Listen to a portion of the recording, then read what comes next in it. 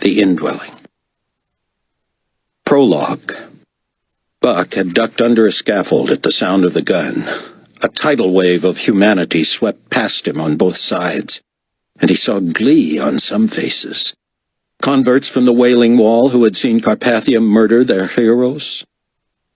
By the time Buck looked to the stage, the potentates were leaping off. The drapery was flying into the distance, and Haim appeared catatonic, his head rigid. Carpathia lay on the platform, blood running from his eyes, nose, and mouth, and, it appeared to Buck, from the top of his head. His lapel mic was still hot, and because Buck was directly under a speaker tower, he heard Nikolai's liquid, guttural murmur. "But I thought I did everything you asked." Fortunato draped his stocky body over Carpathia's chest, reached beneath him and cradled him. Sitting on the stage, he rocked his potentate, wailing. "Don't die, Excellency," Fortunato bawled. "We need you. The world needs you. I need you." Security forces surrounded them, brandishing Uzis. Buck had experienced enough trauma for one day. He stood transfixed, with a clear view of the back of Carpathia's blood-matted skull. The wound was unmistakably fatal, and from where Buck stood it was obvious what had caused it. "I did not expect a gunshot," Sion said, staring at the television as GC security cleared the stage and whisked Carpathia away. 2 hours later, GC CNN confirmed the death and played over and over the grieving pronouncement of Supreme Commander Leon Fortunato. "We shall carry on in the courageous spirit of our founder and moral anchor, potentate Nikolai Carpathia. The cause of death will remain confidential until the investigation is complete. But you may rest assured, the guilty party will be brought to justice." The news media reported that the slain potentate's body would lie in state in the New Babylon Palace, before entombment there on Sunday. "Don't leave the TV, Chloe," Sion said. "You have to assume the resurrection will be caught on camera." But when Friday became Saturday in Mount Prospect, and Saturday night approached, even Sion began to wonder. The scriptures had not foretold of death by projectile. Antichrist was to die from a specific wound to the head and then come back to life. Carpathia still lay in state. By dawn Sunday, as Sion gloomily watched mourners pass the glass bier in the sun-drenched courtyard of the GC Palace, he had begun to doubt himself. Had he been wrong all along? 2 hours before the burial, David Hasid was called into Leon Fortunato's office. Leon and his directors of intelligence and security huddled before a TV monitor.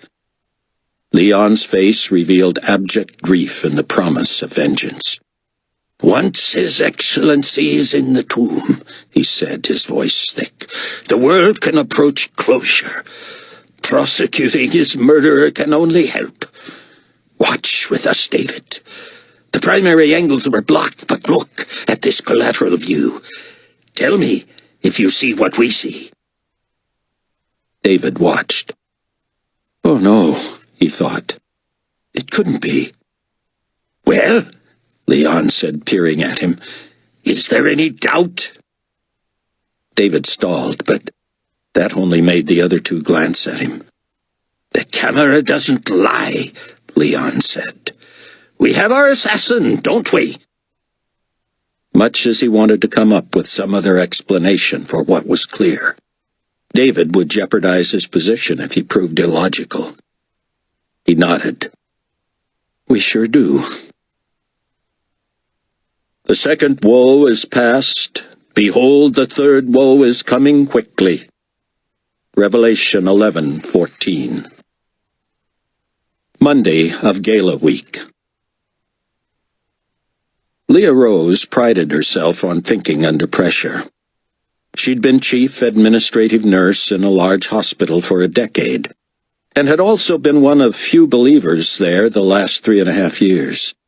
She had survived by her wits and eluded global community peacekeeping forces until finally having to flee and join the Tribulation Force. But on Monday of the week that would see the assassinations of the two witnesses and the Antichrist, Leah had no clue what to do. In disguise and under her alias, Donna Clendenin, she believed she had fooled authorities at the Belgium Facility for Female Rehabilitation, BFFR or Buffer. She had passed herself off as Hattie Durham's aunt. A squinting guard whose nameplate read Quoi and whose accent was unmistakably French asked, "And what makes you think your niece is incarcerated here?" "You think I'd come all the way from California if I had any doubt?" Leah said. "Everybody knows Hattie is here, and I know her alias, May Willie." The guard cocked his head. "And your message can be delivered only in person?" "A death in the family." I'm sorry." Leah pursed her lips, aware of her artificially protruding teeth. "I'll bet," she thought. Quoth stood and riffled through pages on his clipboard. "Buffer is a maximum security facility without standard visiting privileges. Miss Durham has been separated from the prison population. I would have to get clearance for us to see her. I could give you the message myself." "All I want is 5 minutes," Leah said. You can imagine how short-staffed we are." Leah didn't respond. Millions had disappeared in the rapture. Half the remaining population had died since. Everybody was short-staffed. Merely existing anymore was a full-time job. Qua asked her to wait in a holding area, but he did not tell her she would see no personnel, no inmates, or even any other visitors for more than 2 hours. A glass cubicle where it appeared a clerical person had once sat was empty. No one was there whom Leah could ask how long this might take, and when she rose to look for someone else, she found she was locked in. Were they on to her? Was she now a prisoner too? Just before Leah resorted to banging on the door and screaming for help, Qua returned. Without apology, and she noticed, avoiding eye contact, he said, "My superiors are considering your request, and we'll call your hotel tomorrow." Leah fought a smile. "As if I want you to know where I'm staying." "How about I call you?" Leah said. "Suit yourself," Qua said with a shrug. "Merci." Then, as if catching himself, "Thank you." Relieved to be outside, Leah drove around to be sure she wasn't being followed. With puzzling instructions from Rayford not to call him until Friday, she phoned Buck and brought him up to date. "I don't know whether to bolt or play it out," she said. That night in her hotel room, Leah felt a loneliness only slightly less acute than when she had first been left behind. She thanked God for the Tribulation Force and how they had welcomed her. All but Rayford, of course. She couldn't figure him. Here was a brilliant, accomplished man with clear leadership skills, someone she had admired until the day she moved into the safe house. They hadn't clicked, but everyone else seemed frustrated with him too. In the morning, Leah showered and dressed and found something to eat, planning to see Hattie as soon as she had permission.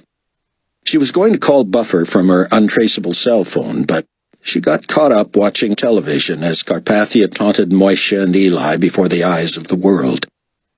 She sat, mouth agape, as Carpathia murdered the two witnesses with a powerful handgun. Leah remembered when TV cameras would have been averted in the face of such violence. Then came the earthquake that left a tenth of Jerusalem in rubble. The GC Global Network showed quake scenes, interspersed with footage of the silent witnesses badgered by the smirking Carpathia before their ignominious ends. The slow-motion pictures were broadcast over and over, and repulsed as she was, Leah could not turn away. She had known all this was coming. They all had. any students of Zion ben Judah. But to see it played out shocked and saddened her, and Leah's eyes swam. She knew how it was to turn out. They would be resurrected and that Carpathia would get his. Leah prayed for her new friends, some of whom were in Jerusalem, but she didn't want to sit there blubbering when she had work to do, too. Things would get a lot worse than this, and Leah needed the training of performing under pressure to prepare herself and to convince herself she was up to it. The phone at Buffer rang and rang, and Leah was at least warmed to know that the world government suffered just like the rank and file with the loss of half the population. Finally, a woman picked up, but Leah couldn't get her even to acknowledge an employee named Qua. "A French guard?" Leah tried. "Ah, I know who you mean. Hold on." Finally, a man picked up. "Who are you holding for, please?" he said in a hurry. "Guard Qua," she said. "About 6 feet." "Qua!" the man hollered. "Phone!" But he never came to the phone. Leah finally hung up and drove to the prison, leaving her phone in the car for safety. At long last, Qua ushered her into yet another private room. This one had a large window that Leah thought might be a two-way mirror. Again, she feared her cover might have already been blown. "I thought you were going to call," the guard said, pointing to a chair, ubiquitous clipboard in hand. "I tried," she said. "This place is poorly run." "Understaffed," he said. "Can we get on with it?" Leah said. "I need to see my niece." "No." "No?" Qua stared at her, apparently unwilling to repeat himself. "I'm listening," she said. "I am not at liberty to—" "Don't give me that," Leah said. "If I can't see her, I can't see her. But I have the right to know she's healthy, that she's alive." "She is both." "Then why can't I see her?" Qua pressed his lips together. She has been transferred, ma'am." "Since yesterday?" "I am not at liberty to—" "How long has she been gone? Where is she?" He shook his head. "I'm telling you what I was told. If you'd like to get a message to her—" "I want to see her. I want to know if she's all right." "To the best of my knowledge, she's fine." "The best of your knowledge? Have you an inkling how limited your knowledge is?" "Insulting me will not—" "I don't mean to insult you, sir. I'm merely asking to see my niece. And—" "That's enough, Officer Qua," came a female voice from behind the glass. "You may go." Qua left without a word or a look. Leah detected an Asian accent in the woman. She stood and stepped to the mirror. "So, what's next, ma'am? Am I to leave too, or will I get some word about my niece?" Silence. "Have I now become a prisoner too? Guilt by relation?" Leah felt conspicuous and wondered whether anyone was behind the glass after all. Finally, she marched to the door, but was not surprised to find herself locked in again. "Terrific," she said, heading back toward the mirror. "What are the magic words that get me out of here? Come on, lady. I know you're back there." "You will be free to go when we say you are free to go." The same woman. Leah pictured her older, matronly, and clearly Asian. She raised her palms in surrender and plopped into a chair. She started and looked up when she heard a buzz in the door latch. "You may go." Leah shot a double-take at the mirror. "I may?" "She who hesitates—" "Oh, I'm going," she said, rising. "Could I at least see you on my way out? Please, I just want to know—" "You're trying my patience, Mrs. Clendenin. You have received all the information you will get here." Leah stopped with her hand on the doorknob, shaking her head, hoping to weasel something from the disembodied voice. "Go, ma'am," the woman said, "while you have the option." Leah had given her best. She wasn't willing to go to prison for this caper. For another effort, maybe, another assignment. She would sacrifice her freedom for Dr. Benjuda. But for Hattie? Hattie's own doctor had died treating her, and she seemed barely grateful. Leah moved briskly through the echoing corridors. She heard a door behind her, and hoping to catch a glimpse of the woman, turned quickly. A small, trim, pale, dark-haired woman in uniform turned and headed the other way.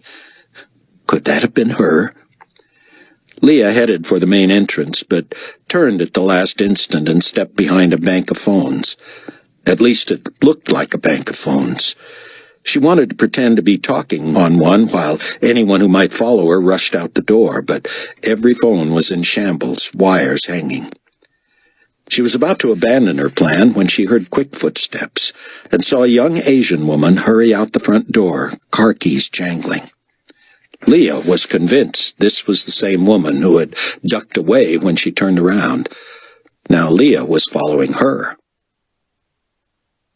She hesitated inside the glass doors, watching as the woman trotted to the visitor parking lot and scanned the area. Apparently frustrated, she turned and walked slowly back toward the entrance. Leah nonchalantly exited, hoping to get a straight-on look at the woman. If she could get her to speak, she would know whether she had been the one behind the glass. An employee of the GC, and she's worse at this than I am, Leah thought, as the woman noticed her, appeared startled, then fought to act normal. As they neared one another, Leah asked where a washroom was, but the woman tugged her tiny uniform cap tighter onto her head and turned away to cough as she passed, not hearing, or pretending not to. Leah pulled out of the unattended lot and waited at a stop sign a quarter-mile away, where she could see the prison entrance in her rearview mirror. The woman hurried out and hopped into a compact four-door. Determined to lose her, Leah raced off and got lost trying to find her hotel via side streets. She called Rayford again and again. No way this could wait until Friday.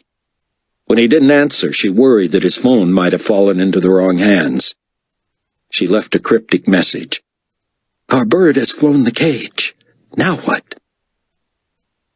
She drove into the country, convinced no one was following her, and found her way back to the hotel at dusk. She had been in her room less than half an hour when the phone rang. "This is Donna," she said.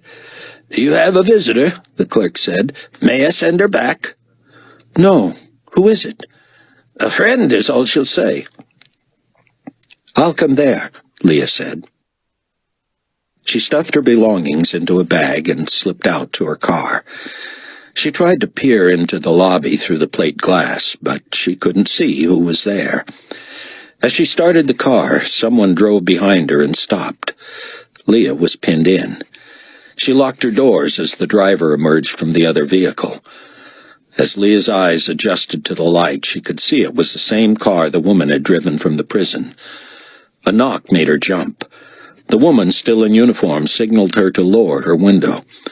Leah lowered it an inch, her heart thudding. "I need to make a show of this," the woman whispered. "Play your part." "My part?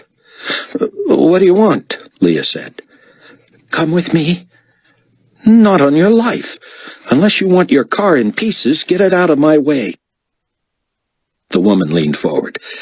"Excellent. Now step out and let me cuff you, and are you out of your mind? I have no intention. Perhaps you cannot see my forehead in the darkness," the woman said. "But trust me." "Why should I?" And then Leah saw it. The woman had the mark.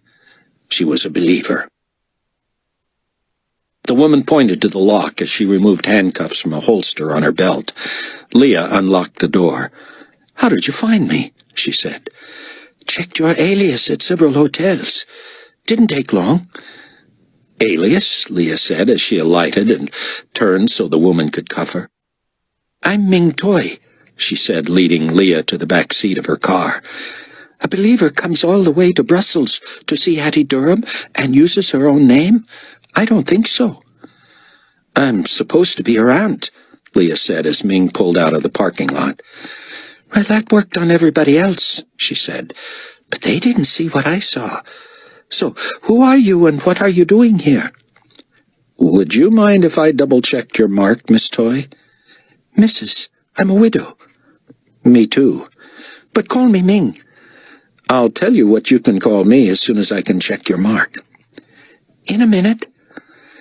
Ming pulled into a GC peacekeeping station. I need an interrogation room, she barked at the man behind the desk, still holding tight to Leah's left biceps. Commander, the man said with a nod, sliding a key across the counter. Last door on the left. Private, no viewing, no bugs. That's a secure one, ma'am. Ming locked the door, angled the lampshade toward them, and released Leah from her cuffs. Check me out, she said, sitting and cocking her head. Leah gently held the back of Ming's head, knowing already that anyone who would let her do that had to be genuine. She licked her thumb and ran it firmly across the mark on Ming's forehead. Leah slumped into a chair across from Ming and reached for both her hands. I can't wait to get to know you, she said. Likewise, Ming said. Let's pray first. Leah couldn't keep from welling up as this brand-new friend thanked God for their propitious meeting and asked that he allow them to somehow work together. First, I'll tell you where Hattie Durham is, Ming said.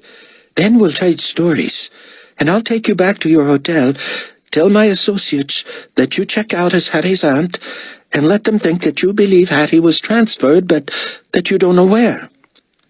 She wasn't transferred? Ming shook her head. Is she alive? Temporarily. Healthy? Healthier than when we got her. In fact, she's in quite good shape. Strong enough to assassinate a potentate. Leah furrowed her brow and shook her head. I'm not following you. They let her go. Why? All she talked about was killing Carpathia.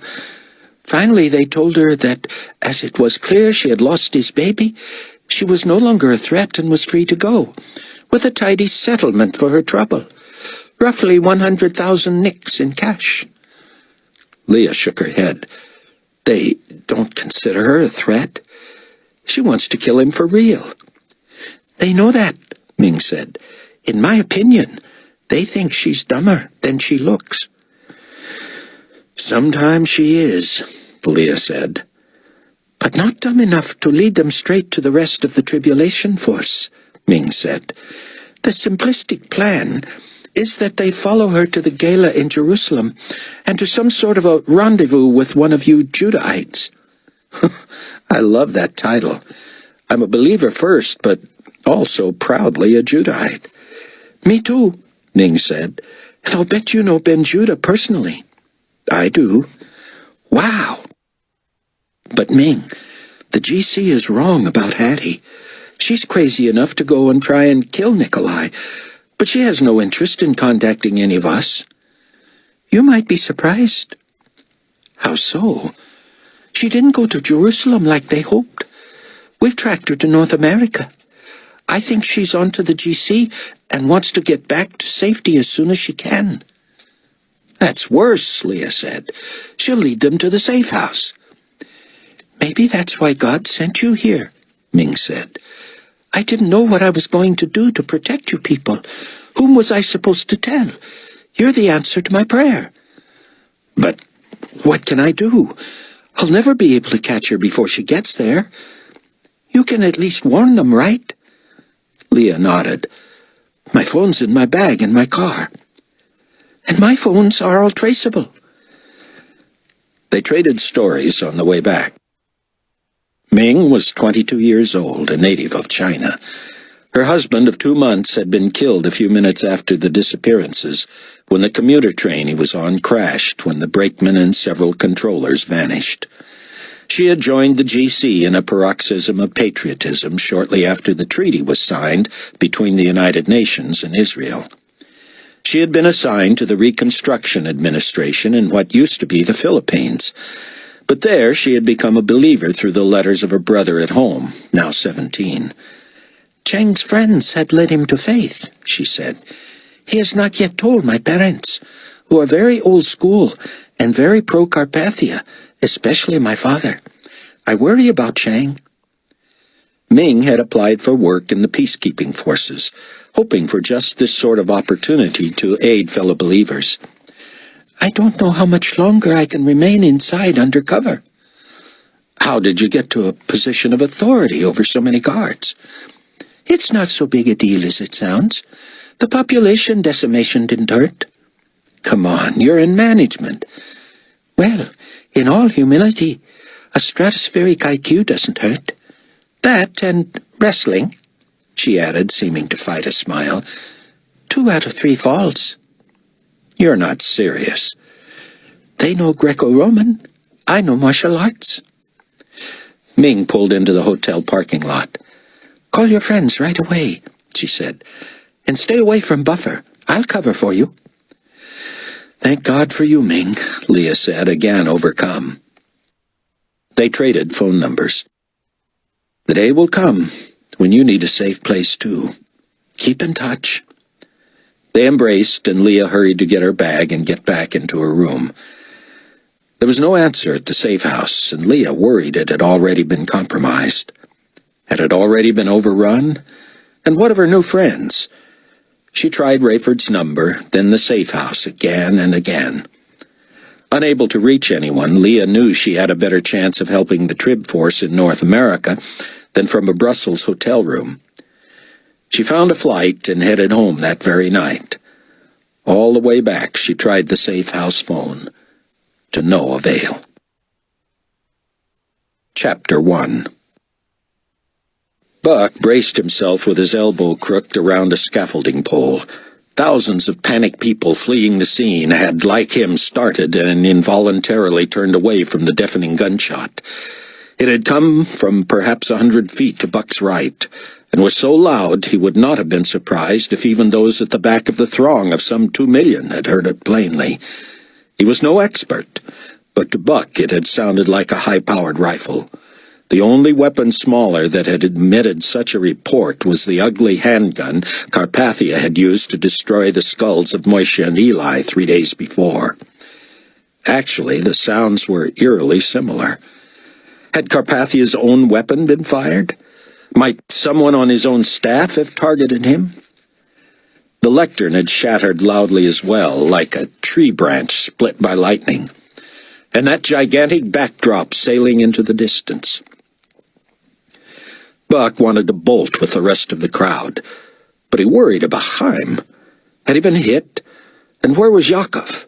Just 10 minutes before, Yaakov had waited below stage left where Buck could see him. No way Chaim's friend and aide would abandon him during a crisis. As people stampeded by, some went under the scaffold, most went around it, and some jostled both Buck and the support poles, making the structure sway. Buck held tight and looked to where giant speakers 3 stories up leaned this way and that, threatening their flimsy plywood supports. Buck could choose his poison: step into the surging crowd and risk being trampled, or step up a few feet on the angled crossbar. He stepped up and immediately felt the fluidity of the structure. It bounced and seemed to want to spin as Buck looked toward the platform over the tops of 1,000 streaking heads. He had heard Carpathia's lament and Fortunato's keening, but suddenly the sound, at least in the speakers above him, went dead. Buck glanced up just in time to see a 10-foot square speaker box tumble from the top. "Look out!" he shrieked to the crowd, but no one heard or noticed. He looked up again to be sure he was out of the way. The box snapped its umbilicals like string, which redirected its path some 15 feet away from the tower. Buck watched in horror as a woman was crushed beneath it, and several other men and women were staggered. A man tried to drag the victim from beneath the speaker, but the crowd behind him never slowed. Suddenly the running mass became a cauldron of humanity, trampling each other in their desperation to get free of the carnage. Buck could not help. The entire scaffolding was pivoting, and he felt himself swing left. He hung on, not daring to drop into the torrent of screaming bodies. He caught sight of Yaakov at last, trying to make his way up the side steps to the platform where Carpathia's security detail brandished Uzis. A helicopter attempted to land near the stage, but had to wait until the crowd cleared. Chaim sat motionless in his chair, facing to Buck's right, away from Carpathia and Fortunato. He appeared stiff, his head cocked and rigid, as if unable to move. If he had not been shot, Buck wondered if he'd had another stroke, or, worse, a heart attack. He knew if Yakov could get to him, he would protect Chaim and get him somewhere safe. Buck tried to keep an eye on Yakov while Fortunato waved at the helicopters, pleading with one to land and get Carpathia out of there. Yakov finally broke free and sprinted up the steps, only to be dealt a blow from the butt end of an Uzi that knocked him off his feet and into the crowd. The impact snapped Yakov's head back so violently that Buck was certain he was unconscious and unable to protect himself from trampling.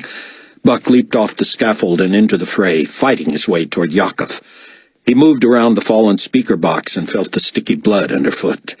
As Buck neared where he thought Yakov should be, he took one more look at the platform before the angle would obscure his view. Chaim's chair was moving. He was headed full speed toward the back of the platform. Had he leaned against the joystick? Was he out of control? If he didn't stop or turn, he would pitch 12 feet to the pavement in certain death. His head was still cocked, his body stiff. Buck reached Yakov, who lay splayed, his head awkwardly flopped to one side, eyes staring, limbs limp. A sob worked its way to Buck's throat as he elbowed stragglers out of the way and knelt to put a thumb and forefinger to Yakov's throat. No pulse. Buck wanted to drag the body from the scene, but feared he would be recognized despite his extensive facial scars. There was nothing he could do for Yakov. But what about Chaim? Buck sprinted left around the platform and skidded to a stop at the back corner, from where he could see Chaim's wheelchair crumpled on the ground, backstage center. The heavy batteries had broken open and lay 20 feet from the chair, which had one wheel bent almost in half, seat pad missing, and a footrest broken off. Was Buck about to find another friend dead? He loped to the mangled chair and searched the area, including under the platform. Besides splinters from what he was sure had been the lectern, he found nothing. How could Chaim have survived this? Many of the world rulers had scrambled off the back of the stage, certainly having to turn and hang from the edge first to avoid serious injury. Even then, many would have had to have suffered sprained or broken ankles. But an elderly stroke victim riding in a metal chair 12 feet to concrete? Buck feared Chaim could not have survived. But who would have carried him off? A chopper landed on the other side of the platform, and medical personnel rushed the stage. The security detail fanned out and began descending the stairs to clear the area. 4 emergency medical technicians crowded around Carpathia and Fortunato, while others attended the trampled and the crushed, including the woman beneath the speaker box. Yakov was lifted into a body bag. Buck nearly wept at having to leave his brother that way, yet he knew Yakov was in heaven. He ran to catch up with the crowd now spilling into the streets. Buck knew Yakov was dead. From the wound at the back of Carpathia's head, he assumed Nikolai was dead, or soon would be. And he had to assume Chaim was dead too. Buck longed for the end of all this and the glorious appearing of Christ. But that was still another 3.5 years off. Rayford felt a fool, running with the crowd, the hem of his robe in his hands to keep from tripping. He had dropped his saber and its box and wanted to use his arms for more speed, but he had to run like a woman in a long skirt. Adrenaline carried him because he felt fast as ever regardless. Rayford really wanted to shed the robe and turban, but the last thing he needed just then was to look like a Westerner. Had he murdered Carpathia? He had tried to, intended to, but couldn't pull the trigger. Then when he was bumped and the gun went off, he couldn't imagine he'd been lucky enough to find his target. Could the bullet have ricocheted off the lectern and into Carpathia? Could it also have passed through him and taken out the backdrop? It didn't seem possible. If he had killed the potentate, there was certainly no satisfaction in it, no relief or sense of accomplishment. As he hurried along, the screams and moans of Carpathia's faithful all around him, Rayford felt that he was running from a prison of his own making. He was sucking wind by the time the crowd thinned and began to disperse, and when he stopped to bend at the waist to catch his breath, a couple hurrying past said, "Isn't it awful? They think he's dead." "It's awful," Rayford gasped, not looking at them. Assuming TV cameras had caught everything, especially him with the gun raised, it wouldn't be long before he would be sought. As soon as he was away from the busy streets, he shed the garb and stuffed it in a trash barrel. He found his car, eager to get to Tel Aviv and out of Israel before it became impossible. Mac stood at the back of the throng, far enough from the gun that the report didn't reach his ears until after the massive crowd began to move. While others near him shrieked and gasped and pleaded to know what was going on, he kept his eyes on the stage, relief washing over him. So he would not have to sacrifice himself and Abdullah to be sure Carpathia was dead. From the commotion down front and from his view of the platform via jumbo screens nearby, it was clear to Mac that Nikolai had suffered the massive head wound believers knew was coming. Ever the professional, Mac knew what would be expected of him. He slid his cell phone from his jacket and dialed the Tel Aviv tower. "You got a jockey certified to shuttle a 216 to Jerusalem?" "Already looking, sir. This is a tragedy." "Yeah." Mac dialed Abdullah. From the limited noise in the background, he could tell his first officer was not at the gala. "You hear, Ab?" "I heard. Shall I get the Phoenix?" "Hang loose. They're trying to get it here. I saw you leave the hotel.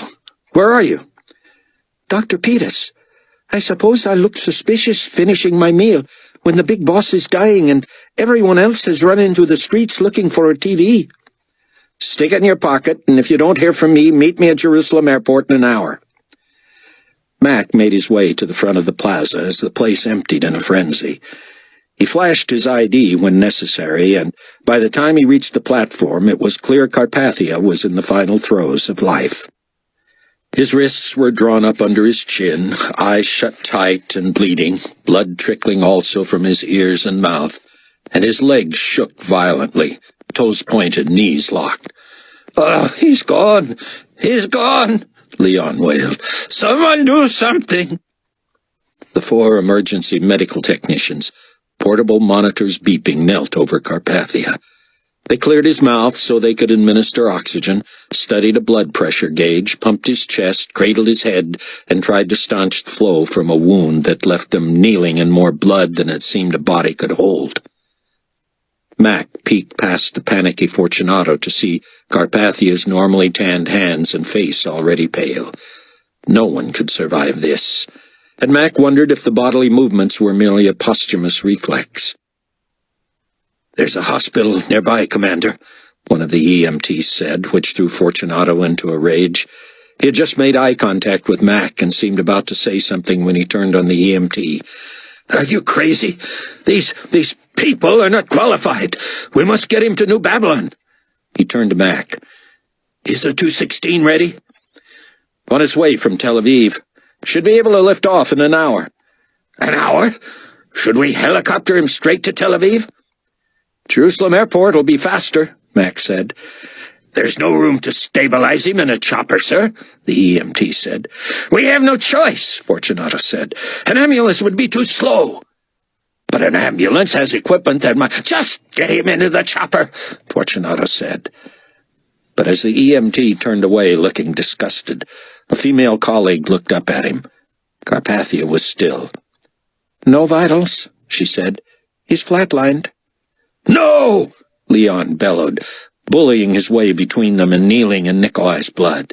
Again he leaned over the body, but rather than holding Carpathia to him, he buried his face in the lifeless chest and sobbed aloud. Security Chief Walter Moon dismissed the EMTs with a nod, and as they gathered up their equipment and went for the gurney, he gently pulled Leon away from Carpathia. "Don't drape the body," he said. "Let's load him up now. Say nothing about his condition until we're back home." "Who did this, Walter?" Fortunato whined. "Did we catch him?" Moon shrugged and shook his head. Buck ran toward the hostel. He dialed Chaim's number again, as he had all along the way. Still busy. The people in Chaim's house, Stefan the valet, Jakob's wife, Hannelore, and Hannelore's mother, had to have been watching on TV and were likely calling anyone they knew for news of their loved ones. Finally, Hannelore answered. Yakov, she shouted. No, Hannelore, this is Greg North. Buck, she wailed. What happened? Where? Hannelore, Buck said. Your phone is not secure. I don't care anymore, Buck. If we die, we die. Where's Yakov? What happened to Chaim? I need to meet you somewhere, Hannelore. If Chaim shows up there... Chaim is all right? I don't know. I didn't see him at... Did you see Yakov? Meet me, Hannelore. Call me from another phone and... Buck, you tell me right now. Did you see him? I saw him. Is he alive? Hannelore. Buck, is he dead? I'm sorry. Yes. She began to wail, and in the background Buck heard a scream. Hannelore's mother? Had she deduced the news? Buck, they're here! What? Who? He heard a door smashing, a yell, another scream. GC, she whispered fiercely. Then the phone went dead. On board the Phoenix 216, Nikolai Carpathia's personal physician examined him and pronounced him dead. Where were you? Leon demanded. You could have done something. Where I was supposed to be, Commander, the doctor said. In the auxiliary trailer 100 yards behind the platform. Security would not let me out, fearing more gunfire. As the 216 taxied toward the runway, Leon came to the cockpit and told Abdullah, "Patch me through the Director Hasid at the palace. Secure line." Abdullah nodded and glanced at Mac as Fortunato backed out. The first officer made the connection and informed Leon over the intercom. With creative switch flipping, Abdullah allowed Mac to listen in, while muting the input button to keep out noise from the cockpit. "You're aware of the awful news, David?" Leon said. "I heard, yes, sir," David said. "How is the potentate?" "He's dead, David." "Oh, but this is top secret by order of Chief Moon until further notice." "I understand." "Oh, David, what will we do?" "We'll look to you, sir." "Well, thank you for those kind words at such a time, but I need something from you." "Yes, sir." "Scramble the satellites to make it impossible for those who did this to communicate with each other by phone. Can you do that?" A long pause. Scrambling the satellites was not the exact terminology, but David could produce Fortunato's desired result. "Yes," he said slowly. "It's possible, of course. You realize the ramifications." Mac whispered to Abdullah. "Call Buck. Call Rayford. Call the safe house. Leon's going to shut down communications. If they need to talk to each other, it has to be now." "Tell me," Leon said. "We're all served by the same system," David said. "It's the reason we've never been able to shut down the Judahites' internet transmissions." "So, if they're shut down, we're shut down?" "Exactly." Do it anyway. The landlines in New Babylon would still be operable, would they not?" "They would, and this would not affect television transmission, but your long distance is all satellite-dependent." "So, those of us in New Babylon would be able to communicate only with each other?" "Right." "We'll get by. I'll let you know when to unscramble." 2 minutes later, Leon called David again. "How long does this take?" he said. "I should not be able to reach you." 3 minutes, David said. "I'll check back in 4. "You'll not reach me, sir." "I should hope not." But 4 minutes later, Leon was preoccupied with the doctor. "I want an autopsy," he said, "but 0 leaks about cause of death." Through the reverse intercom bug, Mac heard Leon's voice catch. "And I want this man prepared for viewing, and for burial by the finest mortuary technician in the world. Is that understood?" "Of course, Commander, as you wish." "I don't want the staff butcher in the palace, so whom would you suggest?" "One who could use the business, frankly." "How crass. This could be a service to the global community." "But surely you're prepared to reimburse." "Of course, but not if money is the primary concern." It's not, Commander. I simply know that Dr. Eikenberry's mortuary has been decimated. She's lost more than half her staff and has had to reorganize her business. And she's local? Baghdad? I do not want Nikolai shipped to Baghdad. Can she come to the palace morgue? I'm sure she'd be more than happy. Happy? Willing, sir. I hope she can work miracles. Fortunately, his face was not affected. Still, Leon said, his voice husky again, how do you hide the awful injury? I'm sure it can be done. He must look perfect, dignified. The whole world will mourn him. I'll call her now. Yes, please try. I'd like to know whether you're able to get through. But he was not able. Global telephone communications were off the air, and Abdullah, too, had failed to reach anyone. Mac was about to shut off the intercom bug when he heard Leon take a huge breath and let it out. "Doctor," he said, "can your mortician, Dr. Eikenberry?" "Right. Can she do a cast of the potentate's body?" "A cast?" "You know, some sort of plaster or plastic or something that would preserve his exact dimensions and features." The doctor hesitated. "Well," he said finally, "death masks are nothing new. A whole corpse would be quite an undertaking. Pardon the expression." "But it could be done." Another pause. "I should think the body would have to be dipped. The palace morgue has a large enough tank." "It could be done, then." "Anything can be done, Excellency. I'm sorry, I mean, Commander." Fortunato cleared his throat. "Yes, please, Doctor. Don't call me Excellency. At least not yet.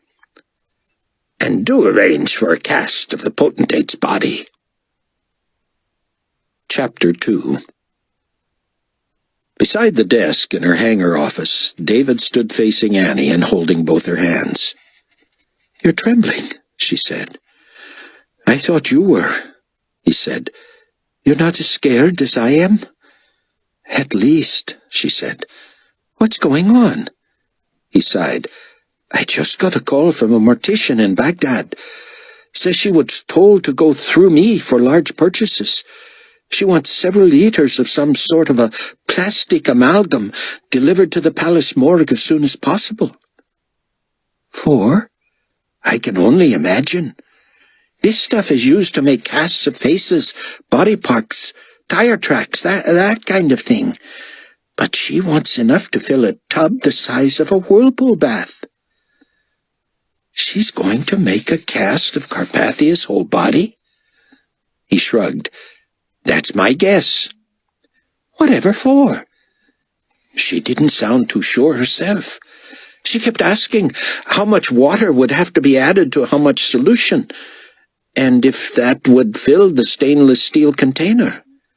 She also wanted to know how long I thought it would take that much solution to harden, how long it would remain pliable before drying, all that.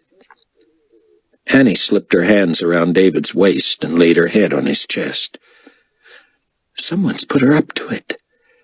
Maybe to make a replica of the body so they can make him look better lying in state." He pondered that. "I just wonder if they've heard about the prophecy of his resurrecting and want to keep the real body somewhere convenient just in case. They don't believe the prophecies, do they? How could anyone not by this time?" She looked up at him and shook her head. "What's going to happen around here when, you know, it happens?" "Yeah. It's not going to be pretty. I can't wait to see what Dr. Benjuda has to say about you-know-who when he's no longer really himself." "You think there'll be any of the man left of him?" David cocked his head. "His body, sure. Maybe he'll sound like himself and have the same mannerisms, but he's supposed to be indwelt, and indwelt means indwelt. When I was promoted, I moved into the quarters of that director who was reassigned to Australia, remember? Yeah. It's the same place. Same walls, same bed, same lab, everything. It looks the same, but it's not. I'm the new dweller. She held him tighter. I don't want to know the new dweller of the potentate. Well, it'll be no more Mr. Nice Guy. Not funny, she said. They should be here any minute, babe. I know. My ears are tuned to the 16. I know how long it takes to get the hangar doors open and to position the forklift and winch. I hope security keeps its distance. Did you see all of them out there? Have you heard all the rules? Have I? You'd think you were offloading the body of the king of the world. She snorted. Tell you the truth, I'd like to drop the box and run over the whole thing with a forklift. Let's see that come back to life. David tugged her toward the door. What if he comes back to life while you're transporting the body? She stopped and closed her eyes. Like I wasn't freaked out enough. You'd have to find me in heaven. A hum vibrated the office window. You'd better go. They're about 3 minutes away. Rayford could not believe his luck at Tel Aviv. He hurried past the busy counters and out a side exit toward the small craft hangars. The Gulfstream sat gleaming in Hangar 3. An armed guard doing double duty as manifest coordinator checked Marv Berry off his list and said, Wait a minute. Something else I'm supposed to ask. Yeah, flight plan reported to tower? You bet, Rayford said. But they weren't happy with how slow the small craft were being cleared, so I'd better keep you out of trouble by getting out of here quick. I appreciate that, the guard said, clearly more comfortable with a gun than a pen. They expect lots of passengers on the big birds tonight, want to get the little ones out of the way. Understandable, Rayford said. I'll do my part. Wish I'd have been in Jerusalem tonight. Yeah? I'd have killed somebody, guilty or not. And that's so? Dang straight. Somebody pay for that. Who want to go and kill our only hope? I can't imagine. You're American, right, Mr. Berry? You could tell. Sure. Me too. You don't say. Colorado, the young man said. Fort Collins. You? What are you doing here? Wanted gala duty. This is close as I got. Hope for potentate bodyguard, but I guess that's all political. Like everything else, Rayford said, pulling open the Gulfstream's door and steps. Need some help there, Mr. Berry? Got it, thanks. Where'd you say you were from? I didn't, Rayford thought. Kalamazoo, he said, mounting the steps and tossing in his bag. That's what, Midwest? Rayford hated the small talk, not to mention the delay, only slightly less than the prospect of being detained and put to death. Michigan, he called out, pulling the door. Hang on a second, sir, guard said. Squawk boxes for me. I gotta go, Rayford said. Nice talking to you. Just a minute, please, the young man said with a smile. Another minute won't kill you, will it? It just might. I've really gotta go, son. Wyatt. Why? Wyatt, that's my name. Well, thanks, Wyatt. Goodbye. Mr. Berry. Yes, Wyatt? I'm not going to be able to hear the box here if you fire up. Can't you give me a second? From the radio on Wyatt's makeshift desk in the middle of the hangar. Officer 423, do you copy? Initiate code red screening effective immediately. This is Wyatt. You mean those thorough checks on everybody in small craft? Where are you, 423? Small craft hangar 3, sir. Then that is what I mean, yes. Rayford quickly closed the door, but before he could settle into the cockpit, Wyatt came running. Mr. Berry, sir, I'm going to have to ask you to step out of the craft. Rayford initiated the starting sequence, which only caused Wyatt to rush in front of the Gulfstream, waving, rifle dangling.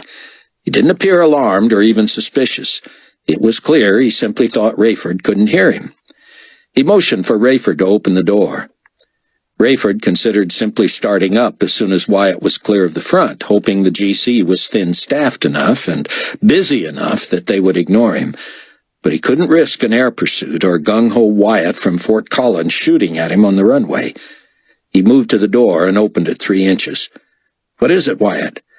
I've been instructed, sir, to do a thorough check and search of even small craft before departure tonight due to what happened in Jerusalem.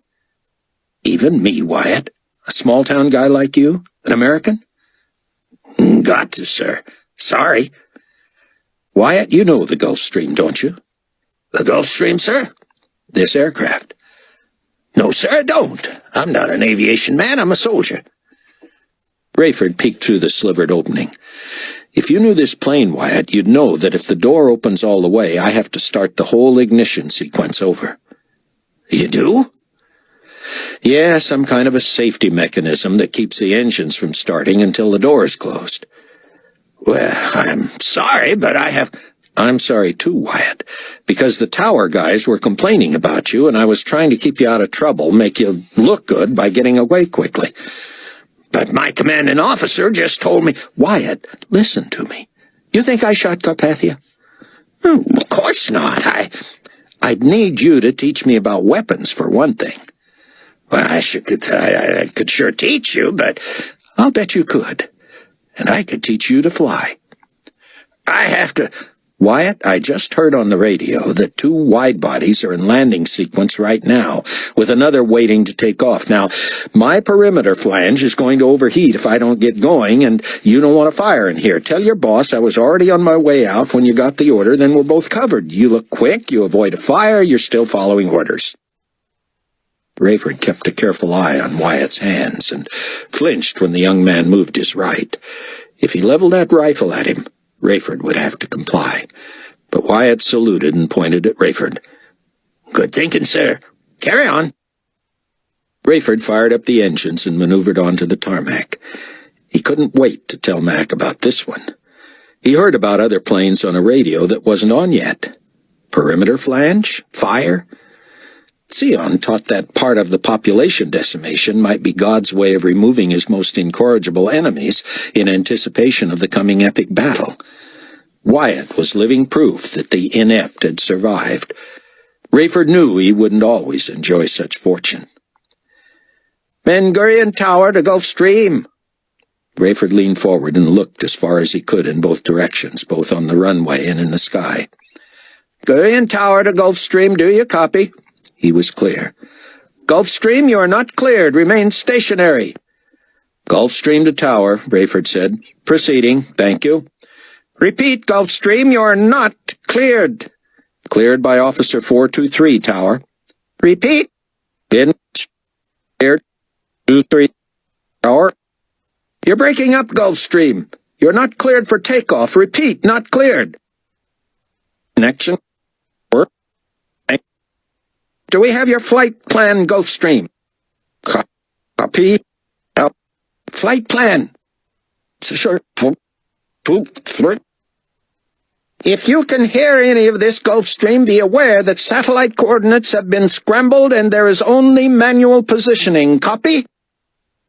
Rayford depressed and released the talk button rapidly, then held it halfway down, creating static on the other end. No satellite capability? For once, he would be glad for that. He needn't worry about pursuit. If he was flying blind, so would the GC. Did that mean the phones were out too? He tried the safe house, then Laszlo's. Nothing. He only hoped he could connect with the Greek believers before he put down there. It made no sense to try to make it back to America. If Leah's message meant what he thought, and Hattie was no longer in Belgium, she could have long since led the GC to the safe house. He only hoped his message had gotten to David's computer before the satellites went down. Buck had been angry with his father-in-law before, but never like this. No contact, nothing. What was he supposed to do, collect Leah from Brussels, and it was every man for himself? Now the phones didn't seem to be working. Did he dare try to make it to Chaim's house and see what was going on? Why would the GC storm the place and force their way in? Were they too looking for Chaim? And why? Buck knew somebody already had to have the old man. Someone had spirited him or his body from the gala site. Buck took a cab to the small place he had once used as an Israeli safe house. No one he recognized was living there. He walked several miles in the darkness through rubble, never far from the cacophony of sirens and the flashing light shows of emergency vehicles. When he finally arrived at Chaim's, the place was deserted and dark. Had everyone been taken away? Emergency personnel were stretched, of course, but if they expected Chaim, wouldn't someone be left to guard the place? Buck crept to the back, suddenly aware of his fatigue. Grief and trauma did that to a person, he told himself. He had not gotten to know Yaakov well, but how he had thrilled to the young man's coming to belief in Christ. They had kept up some, not as much as either had liked, due to the risk of discovery. And though he knew he would see Yaakov at the glorious appearing, if not before, he dreaded having to break the news to Yaakov's friend and co-worker Stefan. Buck had the advantage of knowing, really knowing, this house. He feared he might be walking into a trap. He didn't think the GC knew he was in Israel, but one could never be sure. Maybe they lay in wait for Chaim or even Yaakov. It was possible Yaakov's death had not made the GC databases yet, though that was unlikely. But where was everyone else? Buck found the back door unlocked, and he slipped in. A rechargeable flashlight was usually plugged into a socket near the floor behind the food preparer's table. Buck felt for it and found it, but he didn't want to test it until he was confident no one was waiting to ambush him. He took it into the pantry and waited until he shut the door to turn it on. Then he felt foolish, reckless. He'd never been comfortable with the role he had been thrust into, still part journalist, but also freedom fighter, raconteur. What kind of a swashbuckling Trib Force veteran backs himself into a closet with nothing more to defend himself than a cheap flashlight? He tried the light switch on the pantry wall. Nothing. So the power had been cut. Buck flipped the flashlight on, then off quickly. Something in his peripheral vision froze him. Did he dare shine the light that way? He let out a quavery breath. Who would lie in wait in a pantry? Buck aimed the light that direction and turned it on. Just an unusual arrangement of boxes and cans. He doused the light and moved quietly to the door. Creeping through the kitchen and into the dining room, the parlor, and then the front room, Buck held the flashlight in front of him as if it were on, but it served more like a blind man's cane. As his eyes began adjusting to the darkness, he became aware of pinpoints of light from the street, and he still heard sirens in the distance. Later, Buck would wonder whether he had smelled the blood before he heard it. Yes, heard it. He knew something was wrong as soon as he reached the front room. It was in the air. Heat? A presence? Someone. He stopped and tried to make out shapes. He felt his own heart, but something reached his ears more insistently even than that thumping. Dripping. Drip, drip. Pause. Drip, drip. Drip. From two sources? Part of him didn't want to know, to see. He turned his back to windows at the front, pointed the flashlight toward the sounds, and braced himself, ready to defend himself with bare hands and the flashlight if necessary. He turned on the light, but immediately shut his eyes to the horror. He dropped to his knees, the wind gushing from him. "Oh, God," he prayed. "No, please." Was there no end to the carnage? He would rather die than find his friends, his comrades, someday his own family, like this.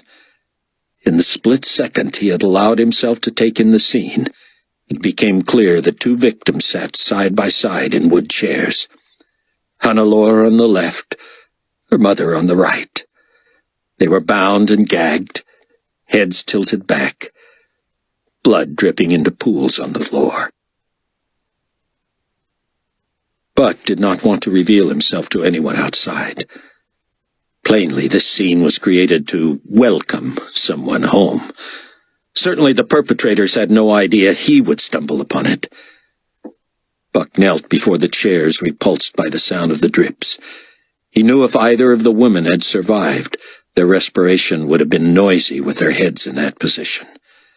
Still, he had to make sure. He lodged the flashlight between his knees, angled it toward the women, and turned it on. As he reached to check for Hannelor's pulse, the flashlight slipped and illumined her ankles, tied securely to the front legs of the chair. As he angled the light up again and tightened his knees to support it, he noticed her wrists tied behind her. A smallish woman, Hannelor's torso was stretched to allow her hands to go around the back of the chair. Great gushes of air rushed past Buck's gritted teeth. He grabbed the flashlight and moved behind the chair to feel her wrist. But that put his arm in line with the blood dripping from her head, and though her wrist was warm, as he feared, there was no pulse. Hannelor's mother, less than a foot away, was bound in the same position. A squat, heavy woman, her arms had been yanked into contorted positions to allow her wrists to be tied. She, too, was dead. Who could have done this? And wouldn't Stefan, his Middle East maleness coming to the fore, have fought to the death to prevent it? Where could he be? Buck wanted to pan the light back and forth along the floor toward the front. But that might have been suicidal. He would be so obvious from the street. It was all he could do to keep from calling Stefan's name. Chaim had not been home when Buck had talked with Hannelor on the phone. Did this massacre mean Chaim had arrived, or that he hadn't? Had Chaim himself been forced to witness this? Buck's first task was to locate Stefan, his second to check the entirety of the huge house for Chaim. If Chaim had not returned, and this was all meant as a warning for him, could the place be staked out, surrounded? Perhaps it was. Buck feared he would find not just Stefan's body, but also Chaim's. But how would Chaim have gotten there? Who might have caught him, rescued him, or helped him off that platform? And what was the purpose of murdering these innocents? Had they been tortured for information and eliminated once they provided it, or because they had not? Or was this simply vengeance? Chaim had been vitriolic in his revulsion of GC peacekeepers, of the breaking of the covenant between the GC and Israel. Though he had never been a religious Jew, he expressed horror over the intrusion of the world government into the very affairs of the temple. First, the Jews had been allowed to rebuild. Then they were not allowed to conduct themselves the way they wished in the new temple. But do you extinguish the household of a statesman, a national treasure, for such an offense? And what of the man himself? Buck's head throbbed, his chest felt tight, and he was short of breath. He was desperate to be with Chloe and Kenny, and felt as if he could hold them tight for 3.5 years. He knew the odds. Each had only a 1 in 4 chance of surviving until the glorious appearing. But even if he or they had to go to heaven before that, he didn't want it to be this way. No one deserved this. No one but Carpathia.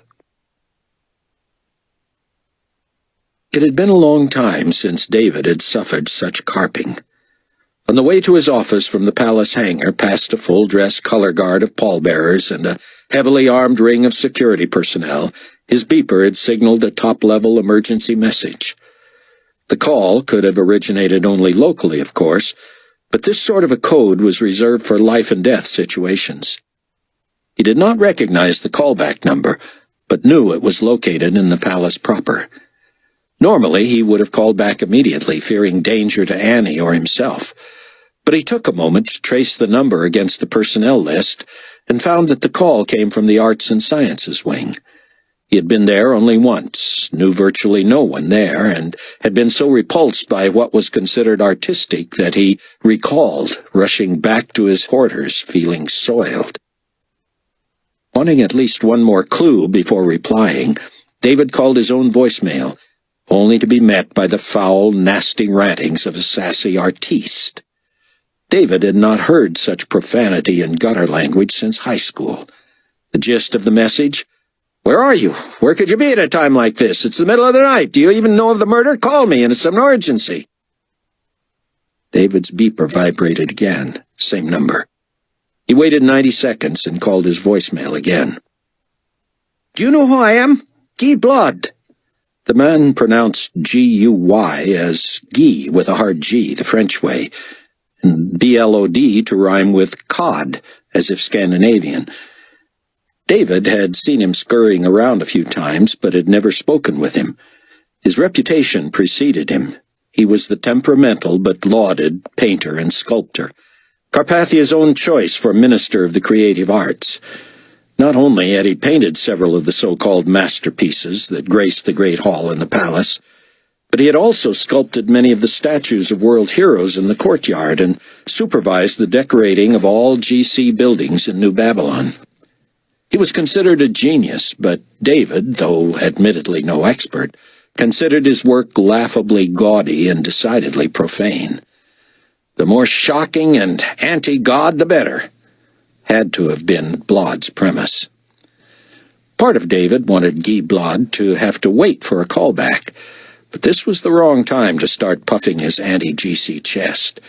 He would take no guff from Guy Blod, but he had to remain above suspicion and ingratiated to Fortunato.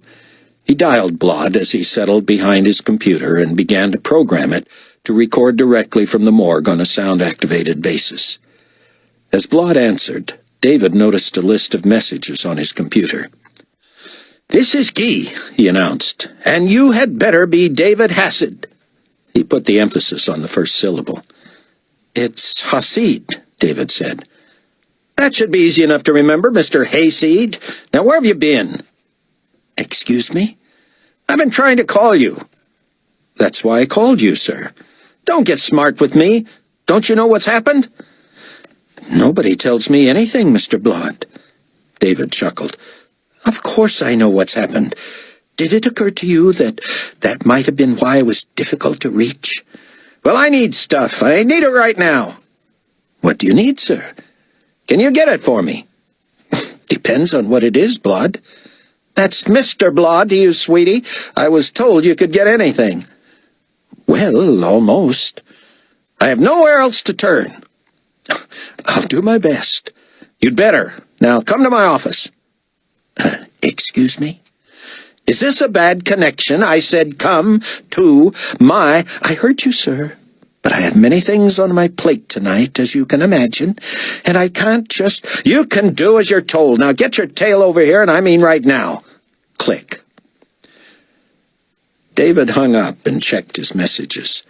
Most alarming was one from Rayford. "Our botanist reports the bird has flown. May need new real estate soonest. Signed, George Logic." David squinted at the screen for several seconds, wishing he could call someone at the safe house or Rayford. He was tempted to put the satellites back in operation just long enough to do it, but he knew someone would discover that, and he would have to answer for it. So Hattie was gone, and the safe house was in jeopardy. He deleted the message and hacked his way into the mainframe database of abandoned, condemned, destroyed, and/or radioactive buildings in the Midwest. He looked at his watch when the phone rang. 6 minutes had passed. "What are you doing?" "I'm sorry?" "Is this David Hayseed?" "This is Director Hasid, yes." "Do you know who this is?" "Yes. It sounds like Minister Blood. Haven't talked to you in ages. Good to hear from you again." "That's Blood, and did I or did I not tell you to get over here?" "Is this multiple choice? I believe you did." "Then why are you not here?" "Let me guess. Because I'm here?" Listen. Get over here this instant, or... "Or what? You're going to tell my mom? I don't recall being subordinate to you, sir. Now, if you have something you need me to procure for you, and you have clearance from the Supreme Commander—" "A purchasing agent is not subordinate to a cabinet minister. Are you from Mars?" "Actually, Israel, sir." "Would you stop calling me sir?" "I thought you called me sir." "I mean, quit calling me that." "What? Sir? Oh, I'm sorry. I thought you were male." "You stay right where you are, Director. I'll be right over." "That wasn't so hard, was it, Guy? I mean, It's you who wants to talk with me, not the other way around. Click. Chapter 3. Rocketing over the Mediterranean in the middle of the night, Rayford had about a 2-hour flight to Greece. For the first 15 minutes, he monitored the radio to be sure he was not being pursued or triangulated. But the radio was full of merely repetitious requests for more aircraft to help evacuate Jerusalem in light of the earthquake and the assassination. There were also countless calls for planes available to cart the mourning faithful to New Babylon for what was expected to become the largest viewing and funeral in history. When the Gulf Stream was far enough out over the water, local tower radio signals faded without satellite aid. Rayford tested that by trying to call his compatriots, to no avail. He switched off phone and radio, which left him in virtual silence at 31,000 feet, in a smooth as silk jet, most of the noise of the craft behind him. Rayford suddenly felt the weight of life. Had it really been a mere 3.5 years ago that he had enjoyed the prestige, the ease, and the material comfort of the life of a 747 captain for a major airline? He'd been no prize, he knew, as a husband and father, but the cliché was true. You never know what you've got till it's gone. Life since the rapture, or what most of the world called the disappearances, had been different as night and day from before, and not just spiritually. Rayford likened it to a death in the family. Not a day passed when he didn't awaken under the burden of the present, facing the cold fact that though he had now made his peace with God, he had been left behind. It was as if the whole nation, indeed the whole world, lived in suspended mourning and grief. Everyone had lost someone, and not a second could pass when one was able to forget that. It was the fear of missing the school bus, losing your homework, forgetting your gym clothes, knowing you'd been caught cheating on a test, being called to the principal's office, being fired, going bankrupt, cheating on your wife, all rolled into one. There had been snatches of joy, sure. Rayford lived for his daughter and was pleased with her choice of a husband. Having a grandchild, sobering though it was at this most awful time of history, fulfilled him in a way he hadn't known was possible. But even thinking about Chloe and Buck and little Kenny forced reality into Rayford's consciousness, and it stabbed. With the Gulf Stream on autopilot nearly 6 miles above the earth, Rayford stared into the cosmos. For an instant he felt disembodied, disconnected from the myriad events of the past 42 months. Was it possible he'd in essence lived half a lifetime in that short span?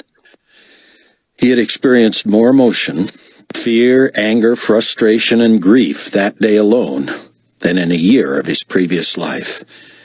He wondered how much a man could take. Literally, how much could a human body and mind endure? How he longed to talk with Zion. No one else had his trust and respect like the rabbi, only a few years older than he.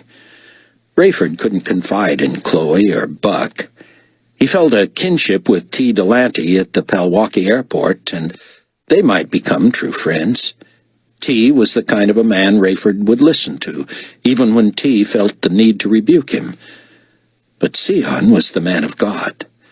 Zion was one who loved and admired and respected Rayford unconditionally. Or did he? What would Zion think if he knew what Rayford had done, starting with abandoning both Leah and Buck, but worse, wanting, intending, trying to murder the Antichrist, then perhaps doing so by accident? Something about the altitude, the coolness he allowed in the cockpit, the tension he could postpone until overflying Greece, the comfort of the seat, and the artificial respite he enjoyed from his role as international fugitive, somehow conspired to awaken Rayford to what had become of him. At first he resisted the intrusion of reality. Whatever comfort he had found in the buffering quality of life on the edge was stripped away when he allowed raw truth to invade. He told himself to stay with the program, to keep himself as well as his plane on autopilot, to let his emotions rule. What had happened to the scientific, logical Rayford? The the one who had been left behind primarily due to that inability to accede to his intuitive side. When he heard himself speaking aloud, he knew it was time to face the old Rayford, not the pre-rapture man, but the new believer. He had wondered more than once during the past few months whether he was insane. Now, talking to himself in the middle of the night in the middle of nowhere. Much as he hated the prospect, introspection was called for. How long had it been since he had indulged, at least honestly? He had questioned his sanity the past few months, but he seldom dwelt on it long enough to come to any conclusions. He had been driven by rage, by vengeance. He had grown irresponsible, unlike himself. As Rayford allowed that to rattle in his brain, he realized that if he pursued this, turned it over in his mind like the marshmallows he had tried browning evenly as a child, it would not be himself he would face in the end. It would be God. Rayford wasn't sure he wanted the blinding light of God in his mental mirror. In fact, he was fairly certain he didn't. But the hound of heaven was pursuing him, and Rayford would have to be thoroughly deluded or dishonest to turn and run now. He could cover his ears and hum as he did as a child when his mother tried to scold him. Or he could turn on the radio, pretending to see if the satellites had been realigned, or try the phone to test the global system. Maybe he could take the plane off autopilot and busy himself navigating the craft through trackless skies. Down deep, he could never live with himself if he resorted to those evasive tactics. So Rayford endured a shudder of fear. He was going to face this, to square his shoulders to God and take the heat. "All right," he said aloud. "What?" Buck straightened to relieve the aching in his joints from kneeling to check the lifeless women. Standing in the darkness of his old friend's sepulchral home, he knew he had never been cut out to be a hero. Brave he was not. This horror had brought a sob to his throat he could not subdue. Rayford was the hero.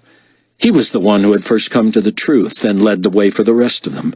He was the one who had been rocked only temporarily by the loss of their first spiritual mentor, but stood strong to lead. What might Rayford have done in this same situation? Buck had no idea. He was still upset with the man, still puzzled over his mysterious self-assigned task that had left Buck and Leah on their own.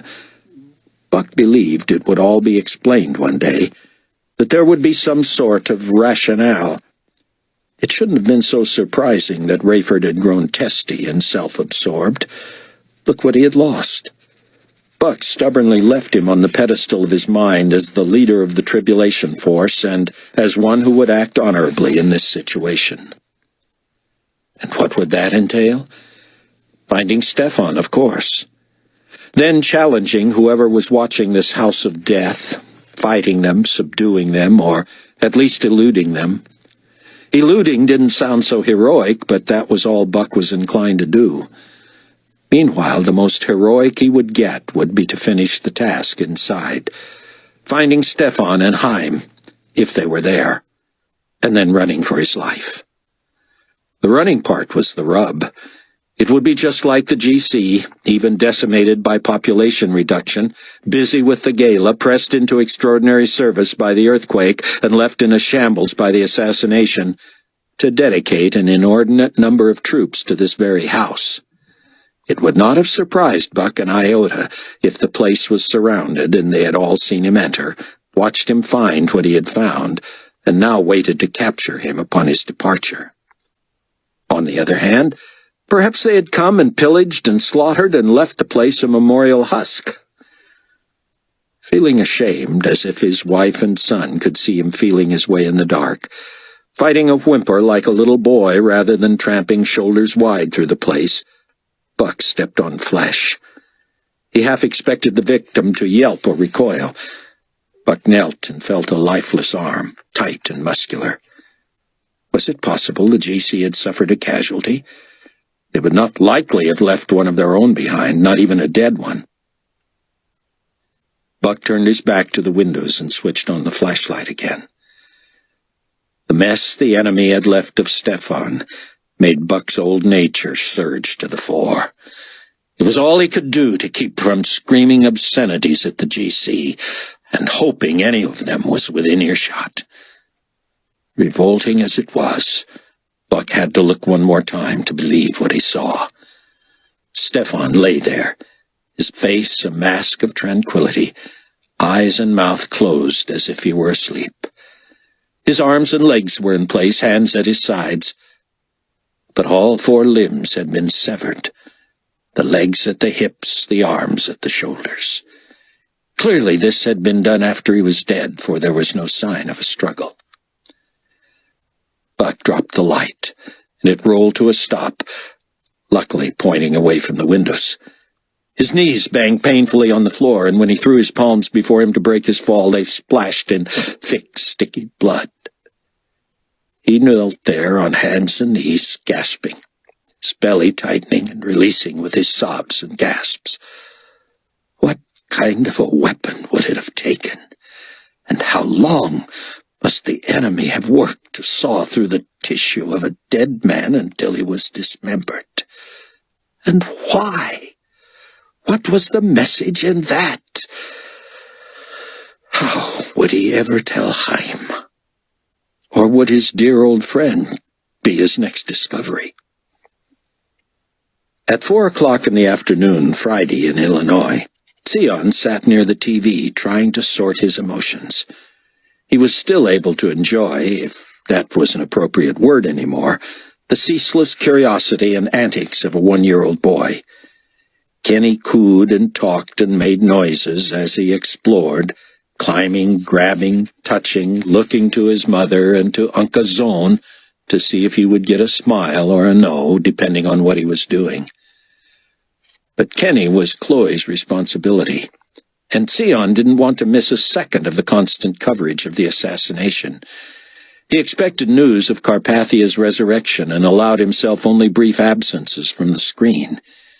He had moved his laptop to the living room, and his phone was close by. But his main interest was in Israel and New Babylon. It would not have surprised him if Carpathia was loaded onto his plane, dead in Jerusalem, and worshipped as he walked off under his own power in New Babylon. Sion was most upset at hearing nothing from other members of the Trib force, and he and Chloe traded off trying to raise them, each of them, by phone. The last word they had heard from overseas was that Leah had not seen Hattie in Brussels, that she had told Buck Hattie was gone, and that she had not been able to communicate with Rayford. Since then, nothing.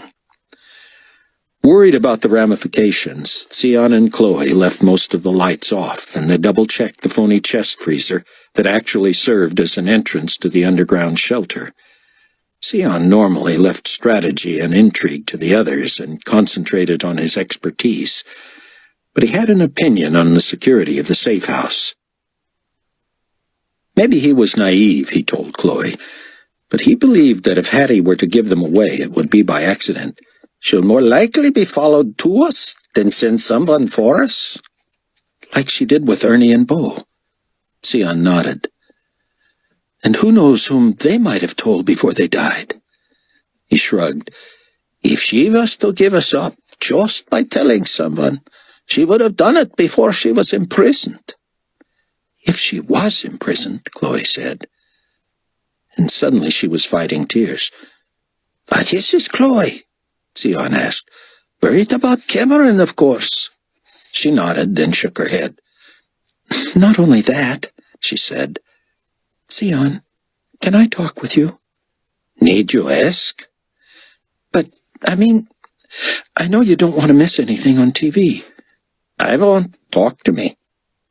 Sion was alarmed at how much it took for Chloe to articulate her thoughts. They'd always been able to talk, but she had never been extremely self-revelatory. You know I will keep your confidences, he said. Consider it clergy parishioner privilege. Even that did not elicit a smile, but she managed to shock him. Maybe I've been watching too much TV, she said. Such as? Those staged rallies where everyone worships Carpathia. I know. They're disgusting. They refer to him as your worship and the like. It's worse than that, Sion, she said. Have you seen the clips where the children are brought to him? I mean, we all know there's not a child among them older than 3.5, but they're paraded before him in their little GC outfits, saluting over their hearts with every step, singing praise songs to him. It's awful. Sion agreed. Daycare workers and parents dressed the kids alike, and cute little boys and girls brought flowers and were taught to bow and wave and salute and sing to Carpathia.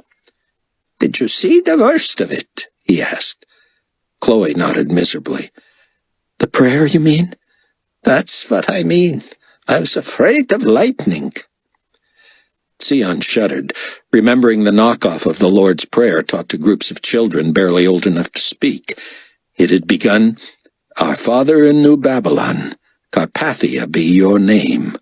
Your kingdom come, your will be done. Sion had been so disgusted that he turned it off. Chloe apparently had watched the whole debacle. I've been studying, she said. Good, Sion said. I hope so. We can never know enough. Not the way you think, she said. I've been studying death. Sion narrowed his eyes. I'm listening. I will not allow myself or my baby to fall into the hands of the enemy. What are you saying? I'm saying just what you're afraid I'm saying, Sion. Have you told Cameron? You promised you'd keep my confidence. And I will. I'm asking. Have you told him your plans? I have no plans. I'm just studying. But you soon will have a plan, because it is clear you have made up your mind. You said, I will not, and that evidences a course of action. You're saying that if we should be found out, if the GC should capture us, I will not allow Kenny or me to fall into their hands. And how will you ensure this? I would rather we were dead. You would kill yourself? I would. And I would commit infanticide. She said this with such chilling conviction that Sion hesitated, praying silently for wisdom. Is this a sign of faith or lack of faith? He said finally. I don't know. But I can imagine God would want me or my baby in that situation. You think he wants you in this situation? He's not willing that any should perish. He would that you would have been ready to go the first time. I know, Sion, I know, all right. I'm just saying, forgive me for interrupting, but I know what you're saying. I just don't believe you're being honest with yourself. I couldn't be more honest. I would kill myself and commit There you go again. What? Buffering your conviction with easy words. You're no better than the abortionists who refer to their unborn babies as embryos or fetuses or pregnancies so they can eliminate them or terminate them rather than kill them. What? I said I would... Yes, that's what you said. You didn't say what you mean. Tell me. I told you, Sion. Why are you doing this? Tell me, Chloe. Tell me what you're going to do to... He hesitated, not wanting to alert Kenny they were talking about him. Tell me what you're going to do to this little one, because obviously you have to do it to him first if it's going to get done. Because if you kill yourself, none of the rest of us will do this job for you. I told you what I would do to him. Say it in plain words. Then I will kill him before I let the GC have him. I will. Will what? Kill him? Put it in a sentence. I will kill my own baby. Baby? Kenny exulted, running to her. She reached for him, sobbing. Quietly, Sion said, "How will you do this?" "That's what I'm studying," she managed over Kenny's shoulders. He hugged her tight and scampered away. "And then you will kill yourself." "Why?" "Because I cannot live without him." "Then it follows that Cameron would be justified in killing himself?" She bit her lip and shook her head. "The world needs him." "The world needs you, Chloe. Think of the co-op, the international—" "I can't think anymore," she said. "I want done with this. I want it over. I don't know what we were thinking, bringing a child into this world." "That child has brought so much joy to this house," Sion began. "That I could not do him the disservice of letting him fall into GC hands." Sion sat back, glancing at the TV. "So, the GC comes, you killed the baby, kill yourself. Cameron and your father kill themselves. When does it end?" "They wouldn't. They couldn't." "You can't, and you won't." "I thought I could talk to you, Sion." "You expected what? That I would condone this?" "That you would be sympathetic, at least." "I am that, at the very least," he said. "Neither do I want to live without you and the little one. You know what comes next." "Oh, Sion, you would not deprive your global church of yourself." He sat back and put his hands on his knees. "Yet you would deprive me of yourself? You must not care for me as much as I care for you, or as much as I thought you did." Chloe sighed and looked to the ceiling. "You're not helping," she said in mock exasperation. "I'm trying," he said. "I know, and I appreciate it." Sion asked her to pray with him for their loved ones. She knelt on the floor next to the couch, holding his hand, and soon after they began, Sion peeked at a sound, and saw Kenny kneeling next to his mother, hands folded, fingers entwined, eyes closed. David found Guy Blot more outrageous and flamboyant in person. He showed up with a small entourage of similarly huffy and put-out men in their late 30s. Despite their differences in nationality, they could have been quints from the way they dressed and acted. David offered only Guy a chair across from his desk. "This is what you call hospitality?" Guy said. "There's 6 of us. Hello." "My apologies," David said. "I was under the impression it was the responsibility of the guest to inform the host when uninvited people were coming." Guy waved him off, and his sycophants glumly stood behind him with arms crossed. "The Supreme Commander has commissioned me to do a sort of bronzy iron thingy of Nikolai, and I have to do it fast, so can you get me the materials?" They were interrupted by an urgent knock on the door. A woman in her late 60s, blue-haired, short and stocky, poked her head in. "Miss Ivins," David said. "May I help you?" "Excuse me," Guy said, "but we're in conference here." David stood. "It's all right, Miss Ivins. You know Guy?" "Of course," she said, nodding sadly.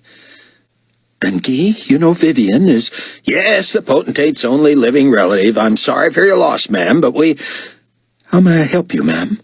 David said. "I'm looking for crowd control volunteers," she said. "The masses are already showing up from all over the world, and—" "It's after midnight," Guy said. "Don't they know the funeral isn't for at least 2 days? What are we supposed to do with them all?" "Commander Fortunato is asking for any personnel below director level to—" "That leaves me out, Vivian," Guy said. "And hayseed here, too, unfortunately." "How about your assistants, Guy?" David suggested. "I need every last one of them for this project. Viv, surely you don't expect— I'm aware of your assignment, Guy, Viv Ivans said, but she pronounced his name in the Western style, and he quickly corrected her. She ignored him. I'm on assignment too. If either of you gentlemen could spread the word among your people, the administration would be grateful. David returned to his seat and tapped out the notice to be broadcast to his workers' email addresses as Miss Ivans backed out and shut the door. "Aren't we efficient?" Guy said. We try, David said. "I know what her assignment is," Guy said. "Have you heard?" I have enough trouble keeping up with my own. David had acted uninterested enough that Guy turned to his own people and whispered, "That regional numbering thing." David was dying of curiosity, but unwilling to admit it. Guy spun in his chair to face David. "Now, where were we?" I was about to check my catalog file for bronze and iron thingy suppliers, and you were going to be a bit more specific. Okay, I'm going to need a computer program that allows me to figure out how to do this. I'm going to be supplied by the coroner with a life-size cast of Carpathia's body. How ghastly. And I need to quadruple that in size. That means 4 times. Yeah, I recall arithmetic, Guy. I'm just trying to help. Truce? Truce? Start over, no hassles? Whatever, Guy. Be nice. I'm trying. Anywho, I want to make this like 24-foot replica of Carpathia out of pretty much bronze, I think. But I want it to come out in a sort of ebony finish with a texture of iron. Ebony's black. I remember crayons, too, Guy. Sorry, David. You don't want any help. I'm going to need it if I'm to find you this material quickly. What do you think you need, and how fast do you need it? Guy leaned forward. Now we're getting somewhere. I want the thing to be hollow with about a 1/4 inch to 3/8 inch shell. But it has to be strong enough and balanced enough to stand straight without support, just like Nikolai would if he were that tall. David shrugged. So, you make him to scale and cheat on the shoes if you have to, since an inanimate object won't make the unconscious balancing maneuvers to stay standing. Shoes? What, your statue will be barefoot? Guy giggled and shared the mirth with his clones. "Oh, David," he said, lifting his feet and spinning in his chair. "My statue will be au naturel." David made a face. Please tell me you're joking. "Not on your life. Did you think the mortician was going to make a body cast of him in his suit?" Why not? Guy fluttered the air with his fingers and said, forget it, you wouldn't understand. You obviously have some hang-up about the human form and can't appreciate the beauty. You just— Guy, I'm assuming this statue is to maintain a prominent place within the palace. Within the palace? Dear boy, this will be the objet d'art of history, my pièce de résistance. It will stand in the palace courtyard not 30 feet from where the potentate lies in state. So, the whole world will see it. In all its glory. And it's your masterpiece.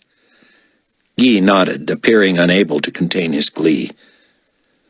So, if I took a picture of something, then traced it, I could be an artist too. Guy looked disgusted.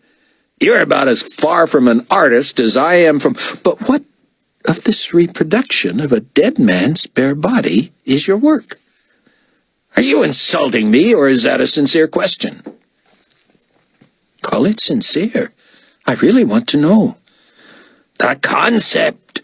I conceived it, David. I will supervise the construction. I will do the finish work on the face, leaving the eyes hollow. I was asked to create a huge statue to represent the greatest man who ever lived, and this came to me as if from God himself. You're on speaking terms with God? It's just an expression, hayseed. It's from my muse. Who can explain it? It's what I blame my genius on, the one thing that keeps me from unbearable ego. Can you imagine how embarrassing it is to be lauded for everything your hands create? I mean, I'm not complaining, but the attention becomes overwhelming. The muse is my foil. I am as overwhelmed at my gift, the gift from the muse, you see, as anyone else. I enjoy it as the masses do. You do? Yes, I do. And I can't wait to get to this one. I'm assuming I would have access to the GC Foundry, as we won't have time to have this done off-site. David shut one eye. The Foundry is on 3 shifts, 7 days a week. We could have this more cheaply done in Asia, where... Help me stay civil here, David, as it is clearly my fault for not clarifying. Supreme Commander Fortunato, who, in case you couldn't figure this out on your own, will likely be the new potentate once Carpathia is entombed, wants this monument in place no later than at dawn Sunday. Guy stared at David as if to let that sink in. It almost didn't. David looked at his watch. It was crowding 1 a.m. Saturday, Carpathia Standard Time. I don't see it, he said, but I don't imagine you can be dissuaded. Why, I believe we have begun to connect. Anything but that, David thought. Zizaki, he said, if you please. With a flourish, an Asian with 2-inch green nails produced a computer-generated schedule. It called for the procuring of materials and determining the manufacturing site by noon Saturday, concurrent with computer design by the artist and cast making by the mortician. By midnight Saturday, the foundry was to create a cast to the artist's specifications, produce the shell, and deliver it to the back of the palace courtyard. There, Guy and his staff would do the finish work until the product was ready for positioning in view of the mourners just before dawn Sunday. That's more than ambitious, Guy, David said. It's audacious. Audacious, Guy said with a faraway look. Now there's an epitaph. You'll have to work with materials already on hand, David said. I assume that. But we'll need you to override current projects. Get this at the top of the list. Let me in there to make sure the consistency and color are right. You'll have to wear protective clothing and a hard hat, David said. He looked at his mates. I love new clothes. Chapter 4. It was to Rayford's advantage that the global community had rendered the whole of Greece virtually invisible. In realigning the world into 10 regions with sub-potentates, which Sion Ben Judah insisted were kingdoms with kings, the United Holy Land States had appropriated Greece. Her potentate had lobbied for independence, as most countries' leaders had, then pleaded for membership as one of the United European States. Carpathia himself had mollified the Greeks with a personal visit and several appearances, during which he took full responsibility for their inclusion in his region. Lucas, Laszlo, Miklos had once regaled Rayford with a dead-on imitation of the potentate's Eastern-flavored Greek as he flattered the nation into compliance. You are a deeply religious people, Carpathia had told him, with a rich place in the histories of many cherished belief systems. You are nearly as close to the cradle of civilization as you are to the United European States. So I, personally, argued for your inclusion as a Holy Land state. My own origins are not that far north of you. The line of demarcation that puts both my homeland and my current residence in the same region naturally includes Greece as well. I welcome you to my region and trust you will enjoy the benefits from this area's housing the new world capital. That had won over the majority of Greeks. One huge benefit to tribulation saints was that Greece seemed above suspicion as a spring of rebellion. The exploding church there went underground immediately, worried that it might otherwise draw the attention of the GC. Dr. Ben-Judah corresponded with nearly 1,000 Greek evangelists he had identified as likely part of the prophesied 144,000 witnesses. These were Messianic Jews, many of whom had attended the great conference of witnesses in Israel and had returned to their homeland to win tens of thousands of converts to Christ. Mr. and Mrs. Miklos' own local body of underground believers had mushroomed, so that the original assembly had split many times and now met as more than 100 small groups that weren't really so small. The new corporate church was too large to ever meet together without jeopardizing its clandestine identity. The witness leaders of each faction met monthly for training and mutual encouragement, and, of course, the entire body counted itself part of the new worldwide band of believers, with Zion Ben-Judah as its de facto cyberspace pastor-teacher. The covert nature of the Greek church, while clearly not impeding its evangelistic efforts, served to keep from waving a red flag before the GC. Buck Williams's private investigations for his cyber magazine, The Truth, found, with the help of ultimate hacker David Hasid, that Greece was all but ignored by GC counterintelligence, security, and peacekeeping forces. The country was low maintenance. Most of the forces assigned there had been redeployed into Israel for the Gala and New Babylon for its aftermath.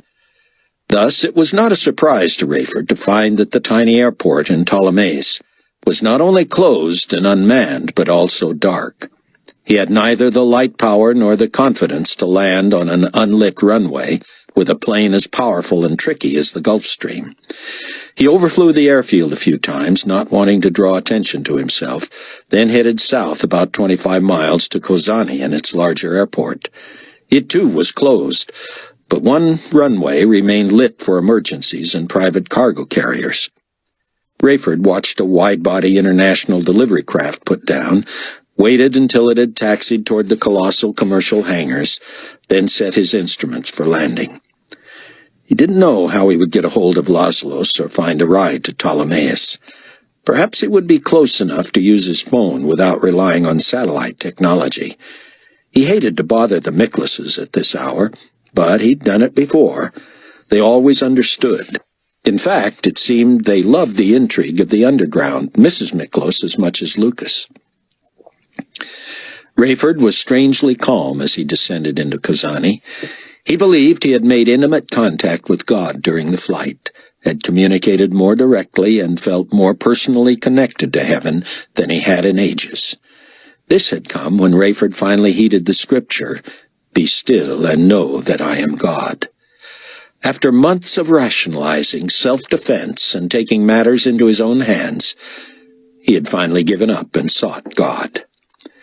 His first overwhelming emotion was shame. God had entrusted him, a brand-new believer, with a scope of leadership. God had used the gifts he had bestowed on Rayford to direct the little band of believers that had become known as the Tribulation Force. Smarter people were in the force, Rayford knew, including his own daughter and son-in-law. And where on earth was a more brilliant mind than that of Zion Ben-Judah? And yet they all naturally looked to Rayford for leadership. He had not sought it, nor did he hoard it, but he had been willing. And as the force grew, so did his responsibility. But though his capacity could have expanded with the scope of his charge, the illogical had invaded. The man who had prided himself on his pragmatism found himself living by his emotions. At first, becoming attuned to his emotions had been revelatory. It had allowed him to care deeply for his daughter, to really grieve over the loss of his wife and son, and to understand how much he had loved them. It had allowed him to see himself for who he was, to understand his need for forgiveness, to come to Christ. But understandably, Rayford had found it difficult to balance his emotion and his intellect. No one could argue that he had been through more than his share of loss and trauma in 3.5 years. But the emotion necessary to round him out as a new believer somehow overrode the level-headed temperament that had made him a natural leader. Never one for psychobabble. When Rayford opened himself to God that night, in his spirit he saw his failure for what it was: sin. He had become selfish, angry, vengeful. He had tried to take God's place as defender and protector of the tribulation force. In the process, he had left them more vulnerable than ever to danger. As Rayford dared peek at himself in that spiritual mirror, he hated what he saw. Here was a man who had been wholly grateful to God for his forgiveness and love and salvation, now living as a maverick. He still called himself a believer. But what had happened to his dependence upon God? Upon the counsel of his friends and relatives and spiritual mentors? What had happened to his love for the Bible and prayer and for the guidance he had once found there? As God seemed to shine the light of truth into his soul, Rayford pleaded for forgiveness, for restoration. Had his rage been sin? No, that didn't compute. The scriptures counseled, "Be angry and do not sin." So the anger itself was not wrong. What he did as a result of it clearly was. He had been consumed by rage, and had allowed it to interfere with his relationship to God and to those he loved. Rayford had become isolated, living out his private ambitions. He had fought to see through his tears as God showed him his very self in its rawest state. "I'll understand," he prayed, "if I have disqualified myself from any role with the Trib Force." But God did not seem to confirm that. All Rayford felt was an overwhelming hunger and thirst for the Bible and for instruction. He wanted to pray like this from now on, to constantly be in touch with God, as he had been when he first became a believer. What that meant to his role as head of the tribulation force, he didn't know. More important was getting back to the basics, getting back to God. Rayford found the cargo plane crew busy with their own work as he taxied a quarter of a mile north to park the Gulf Stream.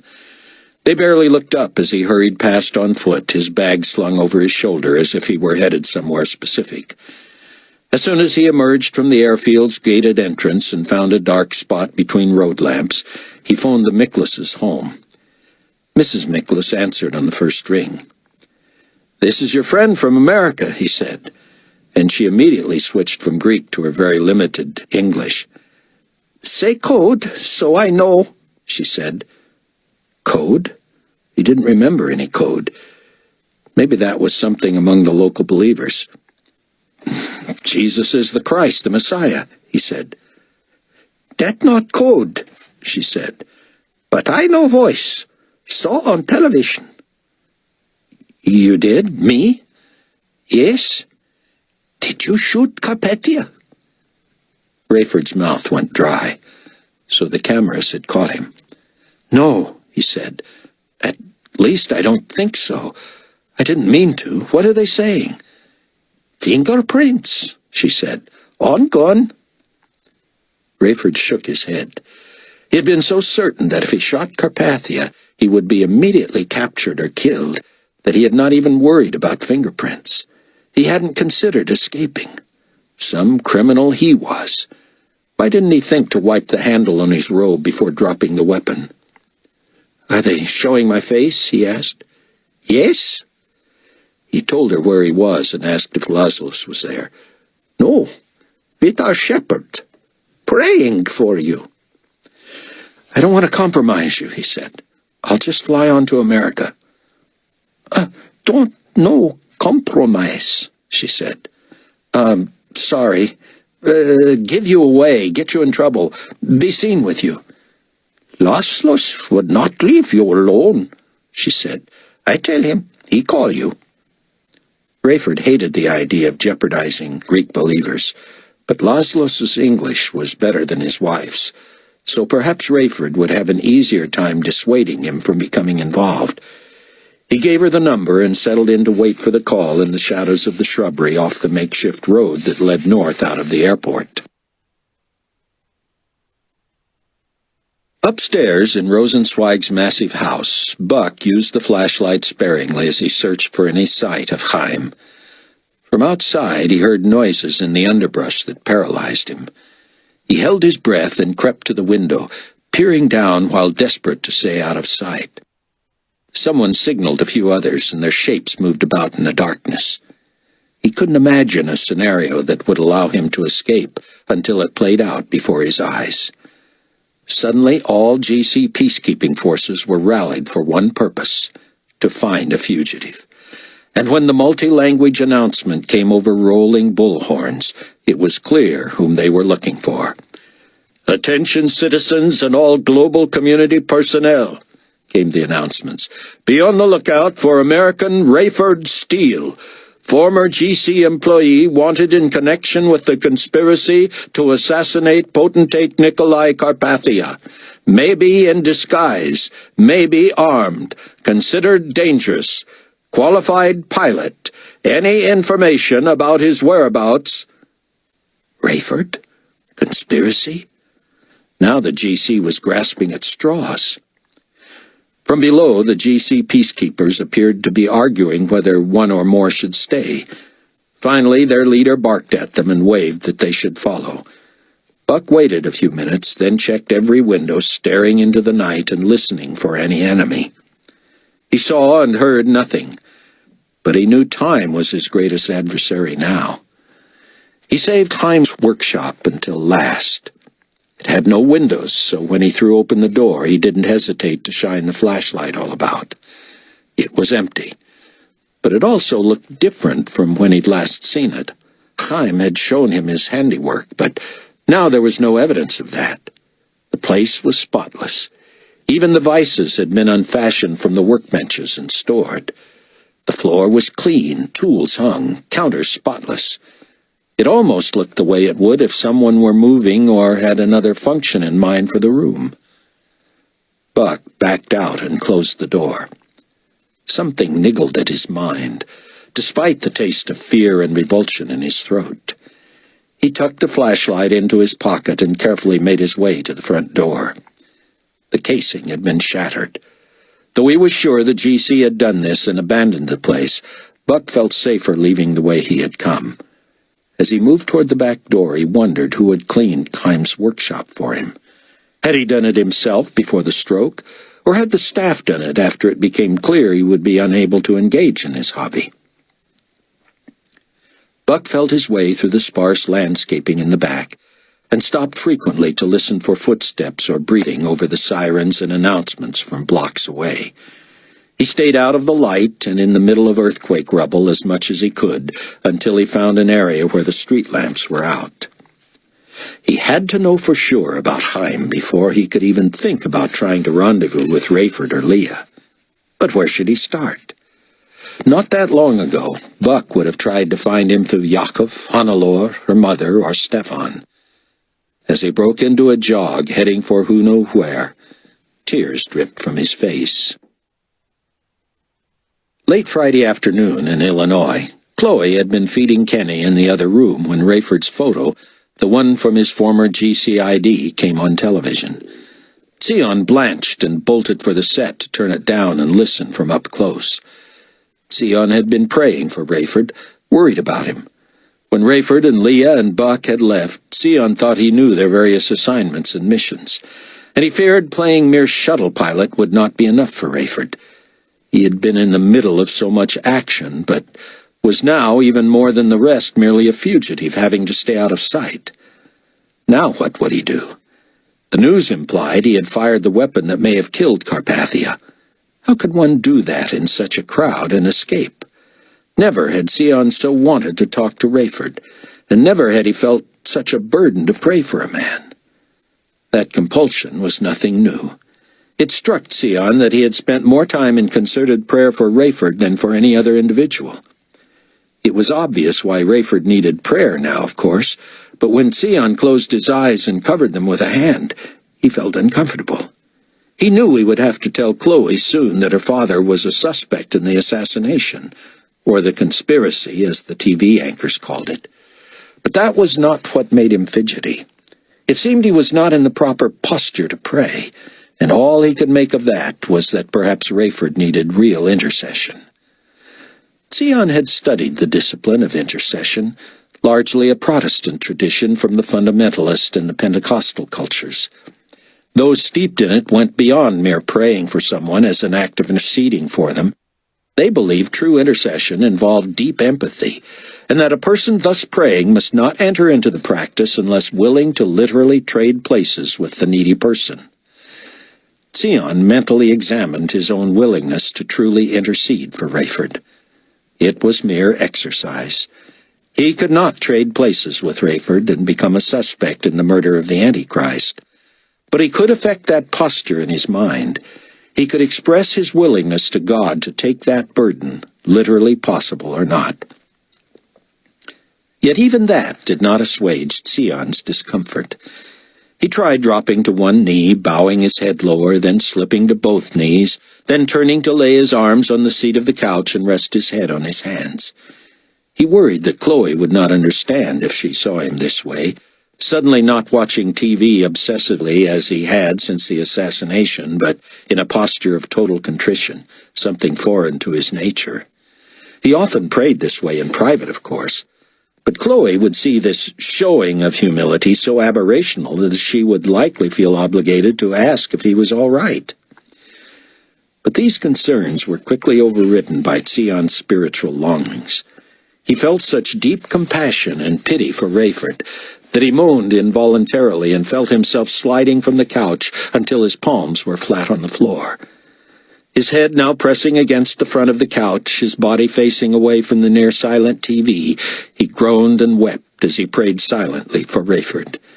Having not come from a tradition comfortable with unusual manifestations, Sion was startled by a sudden lack of equilibrium. In his mind's eye, his focus had suddenly shifted from Rayford and his troubles to the majesty of God himself. Sion at once felt unworthy and ashamed and impure, as if in the very presence of the Lord. Sion knew that praying was figuratively boldly approaching the throne, but he had never felt such a physical proximity to the Creator God. Knees sliding back, palms forward, he lay prostrate, his forehead pressing into the musty carpet, nose mashed flat. But even that did not alleviate his lightheadedness. Sion felt disembodied, as if the present were giving way. He was only vaguely aware of where he was, of the quiet drone of the television, of Chloe cooing and Kenny giggling as she urged him to eat. "Sion?" He did not respond, not immediately aware he was even conscious. Was this a dream? "Sion?" The voice was feminine. "Should I try the phone again?" He opened his eyes, suddenly aware of the smell of the old carpet and the sting of tears. He managed, throat constricted, voice thick. Footsteps. "I was wondering, should I try calling... Sion, are you all right?" He slowly pulled himself up. "I'm fine, dear. Very tired all of a sudden." "You have a right to be. Get some rest. Take a nap. I'll wake you if anything breaks. I won't let you miss anything."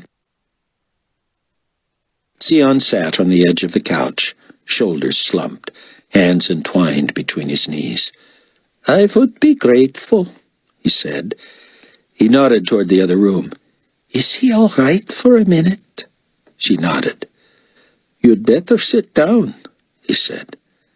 Chloe looked stricken. "Was there news? Is Buck all right?"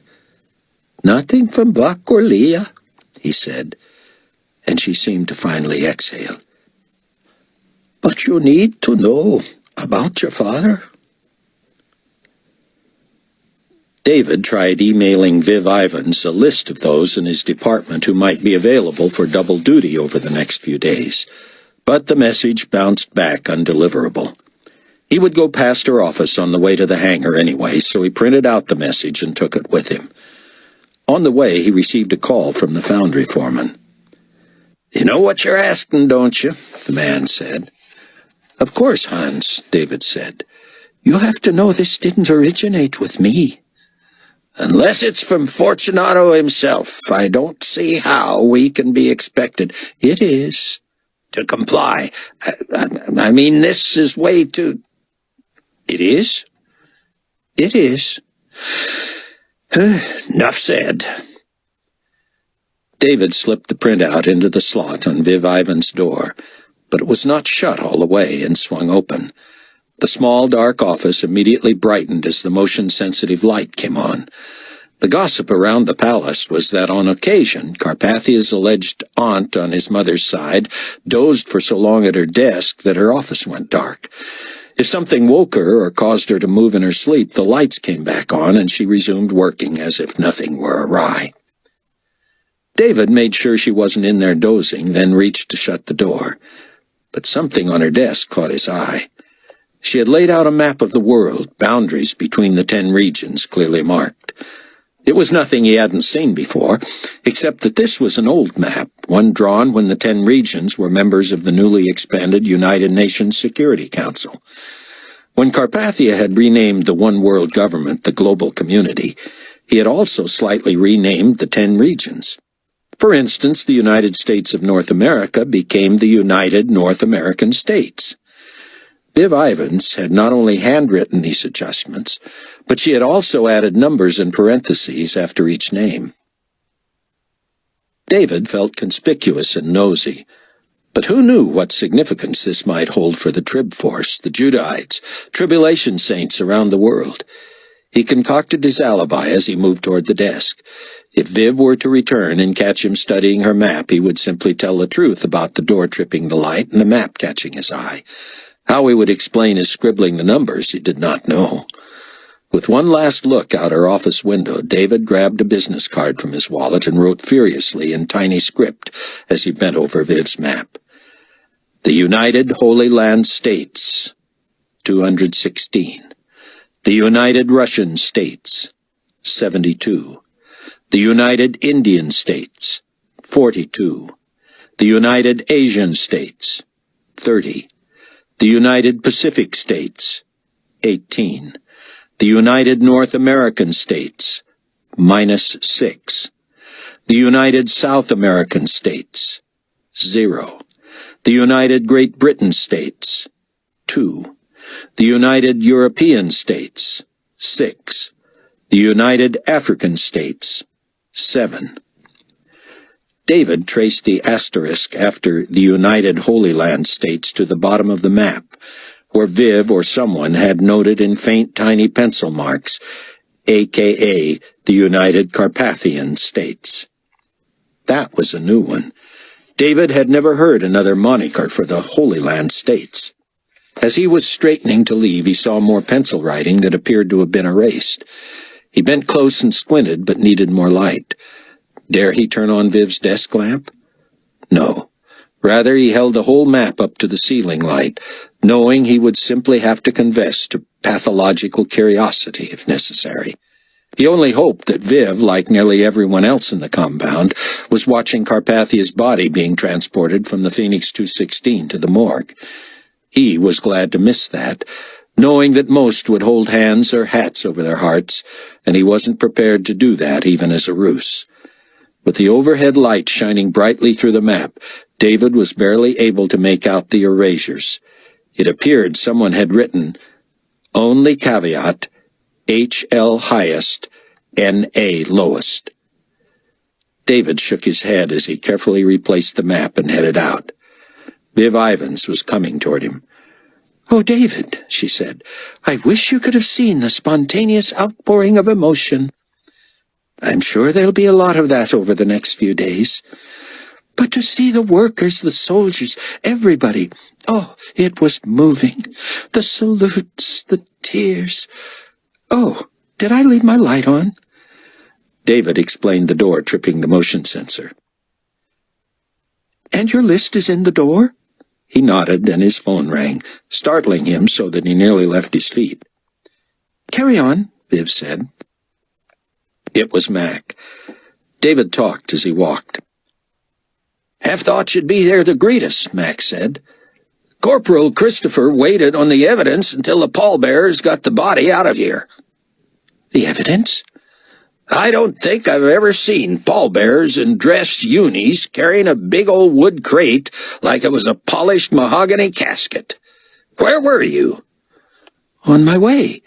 But what did you say about evidence? Annie's offloading it now. Couple of huge plastic trash bags full of pieces of the lectern, and another crate with apparently the whole fabric backdrop off the stage. Moon wouldn't let us leave Jerusalem without it. You heard about the weapon, right? Course. And our friend. Funny thing, though, David. Yeah? I'd better save this for in person. Rayford here. Mr. Steele, came the easily recognized voice of Lucas Miklos. Where are you? Rayford told him. Stay in the shadows, but walk 3 kilometers north. We will pick you up north of the 3-kilometer marker. When you see a white 4-door slow and leave the road, run to us. If there is any traffic, we may pass and come back. But when we pull off, do not hesitate. We? Our under-shepherd and me. Laszlos, I don't want you two to risk— Nonsense! Do you have an alias and appropriate papers? I do. Good. How fast can you walk? How's the terrain? Not the best, but don't get near the road until we get there. I'm starting now. Mr. Steele, we feel just like the prayer meeting people from the New Testament, praying for Peter while he knocked on the door. Yeah, Rayford said, only he was coming from prison.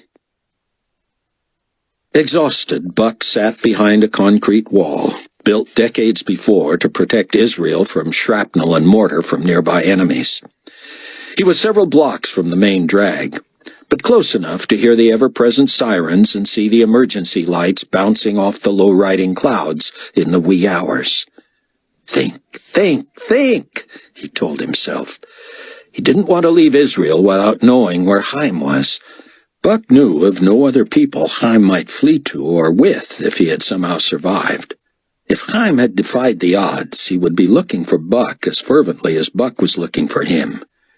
They could not meet at the obvious places— Buck's hostel, Chaim's house, Yaakov's apartment, Stefan's place. What would make sense to both of them?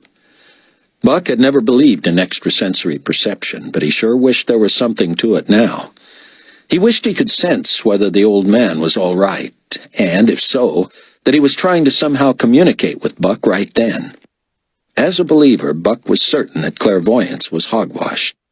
But he had heard credible stories of people, particularly Christians, who somehow knew things supernaturally. Surely it wasn't beyond God's ability to perform such miracles, especially now. Buck needed a miracle, but his faith was weak. He knew it shouldn't be. He had seen enough from God in 3.5 years that he should never again doubt for an instant. What held him up now was that he was dead sure he didn't deserve a miracle. Weren't there bigger, more important things for God to worry about? People were dying, injured, lost. And there was the great supernatural battle between good and evil that Sion wrote so much about, the conflict of the ages that had spilled out of heaven and now plagued the earth. "I'm sorry to even ask," Buck prayed, "but at least calm me down. Give me a clear mind, just long enough to figure this. If Chaim is alive, let us run into each other, or both think of a meeting place that makes sense." Buck felt foolish, stupid, petty. Finding Chaim was noble, but involving God in such a trivial matter seemed, well, rude. He stood and felt the aches. He clenched his fists and grimaced. Relax. Get hold of yourself. Think. But somehow he knew that was no way to open the mind. He had to really relax, and berating himself for being frantic would have the opposite effect. But how could he calm himself at a time like this, when it was all he could do to catch his breath and will his pulse to decelerate? Maybe that was an appropriate request of God, a miracle enough in itself. Buck sat back down, confident he was hidden and alone. He breathed deeply and exhaled slowly, shaking out his hands and stretching his legs. He laid his head back and felt the concrete wall against his hair and scalp. He let his head roll from side to side. His breathing became slower and more even. His pulse began to subside ever so slowly. He tucked his chin to his chest and tried to clear his mind. The only way to do that was to pray for his comrades one by one, starting with his own wife and son, his father-in-law, and all the rest of the brothers and sisters who came to mind. He thanked God for friends now in heaven, including those whose bodies he had just discovered. And almost before he knew it, he had calmed as much as a man could in that situation. Thank you, Lord. Now, what location would make sense? Where have Chaim and I been together that we would both think of? He pictured them at Teddy Kollek Stadium, but that was too public, too open. Neither could risk it. And then it came to him. Chapter 5. Chloe fell silent at the news. Sion might have predicted tears, disbelief, railing against someone other than her father. She just sat, shaking her head. Difficult as it had been to inform her, Sion was oddly still reeling from what to him had felt almost like an out-of-body experience while praying. He had heard of those and pooh-poohed them as fabrications or drug-induced hallucinations on deathbeds. But this sensation, so real and dramatic that it had temporarily derailed his empathy and intercession on Rayford's behalf, was something else again. He had long advocated checking experience against Scripture and not the other way around. He would, he realized, have to remind himself of that frequently, until the glow, which seemed too positive a word for the disturbing residue of the incident, receded into memory. A verse from the Old Testament teased his consciousness, and his mind wandered from the troubled young woman before him. As Chloe had not yet responded, Sion said, "Excuse me a minute, please," and brought his whole biblical text up on his laptop screen. A few seconds later, he clicked on Joel 2. He silently read verses 28 through 32, finding that he had been led to a passage that both illuminated his experience and might provide some balm to her as well. "I will pour out my spirit on all flesh.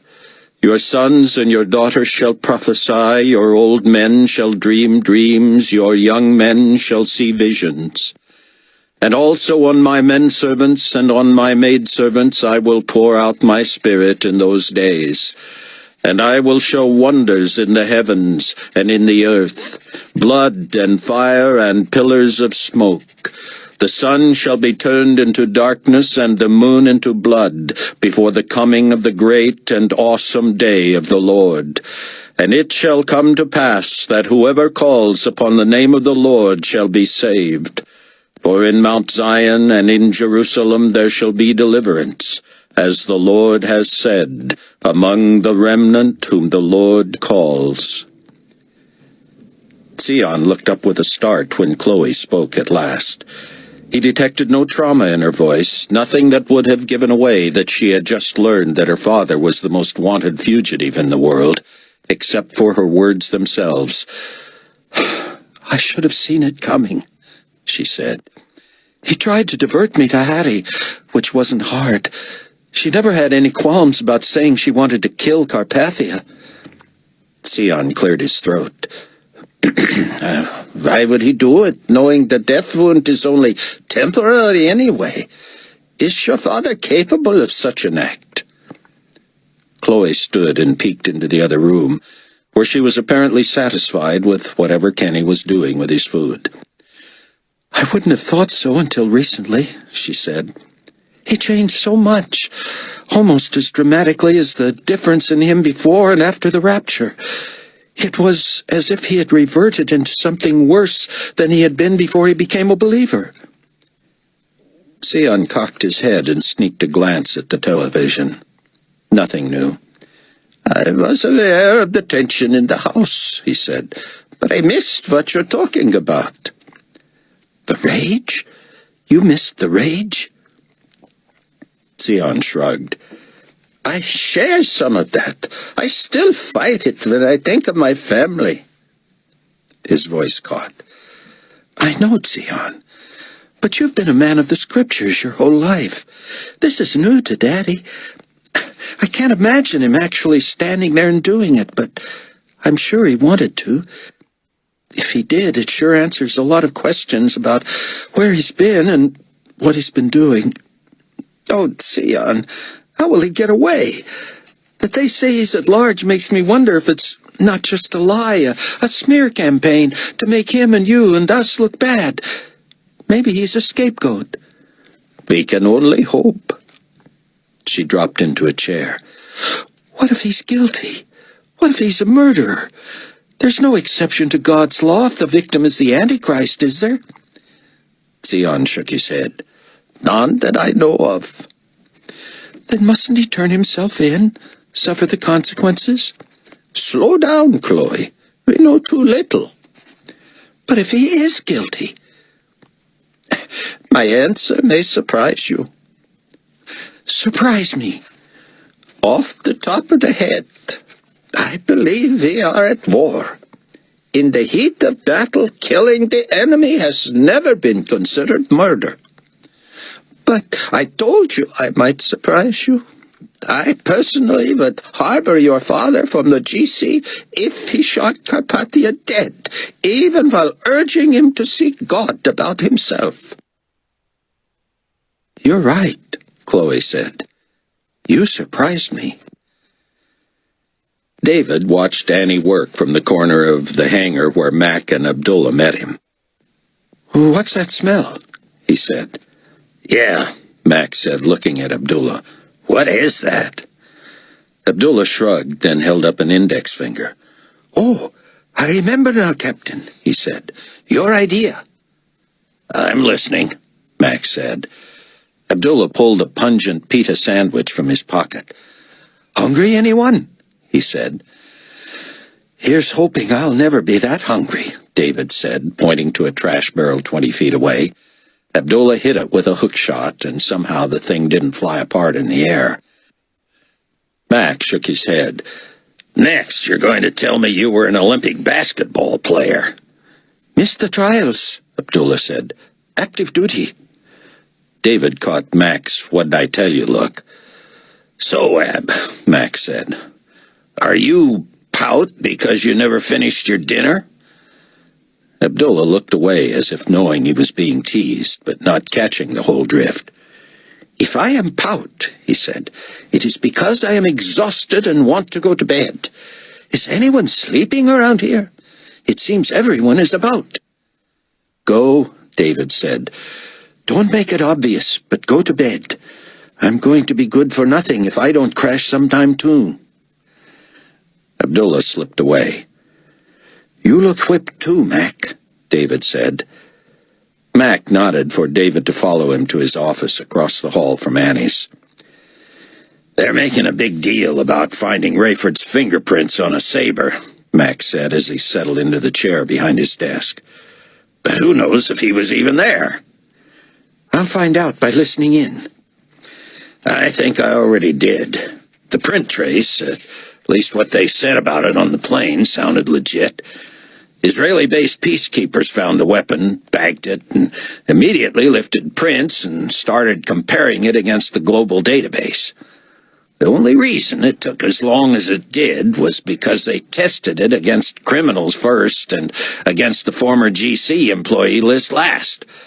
But the funny thing is, nobody's talking about Rayford as the perpetrator. David flinched. When they've got him dead to rights? Mac showed both palms. They must know something we don't know. Such as? Well, Neon Leon has a bee in his bonnet for the 3 disloyal regional potentates. He keeps talking about a conspiracy. I mean, everybody hears a gunshot and heads for the hills. People jump off the stage. Carpathia's down and dying. The suspected weapon is found with a disgruntled former employee's prints all over it, and all Leon can talk about is a conspiracy. What does that tell you? David frowned and furrowed his brow. That the shooter missed? Mac expelled a resigned breath through his nose. That's my theory. If it was so cut and dried, Why don't they just call Rayford the shooter? In public, they do. But in private, they're still looking. David, something stinks here. David heard Annie's office door and looked out through the blinds. She was doing the same, and he invited her over with a wave. She held up a finger and motioned that she had to make a call first. When she finally joined them, they brought her up to date. "You still planning on listening into the autopsy?" she said. David nodded. "Maybe you ought to patch to the evidence room, too." "Didn't know we had one." "We do now. They've cordoned off a section under the amphitheater. Lots of room, lots of light." "Are you sure? That's next to where they've got Guy Blood fashioning a 24-foot Carpathia statue. That's where I delivered the evidence. 2 plastic bags, 1 wood crate. Hickman's got a crew of forensic experts scheduled for 10 this morning." David looked at his watch. "It is tomorrow already, isn't it? Well, it looks like everything happens then, autopsy and all. Guess both sides need sleep first." "I heard they're trying to start the viewing at dawn Sunday," Annie said. "That's tomorrow." "Bedtime, kids," David said. Rayford felt grimy and groggy. Despite his fear and the knowledge that his life as a fugitive had escalated 1,000 times over, he was buoyed by his eagerness to pray and get back to the Bible. Maybe it was naive to think he could elude the GC for long. His recklessness had probably cost him his hope for surviving until the glorious appearing. Even forgiven sin, he had learned, has its consequences. He just hoped he hadn't jeopardized the entire tribulation force, or worse, saints worldwide.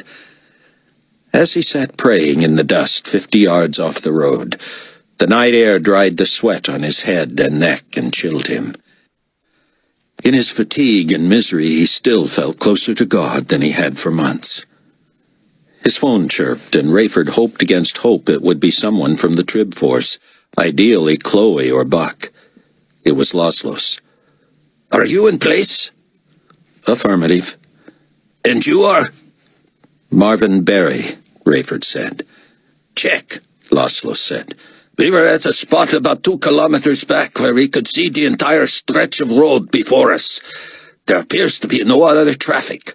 You should hear us inside 30 seconds and see our lights soon. Start moving toward the road as soon as you hear us. We will open the back door as we stop, and as soon as you are in and it is shut, we will turn around quickly and head north again." "Gotcha." "Repeat?" Okay." Eager to be in the presence of a friend and fellow believer, Rayford was almost giddy under the circumstances. He slapped his phone shut, then opened it again to try one more time to reach anyone long distance. When it was obvious he still could not, he rang off and realized he heard a vehicle. He began jogging toward the road, but something was wrong. Unless he was turned around, it sounded as if the car was coming from the south.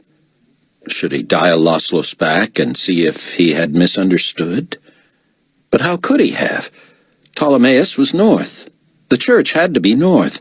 Surely Laszlo had said he would be heading south. The engine sounded much bigger than a small car's. Rayford skidded to a stop in the loose dirt, realizing he had nowhere to hide if a vehicle came upon him from the south. And it was becoming obvious that one was. It was loud, and it was big, and it was coming fast. But he saw lights only on the northern horizon. That had to be Laszlo's. The bigger vehicle from the south would reach him first. Regardless who it was, they would likely stop to check out a walking stranger. Rayford spun, frantically looking for somewhere to hide. His shirt was light-colored and might be detectable in the darkness. As the sound rushed toward him, Rayford dove face first to the ground, pulling his dark bag atop his back as he lay there. With his free hand, he popped open his phone to warn Laszlo to abort and keep going. But when he hit redial, he got the long-distance attempt again and realized he didn't even have Laszlo's cell number. He prayed Laszlo would see the oncoming vehicle in time to keep from slowing and pulling off the road. Rayford's phone rang. "Yeah. What is coming from the south with no lights?" "I don't know, Laszlos. I'm on the ground. Keep going, just in case." The vehicle flew past, and Rayford felt the rush of wind. He tried to get a look at the car, but could determine only that it was Jeep-like. "That could have been GC," he said into the phone. "It was," Laszlo said. "Stay right where you are. It doesn't appear they saw you. They will be able to see us behind them for miles, so don't move. We will come back when we feel it is safe." "I'd feel safer back in the foliage," Rayford said. "Better wait. They might be able to see movement. We will see if other GC vehicles are coming." "Why are they speeding around without lights?" "We have no idea," Laszlo said. Buck couldn't remember the name of the place, but it was one spot he and Chaim had been together where no one would expect to see either of them. It took an hour to find an empty cab, and he was informed that any ride, regardless of distance, would cost 100 nicks. Buck described the place to the driver and told him the general area. The man nodded slowly as if it was coming to him. "I think I know place, or some like it. All work same when you want get, Westerners say, medicated." "That's what I want," Buck said. "But I have to find the right place." "We try," the driver said. "Many closed, but some still open." They rolled over curbs, around crumbled buildings, through dark traffic lights and past accident scenes. The cabbie stopped at 2 bars that seemed to be doing land office business, considering. But Buck recognized neither. "It's about the same size as this one. Big neon sign in the window, narrow door. That's all I remember." "I know place," the man said. "Closed. Want this or other place?" "I want the other one. Take me there." "I know he's closed. Closed weeks." He held up both hands as if Buck didn't understand. "Nobody there. Dark, bye-bye." "That's where I want to go," Buck said. "Why you want to go where it's closed?" "I'm meeting someone." "She won't be at closed place," he said, but he drove off anyway. "See," he said, slowing at mid-block nearby.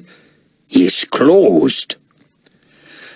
Buck paid him and hung around the street until the cab left, the driver shaking his head.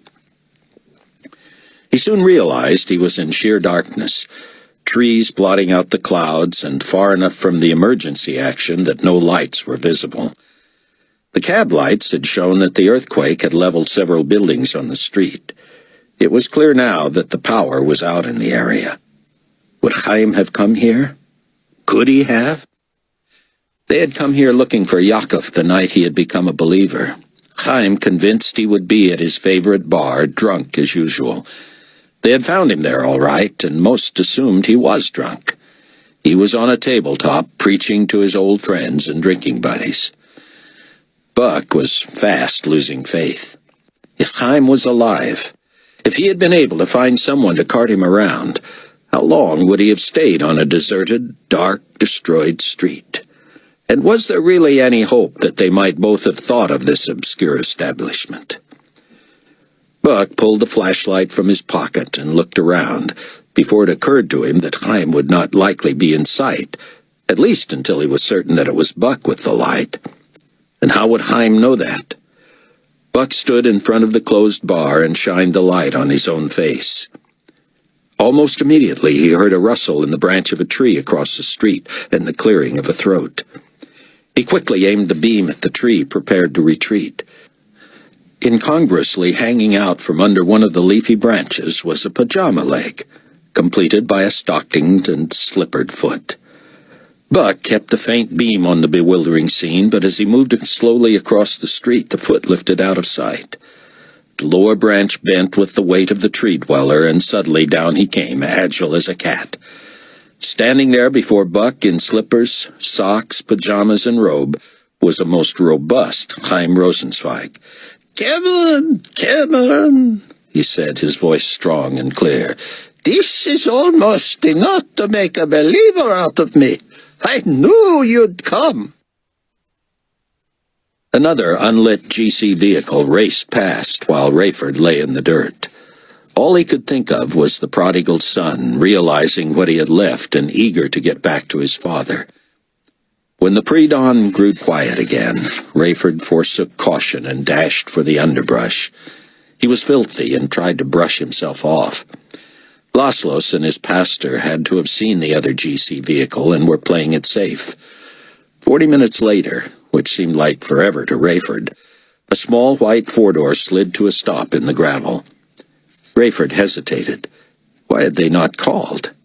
He looked at his phone. He had shut it off, and apparently the battery was too low to power the wake-up feature. The back door opened. Laszlos called, "Mr. Blairy!" and Rayford ran toward the car. As soon as the door was shut, Laszlo spun a U-turn and headed south. "I don't know where GC is going, but I'll go the other way for now. Demetrius has a friend in the country nearby." "A brother?" "Of course." "Demetrius?" Rayford said, extending his hand to the passenger. "Rayford Steele. Call me Ray." The younger man had a fierce grip and pulled Rayford until he could reach to embrace him. "Demetrius Demeter," he said. "Call me Demetrius, or brother." Sion was moved and took comfort in the verse that reminded him that during this period of cosmic history, God would pour out his Spirit, and that your sons and your daughters shall prophesy, your old men shall dream dreams, your young men shall see visions. The question was whether he was an old man or a young man. He decided on the former and attributed what he had felt on the floor to his drowsiness. He had apparently lost consciousness while praying and nearly slipped into a dream. If the dream was from God, he prayed he would return to it. If it was merely some sleep-deprived fancy, Sion prayed he would have the discernment to know that too. That the passage had gone on to reference the heavenly wonders and blood, fire, and smoke the world had already experienced also warmed Sion. He had been an eyewitness when the sun had turned into darkness and the moon into blood. He read the passage to Chloe and reminded her, "This is before the coming of the great and awesome day of the Lord. I believe that refers to the second half of the tribulation, the great tribulation, which starts now." Chloe looked at him expectantly. But, oh dear one, the best is yet to come. I don't believe it was coincidence that the Lord led me to this passage. Think of your father and our compatriots overseas when you hear this. And it shall come to pass that whoever calls on the name of the Lord shall be saved. For in Mount Zion and in Jerusalem there shall be deliverance, as the Lord has said, among the remnant whom the Lord calls. You know who the remnant is, don't you, Chloe? The Jews? Yes, and in Zion, which is Israel, and Jerusalem, where we know some of our own were, if they call upon the Lord, they will be delivered. Chloe, I don't know how many of us, or if any of us will survive until the glorious appearing, but I am claiming the promise of this passage, because God prompted me to find it, that our beloved will all return safely to us this time. In spite of everything? In spite of everything. Is there anything in there that says when the phones will start working again?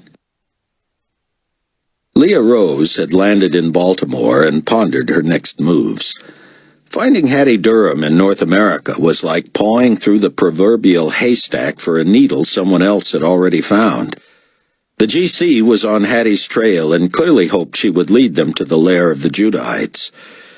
If Leah could get her phone to work, she would call T at Palwaukee and see that if that Super J plane she had heard so much about was still at the airport and ready for use. On the other hand, if she could get through to T, she could have gotten through to the safe house and sent them running. Did she dare fly commercially to Illinois and rent a car under her alias? She had no other choice. Unable to communicate except locally, her only hope was to beat Hattie to Mount Prospect. Finding the woman and persuading her to mislead the GC was just too much to hope for. "How close can you get me to Gary, Indiana?" Leah asked at the counter after waiting nearly a half hour for the one airline clerk. "Hammond is the best I can do, and that would be very late tonight."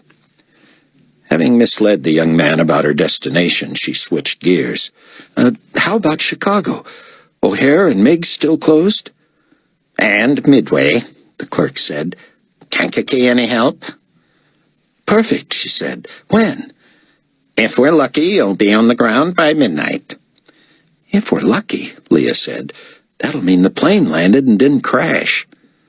The man did not smile, and Leah remembered. We don't do luck.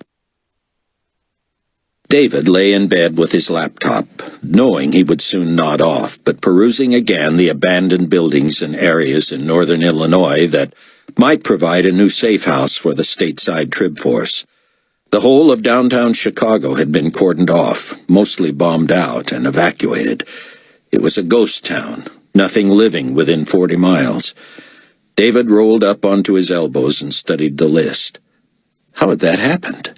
Hadn't the earliest reports said the attack on Illinois had been everything but nuclear? He searched archives, finally pinpointing the day when the GC ruled the city and surrounding areas uninhabitable. Dozens had died from what looked and acted like radiation poisoning, and the Centers for Disease Control and Prevention in Atlanta had urged the ruling. Bodies lay decaying in the streets as the living cleared out. Remote probes were dropped into the region to test radiation levels, but their inconclusive reports were attributed to faulty equipment. Soon, no one dared go near the place. Some radical journalists, Buck Williams wannabes, averred on the internet that the abandoning of Chicago was the biggest foul-up in history, that the deadly diseases were not a result of nuclear radiation, and that the place was inhabitable. What if? David wondered. He followed the cyber trails until he was studying the radiation probe results. Hundreds had been attempted. Not one had registered radiation. But once the scare snare was set, the hook had sunk deep. Who would risk being wrong on a matter like that? I might, David thought, with a little more research. He had just studied the skyline of Chicago and become intrigued by the skyscraper that had been built by the late Thomas Strong, who had made his fortune in insurance. The place was a mere 5 years old, a magnificent 80-story tower that had housed Strong's entire international headquarters. Pictures of the aftermath of the bombing showed the top 26 stories of the structure twisting grotesquely away from the rest of the building. The story-high red letters "Strong" had slid on an angle and were still visible during the daytime, making the place look like a stubborn tree trunk that refused to cave into the storms that leveled most of the rest of the city. David was about to hack into the blueprints and other records that might show if any of the rest of the structure had been left with any integrity when his laptop beeped, announcing a news bulletin from Global Community Headquarters. His eyes were dancing as it was, so he bookmarked where he had been and determined to go to sleep after checking the bulletin. It read, "A spokesman for Global Community Supreme Commander Leon Fortunato in New Babylon has just announced that satellite communications have been restored. He asks that citizens employ restraint so as not to overload the system and to limit themselves to only emergency calls for the next 12 hours. The spokesman also has announced the decision, reportedly made by Fortunato alone, to rename the United Holy Land States. The new name of the region shall be the United Carpathian States, in honor of the slain leader. Fortunato has not announced a successor to his own role as potentate of the region, but such a move is expected under the likelihood that the Supreme Commander be drafted into service as the new global community potentate." David wondered why he had been asked to interfere with telephone capability and someone else had been asked to reverse it. Chapter 6. Rayford fought to stay awake in the warm back seat of Laszlo's small car. Pastor Demetrius Demeter pointed the way to the rusty cabin in the woods some 20 kilometers south of Kozani. Laszlo avoided any talk of Rayford's guilt or innocence, but took it upon himself to cheerfully bring Rayford up to date on the growth of the underground church in northern Greece. Rayford apologized when a snore woke him. "Don't give it another thought, brother," Laszlo told him. "You need your rest, regardless of what you decide." Suddenly the car was off the highway and onto an unpaved road. "You can imagine what a great getaway is this cottage," Demetrius said. "The day will come when we or it will be found out, and it will be lost to us." Rayford had gotten only a brief glimpse of the young man when the car door was open. Thin and willowy, it appeared he might be as tall as Rayford. He would have guessed Pastor Demeter at about 30, with a thick shock of dark hair, deep olive skin, and shining black eyes. He was articulate in English with a heavy Greek accent. The cottage was so remote that one either came there on purpose or found it while hopelessly lost. Laszlo parked in the back, where they also entered, using a key Demetrius pulled from under a board near the door. He grabbed Rayford's bag from the car over his protests. "There's nothing I need from there until I get back home, thanks," Rayford said. "You must spend at least one night here, sir," Demetrius said. "Oh, you look so tired, and you have to be." "But I must get back. The stateside people need the plane, and I need them." Laszlo and Demetrius wore heavy sweaters under thick jackets, but Rayford didn't warm up until Laszlo had a fire roaring. Laszlo then busied himself in the kitchen, from which Rayford soon smelled strong tea and looked forward to it as he would have a desert spring. Meanwhile, in a small woodsy room illuminated only by the fire, Rayford sat in a deep ancient chair that seemed to envelop him. The young pastor sat across from him, half his face in the dancing light, the other half disappearing into the darkness. "We were praying for you, Mr. Steele, at the very moment you called Lucas's wife. We thought you might need asylum.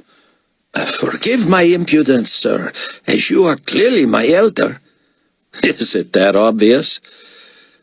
Demetrius seemed to allow himself only the briefest polite smile. "I would love to have you tell me all about Zion Ben Judah, but we don't have time for socializing.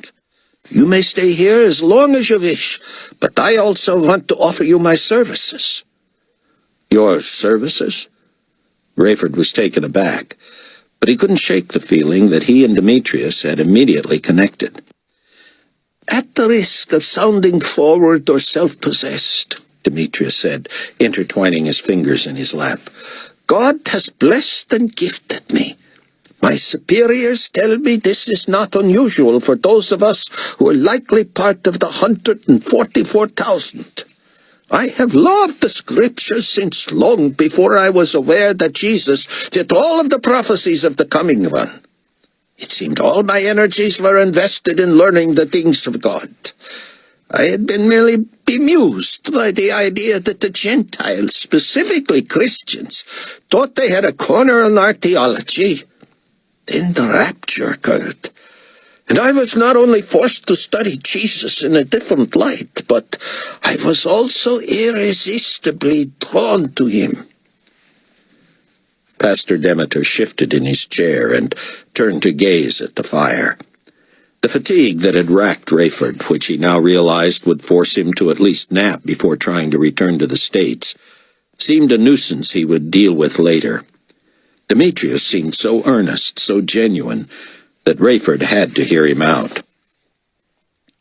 Laszlo came in with steaming mugs of tea, then returned to the kitchen to sit with his, though both men invited him to stay. It was as if he knew Rayford needed this time alone with the man of God. "My primary gift is evangelism," Demetrius said. "I say that without ego, for when I use the word gift, I mean just that. My gift before becoming a believer was probably sarcasm or condescension or pride in intellect. I realize now, of course, that the intellect was also a gift I did not know how to exercise to its fullest until I had a reason. Rayford was grateful he could just sit and listen for a while, but he was also amazed he was able to stay awake.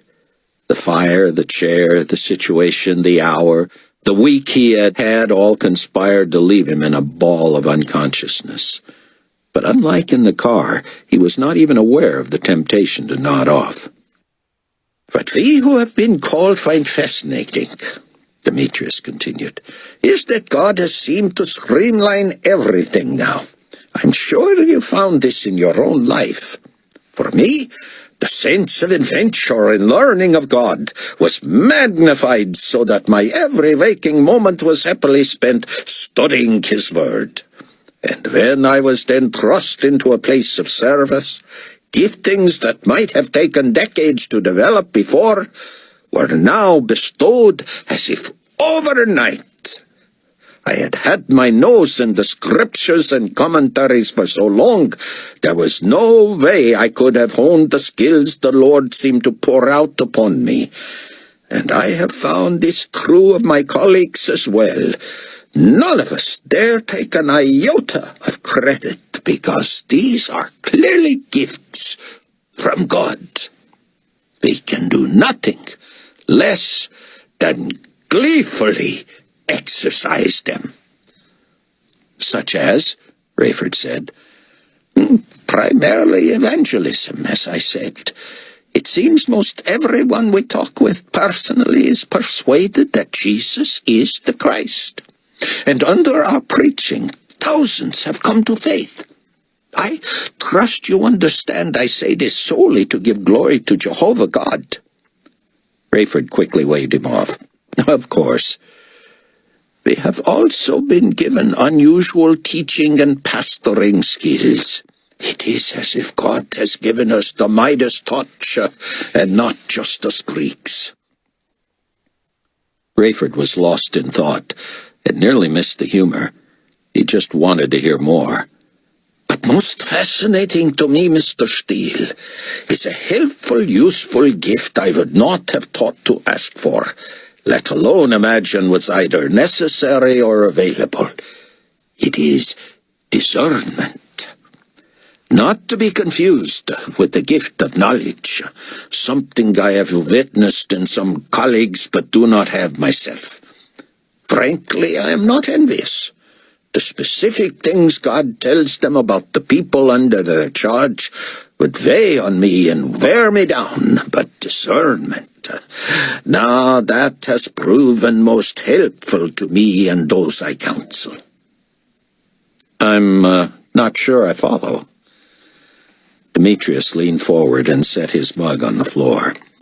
He rested elbows on knees and stared into Rayford's face. "I don't want to alarm you, or make you think this is some kind of a parlor trick. I am not guessing, and I am not claiming that any of this is a skill that I have honed or mastered. God has merely given me the ability to discern the needs of people and the extent of their sincerity in facing up to them." Rayford felt as if the man could look right through him, and he was tempted to ask questions no one could answer unless God told him. But this was no game. "I can tell you, without fear of contradiction, that you are a man who at this very moment is broken before God. Despite the news, I have no idea whether you shot Nikolai Carpathia, or tried to. I don't know if you were there or had the weapon in question, or the global community is framing you because they know your allegiances, but I discern your brokenness, and it is because you have sinned." Rayford nodded, deeply moved, unable to speak. "We are all sinners, of course, battling our old natures every day. But yours was a sin of pride and selfishness. It was not a sin of omission, but of willful commission. It was not a one-time occurrence, but a pattern of behavior, of rebellion. It was an attitude that resulted in actions you regret, actions you acknowledge as sin, practices you have confessed to God and have repented of. Rayford's jaw was tight, his neck stiff. He could not even nod. I am not here to chastise you, or to test you to see if what I discern is correct. Because in these last days, God has poured out his gifts and eliminated the need for patience with us frail humans. In essence, he has forsaken requiring desert experiences for us and simply works through us to do his will. I sense a need to tell you that your deep feelings of having returned to him are accurate. He would have you not wallow in regret, but rejoice in his forgiveness. He wants you to know and believe beyond doubt that your sins and iniquities he will remember no more. He has separated you from the guilt of your sins as far as the east is from the west. Go and sin no more. Go and do his bidding in the short season left to you. As if knowing what was coming, Demetrius reached for Rayford's cup, allowing Rayford to leave the comfort of his chair and kneel on the wood floor. Great sobs burst from him, and he sensed he was in the presence of God, as he had been in the plain when it seemed the Lord had finally gotten his attention. But to add this gift of forgiveness expressed by a chosen agent was beyond what Rayford could have dreamed for. Fear melted away. Fatigue was put in abeyance. Unrest about the future, about his role, about what to do, all gone. "Thank you, God," was all he could say, and he said it over and over. When finally he rose, Rayford turned to embrace a man who an hour before had been a stranger, and now seemed a messenger of God. He might never see him again, but he felt a kinship that could only be explained by God.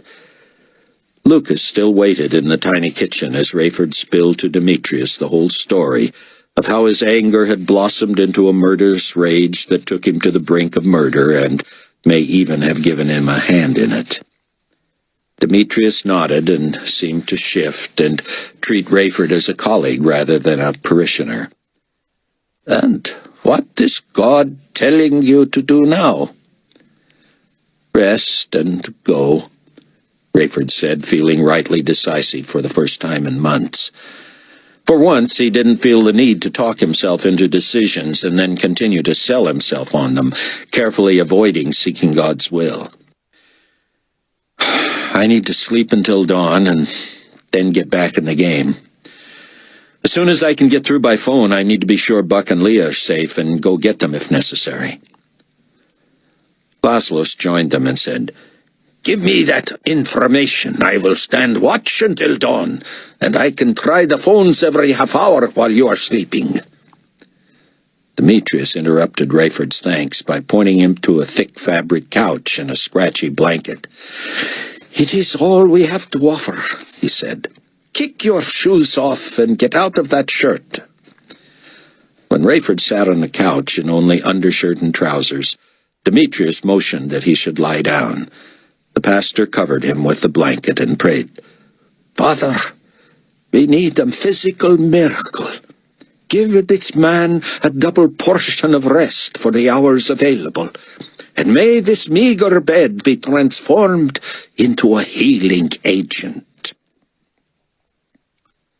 Without so much as a pillow, Rayford felt himself drifting from consciousness.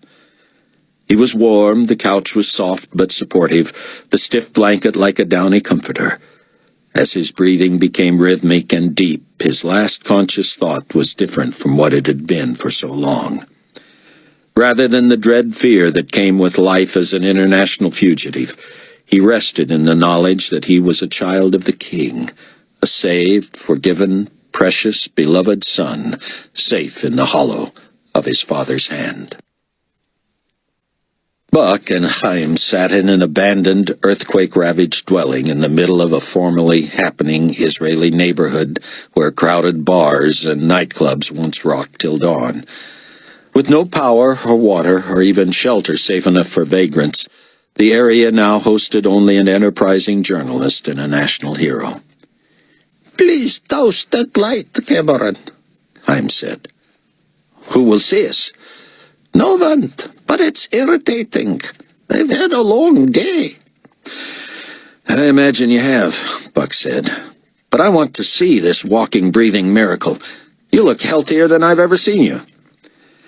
They sat on a crumbling concrete wall with remnants of a shattered beam protruding from it. Buck didn't know how the old man felt, but he himself had to keep moving for a modicum of comfort. "I am the healthiest I have been in years," Chaim exulted, his accent thick as ever. "I have been working out every day." "While your house staff feared you were near death." "If they only knew what I was doing in my workshop before dawn." "I think I know, Chaim." "Thinking and knowing are different things. Had you looked deep into the closet, you would have seen the ancient stationary bicycle and the dumbbells that put me in the fighting dream I am in today. I laboriously moved my chair through the house so they could hear the whine of it if they happened to be up that early. Then I locked myself in there for at least 90 minutes. Jumping jacks and push-ups to warm up, the dumbbells for toning, the bike for a hard workout. Then it was back inside the blanket, into the chair, and back to my quarters for a shower. They thought I was remarkably self-reliant for an old man suffering from a debilitating stroke." Buck was not amused when Chaim stiffened his arm, turned one side of his mouth down, and faked impaired speech with guttural rasping. "I fooled even you, did I not?" "Even me," Buck said, looking away. "Are you offended?" "Of course I am.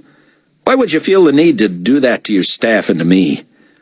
"Oh, come on, I could not involve you in my scheme." "I'm involved, Chaim. I saw what killed Carpathia." "Oh, you did you? Well, I didn't. All that commotion, the trauma, I couldn't move. I heard the gunshot, saw the men fall, the lectern shattered, the backdrop sail away. I froze with fear, unable to propel my chair. My back was to the disturbance, and no one was coming to my aid. I shall have to chastise Yakov for his failure to do his duty. I was counting on him to come to me. My other clothes were in the back of the van, and I had a reservation at a small inn under an alias. We can still use it if you can get me there." "In your pajamas?" "I have a blanket in the tree. I wrapped it around myself, even my head, as I ran to the taxis. I had not expected to have to do that, Cameron, but I was prepared for all exigencies." "Not all." "What are you saying?"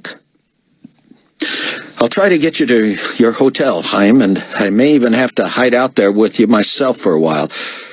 But I have bad news that I'll tell you only when we're there, and only after you tell me everything about what happened on the platform." Chaim stood and reached for the flashlight, using it to find his way to a man-sized hole in the wall. He leaned against the opening and switched off the light. "I will never tell anyone what happened," he said. "I am in this alone." "I didn't see it happen, Chaim, but I saw the wound and what caused it. You know, I couldn't have been the only one. Chaim sighed wearily. The eye is not trustworthy, my young friend. You don't know what you saw. You can't tell me how far away you were or how what you saw fits into the whole picture. The gunshot was a surprise to me. That your comrade was even there was also a shock. And him as a suspect now. I find none of this amusing, Chaim, and soon enough you won't either. Buck heard the old man settle to the ground. I did not expect that much chaos. I hoped, of course. That was my only chance of getting away from there with everyone else. When Yaakov did not arrive because of the panic caused by the gunshot, I assume, I leaned on that control stick and headed for the back of the platform, clutching my blanket like a cape. I rolled out of the chair at the last instant and then went flying. I wish it had landed on one of the regional potentates who were by then limping away. I tossed my blanket over the side and rolled onto my belly and threw my feet over, locking them around the support beam. I shinned down that structure like a youngster, Cameron, and I won't even try to hide my pride. I have scrapes on my inner thighs that may take some time to heal, but it was worth it. Was it? It was, Cameron. It was. Fooling so many, including my own staff. Doctors, nurses, aides. Well, actually, I didn't fool every aide. As Yaakov and a young nurse's aide were lifting me into the van after my last visit to the hospital, she stalled, locking my wheels and straightening my blanket while Yaakov went to get behind the wheel. Just before she closed the door, she leaned close and whispered, "I don't know who you are or what your game is, old man, but you might want to remember which side was affected when you came in here." Chaim chuckled, which Buck found astounding under the circumstances. I just hope she was telling the truth, Cameron, that she didn't know who I was. Celebrity is my curse, but some of the younger ones, they don't pay so much attention. I looked desperately at her as she shut the door, hoping she would wonder if it was she who had forgotten. I stayed in character, but if my face flushed, it was from embarrassment and not frustration over my lack of ability to speak or walk. She was right. I had stiffened my right arm and curled my right hand under. What an old fool. You took the words right out of my mouth, Chaim. Get your blanket and let's find a cab. Without a word, Chaim switched on the flashlight, hurried to the tree, tossed the light back to Buck, and leaped, grabbing the low branch and pulling himself up far enough to grab the blanket. He wrapped it around his head and over his shoulder, then affected a limp and leaned on Buck, chuckling again. Buck moved away from him. "Don't start that until you need to," Buck said. Leah Rose awoke with a start and looked out the window. Cities were rarely illuminated in the night anymore, so she had no idea where she was. She tried looking at her watch, but couldn't focus. Something had awakened her, and suddenly she heard it again. Her phone. Could it be? The one lone flight attendant and the rest of the dozen or so passengers seemed asleep. Leah dug in her bag for the phone and pressed the caller ID button. She didn't recognize the number, but her comrades had assured her the phone was secure. She would not jeopardize them if she answered, even if her number had fallen into the wrong hands.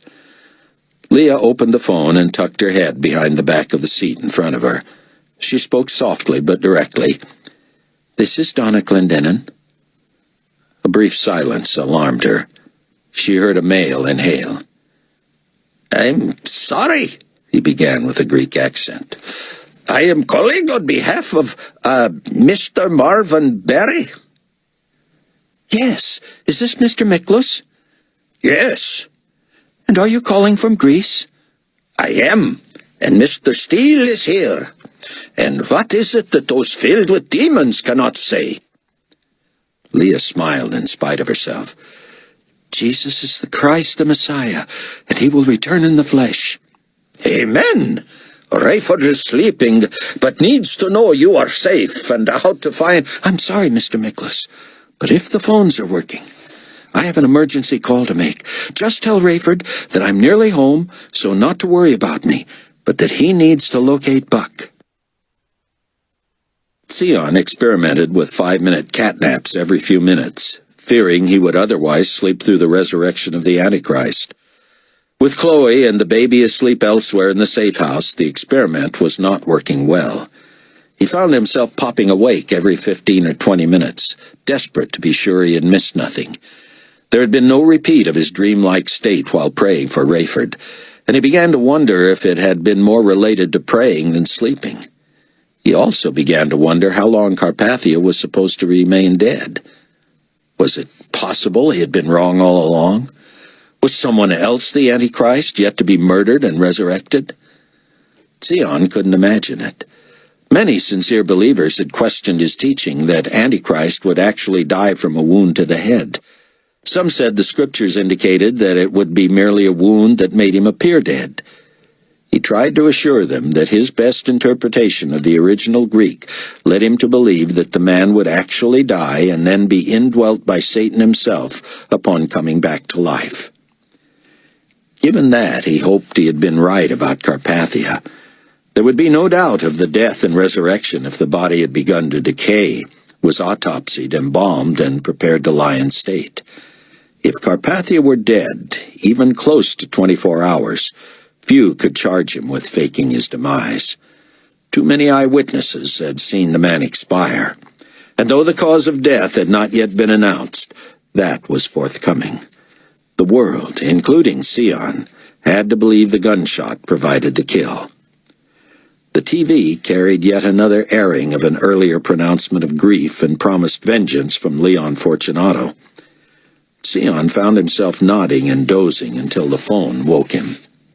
Leah, it's so good to hear your voice. We have been unable to reach...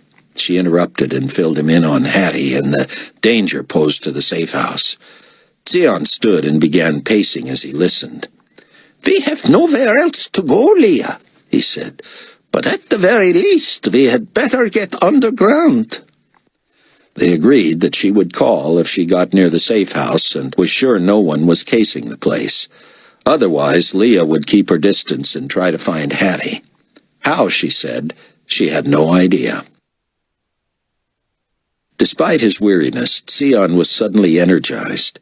He was responsible for Chloe and Kenny, and though the macho stuff was usually left to Rayford or Buck, he had to act. He trotted up the stairs and grabbed a few clothes from his closet and a stack of books.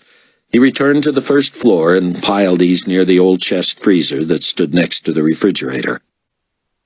Sion added his laptop and the TV to the pile, then outed every light in the place except the single bulb hanging from the ceiling in the hall bath. He carefully pushed open the door to Buck and Chloe's bedroom, knocking softly. He did not hear Chloe stir, and he could not see her in the darkness. He knocked again and whispered her name. When he heard a quick motion from the crib on the far wall, Sion fell silent, holding his breath. He had hoped not to wake the baby. Clearly, Kenny was pulling himself up to stand. The crib rocked, and Sion imagined the little guy with his hands on the railing, rocking, making the crib squeak. Morning. Good morning, Mama. It's not morning, Kenny, he whispered. Uncazone. Kenny squealed, rocking vigorously. And with that, Chloe awoke with a start. It's just me, dear, Sion said quickly. 20 minutes later, the three of them were relocated underground. having lifted aside the rack of smelly, spoiled food in the freezer that led to the stairs. Kenny, beaming from his playpen, had loved seeing his mother and Sion reappear downstairs every few minutes with more stuff. He was not so happy when they muscled his crib down there and he had to make the switch. Fortunately, the underground was large enough that Sion could set up the TV in a spot where the light and sound did not reach Chloe and Kenny's sleeping quarters. He monitored the doings from New Babylon, but every time he had need to venture into the other part of the shelter, he heard Chloe groggily trying to talk Kenny into going back to sleep. He poked his head through the curtain. How about he watches TV with me until he falls asleep again, Oh, Sion, that would be wonderful. Uncle's own. TV? Sion said as he lifted the boy from the crib. Kenny kicked and laughed. TV, Uncle's own. Video. We'll watch my show, Sion whispered as he carried him to his chair. You show, Kenny said, holding Sion's face in his hands. Sion was transported to when his teenagers had been toddlers and sat in his lap as he read or watched television. Kenny was quickly bored with the repetitious news, but he quit asking for a video and concentrated on tracing the contours of Sion's ears, squeezing his nose, and rubbing his palm back and forth on Sion's stubble. Eventually, he began to blink slowly, tucked a thumb in his mouth, and turned to settle into the crook of Sion's elbow. When his head lolled over, Sion gently carried him back to bed. As he tucked a blanket around Kenny, he heard Chloe turn and whisper, Thank you, Uncle's own. Thank you, he said. Why didn't you just go straight to the hotel? Buck asked Chaim as he tried to flag down a cab. I was lucky enough the cabbie didn't recognize me. How was I going to fool a desk clerk? I was counting on Jakob to get me in. Now I'm counting on you. Anyway, how would we have found each other? How did we find each other? Buck said. I couldn't think of any other place you might look, except at my home, and I didn't expect you to risk that. I didn't think anybody is there anyway. I haven't been able to raise anybody. Buck was struck by that unfortunate choice of words. They're there, Chaim. You did go there. Why don't they answer? Did Jakob make it back? I expected he would call me. Buck spotted a cab sitting a couple blocks off a busy thoroughfare. Grateful he didn't have to answer Chaim directly yet, he said, Wait here and keep that blanket over your face. You working? He asked the cabbie. 150 nicks, only in the city. 100, and my father's contagious. No contagious. Okay, 150. We're only going to the night visitors, you know it? I know. You keep the old man in back. Don't breathe on me. Buck signaled to Chaim, who shuffled over, hidden in the blanket. Don't try to talk, Father, he said, helping him into the back seat. And don't cough on this nice young man. As if on cue, Chaim covered his mouth with the blanket in both hands and produced a juicy, wheezing cough that made the driver look quickly into the rearview mirror. The night visitors was dark, not even an outside light on. Are they closed? Buck said. Only for now, the driver said. Probably open again at dawn. 150. I gotta go. Wait until I see if I can rouse anybody, Buck said, getting out. Don't leave him in here. I gotta go. Money now. You'll get your money when we get a room. The driver slammed the car into park and turned it off, folding his arms across his chest. Chapter 7.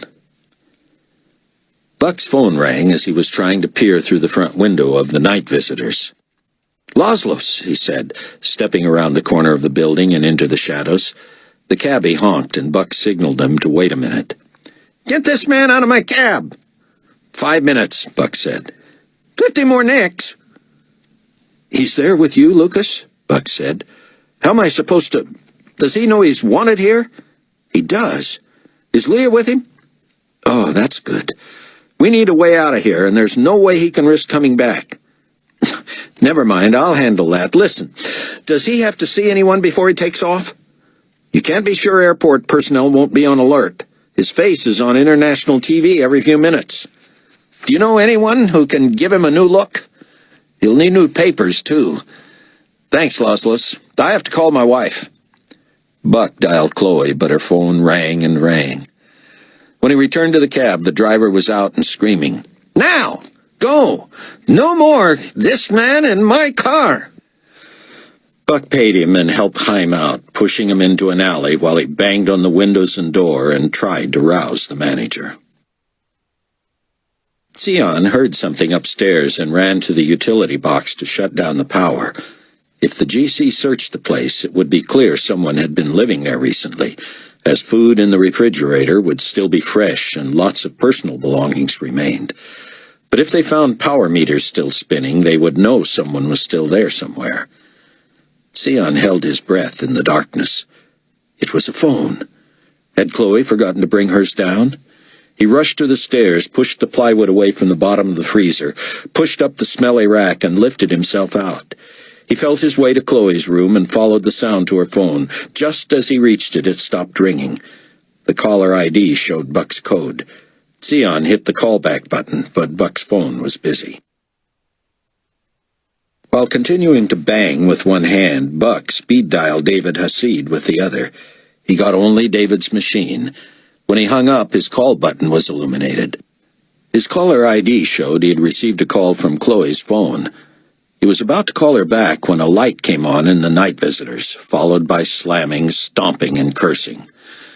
"We have a reservation," Buck shouted. "You'll have a bullet if you don't shut up," came the voice from inside. "We closed at midnight and we open again at 6. You're up now, so give us our room. You lost your room when you didn't show up. Who are you, Tangvald or Goldman?" Buck whispered desperately to Chaim. "Who are we?" "Do I look like a Tangvald?" "Goldman, and my father is sick. Let us in." "We're full." "You're lying. You held 2 rooms till you went away to bed and then gave them both away?" "Leave me alone." "I'll knock till you let us in." "I'll shoot you if you knock once more." The light went out. Buck put his phone in his pocket and banged on the door with both fists. "You're a dead man. Just open up and give us a room." More swearing, then the light, then the door opened an inch. The man stuck his fingers out. 500 nicks, cash." "Let me see the key." The man dangled it at the end of a 6-inch block of wood. Buck produced the cash and the key came flying out. "Around back, 3rd floor. If I didn't need the money, I'd have shot you." "You're welcome," Buck said. The room was a hole. A single bed, 1 straight-back chair, and a toilet and sink. Buck pulled out his phone and sat in the chair, pointing Chaim to the bed. As Buck tried Chloe's phone, Chaim kicked off his slippers and stretched out on the bed atop the ratty spread and under his own blanket. "Sion," Buck said. "No, don't wake her." "Underground? It's probably good for now. Just tell her I'm all right. I need to get a hold of T. May need him to get Chaim and me out of here." "I'm not going anywhere," Chaim mumbled from the bed. "I'm a dead man." "Yeah," Buck said to Sion, "just like you and me. Kenny okay?" "We'll keep in touch." Buck couldn't get an answer at Palwaukee Airport or on T's cell phone. He put his phone away and took a deep breath, kicking his bag under the chair. "Chaim, we have to talk," he said. Chaim was asleep. Rayford awoke with a start just after dawn, feeling refreshed. He grabbed his bag and padded past a dozing Demetrius to the bathroom, smelling breakfast from the kitchen. While in the tiny bathroom, however, he heard tires on the gravel and pulled the curtain back an inch. A small pickup pulled into view. Rayford leaned out the door and called to Laszlos. "Company," he whispered. "You expecting anyone?" "It's all right," Laszlos said, setting a pan of food on the table and wiping his hands on an apron. "Get a shower and join us for breakfast as soon as you can." Rayford tried to run hot water in the sink. It was lukewarm. Laszlos interrupted with a knock. "Don't shave, Mr. Steele." Well, Laszlos, I really need to. I've got several days of growth. I'll explain later, but don't. Rayford shrugged and squinted at himself in the mirror. He was due for a haircut, more and more gray appearing at his temples and in the back. His beard was salt and pepper, which alarmed him. Not that he cared so much about gray in his mid-40s. It was just that it had seemed to happen almost overnight. Until this morning, he had felt every one of his 40-plus years. Now he felt great. The shower, a trickle from a rusty pipe, was also lukewarm. It made him hurry, but by the time he scrubbed himself dry with a small thin towel and dressed, he was ravenous and curious. He emerged eager to get going, but also intrigued by yet another guest at the table, a pudgy man a few years older than he, with slick curly black hair and wire-rimmed glasses. Rayford leaned past Laszlos and Demetrius and shook the man's hand. The mark of the believer was on his forehead, so Rayford used his own name. The man looked at Laszlos and shyly back at Rayford. "This is Adon, Mr. Steele," Laszlos said. "He speaks no English, but as you can see, he is a brother." As they ate, Laszlos told Rayford about Adon. "He is an artist, a skilled craftsman, and he has brought with him contraband items that could get him locked away for the rest of his life." Adon followed the conversation with blank eyes, except when Laszlos or Demetrius broke in to translate. Then he shyly looked away, nodding. As Laszlos cleared the table, Demetrius helped Adon bring in his equipment, which included a computer, printer, laminator, digital camera, dyes, hair clippers, even a cloth backdrop. Rayford was positioned in a chair under the light near the window where the early sun shone in. Adon draped a sheet around him and pinned it behind his neck. He said something to Laszlos, who translated for Rayford. "He wants to know if it is okay to make you bald." "If you all think it's necessary. If we could get by with very short, I'd appreciate it." Laszlos informed Adon, whose shyness and hesitance apparently did not extend to his barbering. In a few swipes, he left Rayford's hair in clumps on the floor, leaving him with a quarter-inch of dark residue such as Rayford had not seen since high school. Rayford said. Then came the dye that made what was left of the hair on his head look like the lightest of the gray in the long stubble on his chin. Adon spoke to Laszlos, who asked Rayford if he wore glasses. "Contacts," Rayford said. "Not anymore," Laszlos said, and Adon produced a pair that completed the look. Adon asked for Rayford's documents, shot a few pictures, and got to work on the computer. While he transformed Rayford's papers with the new photograph, Rayford stole away to the bathroom for a peek. The shorter, grayer hair and the gray stubble added 10 years. In the glasses, he hardly recognized himself. The technology allowed Adon to produce old-looking new documents in less than an hour. Rayford was eager to get going. "What do I owe you?" he said, but neither Laszlos nor Demetrius would translate that. "We'll be sure Adon is taken care of," Laszlos said. "Now, Pastor is going to ride back to Ptolemais with him, and I will drop you at Kozani. I called ahead to have your fuel tanks topped off."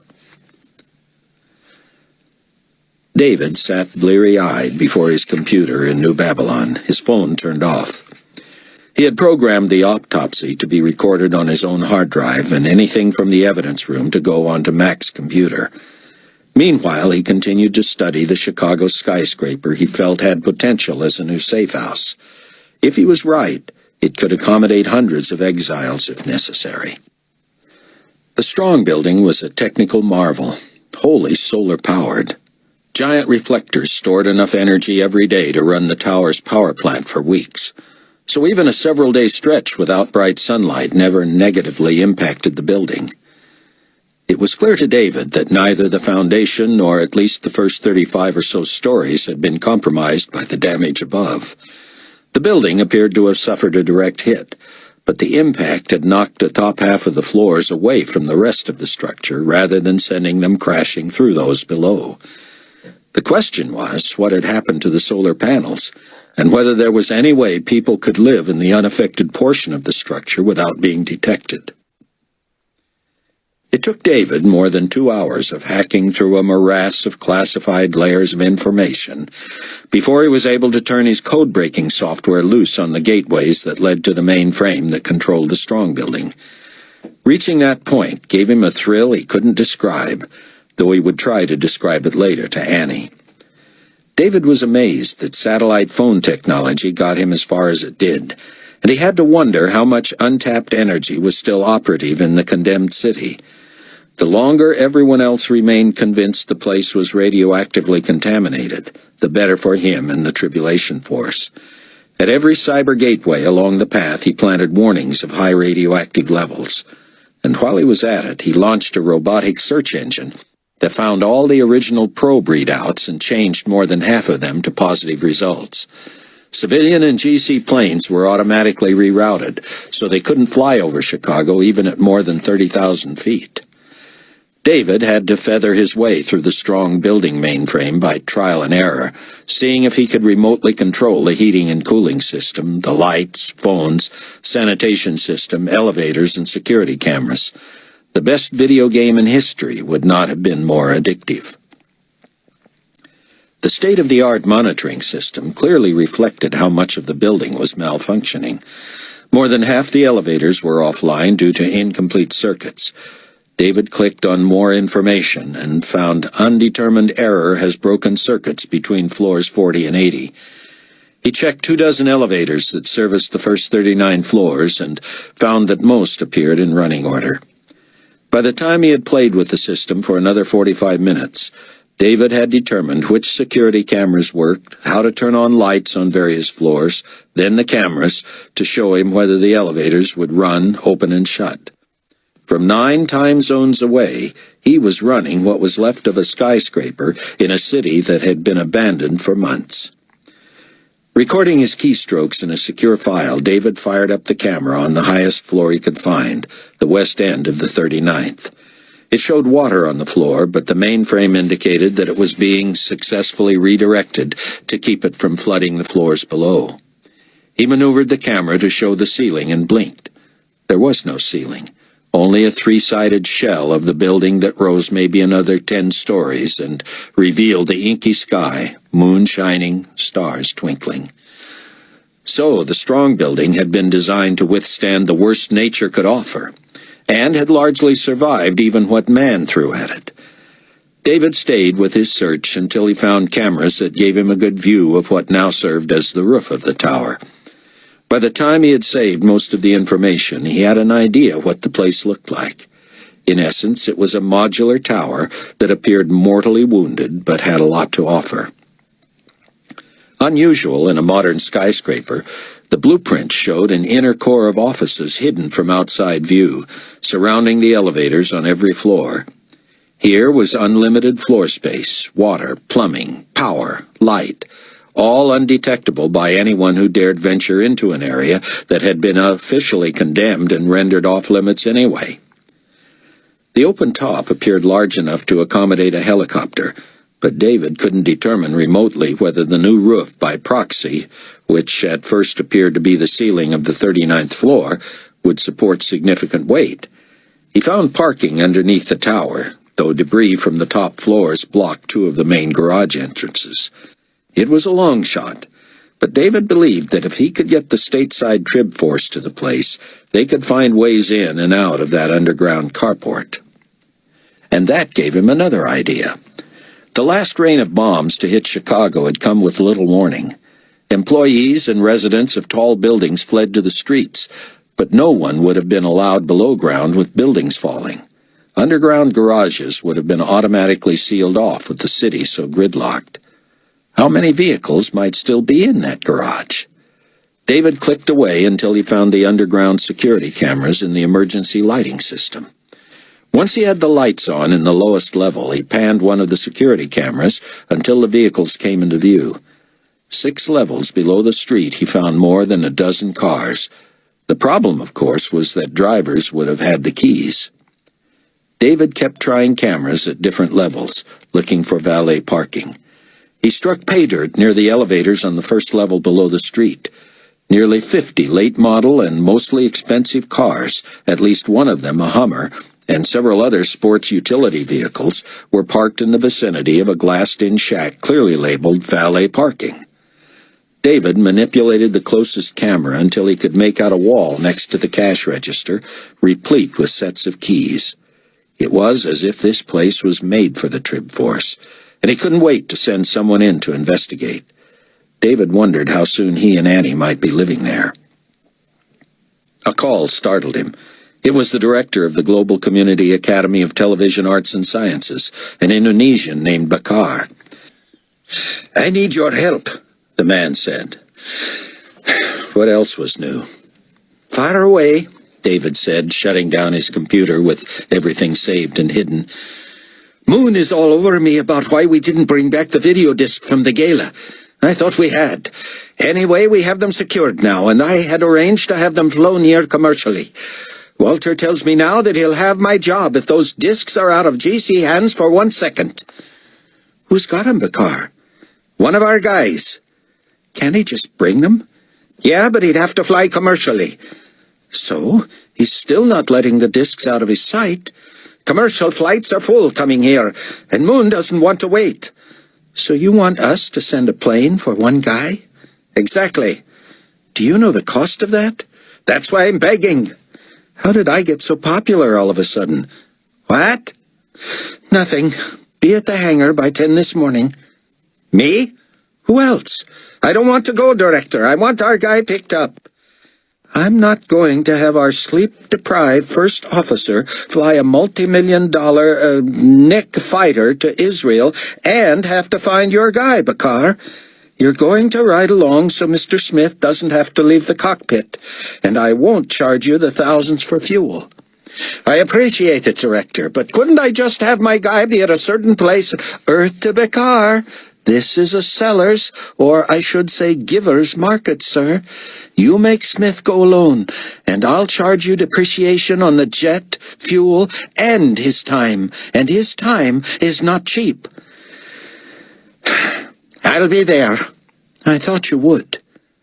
David called Abdullah. I was up anyway, Abdullah said. I was hoping something would take me away from here today. You know how to work a disc copying machine? I don't know, boss. Is it more complicated than a fighter bomber? Of course. I'm sending one with you. When Bakar finds his guy, you take the discs into the cockpit and tell them regulations say you have to personally log all cargo. Copy them, tag them as logged, and give them back to the TV boys. And bring you the copies. We're on the same page, Smitty. David was next to giddy about the Trib Force all being in touch with each other via phone. He would feel better when he knew Buck was out of Israel and that Rayford was also on his way home. But David was unaware he had a message to call Buck. Rayford shook Laszlo's hand with both of his, got his promise to again personally thank Pastor Demeter and Adon, then loped into the airport and to the hangar. His head felt cool with so little insulation, but he didn't want to keep running his hand over it for fear of making it obvious that it was new to him. A tower official met him at the Gulfstream. You must be Mr. Barry. Yes, sir. Here's your fuel bill. Your papers? Rayford dug them out and paid his bill in cash. Lot of currency to have on your person, Mr. Barry, the man said, shuffling through Rayford's documents. A risk I'm willing to take to keep from going bankrupt again. Credit cards do you in, did they, sir? Hate 'em. Wow, this picture looks like it was taken today. Rayford froze, then forced himself to breathe. Yeah? Yes. Look here, Carl. Come look at this. A mechanic in coveralls wandered over, looking peeved that he'd been interrupted. The official held Rayford's ID photo next to Rayford's face. Look at this. He got this, let me see here, 8-9 months ago, but his hair's the same length, and if I'm not mistaken, he's wearing the same shirt. Sure enough, the mechanic said, leaving as quickly as he had come. Rayford watched to make sure he wasn't going to call someone, but he just moseyed back to the engine he'd been working on. Yes, that's something, the man said. Did you notice that? No, Rayford said. Let me see that. Huh. Well, I'll be dogged. I had just got a haircut when this was taken, but of course the hair doesn't grow much anymore anyway. And that probably is the same shirt. I don't have that many. Your own plane and not that many shirts? There's priorities for you. My own plane, I wish. I just drive 'em for the company. And what company's that, sir? The man handed back his documents. Palwaukie Global, Rayford said. What do you transport? Just the plane today. They had too many this side of the ocean. That's so. You could pick up some business running from Jerusalem to New Babylon this week, you know. Yeah, I heard. Wish I had the time. Safe flight. Thank you, sir. And thank you, Lord. At 10 in the morning in New Babylon, David strolled past the makeshift evidence room, pretending to be checking progress on the nearby Carpathia statue. He knew if he appeared to be snooping on the evidence, Intelligence Director Jim Hickman would shoo him. But Hickman also liked to impress, and allowing a colleague an inside look seemed to make him feel special. David slowed as he walked by, hoping to run into Jim. Not seeing him, he knocked at the door.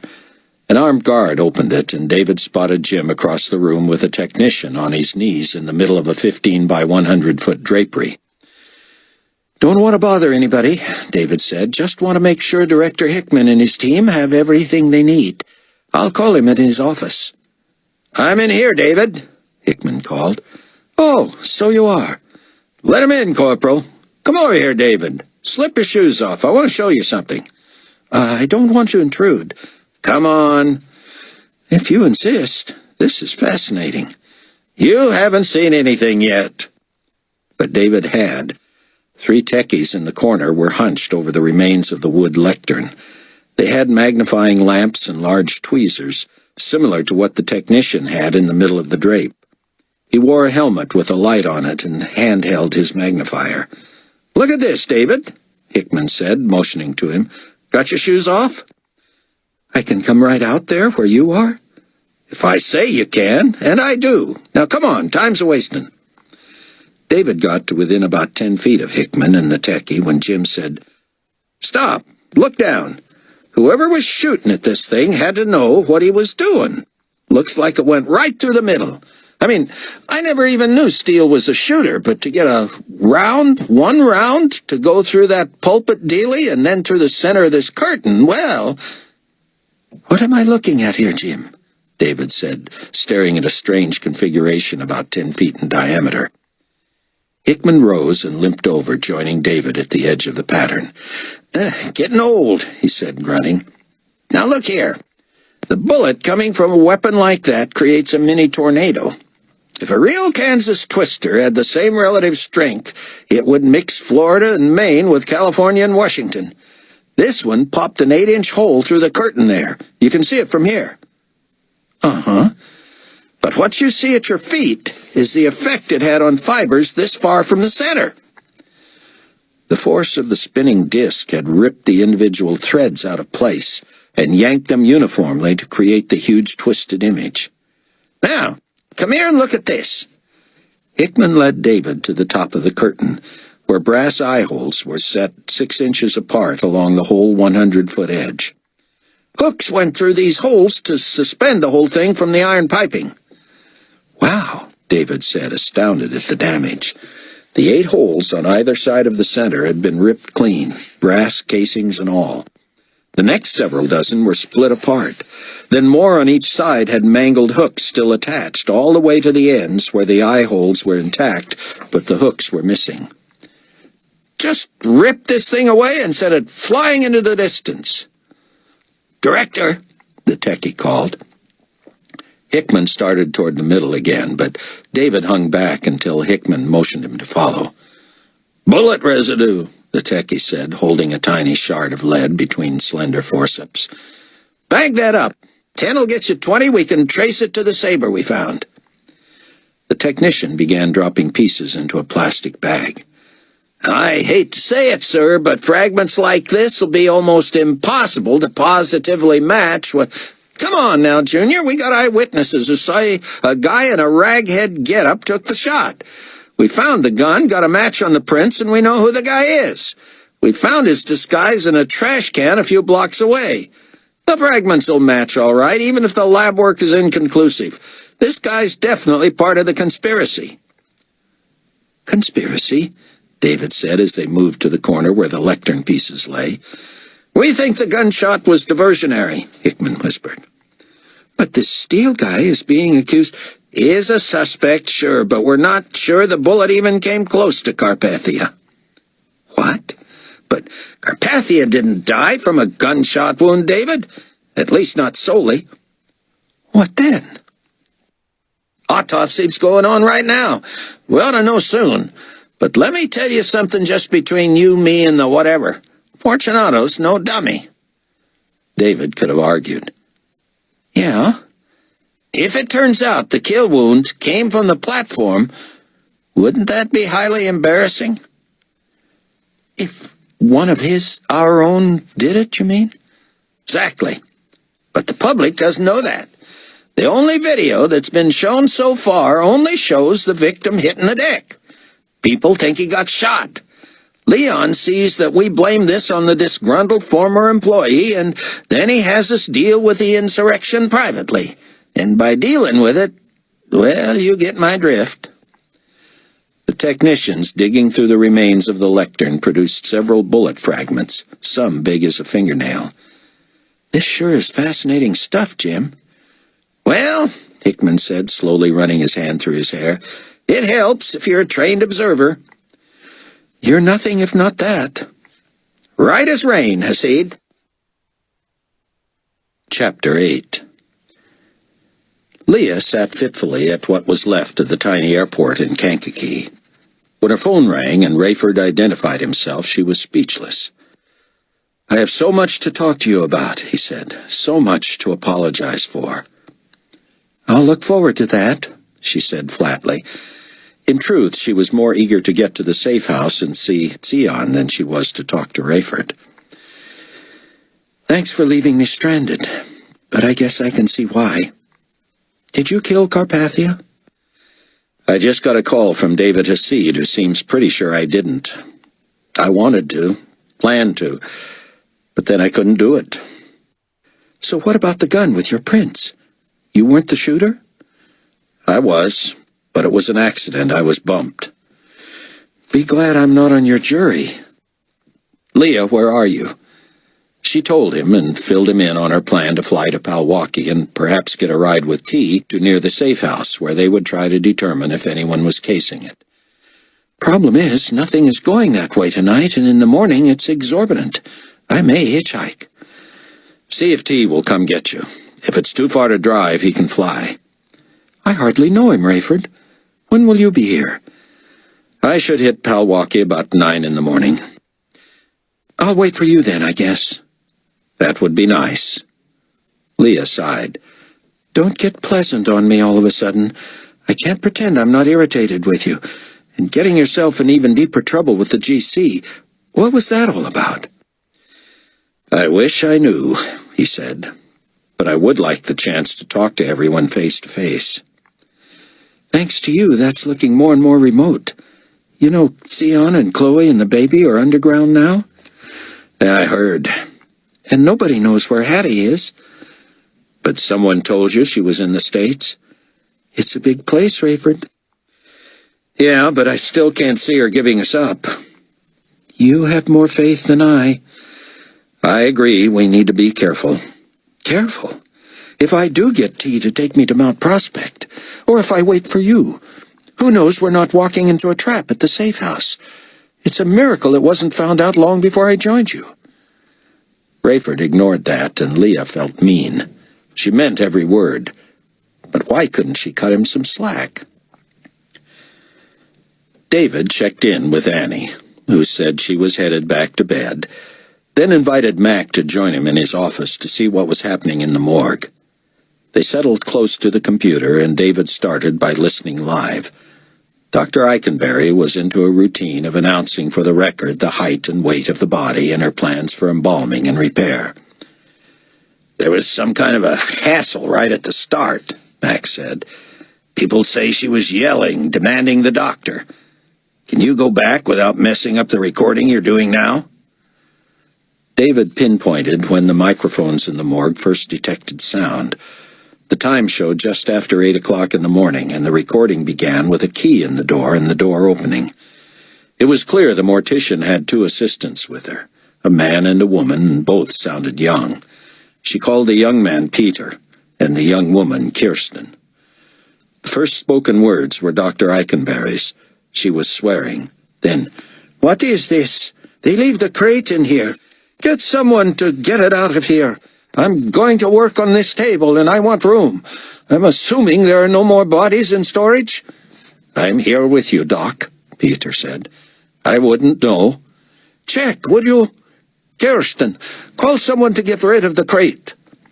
In the background, Kirsten could be heard talking tentatively to the palace switchboard operator. In the foreground, Peter could be heard slamming a door. "You're not going to be happy, ma'am." "What?" "There are no bodies in here."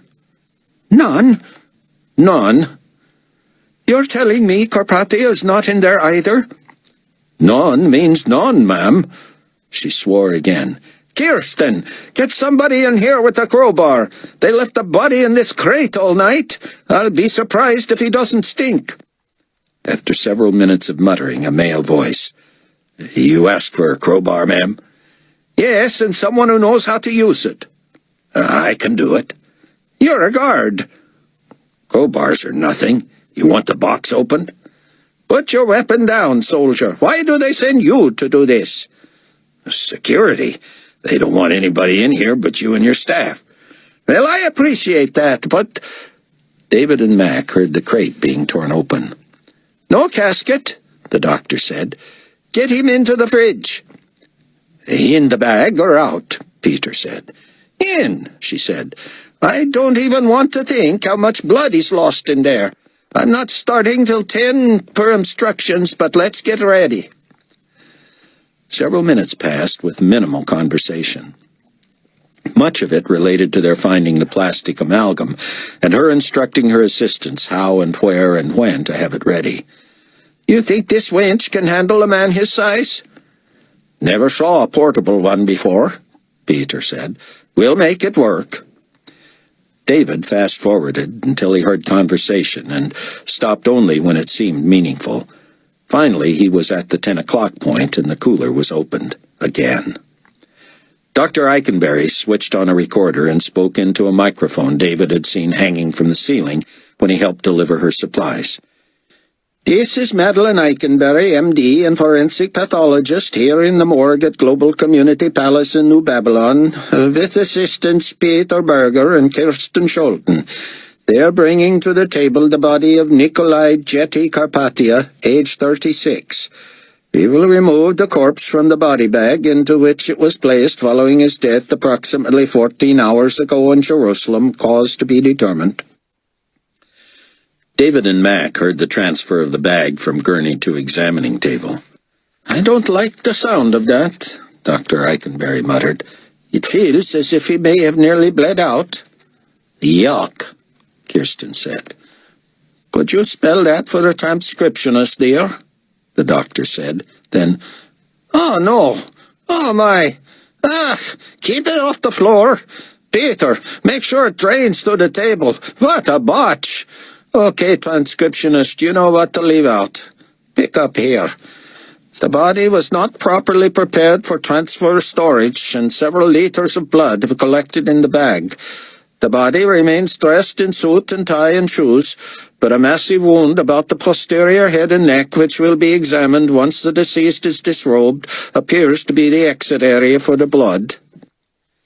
It sounded to David as if Carpathia's clothes were being cut off. "No apparent anterior wounds," Dr. Eikenberry said as the sound of spraying water came through. "Let's turn him over. Oh, be careful of that." She swore again and again. "Get his doctor in here now, and I mean now. What in the world is this? I was told nothing of this." The footsteps must have been Kirsten's running to the door to have someone look for the doctor, because Peter could be heard as clearly as the doctor. I thought you were to look for a bullet entry wound. So did I. Is someone trying to kill us? More spraying, grumbling, and mumbling. Finally, the door opened again. Hurried footsteps. Doctor, Eikenberry began, why wasn't I told of this?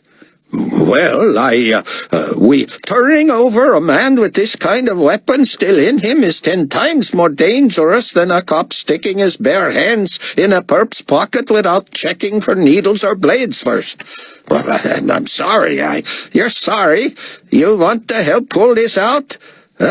Never mind, just tell me if there's anything else I should have known. The doctor sounded thoroughly intimidated. Well, to tell you the truth, oh, please, at least do that. I think it's about time, don't you? Well, you know, you're to look for bullet damage, wounds, yes, what? The fact is, the EMTs are of the opinion, the same ones who prepared, or should I say left unprepared, a body like this. That wasn't their fault, ma'am. I understand the Supreme Commander was pushing everyone to get the body out of there. Go on.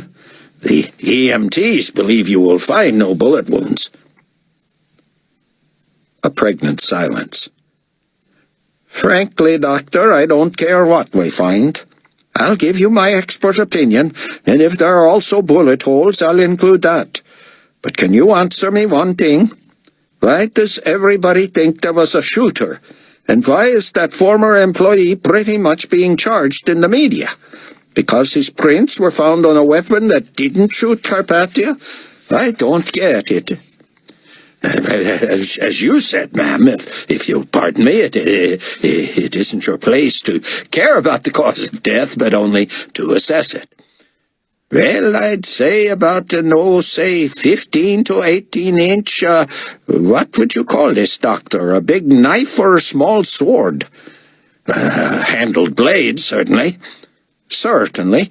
I'd hazard a guess that this, whatever it is, entering about 2 inches below the nape of the neck and exiting about half an inch through the crown of the skull, that certainly didn't enhance the victim's health, did it?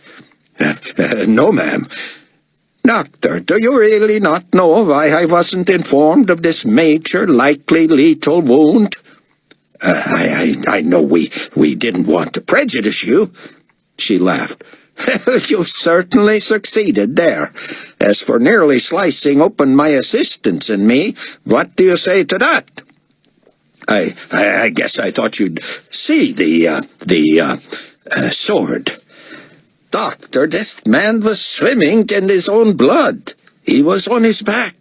We transferred him the same way, disrobed him, hosed him down, saw no entry or exit wounds on the anterior, and naturally flipped him to examine the posterior wounds.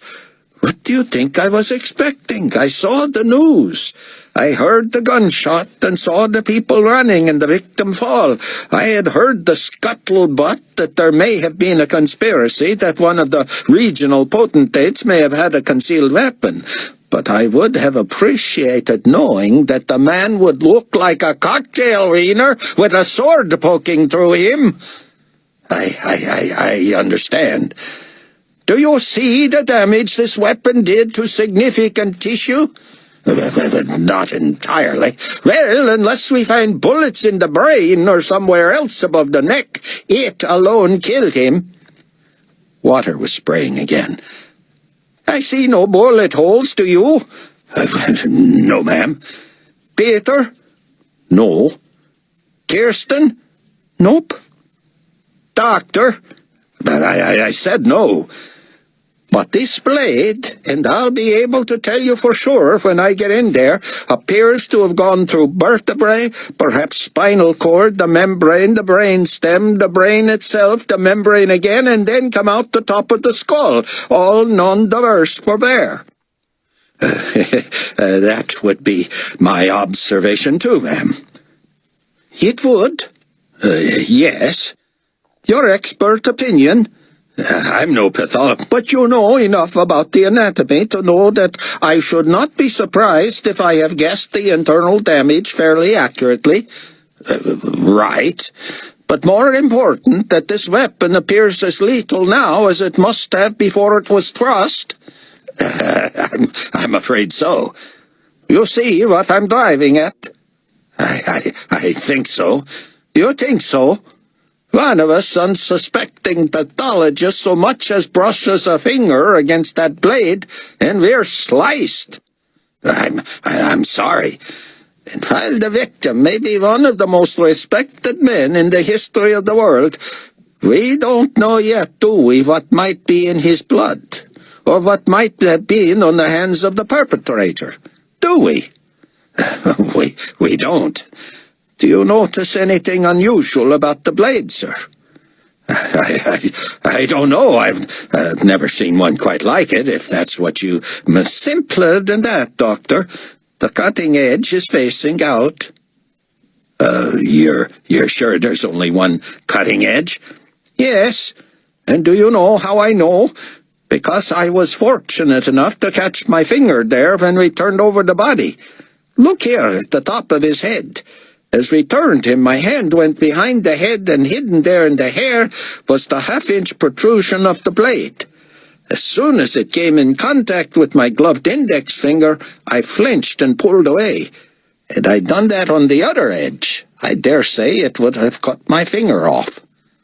I see. You see. Do you also see our challenge in removing the weapon? A pause.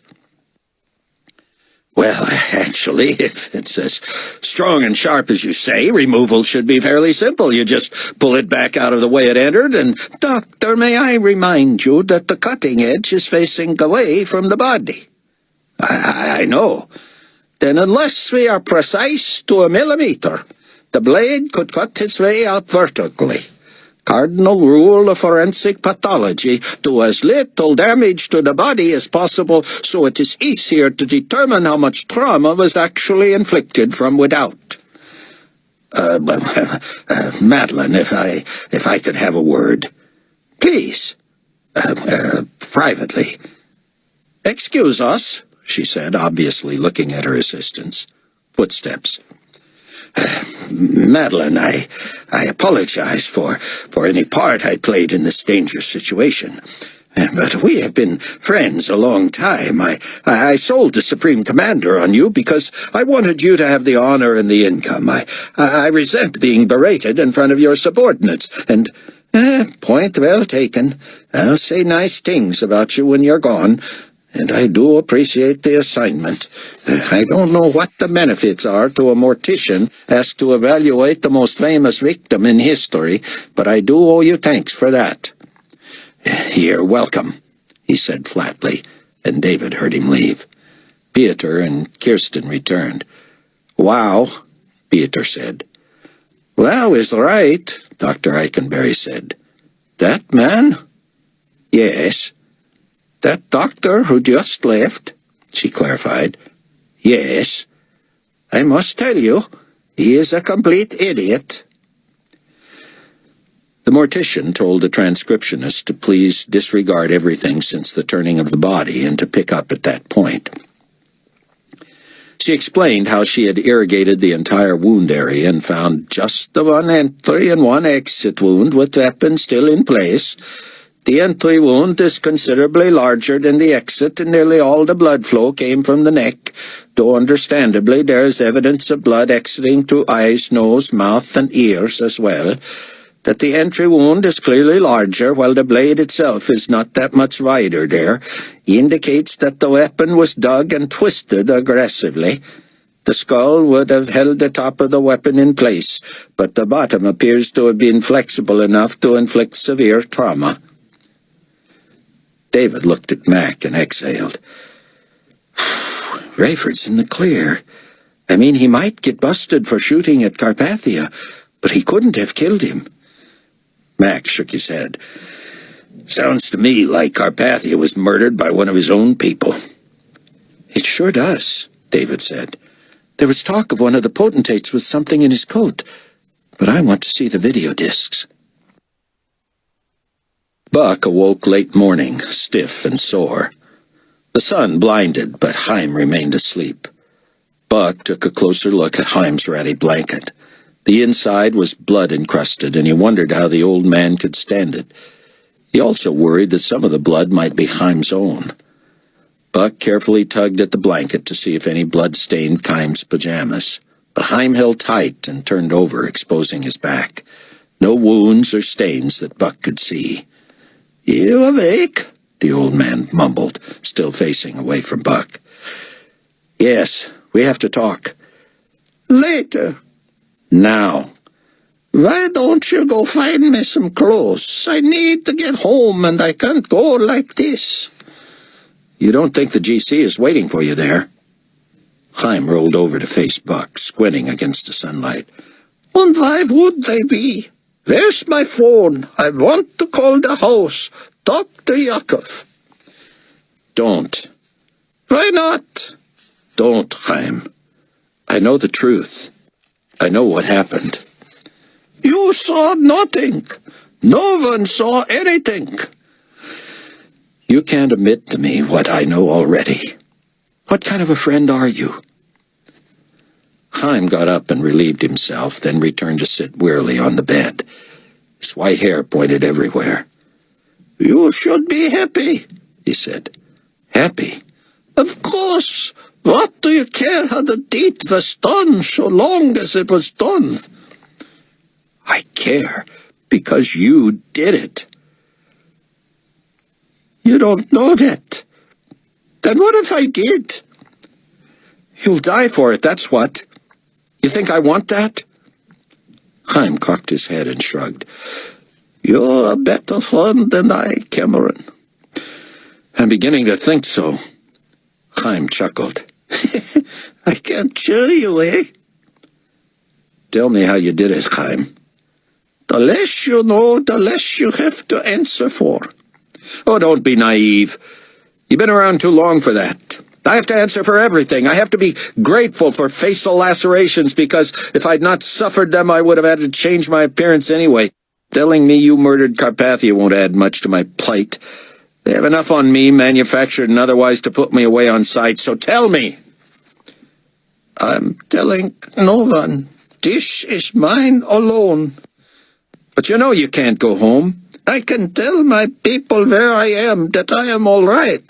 "You must come to the States with me." "I can't leave my country, my staff." Chaim, listen to me. Your staff is dead. They were tortured and massacred last night by the GC, probably trying to get to you. Chaim looked up slowly, his hair casting wild shadows on the far wall. "Don't talk crazy," he said warily. "That is not amusing." "I wouldn't joke about that, Chaim. Yaakov was killed by a blow to the chin that broke his neck. A guard hit him with the butt end of an Uzi when he tried to rush to you." Chaim put a hand over his mouth and sucked in a noisy breath. "Don't," he said, his words muffled. "don't do this to me." "I didn't do it, Chaim. You did it." "He's dead. You know for certain he's dead?" I checked his pulse myself. "What have I done?" Hannelore and her mother and Stefan are gone too. Chaim stood and moved toward the door as if wanting to leave, but knowing he had nowhere to go. "No!" he wailed. "Why?" Someone had to know, Chaim. Someone had to have seen you. Surely you didn't expect to get away with it. Chaim's knees gave way and he hit the floor hard. "You checked the pulses at my home too?" Buck nodded. "That was not smart. You could have been killed too." "And my death would have been your fault too, Chaim. Look what's happened." Chaim turned and leaned over the bed, still kneeling. He buried his face in his hands. "I was willing to die," he managed. "I didn't care about myself. The sword was perfect and fit into the tubing of my chair, just so. No one knew, not even Yaakov. Oh, Yaakov, what have I done to you?"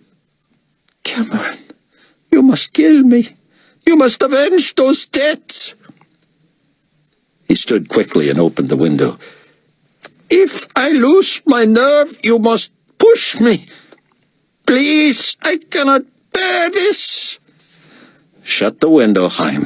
I'm not going to kill you, and I won't let you kill yourself. I'll not turn myself into those swine. I wouldn't give them the satisfaction. Oh, I will kill myself, Cameron. You know I will. You'll have to try without me present. I love you too much, Chaim. I will die before you do to keep you from going to hell. Hell? If God would send me to hell for murdering such a monster, I will go happily. But he should send me to hell for what I did to my people. Oh, Cameron! He collapsed onto the bed, rolling into a fetal position and groaning as if about to burst. Suddenly he sat up, seeming eager to relive the deed. I was going to leap from my chair at just the right moment, weapon in hand. He is so much taller, I had been practicing my jumping. I was going to leap as high as I could, and with both hands on the handle, drive the blade down to the top of his head. The whole world would see and know. There were all those shenanigans on the stage, people standing, sitting, moving, laughing. I joined in, measuring the distance, seeing where I could maneuver the chair. When he came to greet me and lift my hand, I came close to reaching across my body to lift out the sword and plunge it into his heart. But my angle was wrong. I would not have had the leverage to get the blade out, let alone to thrust it where I needed to. I was rolling toward him finally as he moved my way. My plan was to turn quickly at the last minute and trip him. Then I would leap from the chair and kill him. But just as he got near me, the gun went off. At first I thought I had been detected and that his security guards had shot me. But he lurched my way, away from the sound of the gun and the shattering lectern. I could see that he was about to tumble into my lap, so I quickly withdrew the blade. I didn't have time even to orient it in my hands. I pointed it straight up and held steady as he fell back onto it. I held firm and tried to scrape the brain from his evil head. He jerked, and I let go. He rolled to my feet. It was chaos. People came running. I stared away, and for an instant I thought I had gotten away with it. The timing, the shot, I could tell it came from the crowd, and as I ran away I wondered if it might be mistaken for a two-person crime. I had plotted an unlikely escape just on a lark, and here I am. Who would have believed it? Buck sat, shaking his head. Chaim rolled back over, moaning. You're right, he whispered. It's all on me. I did this to them. Oh, no, no, no. Buck heard voices below the window. 3 vagrants sat sharing a bottle.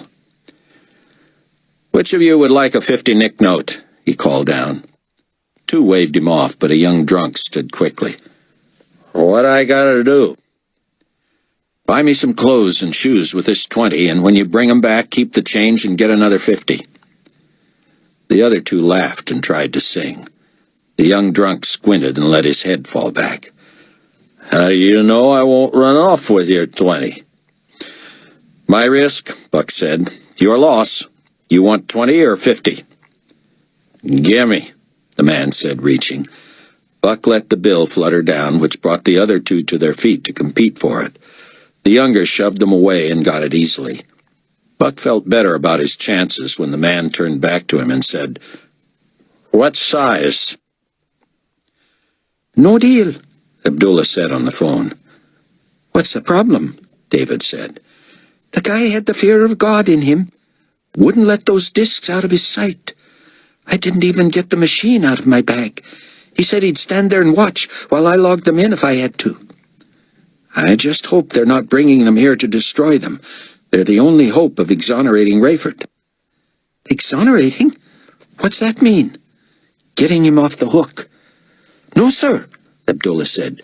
"He didn't even have to pull the trigger to be guilty. He drew down on Carpathia. What more do they need? He needs to stay as far away from here as he can." Chapter 9. 7 hours later.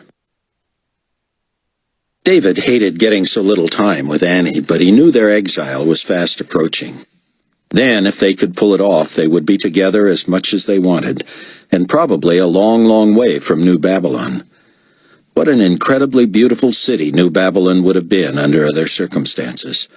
Carpathia had employed the best architects and landscapers and designers and decorators, and except for the absence of any God-honoring works of art, the place looked magnificent, particularly at night. Great colored spotlights accented the massive crystalline buildings. Only since the recent decimation of another huge percentage of the population and the resulting personnel shortages had the place begun to evidence the lack. It took longer for refuse removal or for lights to be repaired. Yet still the skyline was stunning, a man-made marvel. As dusk crept over the horizon, David sat listening to Fortunato, Hickman, and Moon through the bug in Carpathia's office. He couldn't tell whether Leon was actually in Nikolai's chair, but it sure sounded like it. They were watching the videos that had been brought back from the gala. David sat with his head in his hands, using earphones to be sure to catch every detail. He wished he could see the videos, but that was not his call. They played and replayed clips that included the gunshot. "See," Moon said. "He's right down there, stage right, about 3 or 4 deep. There, see? Pause." "I see it, Walter," Leon said. "Good thing we've got fingerprints. I would not have been able to tell who that was in a million years." "Good get-up," Hickman said. "The gray hair sticking out of the turban. Nice touch. Robes, I would have thought he was an Arab. Some kind of raghead anyway." They all chuckled. "Rayford Steele," Leon said softly. "Who'd have believed that? Wouldn't murder be against his religion?" Laughter. Silence. Then, "I don't know." It was Hickman. "Maybe he convinces himself it's a holy war, then I guess everything goes." "Fact is," Moon said, "he missed." "You look close," Hickman said, "and he had a better shot earlier. He fires then, he's our guy. But I don't think he even meant to shoot when he did." "What are you talking about?" "Look, slow motion. Well, back it up a second first. Look, right there. Somebody bumps him. A little person. A woman. Can you zoom?" "I don't know how to run these crazy machines," Leon said. "We ought to get Hasid in here. You want me to call him?" "Maybe. Just a minute. Here, okay. Slow and zoomed. What do you see?" "There," Hickman said again. "She trips, loses her balance or something. Ha! Who's that look like? Wally, who's that remind you of?" "Nah." "No? Come on. Who am I thinking of?" "I know who you're thinking of, but we've got her eyeballed in North America, probably trying to get her to her sister's funeral. She doesn't know it was a month ago." They chuckled again, and David picked up the phone. "Rayford," he said. "Maybe Hattie's not on her way to the safe house yet. GC's tracked her out west, trying to make her sister's funeral." "That's a relief. Maybe we're okay for a while." "Don't get overconfident. I uploaded a whole bunch of stuff to Chloe's computer, so you can see your new digs if you need them. Where are you?" "Well, I was about to put down at Palwaki when I heard from Leah. I've been having trouble reaching T to see if he could go get her in Kankakee, southeast of here. She never got him either, so I'm on my way to get her. We'll come back here and use Buck's car to see if we can get to the safe house." "Called Zion first. Last time I talked to him, he said he thought he heard car noises." That's not good." "Tell me about it," David said. "Hey, Leah might need a new alias." "Yeah? Why?" "She's been asking about Hattie using that Clendenin name. They might try to follow her to Hattie." They're already on to Hattie. They don't need Leah. Whatever you say, Rayford. Just a thought. I appreciate it. You'd better be careful. They're going to try to pin this on you. David told him of the autopsy and evidence investigation. So I missed, just like you thought. Looks pretty sure at this point. Then how can they pin it on me? What? They're obligated to the truth? If you didn't do it, someone on the platform did. My money's on one of the 3 insurgent kings, Rayford said. Probably Letwalla. Even if you're right, you're a less embarrassing assassin than somebody behind Nikolai. I'll bet you're the scapegoat. Buck had sat with the morose Chaim Rosenzweig the whole day. The old man had alternately slept and wept, threatening suicide. Buck wanted to go out and find him something to eat, but he didn't dare leave Chaim. The drunk came back to toss a bundle of used clothes up to the window, but he wasn't interested in more money to find food. Once he had his 50, he was gone. Buck called the desk. Anybody down there that could bring us some food for a fee? What? You think we got room service? Just tell me if you know anybody who wants to make a few nicks. Yeah, okay. When the concierge gets off his break, I'll send him up. You'll recognize him by his tuxedo.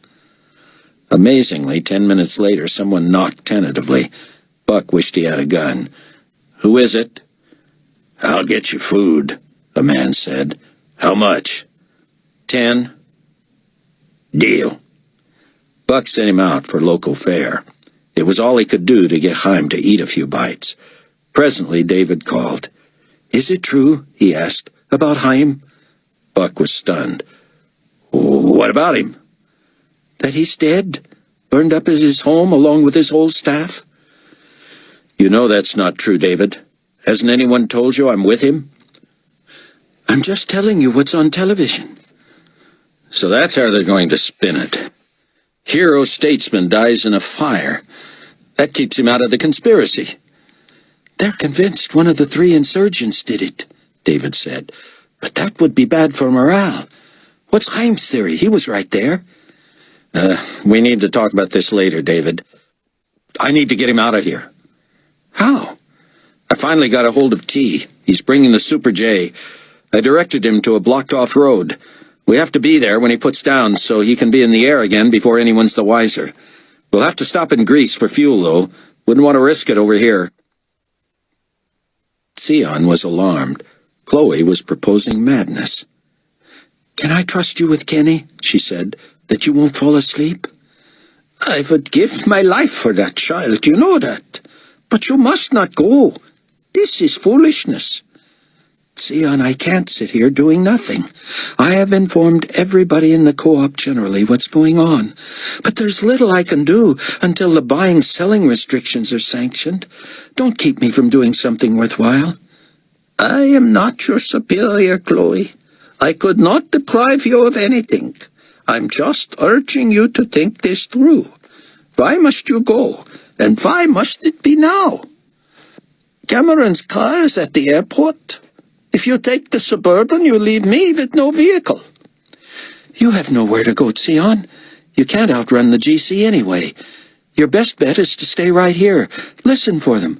Turn the power off if you hear them and become invisible. Sion threw up his arms. I cannot dissuade you, so do what you're going to do. But don't be long. Thank you.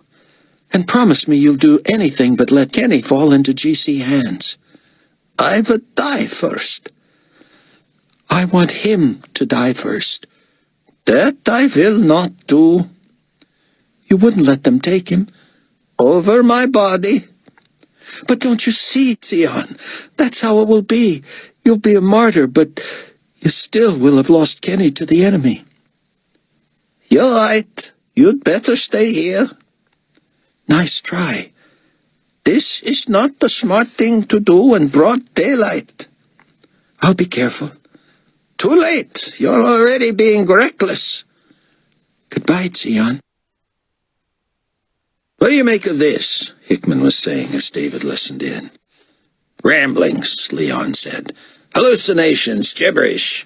Not uncommon in such a situation. But first he said that about thinking he'd done all you asked. What was that about? Nikolai was not addressing me.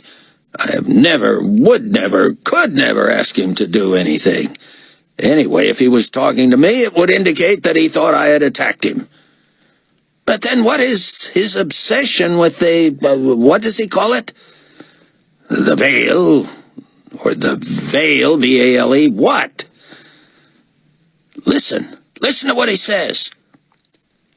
David pressed both earphones close and listened carefully. After Carpathia's first lament, which echoed through the sound system, the PA system appeared to have failed, but his next words were picked up through the video disc machine mic. The veil, Carpathia rasped. Was it rent in twain from the top to the bottom? Carpathia struggled to make himself understood. Father, he managed. Father, forgive them, for they know not what they do. David shuddered. The exchange reminded him of something he and Mac had heard from the morgue. He called Mac. What was it Dr. Eikenberry said about reports of Nikolai's last words? Just that it would have been impossible. That's what I thought. Once she got in there and saw the damage, she said he wouldn't have been able to speak, right? Exactly. David recued the recording and found it. Well, Dr. Eikenberry said, this gives the lie to the last words business, doesn't it? It sure does, Peter said, unless he could speak supernaturally. He and the doctor and Kirsten laughed. This man could not have said the word, Dr. Eikenberry concluded. Maybe they want to invent something for posterity, but no one had better ask me if it was possible. A few minutes after 9 in the morning, Central Standard Time, Rayford put the Gulf Stream down in Kankakee. He had told Leah to watch for a smallish jet and to be ready to board quickly. But as he taxied by the terminal, he saw her sleeping in a chair by the window. He left the jet whining on the tarmac, knowing how conspicuous that would look to ground control, and sprinted into the terminal. "Donna," he said as he approached. "Donna Clendenin." She jumped and squinted at him. "Do I know you?" she said, clearly terrified. "Marbury," he said, grabbing her bag. "We've got to go." "Hi, Marv," she whispered. "You've got to tell a girl when you get a makeover." Rayford heard some kind of warning through the PA system, and a couple of orange-vested officials started his way. He ignored them and was airborne quickly, certain that Kankakee had no GC pursuit craft and little interest in a small jet flyer who had boorishly violated their protocols. He told Leah, "All I get out of Palwaki is a tower guy who says T is not there and won't be back until tomorrow, and that he's not at liberty to say where he went." "I got the same. What do you make of it?" "I don't know. Wish there was someone in his church I could ask. But T and I have never needed to communicate through third parties. He's usually reachable by cell. He's always wanted to be in on the action, and I need someone to go and ferry Buck and Heim over here. I'm tempted to call Albie and see if he can find someone." "Now there's a name I haven't heard," Leah said. "Albie? Long story. Good guy." "So tell me." "Not until you and I clear up a few things." "Until you do, you mean?" she said. Rayford told her what had happened to him in Israel on the flight to Greece and in Greece. "I know that sounds a little too convenient," he said, "and I wouldn't blame you if you thought I just made it up to—" "Made it up?" she said, obviously emotional. "If you made that up, you'd burn in hell." "So, will you be the first to forgive me?" "Of course. And I need to apologize, too. You've done nothing close to what I did," Rayford said. "Forget it." "Don't brush me off, Rayford. I feel awful about how I've responded to you." "Fair enough. We're even." "Don't be flippant." "I'm not. You can imagine how I feel about." "I'm not saying I was as terrible as you," she said wryly. David responded to an announcement that all GC management personnel from director level and above were to report immediately to the small theater in the education wing. What now? As dozens crowded into the room, Fortunato stood at the lectern like a professor. Quickly now, quickly, please find your seats. I've been informed that more than 1 million people are in New Babylon already, with probably at least 2 million more to come. Our social services are being taxed to their limits, and these people have no outlet for their grief. I want to know if there is any reason we cannot put the body of the potentate in position even this evening and begin the procession past the bier. We're estimating that not half the mourners will stay for the burial, which may have to be postponed as well. Do we have adequate lighting? Someone shouted yes. And concessions, stations with water, food, medical services. Could be in place within an hour, someone said. Good. The bier itself and its pedestal? Pedestal is finished and waiting. Bier's finished per specifications? Really? Fortunato said. I was told there was some question whether it could be vacuum sealed. Solved, with a little help. Once the body is placed inside, the air can be quickly removed and the hole secured. The stopper is a hard rubber compound that will be screwed into the plexiglass. Thank you. We can skip the details. The entire container is transparent? Yes, sir, and the pedestal, it will sit nearly 15 feet off the ground. Yet the mourners will have access via stairs leading up one side and down the other. They will, of course, be unable to touch the glass, as they will be separated from it by approximately 5 feet with velvet ropes and armed security. Thank you, Fortunato said. Now, there are certain details I would like us all to hear, except those of you who need to supervise construction of the restoring stations. You may be excused now, and let's shoot for an 8 p.m. start time.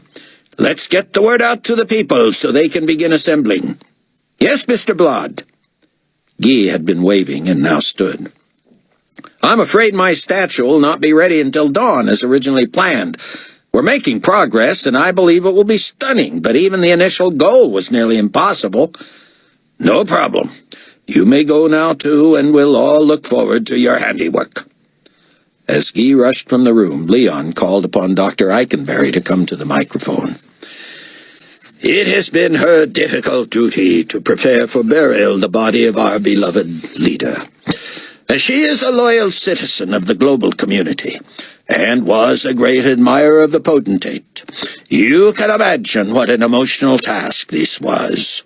I have asked her to report on her findings and summarize the challenges she faced to allow the mourners to have one last encounter with His Excellency in as dignified and memorable a manner as possible under the circumstances. Dr. Eikenberry had lost the severe look David had seen when he first met her. Her white coat was gone, and she seemed to have applied fresh makeup and had her hairdo softened. He wondered when she had had time for that. "Thank you, Supreme Commander," she began. "This has indeed been a most difficult and emotional day for me and my assistants, Peter Berger and Kirsten Scholten. We treated the body of Nikolai Carpathia with utmost reverence and respect. As expected, the cause of death was severe brain trauma caused by a single bullet from a saber handgun. The projectile entered the potentate's body just below the nape of his neck in the back, and exited through the top of the cranium, through the top of his head.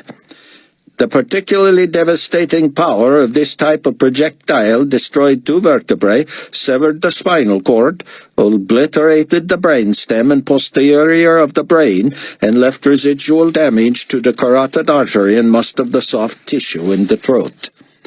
Because of the spinning bullet, the back of the neck and head were laid open, causing the greatest challenge for repair and reconstruction. Without getting into details, the gaping wound has been stapled and stitched, camouflaged with wax and putty, and coloring, and a minimum of artificial hair. If the result contributes to an appropriate farewell to the greatest leader the world has ever known, I am grateful, and consider it a privilege to have served the global community this way." Amid tears and sustained applause, Dr. Eikenberry began to leave, then returned to the podium with an index finger raised. If I may add one thing, she said, there is recorded evidence that His Excellency's last words were an expression of forgiveness to the perpetrator of this heinous crime. Forgiveness has long been ascribed to the divine, and as a medical professional, I must tell you why I concur with this assessment.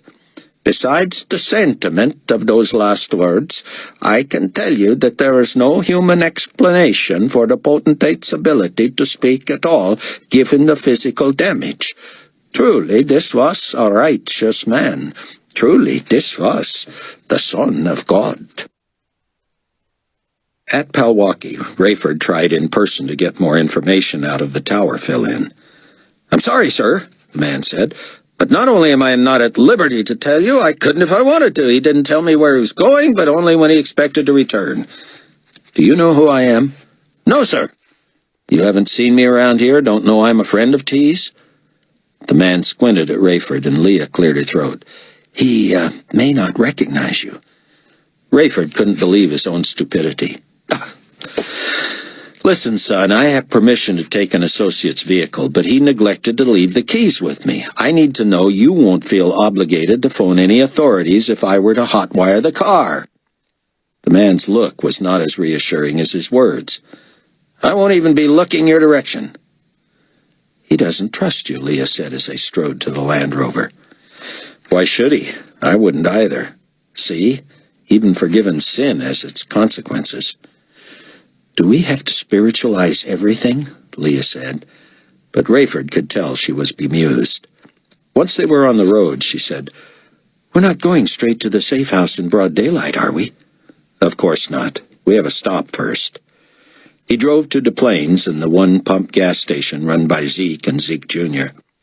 Zeke emerged quickly but hesitated when he saw Rayford. He looked past him to Leah. "I recognize the vehicle," he said, "but not the occupants."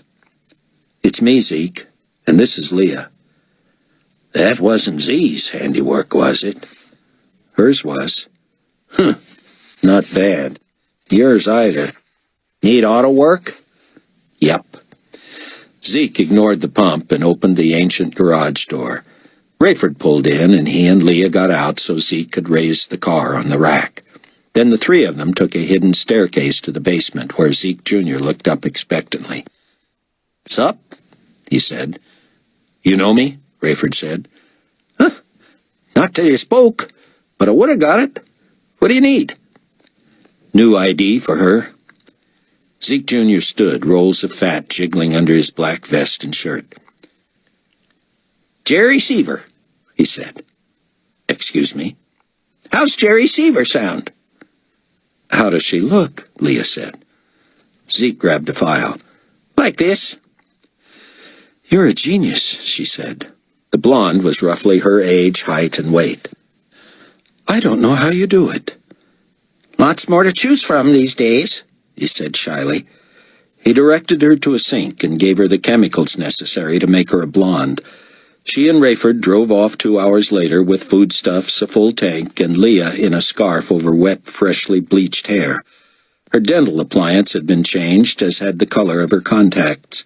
In her purse was a wallet with documents to match.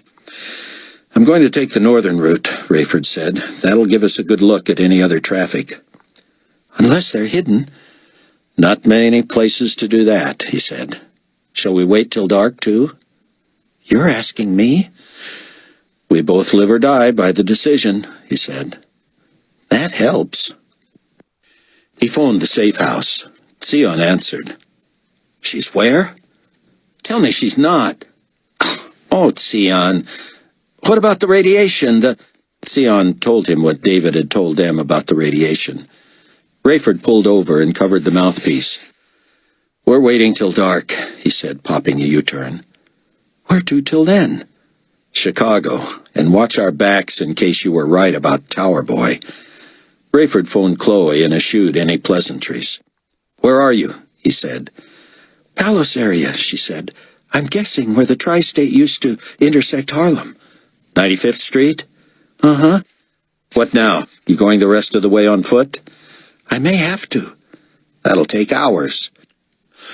What else have I got to do, Dad? At least wait for us. You're more likely to give us away than Hattie is. We've got both vehicles out in the daytime. On foot, you'll stick out like a sore thumb. We're as exposed as we've ever been. Just tell her what to do, Rayford, Leah said. You're back in charge, remember? What? Chloe said. Rayford covered the phone. She's a married adult, Leah, not my little girl anymore. But she's subordinate to you in the Trib Force. Do what you have to do. Chloe? Yes? Stay put until we can find you. We're not doing this thing until after dark. Chapter 10. Buck was having a crisis of conscience. It would have been one thing to be harboring Carpathia's assassin, had it been Rayford or another misguided believer for whom the deed could have at least been rationalized as an act of war. But Chaim? He professed no faith, no acrimony toward Carpathia from a spiritual standpoint.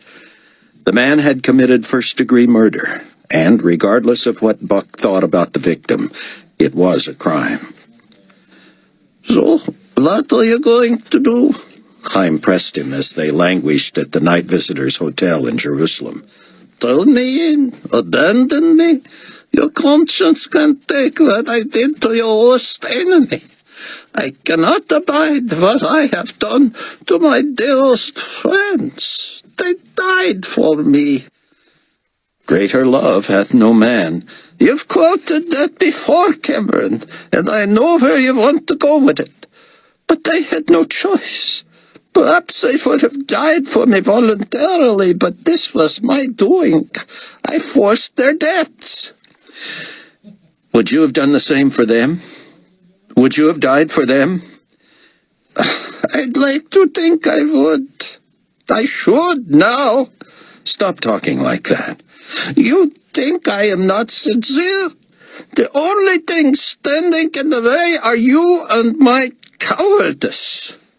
Cowardice? You planned the assassination for months. Virtually told me you were going to do it by showing me your blade making. I don't know where my head was, and you pulled it off according to plan. Right or wrong, it was hardly evidence of cowardice. Ugh! Chaim waved him off. I am a fool and a coward, and the blood of my people is on my hands. Buck paced. Because the GC are already announcing that you're dead, they can kill you without explanation. Let them. I deserve it. I'm a murderer. Buck turned the chair backward and straddled it. What happens when your victim comes back to life? Then what's your crime? Attempted murder? What if there's no evidence of the wound you inflicted? You're talking crazy now, Cameron. It's going to happen, Chaim. I know you say that, and Sion says that. But come now, the man was in my lap when I thrust the blade into his brain. For all practical purposes, he was dead before he hit the floor. He could not have survived it. You can't really believe he is coming back to life. But what if he does? Chaim waved him off again. Don't do that. You're an intellectual, a lifelong student and teacher and scientist. Humor the debate. What if Carpathia comes back to life? Chaim rolled on the bed and turned his back to Buck. Then I guess you'll all be right and I'll be wrong. You win. You're not pretending that it has actually happened. You said yourself, I have a thinking man's brain. I find it impossible to consider impossibilities. That's why we've never gotten through to you? All our arguing and pleading? You've gotten through more than you know, Cameron. I have come from atheism to agnosticism and finally to belief in God. You believe? In God, yes, I told you that. Too many things have happened that can be explained No other way. Then why not Carpathia's resurrection? You can't tell me that you yourself actually believe this, Chaim said. Oh, yes, I can. And I do. You forget, I was there when Eli and Moshe came back to life after 3 days in the hot sun. You believe what you want to believe. Buck looked at his watch. I wish it would get dark. I want out of here. You should leave me, young friend. Distance yourself from me. Pretend you never met me. Buck shook his head, though Chaim was still turned away from him. Can't do that, he said. We go back way too far. I was merely the subject of an article. We didn't have to become friends. But we did. And now I love you and I can't let you go. You think you have nothing else to live for. True enough. But you do. You know what I fear for you, Chaim? You're afraid I will die in unbelief and go to hell. There's something more frightening. What if you wait too long to change your mind and God hardens your heart? Meaning? Chaim rolled over to face him. Meaning that you finally decide it's true and want to give yourself to Christ, but you had already pushed God past where he would allow you to come back. Explain to me how that fits with your view of a loving God who is not willing that any should perish. I don't understand it myself, Chaim. I'm new at this, but Dr. Ben Judah teaches that the Bible warns about just that during the end times. Be careful that you don't go too far, that you ignore too many warnings and signs. God would do that? I believe so. To me? Why not? Chaim let his head rest on the mattress, then covered his face with his arms. Ready to engage in the debate? Buck pressed. I'm tired, Cameron. You slept well? I slept not well. How could I? I can imagine, but this is too important for you to brush aside. You have pleaded with me before. I have heard every argument from you and from Zion. I could make your case for you. Then think about what may happen to you. Say I get cold feet and abandon you. Even if you're a coward and unable to take your own life, someone is going to take it for you. Then what? I like to believe death is the end. It's not, Buck said. Ugh. Just think about it, will you? What it would mean if the prophecy were fulfilled. Nikolai was the Antichrist, and he resurrected from the dead. I don't want to think about it. I want to die. You wouldn't if you believed what I believe. That I agree with. You do? Of course. Who would want to go to hell? You don't have to, Chaim. God has... I know. All right, I know. Stop talking. I will, but just consider... Please. How you would feel if Nickel... For the love of... I'll shut up now, Chaim, but...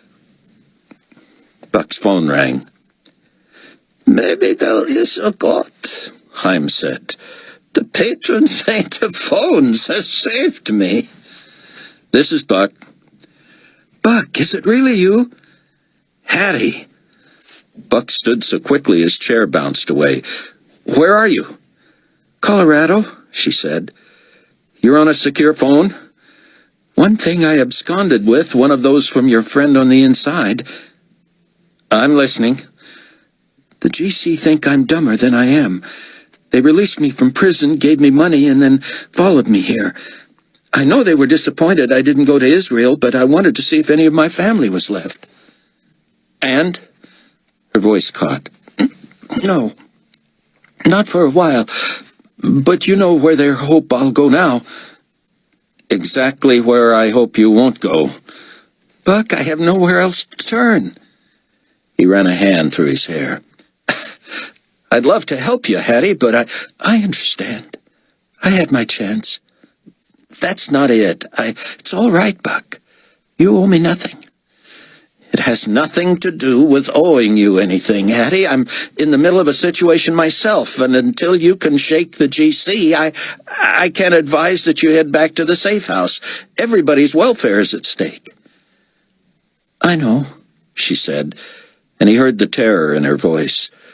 Would you please tell everybody that I never told anyone where they were? Hattie, you as much as put Bo and Ernie on our doorstep. They couldn't have found their way back there. Anyway, they're both dead, and if they had told anyone, you'd have been raided by now.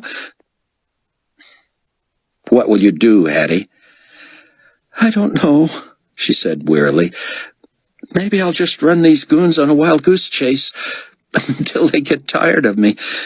Heaven knows they gave me enough money. They're not going to let you out of their sight. And don't think they couldn't patch in even to this call. They're watching my car. They think I'm eating. Good time to slip away? Too open. I've got to get them to somewhere more densely populated, maybe Denver. Be careful. Thanks for nothing. Hattie, I'm sorry. I didn't mean that, Buck. I was trying to be funny. Nothing's funny anymore, is it? If you shake them and are sure, try me again. We may not be at the same place, but if we can accommodate you. You would, wouldn't you? Of course we would. You know us. Yes, I do. You were all better than I deserved. I'd better get off. Yeah, I suppose you've heard they're trying to pin the assassination on Rayford. I heard. Has to be a frame-up. He probably wasn't even there. He was there, but he didn't do it. You don't have to convince me. Rayford killed somebody? Not in a million years. I know him better than that. Listen, just tell everybody I'm safe, and so are they, and thanks for everything I didn't deserve. Hattie, we all love you and are praying for you. I know you are, Buck. David, stunned at the difference between Dr. Eikenberry's public pronouncements and the autopsy, frantically searched his database for a meeting between her and Fortunato prior to the meeting with management. He had to know what approach Leon had used in case Leon tried the same with him. Via his hard drive, he bounced all over the compound, but had no luck. He did, however, come upon a private meeting between Leon and an unidentified male in a conference room near Carpathia's office. "And how long have you been, working for us, sir?" "Almost from the beginning, Mr. Supreme Commander." "And you're from?" "Greenland." "You, enjoy your work?" "Until the assassination, yes." "The shooting?" Well, I meant the stabbing. The assassination of those two guys at the Temple Mount, that was exciting. I mean to see His Excellency put them in their place. But you didn't enjoy your job so much when you saw the potentate himself murdered. Oh, no, sir. I kept the camera right on him, but it was the hardest thing I've ever done. You know the autopsy is finished, and it was the gunshot that killed the potentate. David could not decipher the response, but it sounded like a snort.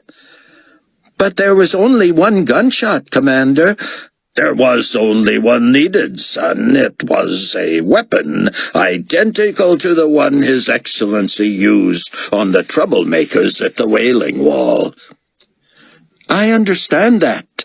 But from where I sat above stage left, I saw the wood speakers thing." "The lectern?" Yeah, that. I saw that get hit and the curtain go flying. No way that bullet also hit the potentate. It was closer to me." "Nevertheless, it has been determined that—" "Excuse me, Commander, but the real murder happened right below me, and I saw it happen." "And you have reviewed this?" "Watched it over and over. Couldn't believe it." "And you discussed it with whom?" "Just my boss." That would be Mr. Bakar. Yes, sir. Footsteps. A door opening. More faintly. Margaret, would you have Mr. Bakar join us, please? Thank you. The door shut, and David heard Leon's chair. Look into my eyes, son. There. Yes. You trust me, do you not? Of course. When your superior gets here, I am going to tell you both what you saw and what you will remember. Excuse me? I am going to tell you what you saw and what you will remember. But, sir, I know what... You understand that I will soon become the new potentate, don't you? I assumed that, yes, sir. You did? I think most people assume that. Do they? No response. Do they? Leon repeated. Don't just nod. Tell me. The young man's voice sounded hollow. Yes.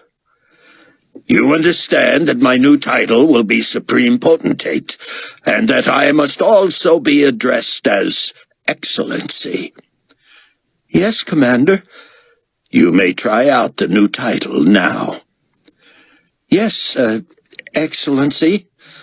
And you realize that I will not only be worthy of worship, but also that worship of me will be mandatory.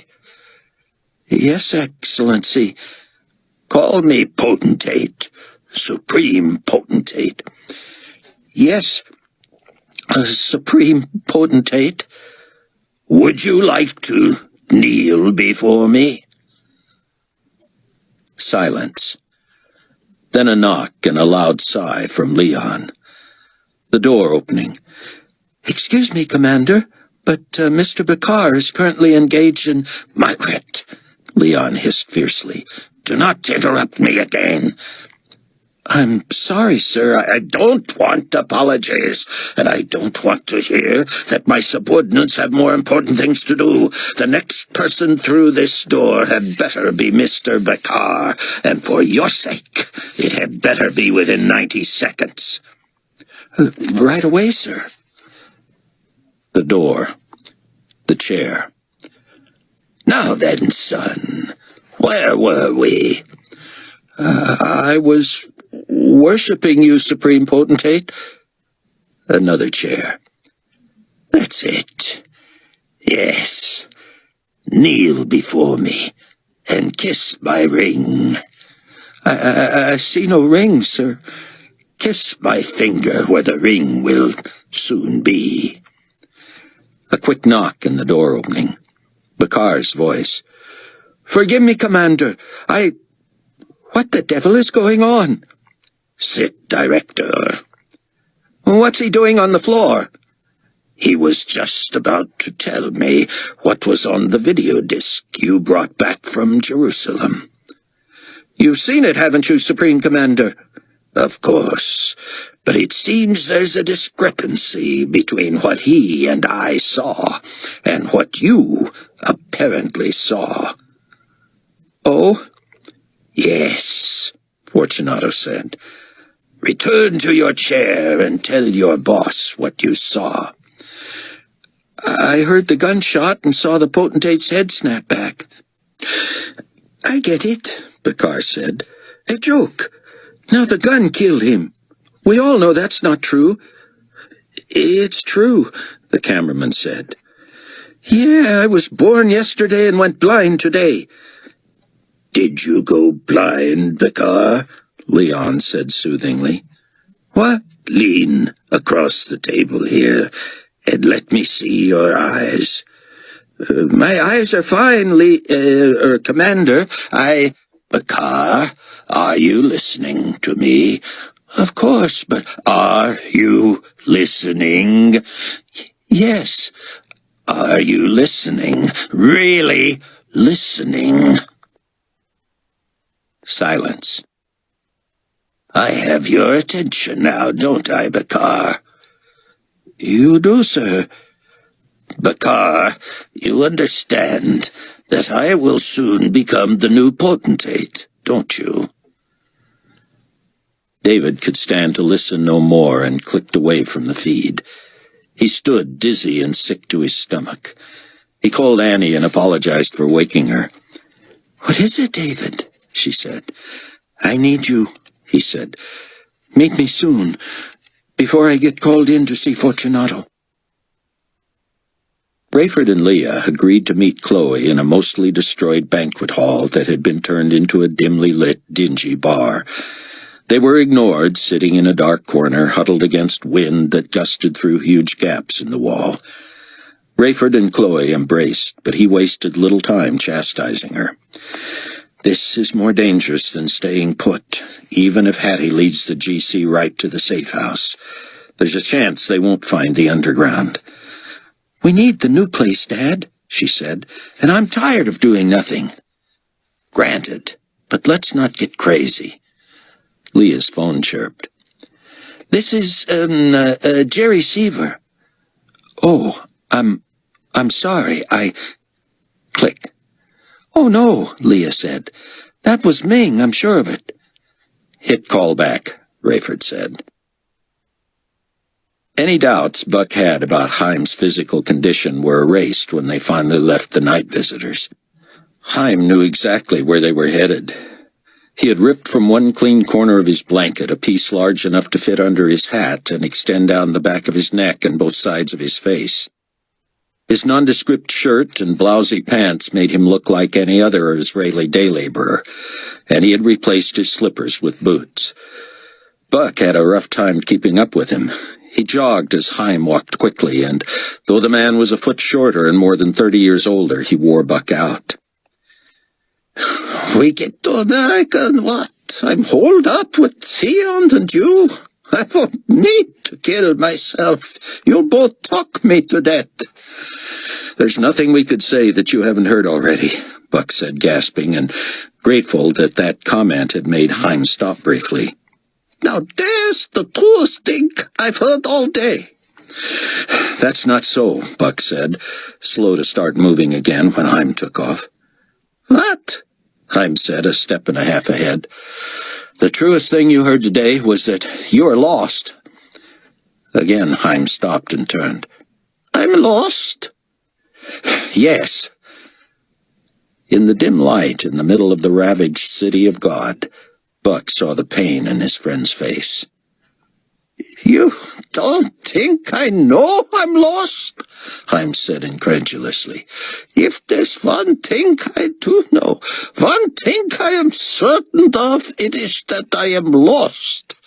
Why do you think I would sacrifice myself to murder the greatest enemy my country has ever had? I did not expect to survive. I was ready to go. Why? Because I am lost. Nothing to live for, nothing. My farewell act was to be of some benefit to Israel. Now the deed is done, and I am here, and yes, I am lost." Buck was desperate that Chaim not give them away with his ranting, but that was only one reason he approached his dear friend, arms outstretched, and embraced him. "You don't need to be lost, Chaim. You don't need to be." And the old man sobbed in Buck's arms. Chapter 11. "Don't hang up. It's Leah." She had moved out to the Land Rover to make the call. "It sounded like you," came the voice Leah never felt fit the delicate Ming toy. "But who is Jerry something?" "We international fugitives have to keep changing identities, Ming. If it weren't for the intrigue, what would be the appeal? I don't know how you keep your sense of humor. This is too dangerous, too frightening for me." "You handle it well, Ming." "I called with a question. Your friend, Williams?" "Buck, yes." "No, not Buck. Longer name." "Cameron?" "Yes. Where's his family?" "West somewhere. Why?" "I think only his father and brother are still around." "I don't think they're around either. There was lots of talk at Buffer today about what happened to Dr. Rosenzweig's house and his people. They don't know where he is, but they're making it look like everybody died in the fire. Yes, they're saying the same thing will happen to Cameron Williams' people if they don't give him up. His relatives don't know where he is, Leah said. He's smarter than to give them that kind of information. Leah, they may already be dead. This was supposed to happen right away. What was? Torture. Dismemberment. They tell where they are killed. Then comes the fire to cover it up. I don't know what to do. Just have your friend check on them. Maybe he can warn them in time. I will, Ming. How are you doing? Ready to come see us? Whoops, hang on. Leah slid down in the seat as two uniformed GC officers strolled by. They stopped right next to the rover, chatting and smoking. Ming, Leah whispered, can you still hear me? Barely. What's going on? I've got company. If I don't say anything, you'll know why. If you need to hang up, I'd rather stay on with you. Let me give you Rayford Steele's number, in case I get caught. He'll answer to Marvin Berry. Got it. Leah felt the vehicle rock. They're leaning against the car, she said. Luckily all the windows are tinted except the windshield. Where are you? Illinois. I mean in the car. Floor of the front seat. Wish I were daintier. The gear shift is killing me. They don't see you? Don't think so. I can hear them plain as day. What? Leah didn't want to speak louder. The peacekeepers were trading wild party stories. She wanted to say, yeah, and I'm the Easter Bunny. But she lay still. This hunk of junk looks like it's been through a war, one said. It has, stupid. It's old enough to have been through the war and the earthquake. Tough make. Not as tough as the Land Cruiser. No? Same company? Toyota. Really? Expensive. More than this? Quite a bit more. No kidding. This thing's loaded. I think it's got a GPS. This rig? Nah. Betcha. How much? 10 spot? You're on. Oh, Leah whispered. They're coming to the front. You need me to call Rayford? But Leah didn't answer. She tucked the phone between the seats and pretended to sleep. See, isn't that the positioning system right there? Hey, she all right? Who? Oh, man. Door's unlocked. Ask her. A rap on the window. Hey, lady!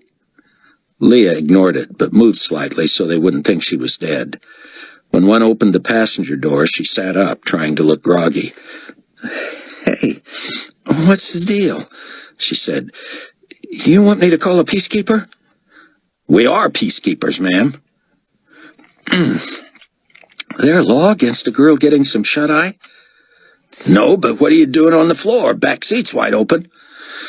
Trying to stay out of the sun.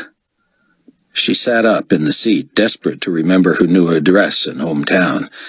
Zeke Jr. had reminded her more than once to memorize it as soon as possible. She hated being so new at this part of the game. This your vehicle? Borrowing it. From? A guy named Russell? That a first or last name? Russell Staub. You know you're borrowing it? Of course. What are you driving at? Run a check on it, one told the other, who immediately got on the phone. Where's he from, ma'am? Mount Prospect. What are you doing all the way down here? She shrugged. Supposed to meet some friends. We're going to find this rover registered to a Staub in Mount Prospect, right? She nodded. I don't do his paperwork for him, but that's whose it is, and that's where it's from. You got any ID, ma'am? Yeah, why? I'd like to see it.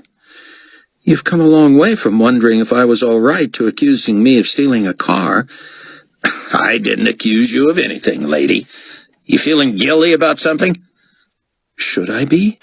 Let me see your ID. Leah made a show of digging through her purse even after she had located the new documents so she could take a last peek at the new information. This your current address, Miss, Seaver? If it says Park Ridge, it is. You're a long way from home, too. Only because there are hardly any roads anymore. That's the truth. Stop! Mount Prospect, the other officer said. No outstandings, no reports. Leah raised her eyebrows, her pulse racing. Satisfied? He handed back her ID. Don't be out and about without something to do, ma'am. Why don't you get this vehicle back to the owner and get on home? Can't I get a drink first in case my friends show up? Don't be long. Thank you.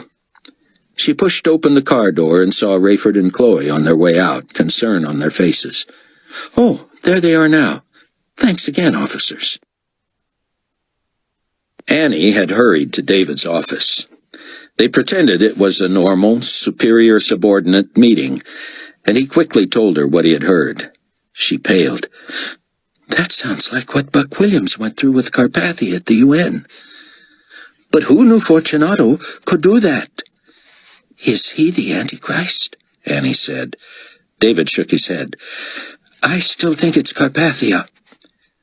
But he's really dead, David. I mean, really. How long was he in that bag and in that box? I thought he was supposed to come back to life right away. Dr. Ben-Judah thought so too, he said. What do we know? If we had this stuff figured out, we probably would have figured out the rest and wouldn't have been left behind. David's secretary buzzed him. The Supreme Commander would like to see you. Annie grabbed his hands. God, she whispered, protect him on every side. Amen, David said. Buck and Haim sat shivering in a ditch at the far north end of a deserted and blocked-off road. Only a small stretch remained smooth, and Buck began to wonder whether it was long enough for the Super J. The jet might be able to land and take off without attracting attention, but if T had to circle or take more than one shot at it, who knew? Worse, the stretch was unlit. T would use his landing lights only as much as he had to, counting on Buck to guide him in by phone. That meant Buck would have to stand at one end of the makeshift runway or the other. He opted for the front end so he could talk T through coming straight over his head. Then he could spin and try to keep him straight until he landed. The only danger was T's coming in too low too quickly. Buck would have to leap out of the way. Still, that seemed easier than trying to elude a plane careening toward him at the other end. This is a lot of trouble for someone who doesn't want to leave, Haim said. Well, I want to leave even if you don't. Buck's phone rang, and he assumed it was T, though he had not heard the plane yet. It was Rayford. We have a situation here, Rayford said, quickly bringing him up to date on Hattie. The question is whether now is the time to talk. It's not, Buck said. But in a nutshell, what's up? Wouldn't do that to you, Buck. Call us when you're in the air or in Greece, and greet the brothers for us. Will do, Buck said, puzzled at Rayford's new tone. It was as if he were talking to his old father-in-law. Chloe sends her love and wants to talk with you when you have time. Thanks, me too. I love you, Buck. Thanks, Ray. I love you too. David realized how petrified he was when he nearly blundered by heading straight toward the conference room upon reaching the 18th floor. He in there? He said, trying to mask his anxiety. No, Margaret said, clearly puzzled. He's with Messrs. Hickman and Moon in his office. They're expecting you. I will not kneel, David vowed. I will not worship or kiss his hand. Lord, protect me. Leon and the other two directors huddled around a TV monitor. Leon still appeared grief-stricken. Once we get His Excellency into the tomb, he said, his voice thick with emotion, the world can begin approaching some closure. Prosecuting his murder can only aid in achieving that. Watch this with us, David. Tell me if you see what we see. David approached the monitor. Certain Fortunato could hear his heartbeat and see the flush of his face. He nearly missed the chair, then settled in awkwardly. Shot from above, the video disc was crystal clear. At the sound of the gunshot from Carpathia's left, he had turned and run into the wheelchair as Chaim rolled toward him. Chaim grabbed at the metal back support over his left shoulder and quickly produced what appeared to be a 2-foot sword. As Nikolai tumbled atop him, Chaim whipped the weapon in front of him, holding it with both hands, point up, sharp edge facing away from the potentate. Chaim lifted his forearms as Carpathia's body met the blade, and the sword slipped into his neck and straight through the top of his head as easily as a bayonet would slice a watermelon. Carpathia's hand shot to his chin, but David kept his eyes on Chaim, who violently twisted the handle at the base of Nikolai's neck. He let go as Carpathia dropped, then quickly steered stage left and sat with his back to the dying man. Well, Leon said, peering at him, is there any doubt? David stalled, but all that served was to make the other two glance at him. Cameras don't lie, Leon said. We have our assassin, don't we? Much as he wanted to argue, to come up with some other way to interpret what was clear, David would jeopardize his position if he proved illogical. He nodded. We sure do. Leon approached him, and David froze. The Supreme Commander took David's face in his fleshy hands and looked deep into his eyes. David fought the urge to look away, praying all the while that he would do the right thing, and hoping that Annie was continuing to pray too. Like Nikolai, here was a man with clear mind control over unbelievers. He felt his pulse in his ears and wondered if Leon could detect his panic through his fingers. Director Hasid, Leon said, eyes boring into his. Rayford Steele shot dead, our beloved potentate. Rayford? Hadn't they watched the same video? Leon would be suspicious if David agreed too quickly. No, David said. The disc was clear. Doctor wrote... A stroke victim and a great loyal statesman would be incapable of such an act, would he not? But... Fortunato's sweaty palms still cupped his cheeks. The only killing weapon was the saber in the hands of Rayford Steele, who shall have to pay for his crime. Rayford Steele? David said, his voice cracking like a junior high schooler. The assassin. The assassin? Look again, David, and tell me what you see. David was terrified. He had not noticed anyone switching discs, yet this version indeed showed Rayford firing at the stage. David wondered if he was weaker than Buck had been 3.5 years before. Was it possible that Leon could make him see something that wasn't there? He stared, unblinking. Time seemed to stand still. Someone had to have changed the disc while he was distracted in Leon's hands. This was no concoction, no mind game, for while this showed the gunshot, it also showed Nikolai falling into Chaim's lap. Slow it down, David said, trying to mimic the flat voices he had heard earlier. He believed his ruse was failing miserably, but he had no choice but to play it out. Yes, Walter, Leon said. Show the fatal shot again and slow it down. David fought for control, determined to watch the lectern, the curtain, the kings. As soon as the flash of fire and the puff of smoke appeared at the end of the saber, the lectern split and the pieces hurtled toward the 10 kings.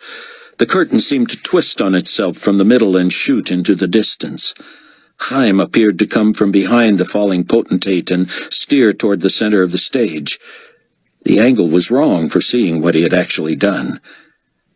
To his disgust, David had to submit a second time to Leon's hands on his face. Well, Leon said, peering at him, is there any doubt? This time David could not stall. He was suddenly aware of Leon's overbearing cologne. How had he missed that before? Cameras don't lie, Leon said. We have our assassin, don't we? David nodded, forcing Leon to loosen his grip. We sure do, he managed. Steele must pay. I hate this, Leah said as the three sat inside again. It's nerve-wracking. We shouldn't be out during the day. Too many things can go wrong.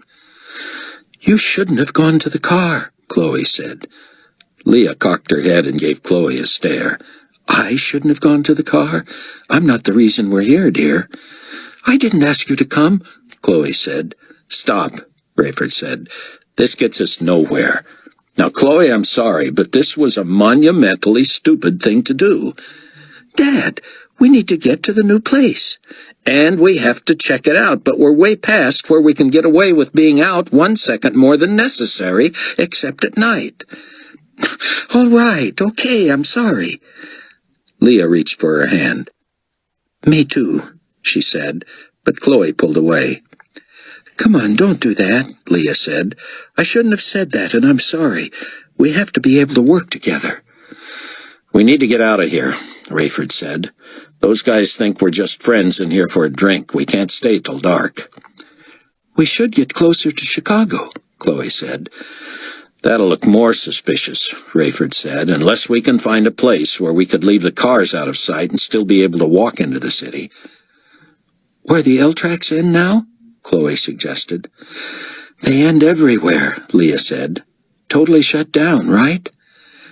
Well, Chloe said, the tracks are torn up heading in from the south, and then they're okay in the city, but they're closed. Rayford looked to the ceiling. So, how about we find a place to hide the cars down that way, coming in from separate directions, then follow the tracks into the city? Leah nodded. Good idea. Chloe said, That's what I thought. If you're where I think you are, T said, it looks impossible. You can see the road? Buck said. Why can't I hear you? Wind, maybe, but you'll hear me soon.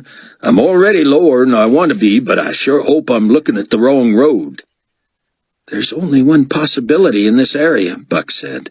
If you see any stretch of open road, you're looking at us. Buck, do you have any idea how long it takes for one of these to stop? An aircraft carrier'd be easier. Any options?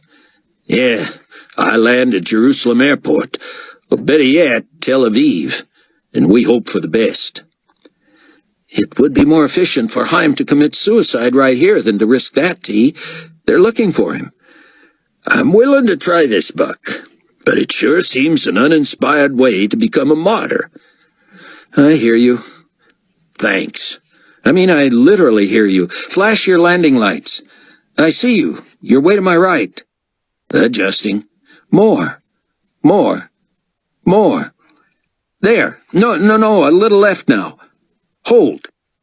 I see nothing. Use your lights when you need to. That'll help me too. I don't like what I'm not seeing. The landing lights came on and stayed on this time. Now I don't like what I am seeing. You seem high. I thought you were too low. I was lower than I wanted to be with all those emergency lights off to the left down there. Let's hope they're too busy to look up. You still seem high. I am, but I still don't see you either. If you stay up there, I'm safe. You gonna go around again? Negative. I have one shot, and I'm going to make it work. You better start dropping. Here I come. Buck put his phone down and waved, though he couldn't imagine T seeing him from that angle. The plane drifted right, and Buck tried to signal T back to center. With his lights still on, T should have been able to see that for himself. As the Super J screamed past him, Buck grabbed his phone and shouted, "You straight?"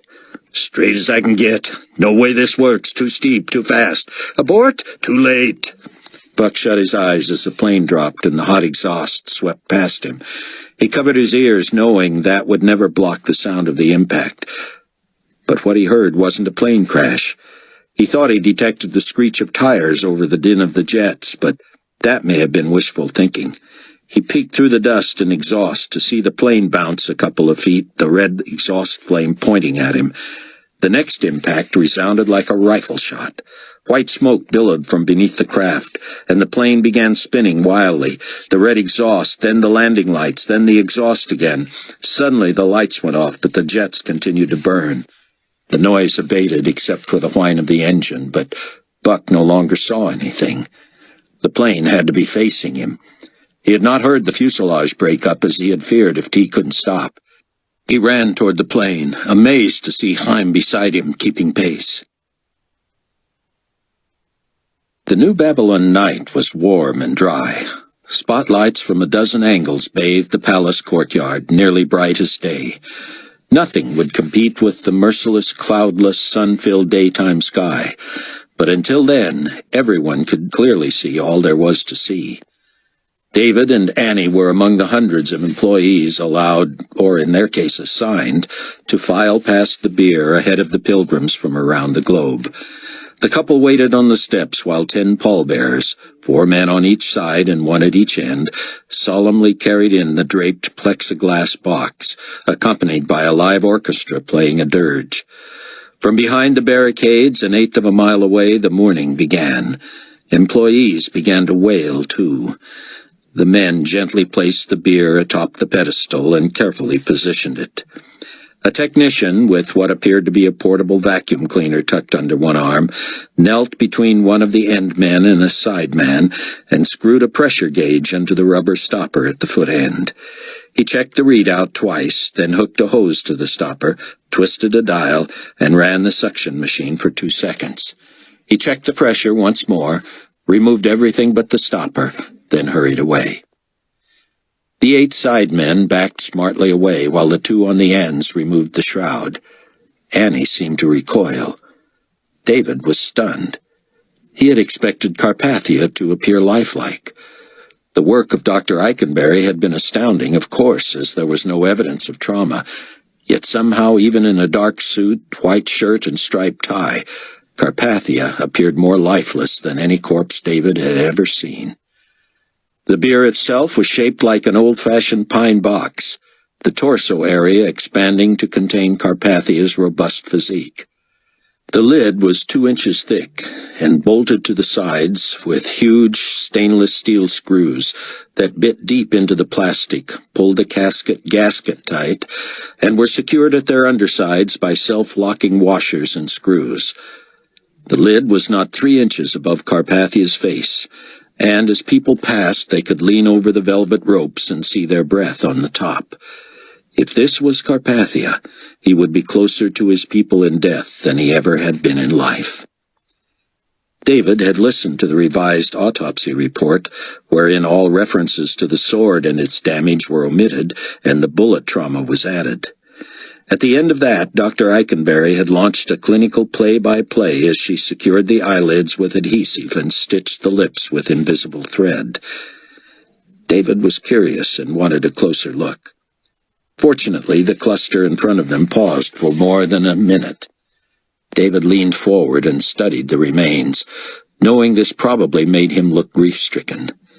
He wondered if this was really Carpathia. The body looked stiff, cold, pale. Could it be a wax figure? Might the resurrection occur in the morgue refrigerator? The vacuum-sealed plexiglass bier certainly would not be conducive. Carpathia's hands were more lifelike and convincing. Left was draped over right at the waist, and they looked manicured and only slightly paler than in life. They rested within a 1/4 inch of the transparent lid. David almost wished the man were worthy of this display. David was stunned when several ahead of him made religious gestures, from crossing themselves to bowing. A woman nearly toppled as she gave in to tears, and David wondered what the outcry from the public would be like if GC personnel reacted like this. 3 armed guards stood on the other side of the bier. When any mourner touched the glass, the closest guard leaned over and wiped the prints away, polishing. Finally, the line moved, and David tried to guide Annie for a closer look. She surreptitiously stiffened, and he let her stay outside him as they passed.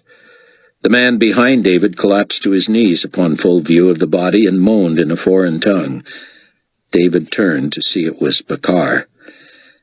Annie left, still looking exhausted, and David moved atop an observation deck that had been fashioned as the second floor of one of the medical tents. He watched as the barricades were pulled away and the crowd slowly began to move toward the bier. Someone hurrying around the outside of the courtyard distracted David, heading toward where the evidence room had already been dismantled. It was a woman carrying a bulky paper package. He scampered down and excused himself through the crowd to get to the area from the opposite direction of the woman. When he arrived, he saw her, Dr. Eikenberry, hurrying back the way she had come. Guy Blod stood there with the package. He looked at David and shrugged. "We're going to make dawn," he said, "thanks to your help." David didn't want to be pals with Guy, but he did want to know what was in the package. "What have you got there, Minister Blod?" "Just something she said the Supreme Commander wants in the statue." "In the statue?" Guy nodded. "Which means it has to go in now, because once we weld this together, the only things that will get inside it will have to be smaller than the eyeballs, nostrils, or mouth. I mean, at 4 times life size, they'll be plenty big, but—" "May I?" David said, reaching for the package. "Whatever," Guy said. "It's going to burn anyway." "Burn?" "Or melt. The hollow legs will be an eternal furnace. Don't you love it?" "What's not to love?" David said, peeking through a corner of the paper. In his hands was the real murder weapon. Chapter 12.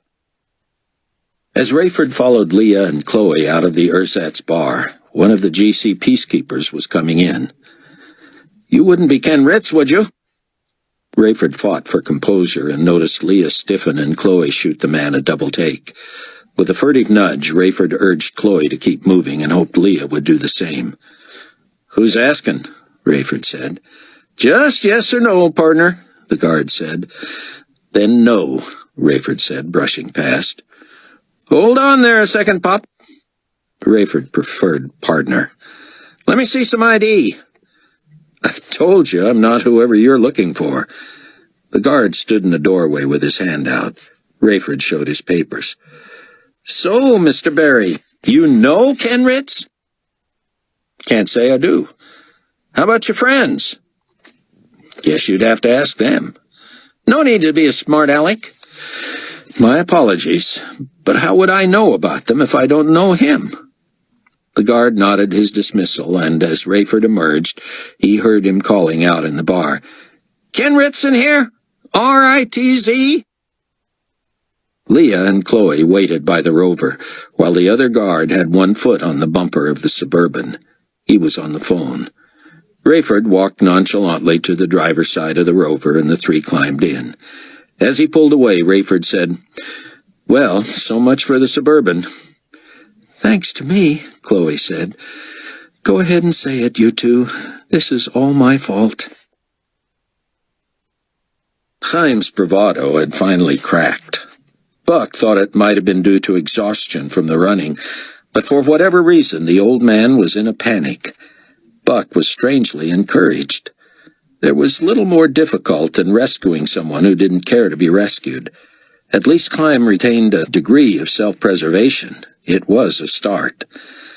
The Super J sat at a severe angle with a blown tire.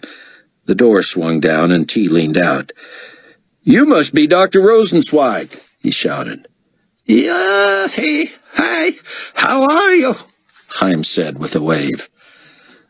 "You know we got people coming and you've got a flat tire?"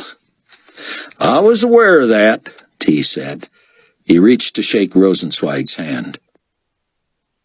"Save the introductions until the GC shoots us," Chaim said. "We've got to get out of here. Have you taken off in a plane with only one tire?" "We're not going to outrun anybody on foot. Let's give this a try." Buck stepped up behind Rosenzweig and tried to guide him up the stairs. He wouldn't be moved. "This is lunacy, come on. There's barely enough road here to take off if the plane was healthy." You ready to turn yourself in? No! Well, we're leaving. You coming or taking your chances? Buck pushed past him up the steps. He grabbed the handle and set himself to lift the door. Last call, he said. There's no chance on the plane, Rosenzweig whined. We're all going to die. No, Heim, Buck said. Our only chance is in the air. Have you given up? Rosenzweig leaped aboard as T muscled the plane to the end of the road, turned around, and gave it full throttle. Buck and Heim, listing far to the left, buckled themselves in. Buck prayed. Heim muttered, Lunacy, lunacy, no chance, no hope. With the engines screaming, the plane was suddenly level, though they weren't moving. Buck didn't know how T was doing it, but he used the propulsion and the brake to feather the craft up onto its one good tire. As he released the brake and maneuvered the controls, the Super J teetered crazily as it shot down the road. At the other end, the pavement had been twisted and tossed up onto its side to form a 4 or 5 foot barrier. As they hurtled straight toward it, Buck knew T had to find the right combination of speed and runway to pull this off. Buck couldn't tear his eyes from the barrier. Heim sat with his head between his legs, hands clasped behind his head. He moaned, "Oh, God! Oh, God! Oh, God!" And Buck had the impression it was a sincere prayer.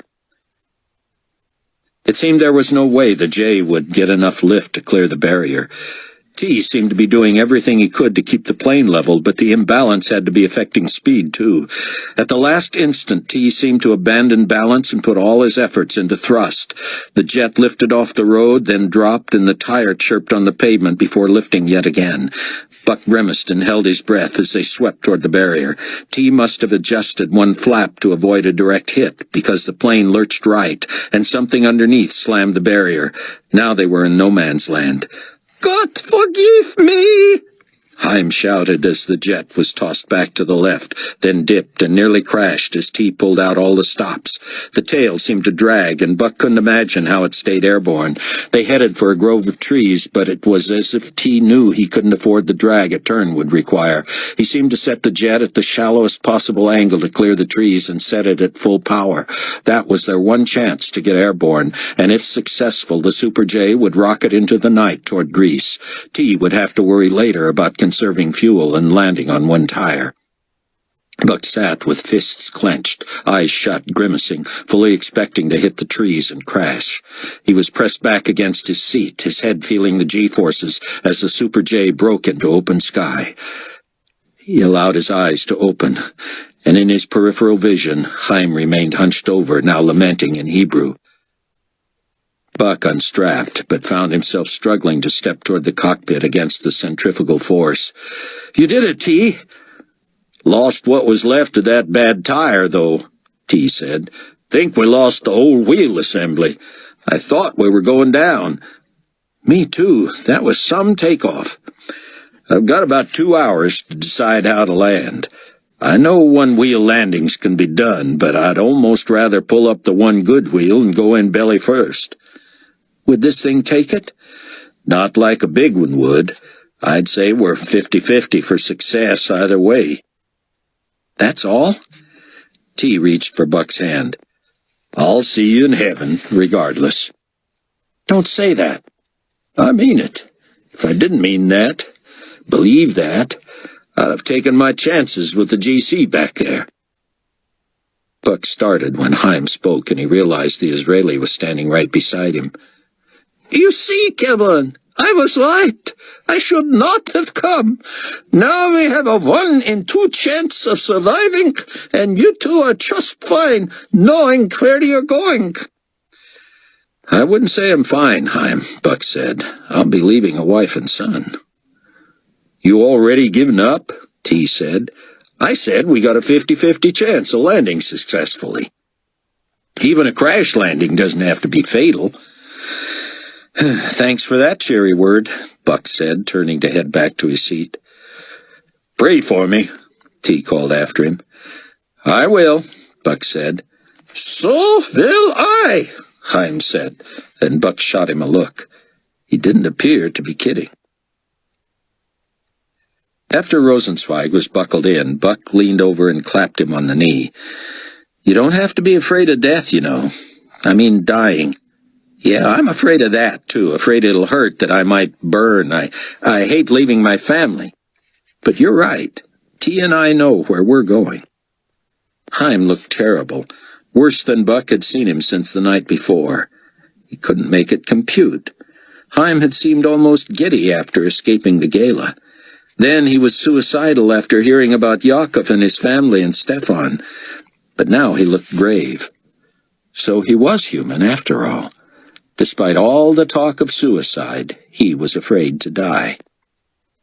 Buck knew he had to be as forthright with Chaim as he had ever been. "We may meet God tonight, Chaim," he began, but Rosenzweig immediately made a face and waved him off.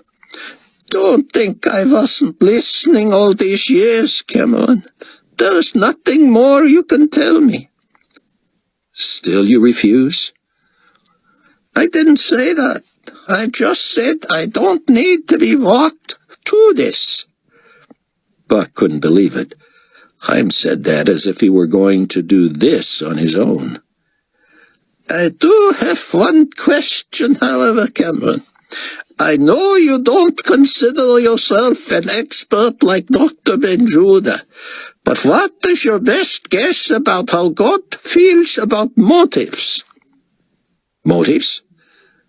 Chaim looked frustrated, as if he wished Buck caught his drift without Chaim having to explain. He looked away, then back at Buck. "I know God is real," he said, as if confessing a crime. "There has been too much evidence to deny it.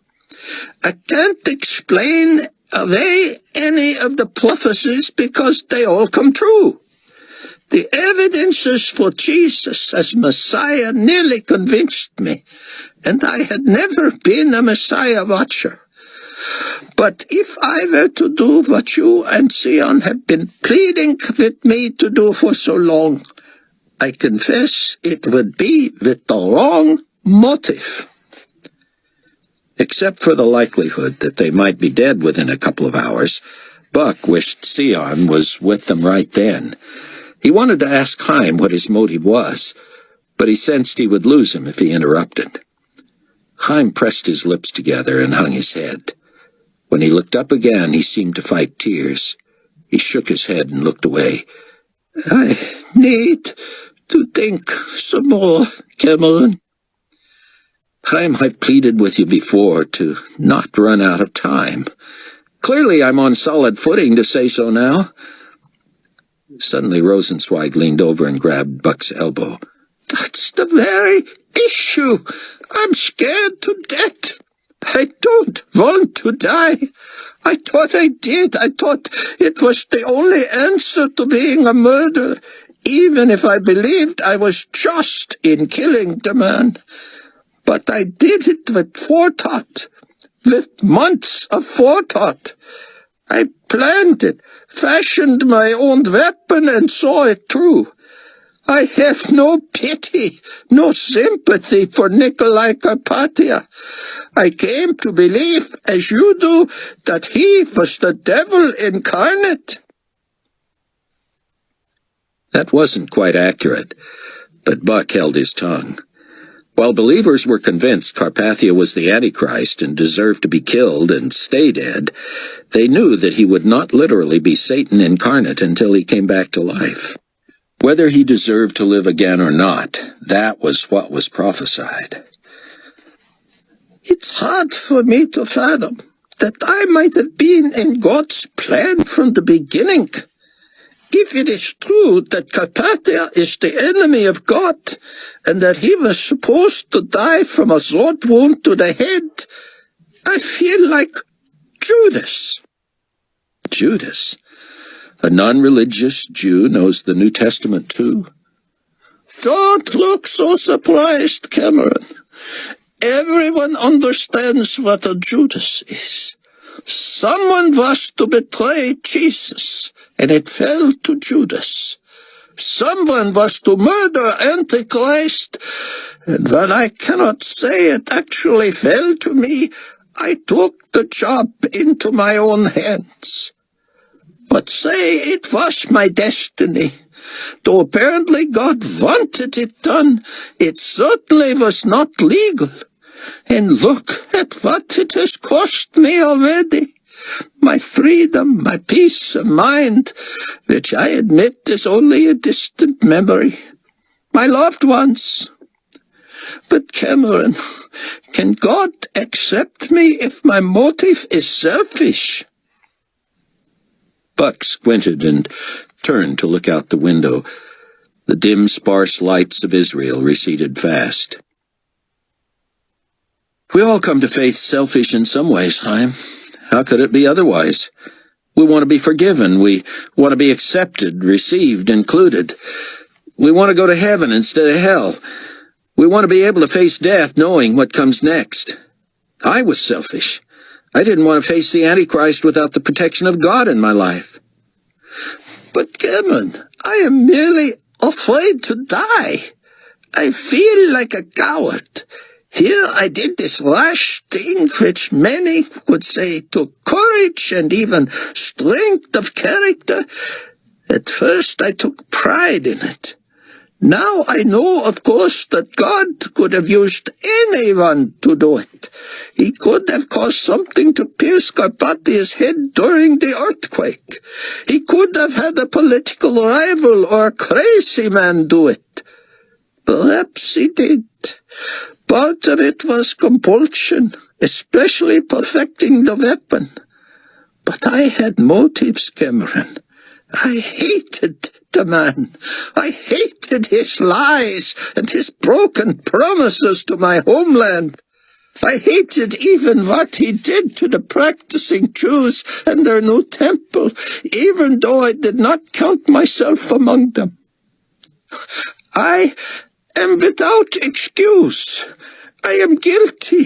I am a sinner. I am lost. I don't want to die. I don't want to go to hell. But I fear he will cast me out because I squandered so many opportunities, because I resisted for so long, because I suffered even many of the judgments and still was cold and hard. Now, if I come whimpering to God as a child, will he see through me? Will he consider me the little boy who cried wolf? Will he know that down deep I am merely a man who once had a wonderful life and enjoyed what I now see were bountiful gifts from God? A creative mind, a wonderful home and family, precious friends, and became a crazy old fool. Cameron, I sit here knowing that all you and Sion and your dear associates have told me is true. I believe that God loves me and cares about me and wants to forgive me and accept me, and yet my own conscience gets in the way. Buck was praying as he had not prayed in ages. Chaim, if you told God what you're telling me, you would find out the depth of his mercy. But Cameron, I would be doing this only because I'm afraid I'm going to die in this plane. That's all. Do you understand? Buck nodded. He understood. But did he know the answer to Chaim's question? People through the ages had all kinds of motives for becoming believers, and surely fear was a common one. He'd heard Bruce Barnes say that people sometimes come to Christ for fire insurance, to stay out of hell, only to later realize all the benefits that come with the policy. You said yourself, I don't consider myself an expert, Buck said. But you also said you knew you were a sinner. That's the real reason we need Jesus. If you weren't a sinner, you'd be perfect, and you wouldn't need to worry about forgiveness and salvation. But I knew I was a sinner before, and I didn't care. You weren't staring death in the face either. You weren't wondering whether you might end up in hell. Rosenzweig rubbed his palms together. I was tempted to do this when I was suffering from the locust attack. I knew that it was a prophesied biblical event. but I also knew that becoming a believer would not speed my recovery. You told me that yourself. And relief would have been my only motive then, as I fear it is now. What I should do intellectually is wait and see if I survive this landing or this crash or whatever it is we're going to do. If I am not facing imminent death, I won't be so suspicious of my own intentions. In other words, Buck said, get me out of this and I'll become a believer. Chaim shook his head. I know better than to bargain with God. He owes me nothing. He need not do one more thing to persuade me. I just want to be honest. If I would not have come to the same conclusion on the ground or in a plane with 2 good tires, then I should not rush into it now. Buck cocked his head. Friend, rushing into this would be the last way I would describe you. My question is, why do you feel in any more danger now than you did on the ground, or than you will feel if we land safely? Chaim raised his chin and shut his eyes. I don't. The GC has already announced my death and is now free to exterminate me without the nuisance of publicity. That's why I found myself running to this plane. I don't need to tell you the dread of living in exile. But whatever motive you have now, you'll also have if we survive. Nothing changes. Maybe I lose the urgency, Rosenzweig said. the sense of imminence. But you don't know that. They may have to foam the runway, bring out the emergency vehicles, all that. You can't hide under a blanket or claim to be contagious when we leave the plane. And you can't hide in the lab until the coast is clear. You're going to be as exposed and as vulnerable as ever, safe landing or no. Chaim held up a hand and slowly closed his eyes. Give me a minute, he said. I may have more questions, but just leave me alone a moment. That was the last thing Buck wanted to do just then, but neither did he want to push Chaim away. He settled back, amazed at how smooth was the ride that might lead them to eternity. Kenny Bruce took long afternoon naps, and Sion looked forward to that. He loved the boy and had had a lot of fun with him for the last 14 months, even in cramped quarters. He was a good-natured, though normal kid, and Sion loved teasing him and playing with him. Kenny could be worrying, however, especially for one who had not been around infants for nearly 20 years. Sion needed a nap himself, though he was still desperate not to miss whatever was going to happen in New Babylon. Mama? Kenny asked for the dozenth time, not troubled but curious. It was unusual for her to be gone. Bye-bye, Sion said. Home soon. Getting sleepy? Kenny shook his head, even as he rubbed his eyes and appeared to be trying to keep them open. He yawned and sat with a toy, soon losing interest. He lay on his back, feet flat on the floor, knees up. Staring at the ceiling, he yawned, turned on his side, and was soon motionless. Sion carried him to the playpen so he wouldn't fuss if he awoke before Sion did. There were plenty of things to keep him occupied there. Sion settled before the TV again and put his feet up. The underground was cool, so he draped a blanket over himself. He tried to keep his eyes open as the GC-CNN pool camera remained trained on the transparent coffin and the endless line of the mourning faithful from around the world. Knowing that young David Hasid and his lady friend Annie Christopher were there, along with who knew how many other believers, he began silently walking through his prayer list. When he closed his eyes to pray for his comrades and his cyber congregation, more than 1 billion now, he felt himself nodding and his brain longing for sleep. He peeked at the digital clock on the video disc player atop the TV. He set the machine to record, just in case he fell asleep and was unable to wake up in time for the event. As he settled back in to try to pray, knowing full well he would drift off, the clock showed 12:57 in the afternoon. Sion began praying for Chloe, Leah, and Rayford, whom he knew were in the state. Then he prayed for T, Rayford's friend, who was presently unaccounted for. Then Cameron, always in the middle of something, and who knew where. As his mind drifted to his old friend and professor, Dr. Rosenzweig, Zion began feeling a tingle, much like when he had tried to intercede for Rayford. Was it fatigue? A hallucination? So disconcerting, so real. He forced his eyes open. The clock still read 12:57, but he felt as if he were floating. And when he let his eyes fall shut again, he could still see plain as day. The cramped cellar was cool and musty, the sparse furniture in its place. Kenny slept unmoving in the playpen, blankets still tucked around him. Zion saw this from above now, as if in the middle of the room. He saw himself asleep on the couch. He had heard of out-of-body experiences, but had never had one or dreamed one. This didn't seem like a dream, didn't feel like one. He felt weightless, moving higher, wondering if the joists from the flooring above would conk him on the head as he rose, and whether that would hurt a floating, hallucinating, dreaming, praying, or sleep-deprived man. He wasn't sure what kind of a man he was right then, but despite his incredible lightness of being, he felt as conscious and aware as he ever had been. Though he knew he was unconscious, he had never been so attuned to his senses. He could see clearly and feel everything from temperature to the air moving over the hair on his arms as he ascended.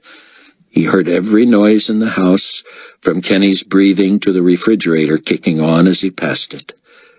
Yes, he had drifted through the first floor, but he could still see Kenny and neither worried nor felt guilty about leaving him. For he saw himself, too, still on the couch, knowing that if Kenny needed him, he could return as quickly as he had left. The fall air was crisp above the house, yet he was glad he was in shirt-sleeves. It was not uncomfortable, but he was so aware of everything, feeling, seeing, hearing, the wind through the dead-leaf trees. He even smelled the decaying leaves on the ground, though no one burned them anymore.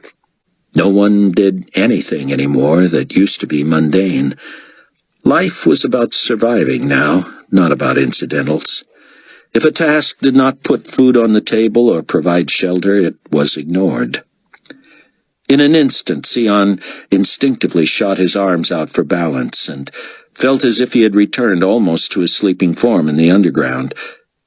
But the house, the half-destroyed village of Mount Prospect, the northwest suburbs, the twisted ribbons that used to be highways and tollways, the whole Chicago area had become minuscule beneath him. Would he soon grow colder, lose oxygen? How could it be that he was this far from home, now looking at a blue globe that reminded him of the hauntingly beautiful pictures of Earth from the moon? Daylight turned to night, but the earth was still illuminated. He felt as if he were in the deep recesses of space, maybe on the moon. Was he on the moon? He looked about him and saw only stars and galaxies. He reached for the earth because it seemed to recede too quickly. In a strange way, though he could not see it any more, he sensed he and Kenny still slept in Mount Prospect at the safe house. He was soon able to see the planets as he drifted, farther and farther from all that he knew. How fast could he be going? Such physical questions seemed pedestrian, irrelevant. The question was, where was he, and where was he going? How long could this go on? It was so strange and wonderful, and for the briefest instant Zion wondered if he had died. Was he on his way to heaven? He had never believed heaven was on the same physical plane as the universe, somewhere rocket men could go if they had the resources, and at the same time he had never before felt so thoroughly alive. He was not dead. He was somewhere in his mind, he was convinced. In an instant, as he seemed to hang weightless in space, it seemed he accelerated yet again. He raced through the vast universe itself, with its numberless galaxies and solar systems. The only sound was his own breathing, and to his amazement it was rhythmic and deep, as if he were asleep. But he wondered how so puny a mind could dream such a vista. And as if a switch had been pulled, the darkness turned to the brightest light, obliterating the utter darkness of space. Just as the stars disappear in the light of the sun, so everything he had passed on his way to this plateau vanished. He hung motionless in soundless, weightless animation, a sense of expectancy coursing through him. This light, like a burst of burning magnesium so powerful as to chase even a shadow, came from above and behind him. Despite the sense of wonder and anticipation, he feared turning toward it. If this was the Shekinah glory, would he not die in its presence? If this was the very image of God, could he see it and live? The light seemed to beckon him, to will him to turn. And so he did. Chapter 13. Rayford drove as close as he could to the Chicago city limits, staying on a rebuilt collar road that had ominous warning signs its entire length, prohibiting traffic beyond its northern line. Patrolling GC cars ignored the sparse traffic, so Rayford looked for a turn that would appear to take him into a local area, but which might lead him off-road to the city. He felt as conspicuous and obvious as he had in a long time, bouncing over dusty lots and through closed forest preserves in the middle of the day. But he detected no tail.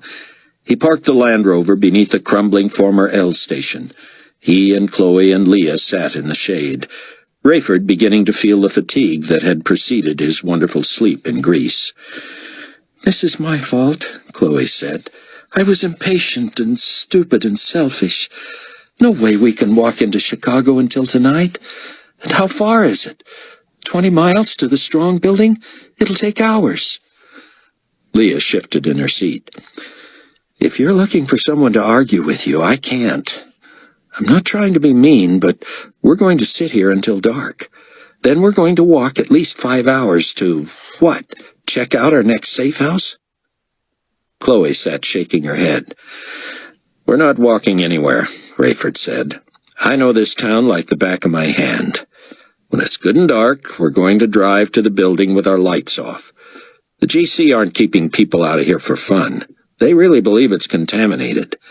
If we have to turn the lights on now and then to keep from getting swallowed up in a hole and some surveillance plane spots us or some heat detector locates us, at worst they'll warn us to get out. They're not coming in after us." "No, Dad," Chloe said. "The worst that will happen is that they force us out and figure out who you are." "They would keep their distance and check us for radiation first." "And finding none, there goes our whole plan." "There's enough to think negatively about these days," Rayford said. "Let's think positive. Bad enough I have to give Buck the news about his family soon." "Let me do that, Dad." "Are you sure?" "Absolutely. When he calls, let me talk to him." But when Buck called, it was clear this was still not the time to give him news like that. Rayford watched as Chloe seemed to disintegrate on the phone. "Thank you, sweetheart," she said. "Thanks for telling us. We'll be praying. I love you too, and Kenny loves you. Call me as soon as you can. Promise me?" Chloe rang off and quickly brought Rayford and Leah up to speed. "So that's where T is," Rayford said. "Good thinking on Buck's part. We need to pray for them right now." "Especially for him," Chloe said. "He sounds close." "Landing on one wheel is risky," Rayford said, "but it can be done. I think this is T's first time in a Super J, though." "What kind of odds would you give them?" Leah said, then appeared to regret asking, realizing Chloe could lose her husband within the next 20 minutes. "No, I want to know too," Chloe said. "Really, Dad, what are their chances?" Rayford stalled, but saw little value in getting Chloe's hopes up. "About 1 in 2, he said. Chaim called for Buck, who had joined T in the cockpit. Buck went back and knelt near Chaim's seat. "One more question," Rosenzweig said. "Dare I test God?" "How?" "Tell him I want to believe. Offer him what's left of my life and just see if he'll accept me in spite of my selfish motive." "I can't speak for God," Buck said. "But it seems to me if we're sincere, he'll do what he promised. You already know that this is about more than mere believing because you believe now. The Bible says the demons believe and tremble. It's a decision, a commitment, a receiving." "I know." "We're about 15 minutes out, Chaim, give or take circling and getting some tower help. Don't stall." "But you see," Chaim said, "that just contributes to my problem.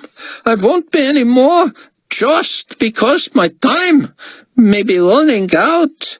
I may be even less." "Let God decide," Buck said. Chaim nodded miserably. Buck didn't envy his having to work this out while wondering how long he had to live. Chloe and Kenny were at the forefront of Buck's mind, and knowing he would see them again in 3.5 years regardless, did nothing to abate his desperation not to leave them. He headed back to the seat next to T. "I've been in touch with the tower at an airport south of Ptolemais called Kozani. They agree I might have a better shot trying a belly landing than trying to put down on one wheel. No telling how strong that one is or how good a pilot I am. If I'm not perfect, we bounce, and that's it. Going in flat will allow me to land at the slowest possible speed and hope for the best." "You've got to be really smooth, don't you?" "Tell me about it." "You gonna fly over low first, see if they can get a look at the wheels?" T pointed to the fuel gauge, buried on empty. "You tell me." "Well, that could be good news, couldn't it?" "How so?" T said. "If we crash, we don't burn." "If we crash, Buck, you're going to want to burn. You're going to wish we were vaporized." Sion felt such a sense of peace and well-being that he didn't want this to end, dream or not. He knew he should be terrified to turn and face the light, but it was the light itself that drew him. He did not move as if in water or in a vacuum. He didn't have to move his limbs. All he had to do was will himself to turn, and he turned. At first, Sion believed he was looking into a bottomless crevice, the only dark spot in a wall of bright white. But as he backed away from the image, so real he believed he could touch it, other dark spaces of relief came into view. As his eyes adjusted to the light, he pulled back far enough to make out a face. It was as if he dangled between the nose and cheekbone of some heavenly Mount Rushmore image. But this was neither carved from stone nor made of flesh and bone. Huge and bright and strong, it was also at once translucent, and Sion was tempted to will himself to pass through it. But as it should have been frightening and was not, he wanted to see the whole. If a head, then a body. He pulled back to see the face ringed with hair massive as prairie grass. It framed a face kindly and yet not soft, loving and yet confident and firm. Sion knew beyond doubt he was imagining this, and at the same time it was the most sensory-rich experience of his life. It burned into his mind's eye, and he believed he would never forget it nor experience anything like it again as long as he lived. His voice nearly failed him, but he managed to croak, "Are you Jesus the Christ?" A rumble, a chuckle, a terrestrial laugh. "No," came a gentle voice that surrounded him, and coming from a mouth that size should have blown him into oblivion. "No, son of the earth, I am merely one of his princes." Sion pulled back farther to take in the scope of this beautiful heavenly being. "Gabriel?" he whispered. "Gabriel and I are as brothers, child. He announces, I command the heavenly host." It came to Sion at once. The great sword, long as the Jordan, the breastplate, big as the Sinai. "You are Michael, the prince who shall defend my people, the chosen ones of God." "You have said it." "Prince of God, have I died?" "Your time has yet to come." "May I inquire more?" "You may, though I prefer righteous warfare to conversation. Gabriel announces, I engage in battle." "A selfish question, sir. Will I remain until the glorious appearing?" "It is appointed unto men once to die, But will I die before that? That is not for you to know, created one. It has no bearing on your obligation to serve the Most High God."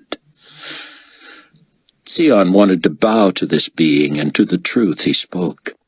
He could not believe he had interrupted Michael the archangel, one of only 2 named angels in all of Scripture. "Why am I here, if I am not dead?" "You have much to learn, teacher." "Will I learn the identity of Antichrist, the enemy of God?" Michael seemed to grow stony, if that were possible for an angel. It was as if the mere mention of Antichrist had stoked his bloodlust for battle. He spoke again, "Antichrist shall be revealed in the due time." "But, sir," Sion said, feeling like a child, "is not now the due time?" "We measure past, present, and future with different rods than you, son of earth. The due time is the due time, and to the prudent and watchful ones the revelation will be clear." "Will know for sure the identity of the enemy?" "So I have spoken." "Teach me all I am here to learn, great prince, who stands watch over the sons of Abraham, Isaac, and Jacob." "Stand silent," the angel said. "Observe, and give ear to the truth of the war in heaven. Since the calling up of the righteous dead and alive, the enemy has competed with the hosts of heaven for the remaining souls of men. The evil one, that old serpent, has had access to the throne of the Most High since the beginning of time until now, the appointed time." What was he saying? That Sion was there to witness the end of Satan's access to the throne, where for millennia he had exercised his power to accuse the children of God? Sion wanted to ask how he earned so great a privilege, but Michael put a finger to his lips and beckoned with his other hand for Sion to look past him to the very throne room. Sion immediately fell prostrate in what seemed the mid-air of the extended universe. He saw only one figure, bigger, brighter, and more beautiful than Michael himself. Sion covered his eyes. "Is it the Lamb of God who takes away the sin of the world?" "Silence, son of earth. This is neither son nor father, whom you will not see until your due time. Before you is the angel of light, the beautiful star, the great deceiver, your adversary Lucifer." Sion shuddered, repulsed, yet unable to look away. "Is this the present?" he asked. "Eternity past and future are the present here," Michael said. "Listen and learn." Suddenly Sion was able to hear the beautiful angel plead his case before the throne, which was beyond Sion's view. "Your so-called children are beneath you, ruler of heaven," came the persuasive, mellifluous tones of the eternal solicitor.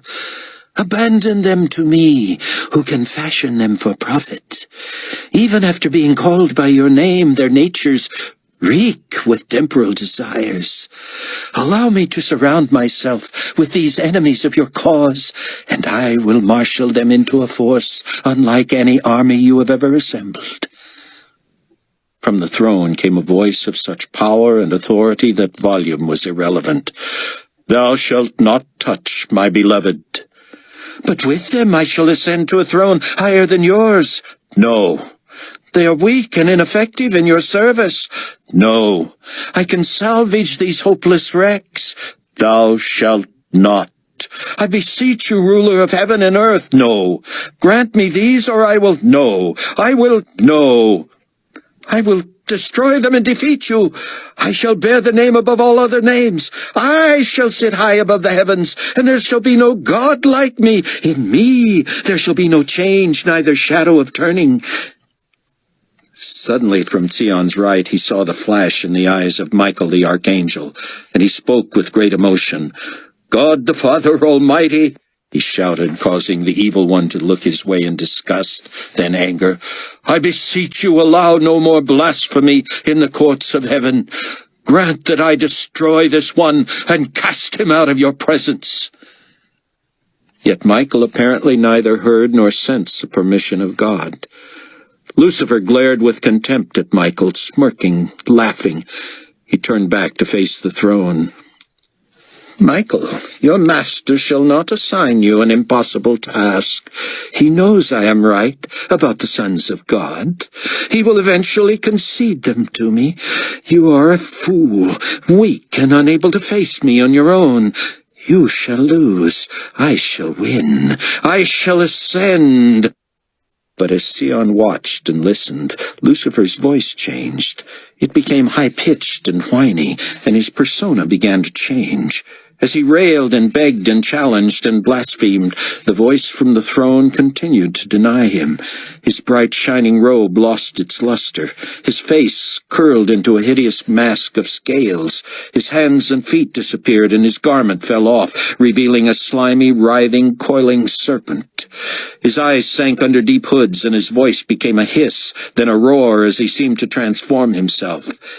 His hands and feet reappeared, but his fingers and toes had turned to great horned appendages. He dropped to all fours. His words had vanished into flaming breaths, and he paced before the throne with such anger that Sion was glad Michael stood between him and this dragon. His head grew horns, and a crown appeared upon it, and suddenly his whole being turned fiery red. As Sion watched in horror, the beast grew 6 more heads with crowns, and a total of 10 horns. Pacing and growing ever larger with each step, the beast shook itself in rage and threatened the throne and they that sat upon it. And the voice from the throne said, "No." With a great roar and stomping and shaking of its heads, the dragon postured threateningly and appeared to want to advance on the throne. Michael stepped that way, and the voice again said, "No." Michael turned to Sion. "Behold," he said, pointing behind Sion. Sion turned to see the figure of a woman with clothes as bright as the sun. While Michael's brightness had nearly blinded him, and Lucifer proved brighter still, the woman appeared as if clothed in the sun. It seemed she stood on the moon itself, and on her head was a wreath made of 12 stars. Sion was transfixed, and felt a great kinship with the woman. He wanted to ask Michael who she was. Mary? Israel? The church? But he could not speak, could not turn. He was aware that the hideous 7-headed dragon was behind him, but that Michael stood between him and that danger. The woman was pregnant, her great sun-clothed belly causing her to turn and cry out in labor pains. She grimaced and her body convulsed in contractions, and as she held her abdomen as if about to give birth, the dragon leaped from his place before the throne, clearing Michael and Sion and pouncing before the woman. His great tail swept 1/3 of the stars from the heavens, and they plummeted to the earth. And now he crouched before the woman, who was ready to give birth, 7 mouths open and salivating, tongues darting, ready to devour her child as soon as it was born. She bore a male child who was caught up to God. The dragon watched in rage as the child was transported to the throne, and when he turned back to the woman, she had fled. He rose up to give chase, and Michael the Archangel said, "Behold." Sion turned to watch him use both mighty hands to pull the golden sword from its sheath and swing it in a high arc over his head. Immediately he was joined by a heavenly host of warrior angels, who fell in behind him as the dragon's angels also mustered behind him. Sion had so many questions, but Michael had led the charge against the dragon. Perhaps Gabriel, the announcer, was close by. Sion opened his mouth to ask, but when he said, "Who is the woman?" his words sounded plain to him, and he felt enclosed. "Who is the woman?" he repeated, and his words woke him with a start. He sat up, and his blanket slid off. The TV still showed the slow-moving line of mourners bathed in the eerie palace courtyard spotlights. Sion stood and peered into the playpen where Kenny slept, having not moved. He sat back down and stared unbelievingly at the video disc player clock. It read 12:59. Movement in the cabin caught Buck's eye. In the darkness he saw Chaim unstrap himself and awkwardly kneel in the aisle, his elbows on the armrest. Buck touched T's arm and nodded back. T looked and glanced at Buck, who raised both fists and bowed his head. He turned sideways so he had one ear facing the cabin. The man who had been so endearing and so stubborn was finally on his knees. "Oh, God," Chaim began, "I have never before prayed, believing that I was actually talking to you. Now I know that you are there and that you want me, and I don't know what to say." He began to weep. "Forgive me for coming to you only because I am afraid for my life. Only you know the truth about me, whether I am sincere. You know better than I. I know that I am a sinner and need your forgiveness for all my sins, even for murder, regardless that the victim was your arch enemy. Thank you for taking the punishment for my sins. Forgive me and receive me into your kingdom. I want to give you all of myself for the rest of my days. Show me what to do. Amen." Buck looked back to where Chaim remained kneeling, his head buried in his arms. "Kevin?" he called, his voice muffled. "Yes, Chaim." "I prayed, but I'm still scared." "So am I." "Me too," T said. "You tested God?" Buck said. "I did. I guess I won't know his decision until we crash and I wake up in heaven or hell." "Oh, the Bible says we can know." "It does." "It says his Spirit bears witness with our spirit that we are children of God. What does your spirit say?" "My spirit says to land carefully." Buck laughed in spite of himself. "There is a way we can know in advance. Do you want to know?" "With all my heart." T, turn the lights on back there. David stood atop the observation tower again, watching the line. With a couple of hours to go before midnight, the air was cool enough to keep the crowd calm. The next day was expected to be over 100 degrees, and he worried about health and tempers. The funeral was to begin in 12 hours, but David couldn't imagine the crowds having completely passed by the bier that soon. From his perch he could see the final touches on the massive black, hollow iron and bronze image of the late potentate, made from a post-mortem body cast. Guy Blod seemed about to burst, supervising the last welds and the winching of it into place. Guy would stand on a scaffold and do the final sanding and polishing himself, planning to have workmen roll the finished product near the bier sometime before dawn. Fortunato and his lackeys were making the rounds, and Leon had a couple of folded sheets of paper in his hand and seemed to be taking copious notes. He and his entourage visited the statue-making operation, where Guy broke long enough to animatedly point out the features and accept accolades from the Supreme Commander. The Fortunato juggernaut moved to the middle of the long line where many had been waiting for hours. People bowed and knelt and kissed his hands. Often he lifted them and pointed up to the bier, and they stood nodding and gesturing. Leon checked the various concessions, tents, and stands, none of which would open until daybreak. When he got to the stand beneath where David stood, David's worst fears were realized. "Anyone seen Director Hasid?" Leon said. While his people were shaking their heads, someone in the tent said, "He's upstairs, Commander." "With whom?" "Alone, I think." "Gentlemen, wait for me, would you?" He mounted the steps, and David felt the whole structure sway.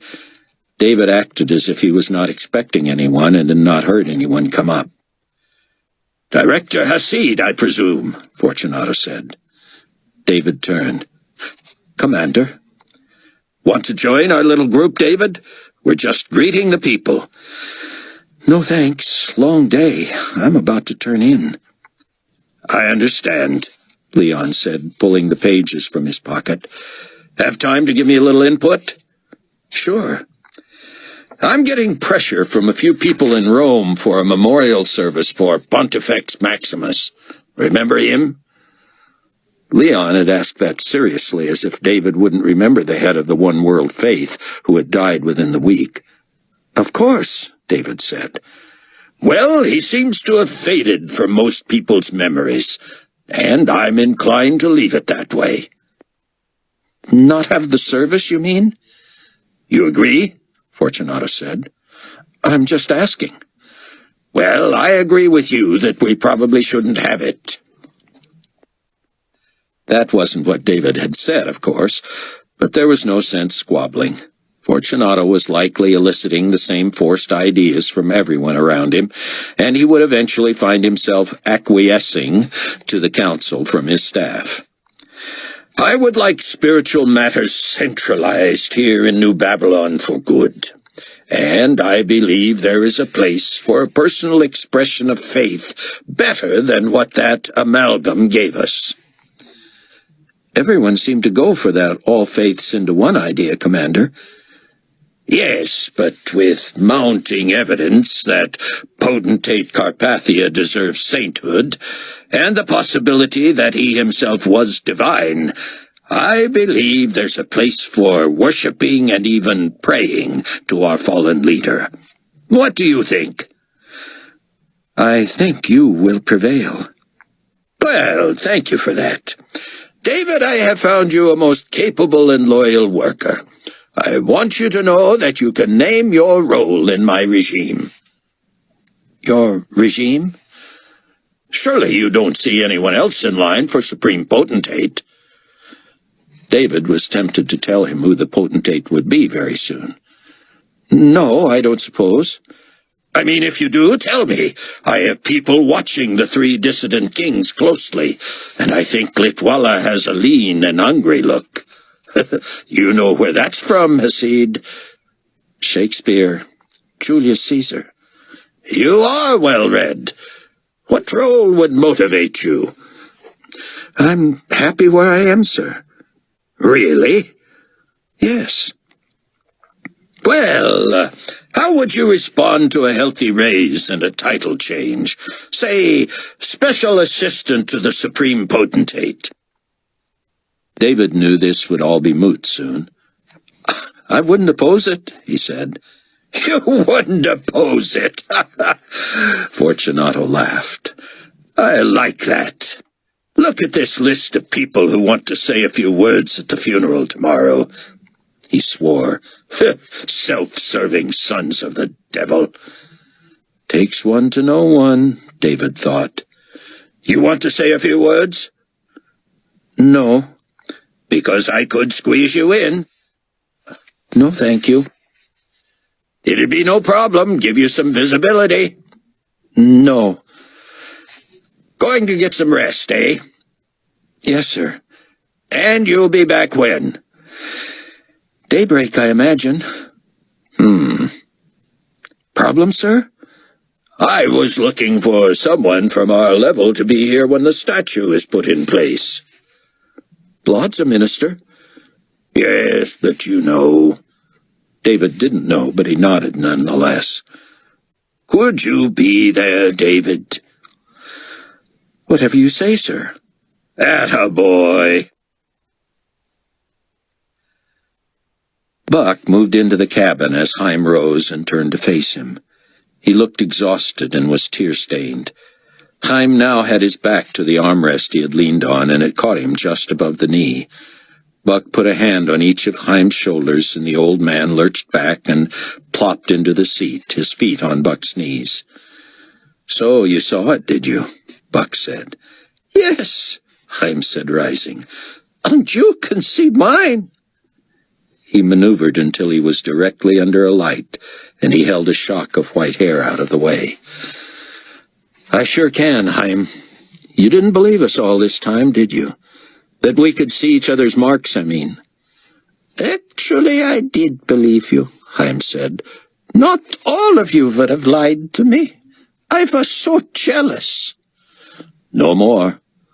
So God knew my heart. "Apparently."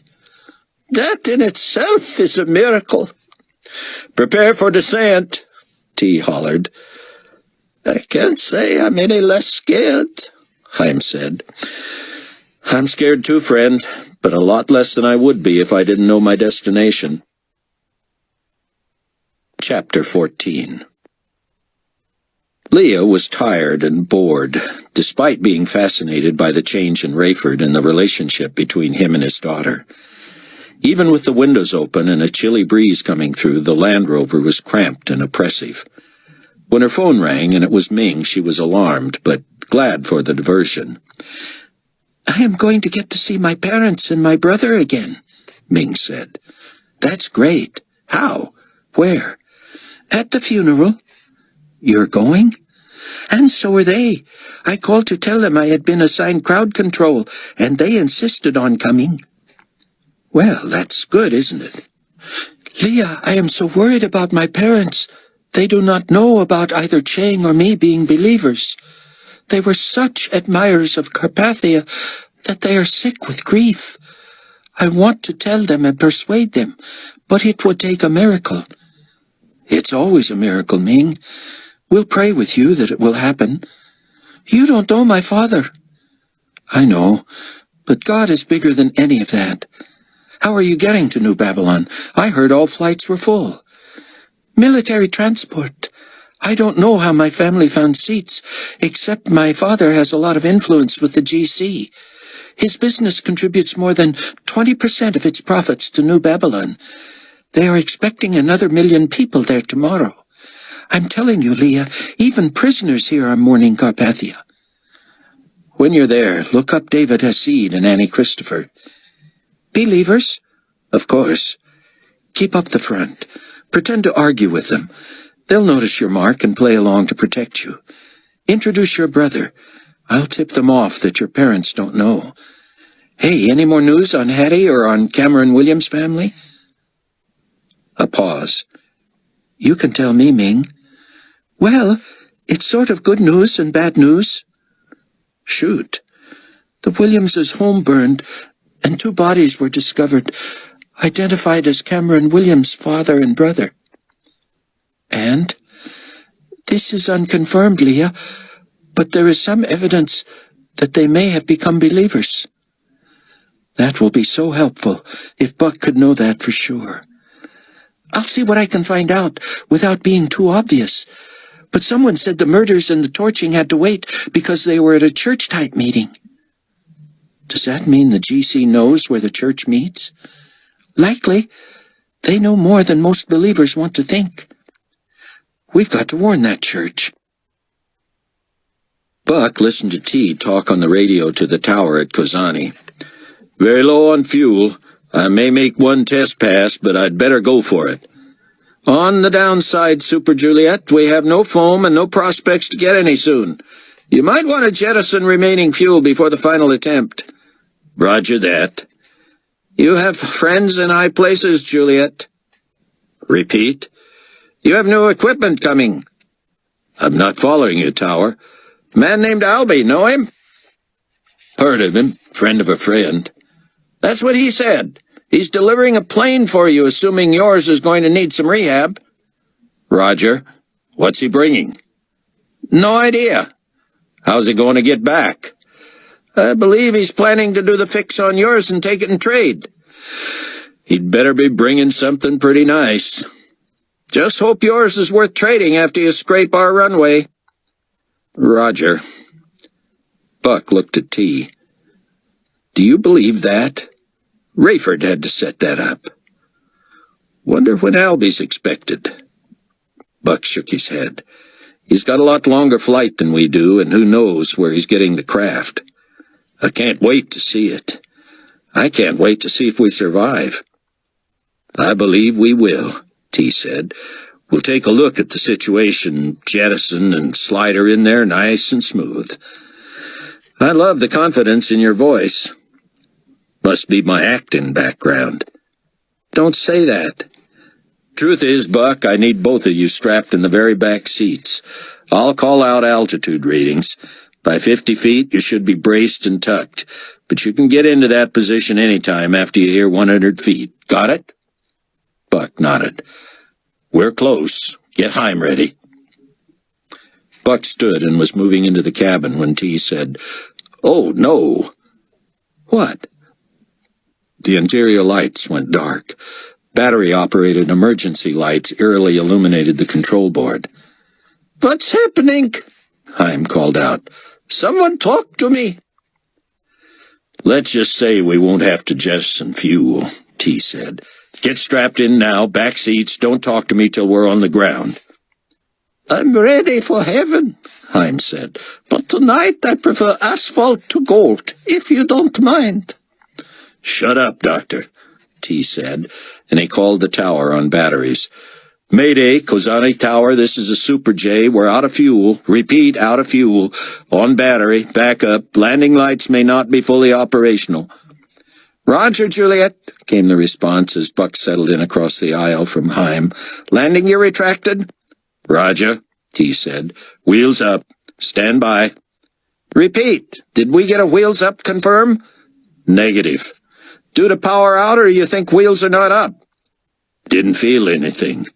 Keep in mind as you come in, you have us in sight? Affirmative.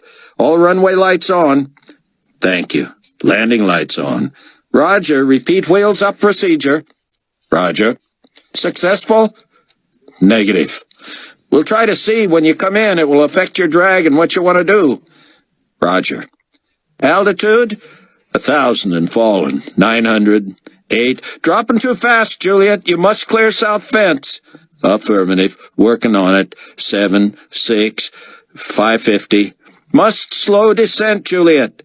Worried about airworthiness. Roger, but fence must be top priority.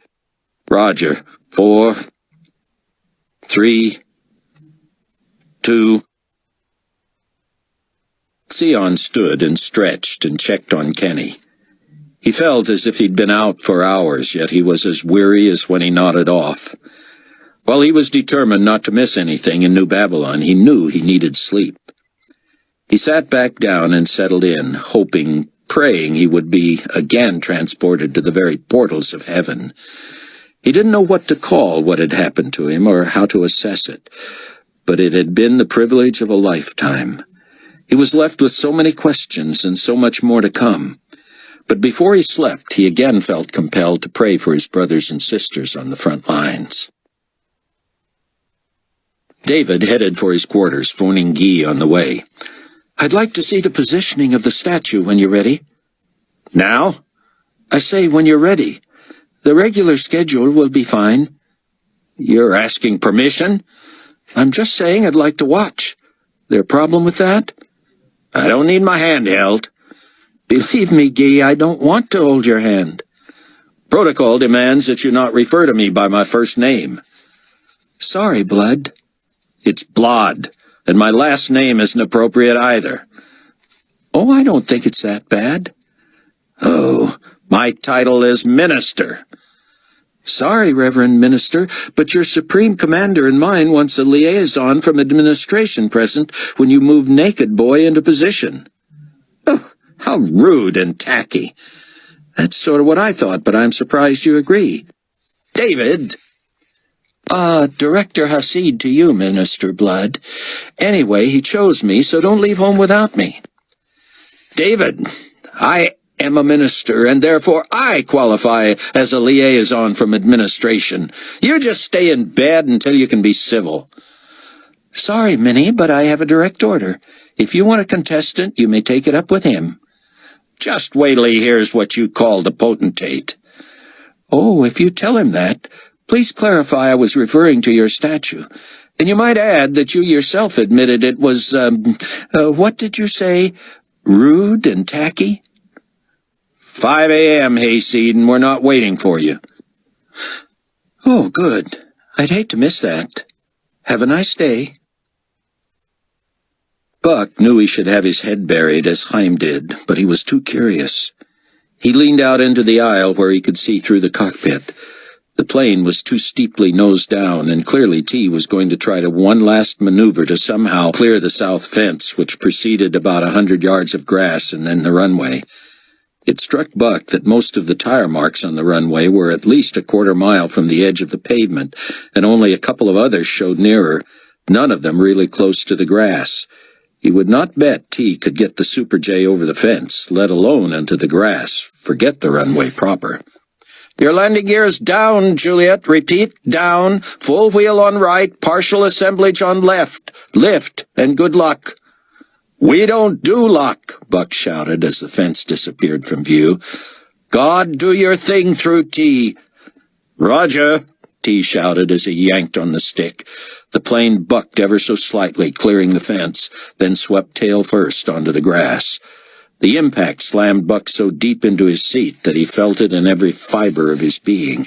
Chaim had let out a terrific grunt on impact, and it seemed his face was near his shoes. Buck wished he'd been in the same position because he felt soft tissue give way from his tailbone to his neck, and he was sure both shoulders had nearly been torn from their sockets. He felt it in his feet, ankles, and knees, and the plane was still nose up as the rear tore through the sod. That meant at least one more impact was to come, but Buck couldn't imagine they would feel it in the back, at least not in the way they felt the first one. The angle and speed T had brought the plane in on somehow carried the craft all the way to the runway on its tail. When the tail hit the edge of the runway, the nose slammed down in a shower of sparks so fast that the front half of the fuselage tore away from the back, and the two huge pieces of airplane went sliding and scraping, spinning in opposite directions. Buck was aware of sky and pavement and lights and hangars and sparks and noise and dizziness until the G-forces were too much and he felt himself losing consciousness. Lord, he said as blissful darkness invaded his brain, I can recover from this. Leave me here a while. Chloe, I love you. Kenny? Exhausted as he was, David could not sleep. He lay in his quarters wondering why he got such joy out of tormenting Guy Blood. He couldn't shake from his memory Rayford's story of having tormented Hattie Durham's friend Beau, and how Beau had eventually committed suicide. Sure, Guy was a case, and David enjoyed beating him in a battle of wits and sarcasm. But was he laying groundwork for ever having a positive influence on the man? Guy's becoming a believer seemed remote, but who would have guessed David himself would have ever come to faith? A young Israeli techie with street smarts, he had been a skeptical agnostic his whole life. Could he start over with Guy, or would the man laugh in his face? Regardless, he had to do the right thing. David tapped out a love message for Annie, telling her that while he agreed they should not even think about children until after the glorious appearing, he still wanted to marry her. Her response would determine his next move in the relationship. He took one last look at messages and email and thought he had an idea where every Trib Force member was. All absent and accounted for, he decided. By now Buck and Chaim ought to be in Greece. He wondered what Chaim was doing for identification. With a brief prayer for Tzion, who he hoped would get back to his daily internet studies and commentaries soon, David fell into bed.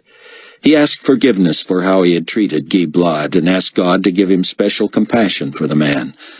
Of course, it would not be safe for him to declare himself a believer to a GC insider yet, but he didn't want to shut the door to opportunities once he and Annie had escaped.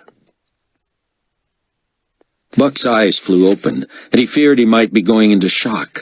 The night air hit him like a polar blast, though he knew it was not that cold. He could not even see his breath. He sat in the jagged back half of the Super J, staring straight down the runway to the front half, which faced him about half a mile away.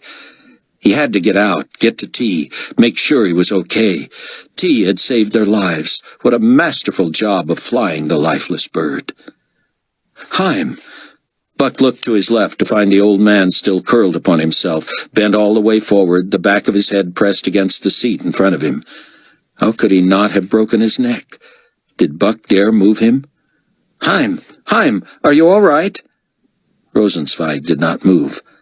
Buck gently touched Heim's back and noticed that his own hand quivered like the last leaf on a maple tree. He clasped his hands together to control himself, but his whole body shuddered. Was anything broken, punctured, severed? It didn't appear so, but he would be sore for days, and he must not allow himself to slip into shock.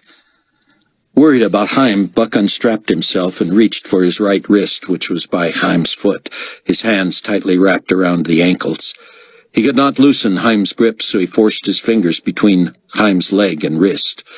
Not only did he have a pulse, but it was strong and dangerously fast. Buck heard footsteps and shouting as 3 emergency workers appeared, demanding to know if there were any survivors. "I need a blanket," he said. "Freezing. And he needs someone who knows what they're doing to get him out of here and check for neck injuries." "Blood," one of the men said. "Where?" Buck said. "The man's shoes, look." Blood dripped from Heim's face to his shoes. "Sir," they called to him. "Sir." Turning to Buck, one said, "What is his name?" "Just call him Doctor. He'll hear you." Someone tossed Buck a blanket, and he saw more workers sprinting down the runway to the other half of the plane. He tried to stand. Everything hurt. His head throbbed. He was dizzy. He pulled a blanket around himself, feeling every muscle and bone, and staggered out the front of the wreckage to solid ground. He stood there swaying, assuring everyone he was all right. He had to get to T. There was nothing he could do for Heim.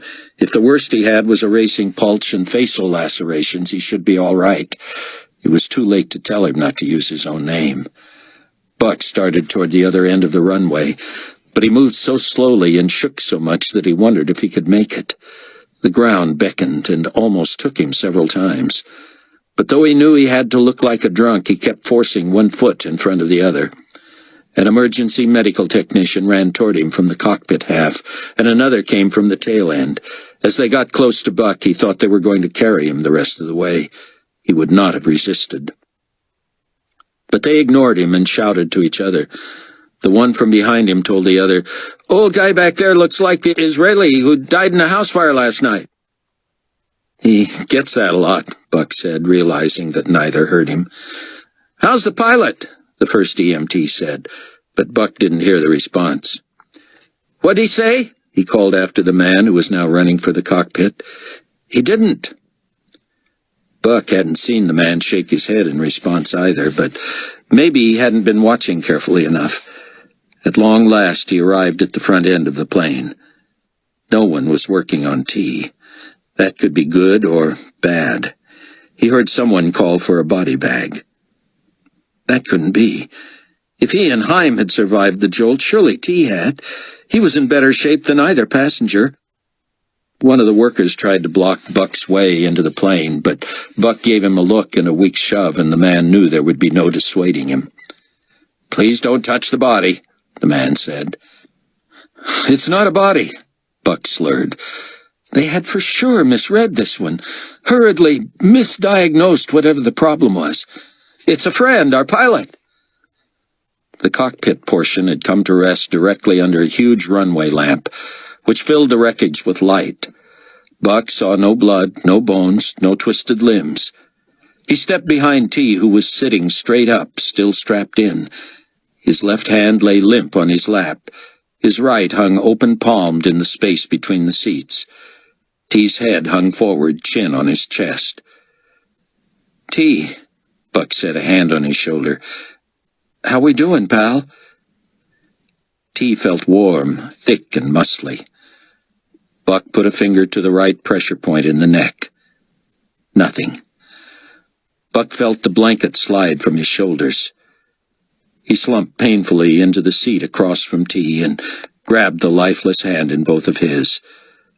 "Oh, T," he said. "Oh, T." The rational part of his brain told him there would be more of this. More friends and fellow believers would die. They would reunite within 3.5 years. But though he didn't know T the way Rayford had, this one still hurt. Here was a quiet, steady man who had risked his life and freedom more than once for the tribulation force, and now he had made the ultimate sacrifice. "We need to remove the body in the wreckage, sir. I'm sorry. This is an active runway." Buck stood and bent over T, taking his head in his arms. "I'll see you at the eastern gate," he whispered. Buck dragged his blanket out of the plane, but could walk no farther. He tried to sit on the edge of the runway, but couldn't catch himself and rolled on his back. A stiff breeze chilled the back of his neck, and he didn't have the energy to protest when he felt a hand in his pocket. "Anyone meeting you here, Mr. Staub?" "Yeah." "Who?" "Miklos." "Lucas Miklos, the lignite guy?" "Yeah." "He's in the terminal. Can you make it?" "No." "We'll get a gurney out here." Buck watched as T's body was lifted out in a bag. "Take care of the old guy back there," Buck managed, pointing the other way. "We've got the old man," someone said. "Bloody nose and a jittery heart, but he'll make it." And Buck was out again. The skies began to darken in Chicago at around 7, but Rayford decided to wait until 8 to venture out. He wanted the skies black and no one even looking their direction. The city had been abandoned, condemned, and cordoned off for months, and it wouldn't have surprised him to know that not even a leftover drunk walked those streets. Radiation or not, decaying bodies littered many streets.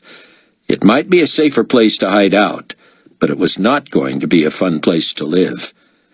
He pulled slowly from under the L platform with his lights off, hoping to kick up as little dust as possible. There would be no shooting straight into the loop on the Dan Ryan. Nothing was as it once was. Between separate bombing raids and the Great Earthquake, some reconstruction had been attempted, but these were meant to be shortcuts, 2-lane roads that cut straight through the city.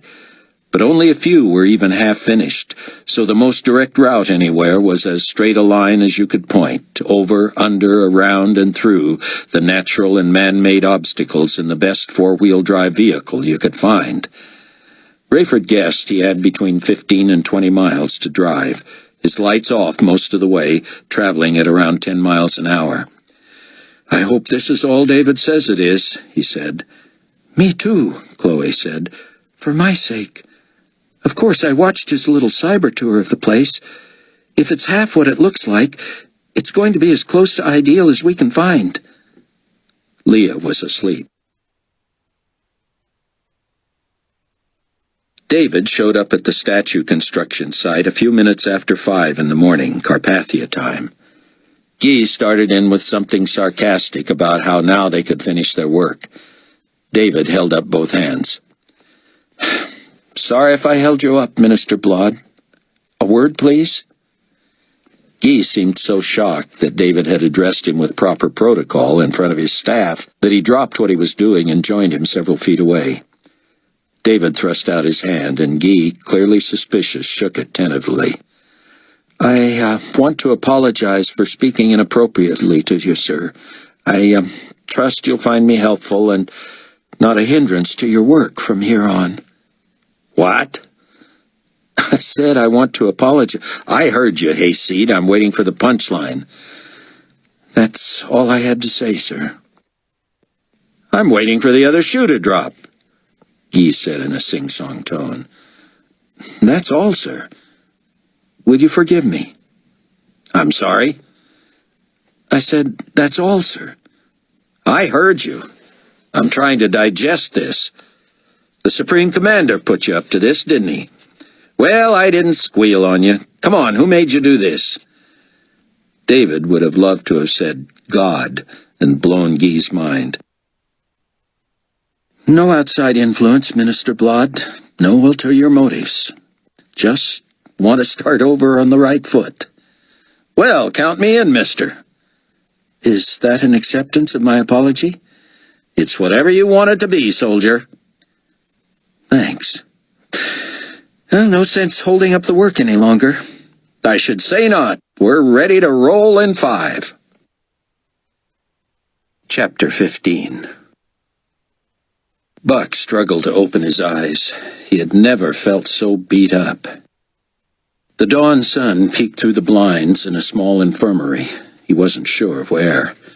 He had awakened to the quiet praying of 3 men who sat holding hands. One he recognized as Lucas Miklos. The others were a tall, dark-haired man about his own age, and an older, smaller Middle Easterner. "How are you feeling, my friend?" Lucas said, approaching. "I've been better, Laszlos, but you're a sight. Where are we, and how is Chaim?" Lucas stepped closer and whispered. "Chaim will be all right, but we had to come up with an alias for him. His nose was severely damaged and his jaw broken, so he has not spoken, and medical personnel are not suspicious, only curious. He is being operated on right now. Our document forger pulled off the impossible, so..." "And our pilot is gone, right? I wasn't hallucinating?" "That is correct. Praise God, he was a believer. His papers identified him as Tirola Mark Delante. Was this an alias, or..." "Didn't need an alias. He ran a small airport near us and was able to evade suspicious eyes." Laszlos nodded. "The GC will not allow bodies to be transported internationally. Let our church handle the burial." Buck rolled his shoulders and rotated his head. Pain shot through his neck. "What's your guy going to do about Chaim's picture?" Lucas looked over his shoulder. "Look what we planted after surgery." He showed Buck an ID with the photograph nearly scraped off, a bit of white hair peeking through the top. "Doesn't that look like it went to the crash? We tried to persuade officials to postpone surgery until the swelling reduced, but they're short-staffed here like everywhere. Meanwhile, he's Tobias Rogoff, a retired librarian from Gaza on his way to North America on the charter flight, the same one you're on." "Does he know this?" "We told him a few hours ago. Our story is that the charter insurance company has contracted with Albi Air to guarantee the completion of the trip as soon as you two are airworthy." "I'm airworthy now," Buck said, looking over Laszlo's shoulder toward the little Middle Easterner. "You must be Albi." "I am, sir," he said with a thick accent and a slight bow. "Your father-in-law and your friend Mr. McCullum and I go way back. Also Abdullah Smith." "How well I know. I did not expect to see your mark. Is my father-in-law aware?" Albi shook his head. "This was very recent, within the week. I tried to contact Rayford, but I found him impossible to connect with. Of course, now I know why." "And how did you come to faith, sir?" "Nothing dramatic, I'm afraid.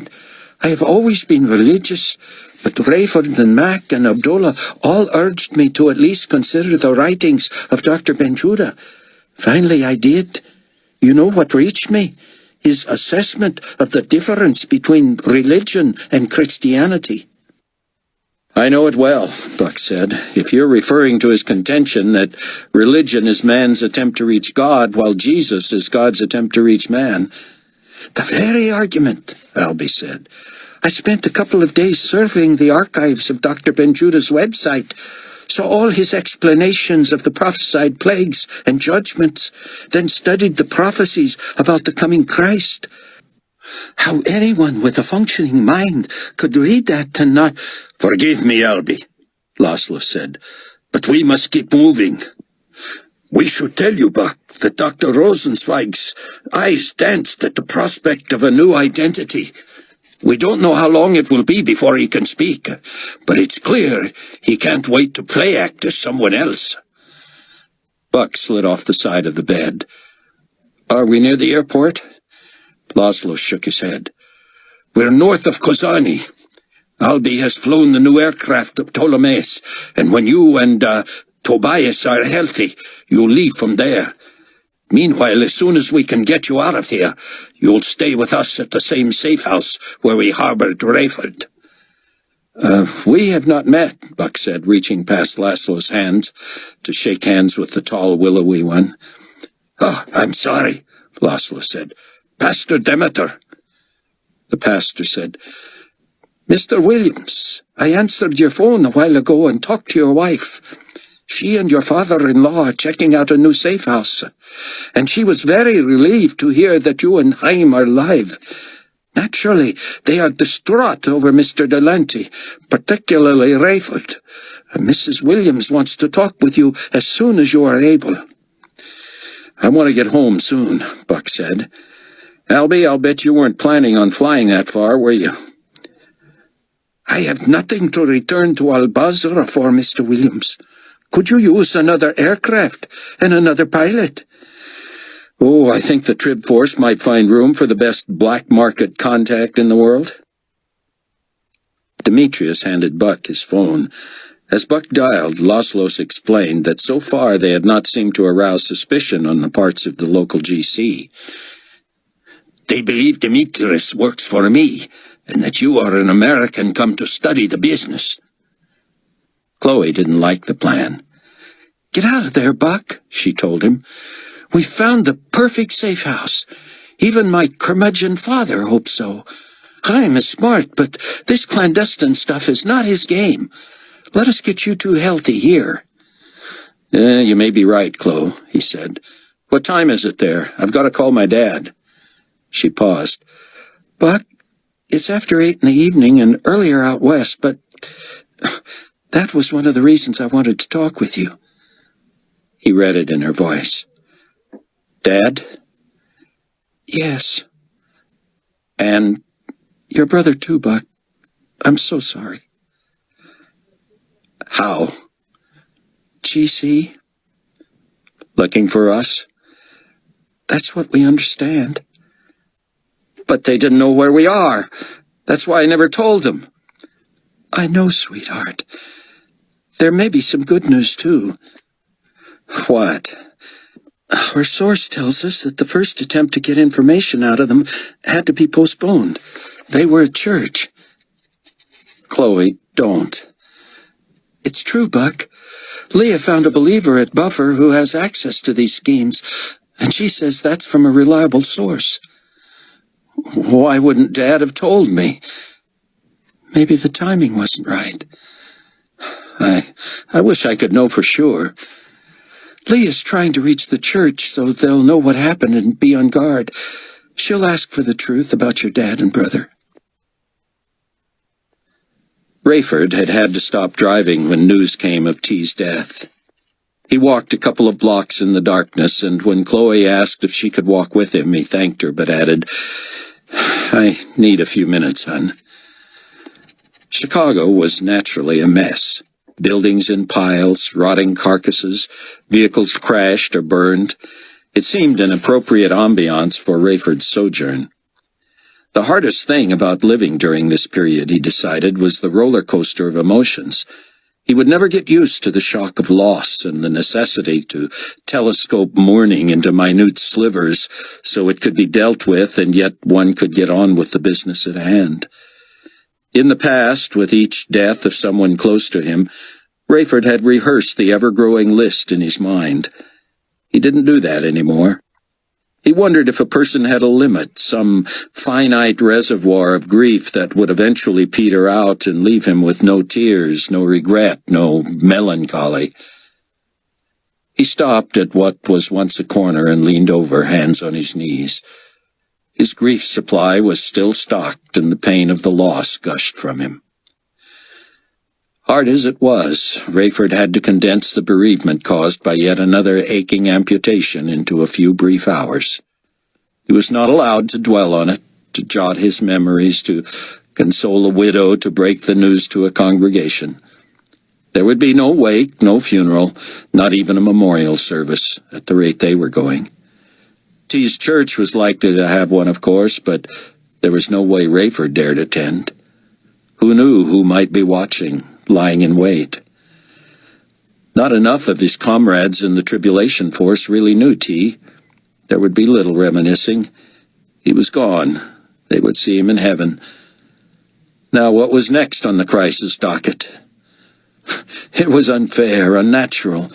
How was a person supposed to function this way and stay sane? Rayford was grateful for his own return to what Dr. Benjuda liked to call the first love of Christ, that wonderful season when the plan of salvation and the truth of grace are fresh and new. He was thankful for the counsel of Demetrius Demeter and the refreshing rest and new sense of resolve he enjoyed. And now this, the thrill ride. He'd had enough ups for 24 hours, apparently. He'd been due for some downs. As usual, when in a stretch like this, Rayford tried cataloging what he still had to be thankful for. Without fail, every blessing in his life had a name attached. Chloe, Kenny, Buck, Sion, Leah, her new friend he hadn't even met, the two Zekes, Chaim, David, and Annie, Mac, Abdullah, Laszlos and his wife, Demetrius, Albie. Rayford wondered why Albie had been so eager to help in Greece, and what it was he was so eager to tell him, but only in person. Rayford had to fight the knowledge that while his list might expand, it also had to suffer attrition. He had already lost so many, including 2 wives. He would not allow himself to think about losing more relatives. When he returned to the Rover, Leah reported that she had reached the leader of the house church Buck's father and brother had attended. I told him I'd love it if he could talk directly to Buck, and he said he'd be happy to, but I didn't feel right about giving out Buck's number. That was wise, Rayford said. Let Buck decide that. His phone is secure, but this pastor's is likely bugged if they just had a GC cleansing. Try Buck and give him the pastor's number. Let him work out the contact. A few minutes later, Rayford parked near Strong's and they cased the place, only to find it secure. The 3 of them sat on the sidewalk with their backs to the cold brick, and Rayford pulled out his phone. Something about the New Babylon pre-dawn David never liked. Maybe Israel was lusher. Both were desert areas, but the hour before daybreak in Israel had always invigorated him, made him look forward to the promise of the day. The dry, windless heat of New Babylon mornings, beautiful as the sunrises could be, David found suffocating. Watching Guy Blod put the finishing touches on the huge image of Nikolai Carpathia did little to cheer David. Not 100 feet away, hundreds of thousands of grieving pilgrims from all over the world moved in slow silence, waiting hours for their few seconds before the sarcophagus.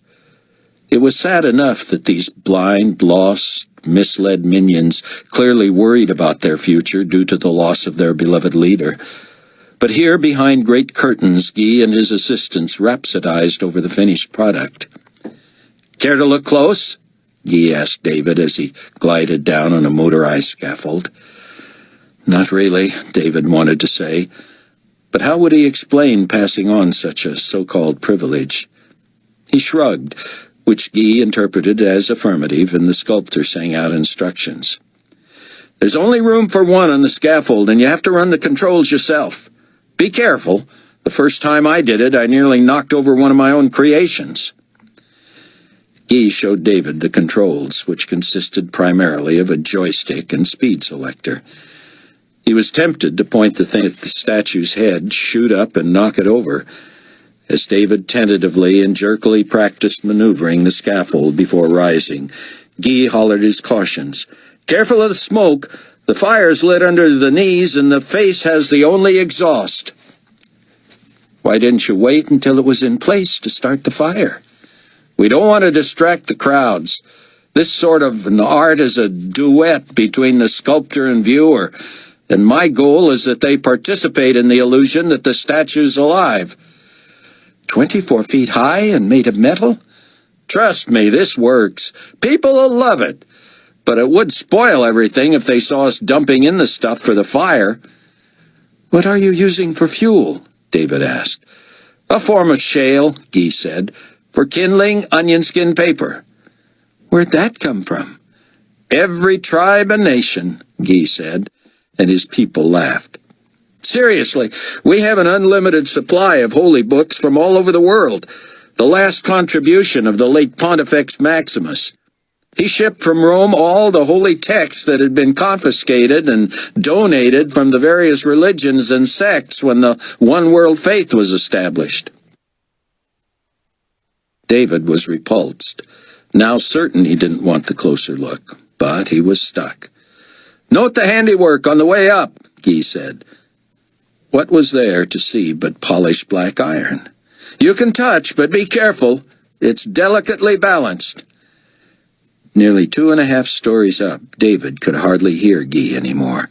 Smoke wafted out the eyes, nostrils, and mouth of the quadruple-size image of Carpathia. It was uncanny. Though from that close the illusion was lost that the eyes were real, the features, having been made from the actual cast of the body, were perfect replicas.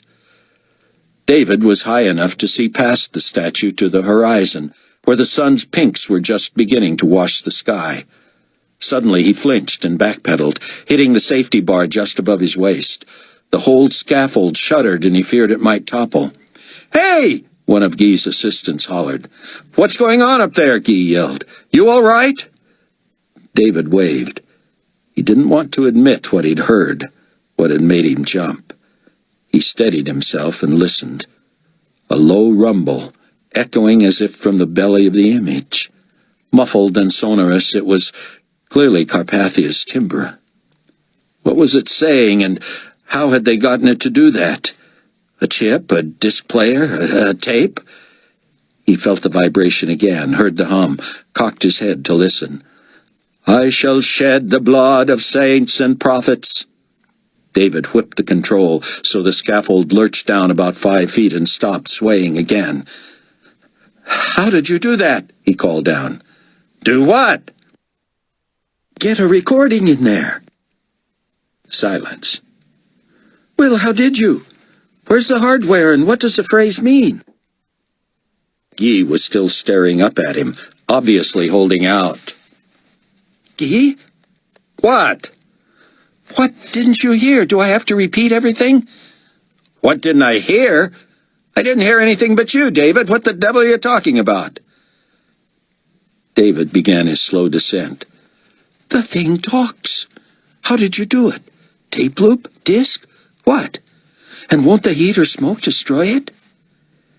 Guy rolled his eyes at his people. He whispered, "What are you, serious?" "You know blamed well I'm serious, Guy." "So, we're back to first names, are we?" "Can we not get hung up on that right now? Minister, director, potent, take your choice blot? The thing speaks.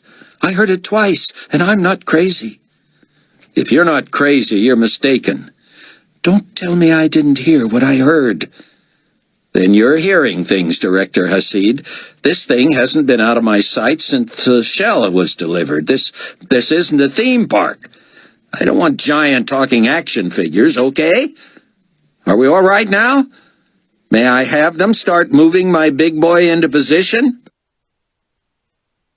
David nodded and stepped back to let a monstrous forklift move in behind the statue. His phone chirped, and as soon as he answered, he heard a tone indicating another call. "This is Director Hasid. Hold, please." But as he punched in the other call, heard, "Dave," and recognized Fortunato's voice. "This is Director Hasid. Hold, please," he said again, switching back to Fortunato. "Sorry, Commander. I'm watching the moving of the statue, and I'm sure that'll succeed without you, David. I'd appreciate not being put on hold in the future." David knew he should apologize again to keep up appearances, But he was dwelling on how important his getting up before 5 a.m. was to Fortunato last night, and how incidental it was now. We've, got a situation here, Leon continued. I need you in the conference room on 18 as soon as possible. Anything I need to bring or be thinking about? No. Well, yes. Captain McCullum's schedule. Oh, he's... Tell me when you get here, David. Quickly, please. David switched to his other call. That busy that early, huh, kid? Rayford said. Sorry, what's up? David walked backward as he talked, watching the statue emerge from the preparation room and become visible to the crowds. The murmuring grew louder as people nudged each other and pointed. The statue leaned back against the forks of the truck, and not until it came into the beams of the spotlights did it become apparent to all that it was, as Guy had so delicately put it, au naturel. Oohs and ahs rose from the crowd. Then they began applauding and soon cheering. "What in the world's going on there?" Rayford said. David told him. I think they've waited so long to see the body that they would worship trading cards if we passed them out. Rayford told David what had happened in Greece. I'm so sorry, Captain Steele. I only talked to Mr. Delante a few times by phone, but I know you two were close. This is a hard one, David. They don't get any easier. Sometimes I feel like an albatross. The people who get close to me are soon gone. David told him he was on his way to a mysterious meeting, and they debriefed each other again on what had happened at the gala. No matter what they say, sir, it's clear the shooting was accidental, and that the bullet totally missed Carpathia. That doesn't make me any less of a scapegoat, but... Oh, Captain, wait a second. I hear the crowd. What happened? Oh, man, it almost toppled over. They set down the statue and it rocked forward. People were diving out of the way. The forklift guy moved up to sort of catch it on its way back so it wouldn't fall that way, and that just made it rock forward again. I don't know how it didn't go over. It's settled now, and they're nudging it straight. Oh, man. He told Rayford of the built-in furnace, but said nothing about what he'd heard.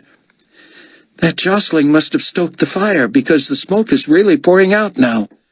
You know they're burning Bibles among other holy books in there? No. Sir, I'm heading inside now, and I never asked what you called about. I'm at the new safe house, David. Yeah? How is it? It looks fabulous, but we have one problem. It must lock automatically in emergencies. We can't get in. Can you unlock it from there? David was near the elevator. I can't talk here, sir, so let me just say yes. I'll get to that as soon as this meeting is over. I wish I could say when that will be.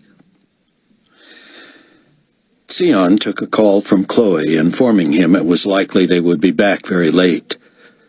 Any evidence of GC nosing around? None, he said.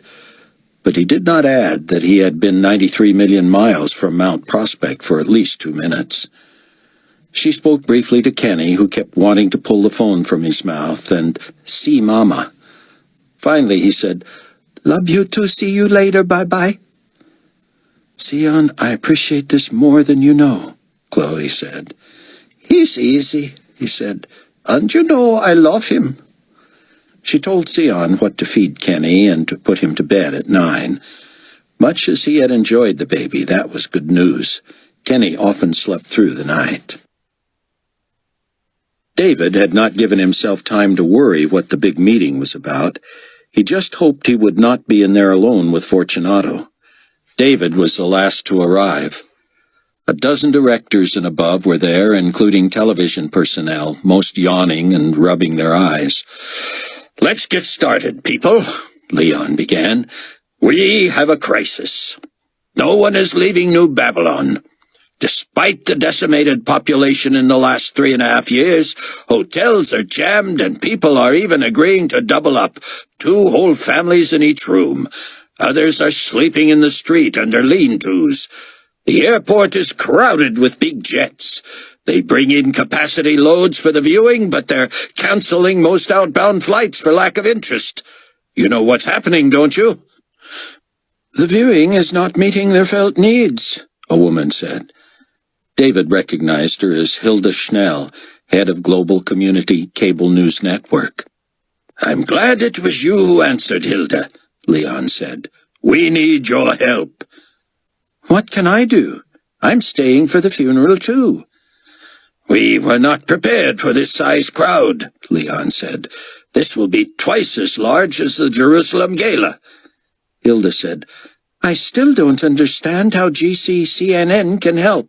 Even at the gala, we merely— Bear with me, Leon said.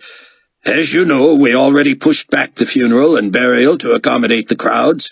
We assumed that 1 million or so people would still be waiting to view the body by the time we were ready for the ceremony.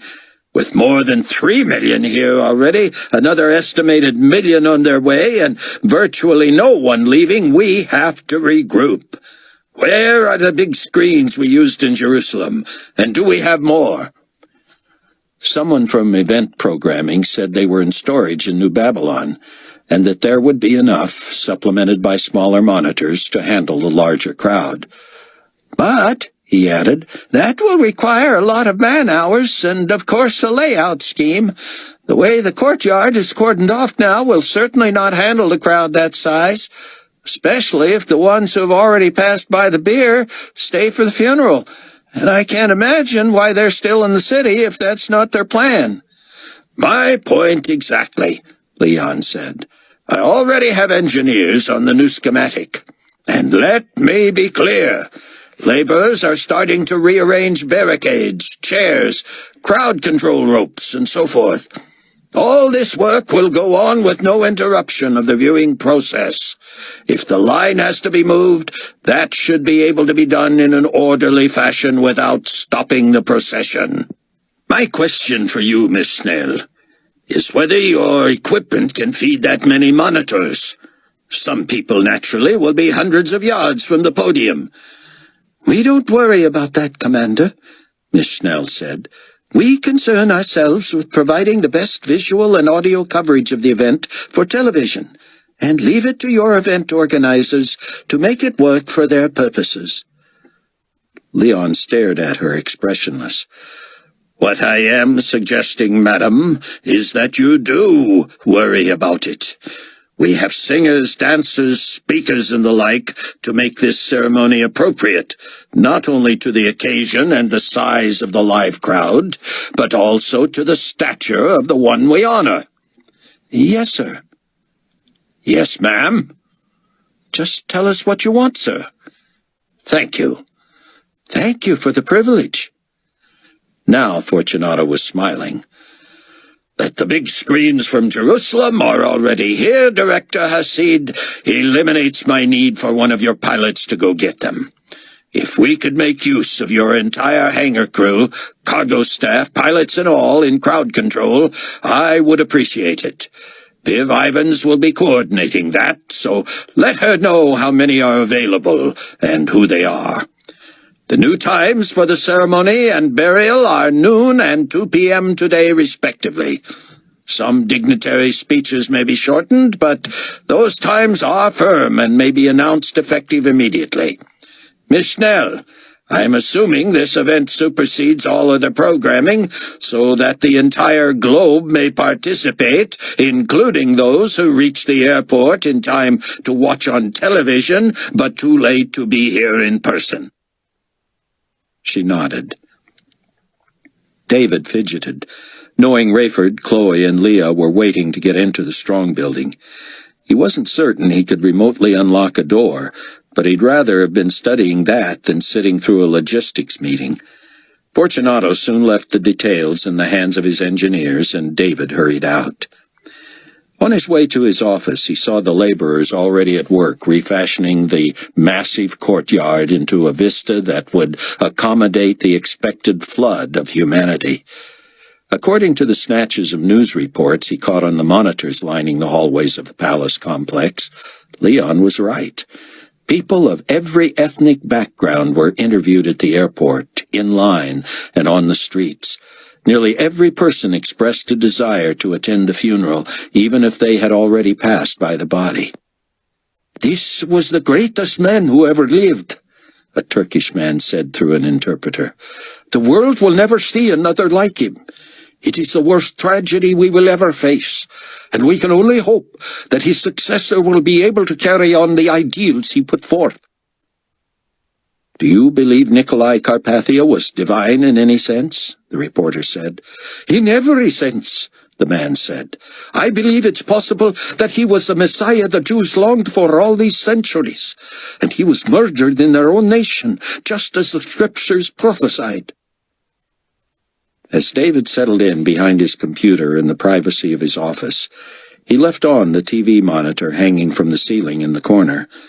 GCCNN had followed that interview with a live feed from Israel, where thousands were listening to enthusiastic preachers, running forward, falling on their knees, and then shouting of their new allegiance to Jesus the Messiah. The Jerusalem correspondent had with her a religious expert who attempted to explain. "In the vacuum created by the deaths of both the head of the one-world faith and the supreme potentate of the global community, whom many considered every bit as much a religious as a political figure, spiritually hungry people are rushing to fill the gap. Longing for leadership and bereft of the one man who seemed to fit the bill, they now find attractive this fairly recent craze of ascribing to the historical figure of Jesus the Christ the qualifications of the Messiah Israel has waited so long. This phenomenon existed in small pockets of conservative, fundamentalist Christian sects, but was fueled shortly after the vanishings by Dr. Zion Ben Judah, an Israeli biblical scholar. He had been commissioned by the State of Israel to clarify the prerequisites of the prophesied Messiah for the modern Jew. Dr. Ben Judah created an uproar, particularly among Jews, when, at the end of the live, globally televised airing of his views, he announced that Jesus the Christ was the only person in history to fulfill all the messianic prophecies, and that the vanishings were evidence that he had already come. David was impressed that the expert, while clearly not agreeing with what was going on, had an accurate handle on the issue. Having studied under Zion on the net for so long, David knew that this further outbreak of evangelism in Israel would also spawn many more false Christs and second-rate antichrists. Dr. Ben Judah had often cited Matthew 24:21-24 in urging his followers, now referred to as Judahites, to beware. "For then there will be great tribulation, such as has not been since the beginning of the world until this time, no, nor ever shall be. And unless those days were shortened, no flesh would be saved. But for the elect's sake, those days will be shortened. Then if anyone says to you, 'Look, here is the Christ,' or 'There,' do not believe it. For false Christs and false prophets will rise, and show great signs and wonders to deceive, if possible, even the elect." By now, David was deep into the labyrinthine inner workings of the Strong Building. While whirring through the many security pass gates using code breakers of his own design, he had a phone tucked between his cheek and shoulder. "Captain Steele," he said, "if I can do this, I'm going to get you in through one of the parking garage's inner doors.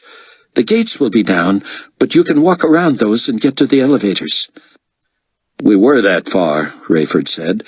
"The glass doors leading to the elevators are the one we need opened. We could break the glass, but we're afraid that would set off an alarm." "Who'd hear it?"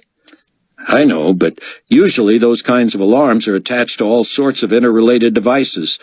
Like at the airport, you force your way through the wrong door and certain systems automatically shut down." "Bingo," David said. "Excuse me?" "You're in." "We're not even on that side of the building." "Well, get there. David said. "I can't wait to hear what you find.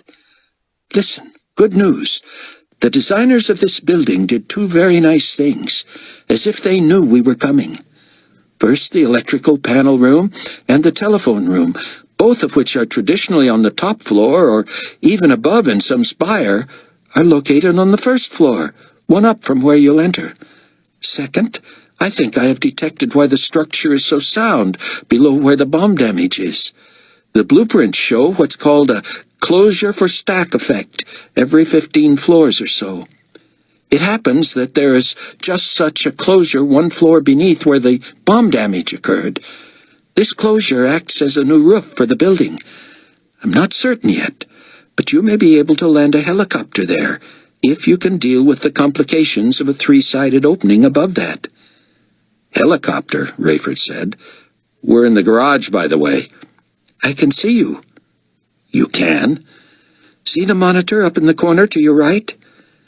The three waved at David, and he almost waved back, forgetting this was not a two-way visual feed. "Yep, I see you. The door directly in front of you should be unlocked. And yes, I said helicopter before." "Where am I going to get one of those?" "I don't know," David said. "Know anybody in purchasing anywhere?" "We also need to start thinking about a new air base closer to here. Different, anyway. We have no friends at Palwaki anymore." "How was Kankakee?" Might work. How about we have Albie set up there at a small private transport company, maybe serving Laszlos, who's still considered legit by GC. Then we can come and go as we please out of there with no questions asked, and we can chopper our way up here when we need to." "I like the way you think, Captain Steele." "I like the options you provide, David." "I'll try to keep track of you floor by floor with the various monitors," David said. "But I may have to leave you abruptly, too. You know where I am." Leah and Chloe appeared to be working well together. Though David could hear only Rayford, he could see the women checking out side angles from various windows. "Leah wants to talk with you, David. Here she is." "You're looking at blueprints?" "Online," he said. "Yeah." "Am I seeing this right? Are we not visible from the street, at least where we are now?" "Affirmative." "And what if we turn on lights?" "That I wouldn't do." "What if we spray-painted the windows black?" Chapter 16. By 10 o'clock Saturday night in Illinois, Sion had survived 2 messy operations, feeding and changing Kenny. The boy was now sound asleep in his crib in the other room, and Sion had turned the sound off on the television. He merely glanced at it occasionally, tired of the endless repetition. How many times had he seen Rayford's photograph in history, and the grave conclusion on the part of global community security and intelligence forces that he was the lone assassin, the lone gunman. Rayford was constantly also referred to as a committed Judahite. Sion knew, because he knew the Tribulation Force, that Rayford Steele had ceased to exist. He would neither make himself obvious to the public, nor leave a trail in his own name. Sion prayed that would preserve Rayford for as long as possible. Sion pored over his biblical texts and commentaries, trying to make sense of the vivid dream. He pleaded with God for another of the same, but short of that, he wanted to understand the one he'd had. Scholars were divided on who the sun-clothed woman was, the one who wore a garland of stars and used the moon as her footstool. Clearly she was symbolic, as no woman was that large or had a child in space. Some believed she represented womankind, as mentioned in Genesis, when God told Satan that the woman would produce a child whose heel Satan might bruise, but who would crush his head. That was a prophecy of the Christ child, and of course that woman turned out to be Mary. Yet further details of this symbolic woman indicated that she might symbolize Israel. The Christ came from Israel, and Satan pursued and persecuted God's chosen people even to the present day. As Sion studied the Bible texts about Lucifer and his being cast out from heaven, he became convinced that when he had seen the dragon sweep a third of the stars from the skies and they fell to earth, he was witness to eternity past. The scripture often referred to angels, righteous or fallen, as stars, so he believed this was a picture of when Lucifer was first cast down due to his sin of pride. Yet Sion also knew that Satan, even up to the halfway point of the tribulation, where Sion believed history stood right then, had been granted access to the throne of God. He was the accuser of believers, yet when he pursued the woman and her child to devour them, a great battle was to be waged in heaven, and he would be cast out for good. Sion was not aware he had fallen asleep again. All he knew was that the trip from the underground safe house into the chilly night air took less getting used to this time. He didn't worry about temporal things. He could see Kenny sleeping in his crib and himself dozing on the couch as clearly as he could see the oceans and continents of the beautiful blue planet. How peaceful it looked from up here, compared to what he knew was happening down there. When he arrived at the appointed place, the woman had left her footstool. The sun garment was gone with her, of course, as was the garland of stars. Yet brightness enveloped Sion again, and he was eager to ask questions before this all faded and he awoke. Though Sion knew it was a dream, he also knew it was of God, and he rested on the promise of old men dreaming dreams. Sion turned to the brightness, marveling again at the size and majesty of the angel. "Michael," he began, "is the woman Mary, or—" "Michael is engaged in battle, as you will soon see. I am Gabriel, the announcer." "Oh, forgive me, Prince Gabriel. Can you tell me, who is the woman? Is it Mary, or it Israel?" "Yes, and yes."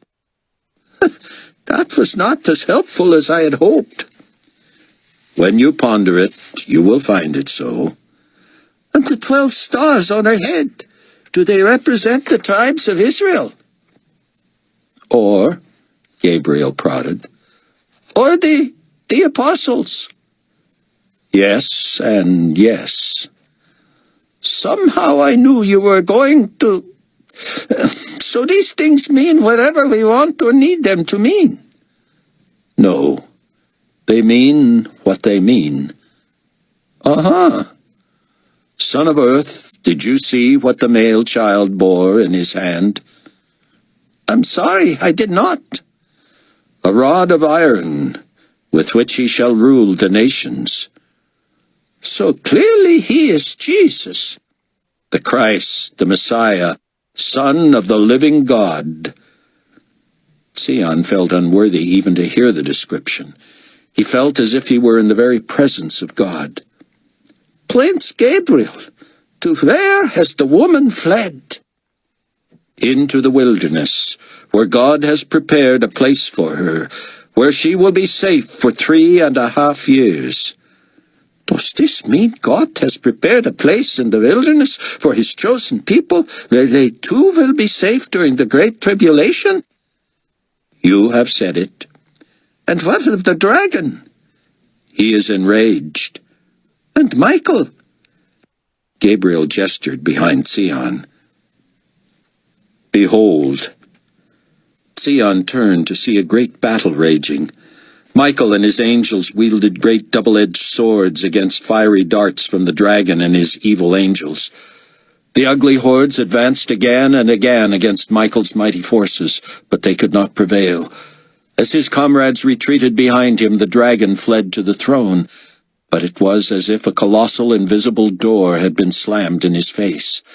He fell back and tried to advance again to the place he had enjoyed before the throne, but from the throne came an insistent, "No, there is no longer a place for you. Begone." The dragon turned, his anger nearly consuming him. With his 7 heads grimacing and gnashing their teeth, he gathered his own around him, and they all tumbled toward the earth. And Gabriel announced in a loud voice, "So the great dragon was cast out, that serpent of old called the devil and Satan, who deceives the whole world. He was cast to the earth, and his angels were cast out with him." And now louder still with great joy, "Now salvation and strength and the kingdom of our God and the power of his Christ have come. For the accuser of our brethren, who accused them before our God day and night, has been cast down, and they overcame him by the blood of the Lamb, and by the word of their testimony, and they did not love their lives to the death. Therefore rejoice, O heavens, and you who dwell in them. Woe to the inhabitants of the earth and the sea, for the devil has come down to you, having great wrath, because he knows that he has a short time." "What happens now?" Sion said. Gabriel looked at him and folded his arms. "The dragon will persecute the woman who gave birth to the child, but God will protect her. In his wrath the dragon will make war with the rest of her offspring, those who keep the commandments of God and have the testimony of Jesus the Christ." Michael stood next to Gabriel now, his great sword sheathed, his warriors dispersed. Sion could not speak. He opened his mouth to form words of gratitude, but he was mute. And he awoke. It was still 10 o'clock. By 9 in the morning, Carpathia time, New Babylon was a sea of people. Opportunists had set up shop on every road that led to the palace courtyard. Sellers of chairs, sunblock, umbrellas, bottled water, food, and souvenirs preyed on the pilgrims. Some merchants were run off by GC peacekeepers, only to set up again a quarter-mile away. It was clear the forecasted 100 degrees would be surpassed before noon.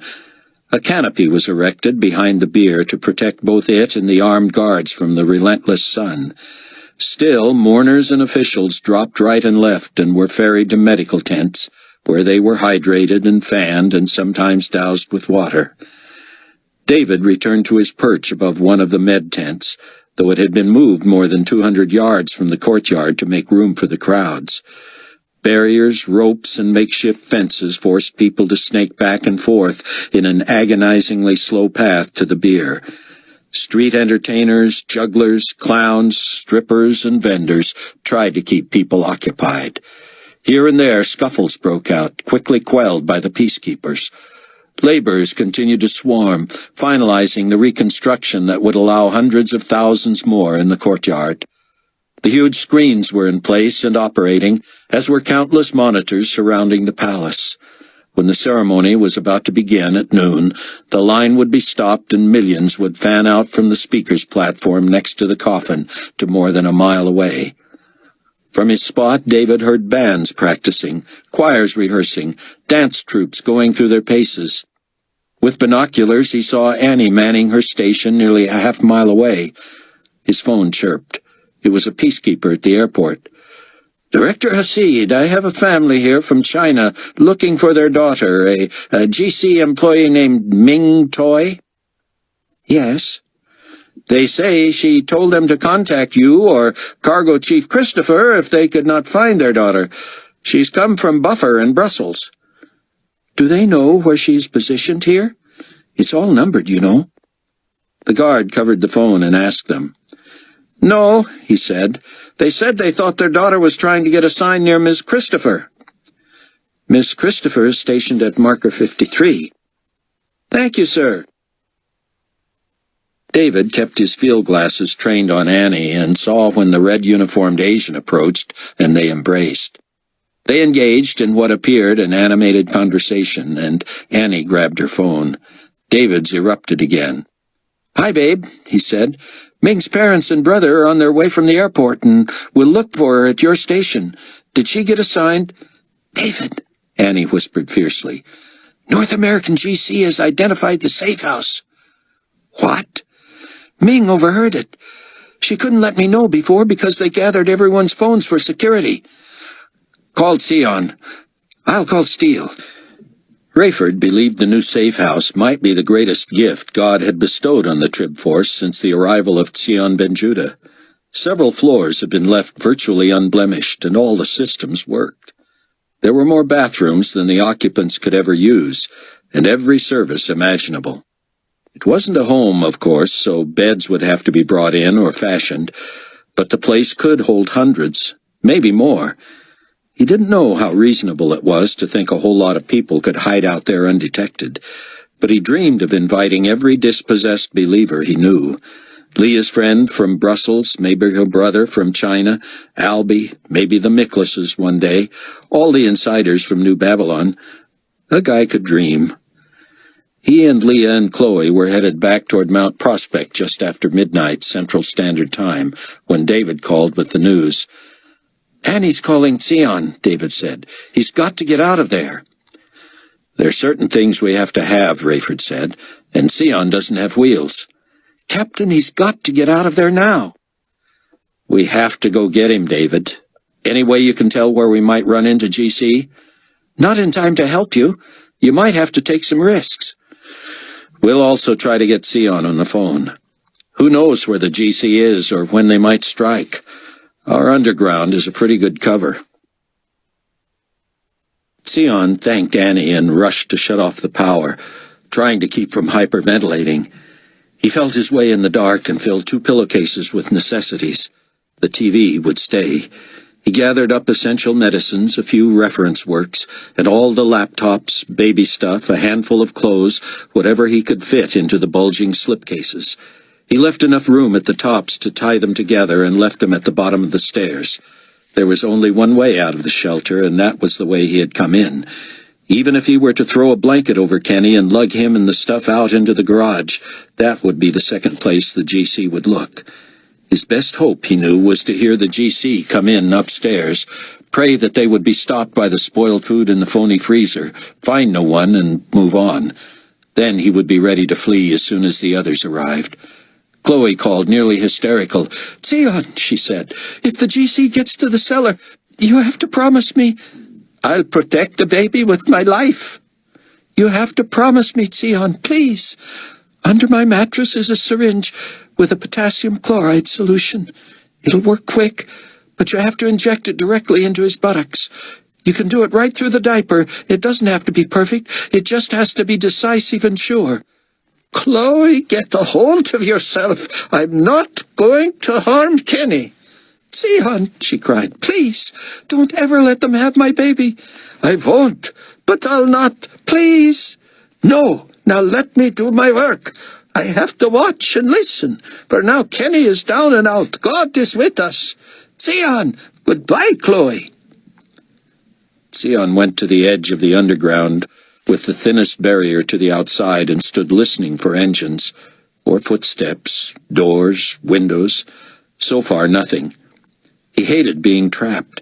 He was tempted to lug Kenny and the stuff to the garage, then make a break for it if the GC broke into the house. It was foolishness, he knew.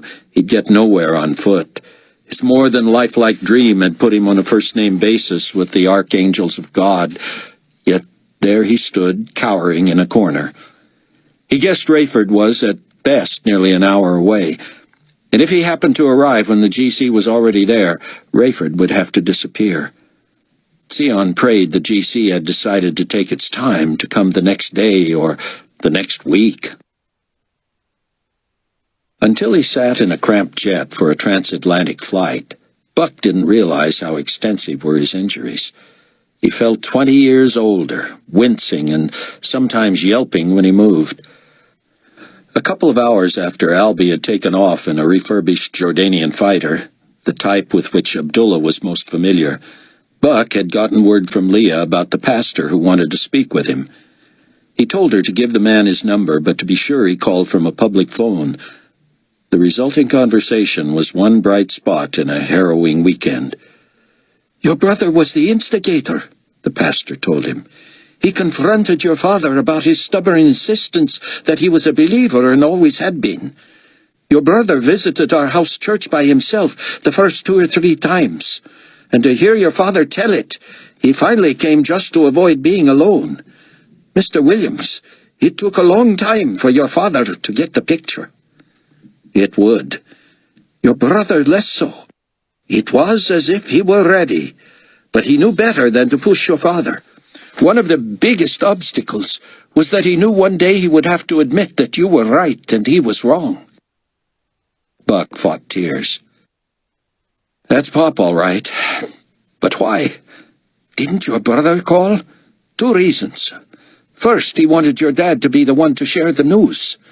too. He was scared to death. They were going to somehow give you away. He knew well your position and how dangerous it was, or I should say is. Only calling from a bugged phone would have caused a problem. But he didn't know that. I just want you to know, sir, that your dad and your brother became true believers, and I'm sure they're with God right now. They were so proud of you, and you can tell Dr. Benjuda that he has at least one church out here that could lose its pastor and never skip a beat. We all love him. Buck assured him he would tell Sion. They were an hour from Palwaki when Buck got the call from Chloe about the safe house. While Haim lay across the back seat, humming in agony over his various ailments, Albie seemed to grow more and more agitated as he realized what was going on. "How was the safe house compromised?" he said. "Did Miss Graham finally give you up?" "We don't know, Albie. All we know for sure is that Dr. Benjuda and our baby are there without transportation, and we have no idea how far away the GC is or whether Rayford can get there in time." "And you have a new safe house? Somewhere to go if you can get them out of there?" "Yes." "Grab my bag from behind my seat." Buck pulled it up, deciding it weighed more than Albie. "What have you got in this thing?" Albie was all business. "Open, please." The top layer consisted of Albie's underwear. "Dig, please. Find sidearm and holster." Buck dug past what looked like a GC uniform. "Is this what I think it is?" Albie nodded with a pleased look. "See, Cap? Check rank." Buck whistled. "Deputy Commander, where did you get this?" "No questions, no obligations." "Come on. Did you used to work for the GC?" "Better not to know." "But did you?" "No, but no more questions." "Just where did you—" "I have my sources. Sources are my life. Call Rayford. Tell him to meet us at Palwaki." "He shouldn't get to the safe house?" "We need a vehicle. We need it as bad as Rayford needs it." How so?" "Watch and learn. At Palwaki, where can I change into uniform?" "You're going to—" "You don't ask. You only answer." "There's a spot," Buck said. "I can show you." "Anywhere we can leave Tobias Rogoff?" "I wouldn't, now that we don't really know anyone there." "Okay. Find my papers. Dig deeper. Between the fake bottom of bag and the real bottom." Buck found Albie's straight ID then, right where he said, a worn leather pouch. "Open, please. How many of us will be in vehicle? 6? Buck thought and confirmed that. "And Mr. Rogoff needs a whole seat to self?" Maybe not." "Hope not. Too crowded. Find the papers to go with the clothes." Buck leafed through until he found documents proving Albie's high-level role with the GC peacekeeping force. The picture, in snappy uniform, was of Albie, but over a different name. "Marcus Elbaz?" Buck said. "Deputy Commander Elbaz to you, citizen," Albie said with such conviction that for a moment Buck thought he was truly upset. Buck saluted and Albie matched him. "Call Steele now." Rayford was heartsick that Chloe was so determined to kill Kenny rather than see him fall into the hands of the enemy. And yet, as a father, he could identify with her passion. It terrified him that she thought it through to the point where she had an injection prepared. Rayford had found a way back to a short stretch of unobstructed open road without making it obvious he had emerged from a restricted area. Now he had to find shortcuts and pick his way around debris and craters while careful not to violate any traffic laws. When he was free of other traffic, he would make up for lost time and get to the safe house at the highest speed he could muster, his and his passengers' heads banging the roof of the Land Rover or not. Buck's call was puzzling, and Rayford demanded to talk with Albie. "What's the deal, friend? What are you up to?" "Do you trust me, Captain Steele?" "With my life, and more than once." "So trust me now. You get to Palwaki and be waiting for us. Then be prepared to get me to the safe house fast as you can. I'll explain roles as we go." If we're lucky, we beat the GC, and we get the rabbi and the baby out. If we engage, everything depends on me." Sion prayed as he waited, but God did not grant the request to calm his fears. He'd had close calls in his day, but waiting for the enemy was the worst. He tiptoed around, watching, listening. Then he found the TV and bent to turn it on. He would only watch, but it would not come on. Of course, he smacked himself in the head. He had turned off the main power. David hated this more than all the rest that came with working undercover in the enemy camp. Knowing all that was happening half a world away, and yet being powerless to do anything but warn and open the occasional skyscraper door. There was nothing more he or Annie or Ming could do from New Babylon. The players were in their places and the dangers real. All they could do was wait to hear how it turned out. Ming's parents and brother were reunited with her at Marker 53, and David was struck by the formalities. As he watched through binoculars, Ming and Chang embraced enthusiastically and emotionally. Ming kissed her mother lightly on the cheek, and she and her father shook hands. Then came more animated conversation, and soon Annie was on the phone again. "Mr. Wong is insulted that you are not here to greet him." "Well, I can hardly do anything about David. Just come. Can you?" Chapter 17. "I trust Albie," Rayford said, "but I don't like this." "What do you think he's up to?" Chloe said. "I don't know. He's a pretty shrewd guy. The problem is we only have one vehicle." "Thanks for reminding me," Chloe said. "I just wish he'd make arrangements for another car at Palwaukie. I don't like leaving Sion and Kenny like this." Leah, strapped in the back seat, pressed her hands against the ceiling to keep herself from bouncing too high. "How much further, Daddy?" she said. Chloe made a face, but Rayford said, "At least one of us is keeping a sense of humor." "David," Buck said on the phone, "Albie wants to talk with you. What's happening there? I hear the crowd." "Let's just say I pulled rank and appropriated an administrative golf cart. I'm on my way to mollify a public relations problem. At least I get to see Annie. Where are you guys?" "Not sure. I'll let you talk to the pilot." Buck handed the phone to Albie and listened as he peered out the window. "David, my friend, good to talk with you again. I'm going to enjoy working with you.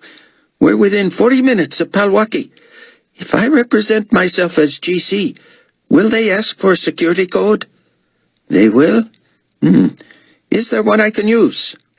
He covered the phone. "Buck, write this down." "Okay, go ahead. 09239. Got it. So, anything that starts with 09 will be okay in the future, and we'll go back through you for clearance. Good. Helicopter? Oh yes, we sure could. You can do that? GC? Ah, perfect. I'll tell the tower it will be delivered when? Ah, okay. I know we will meet one day soon. David was struck by the variety in the crowds that lined the route to the courtyard. People of every ethnic background slowly moved toward the palace, young and old, wealthy and poor, colorfully dressed. Many appeared shell-shocked, as if they truly didn't know what they would do without Nikolai J. Carpathia to lead them through such a tumultuous time. David called Mac. "Where are you, Captain?" Sector 94. Fun work. People must love that uniform.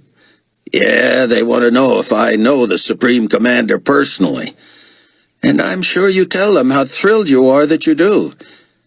What do you want, David? I need you to make a couple of calls for me.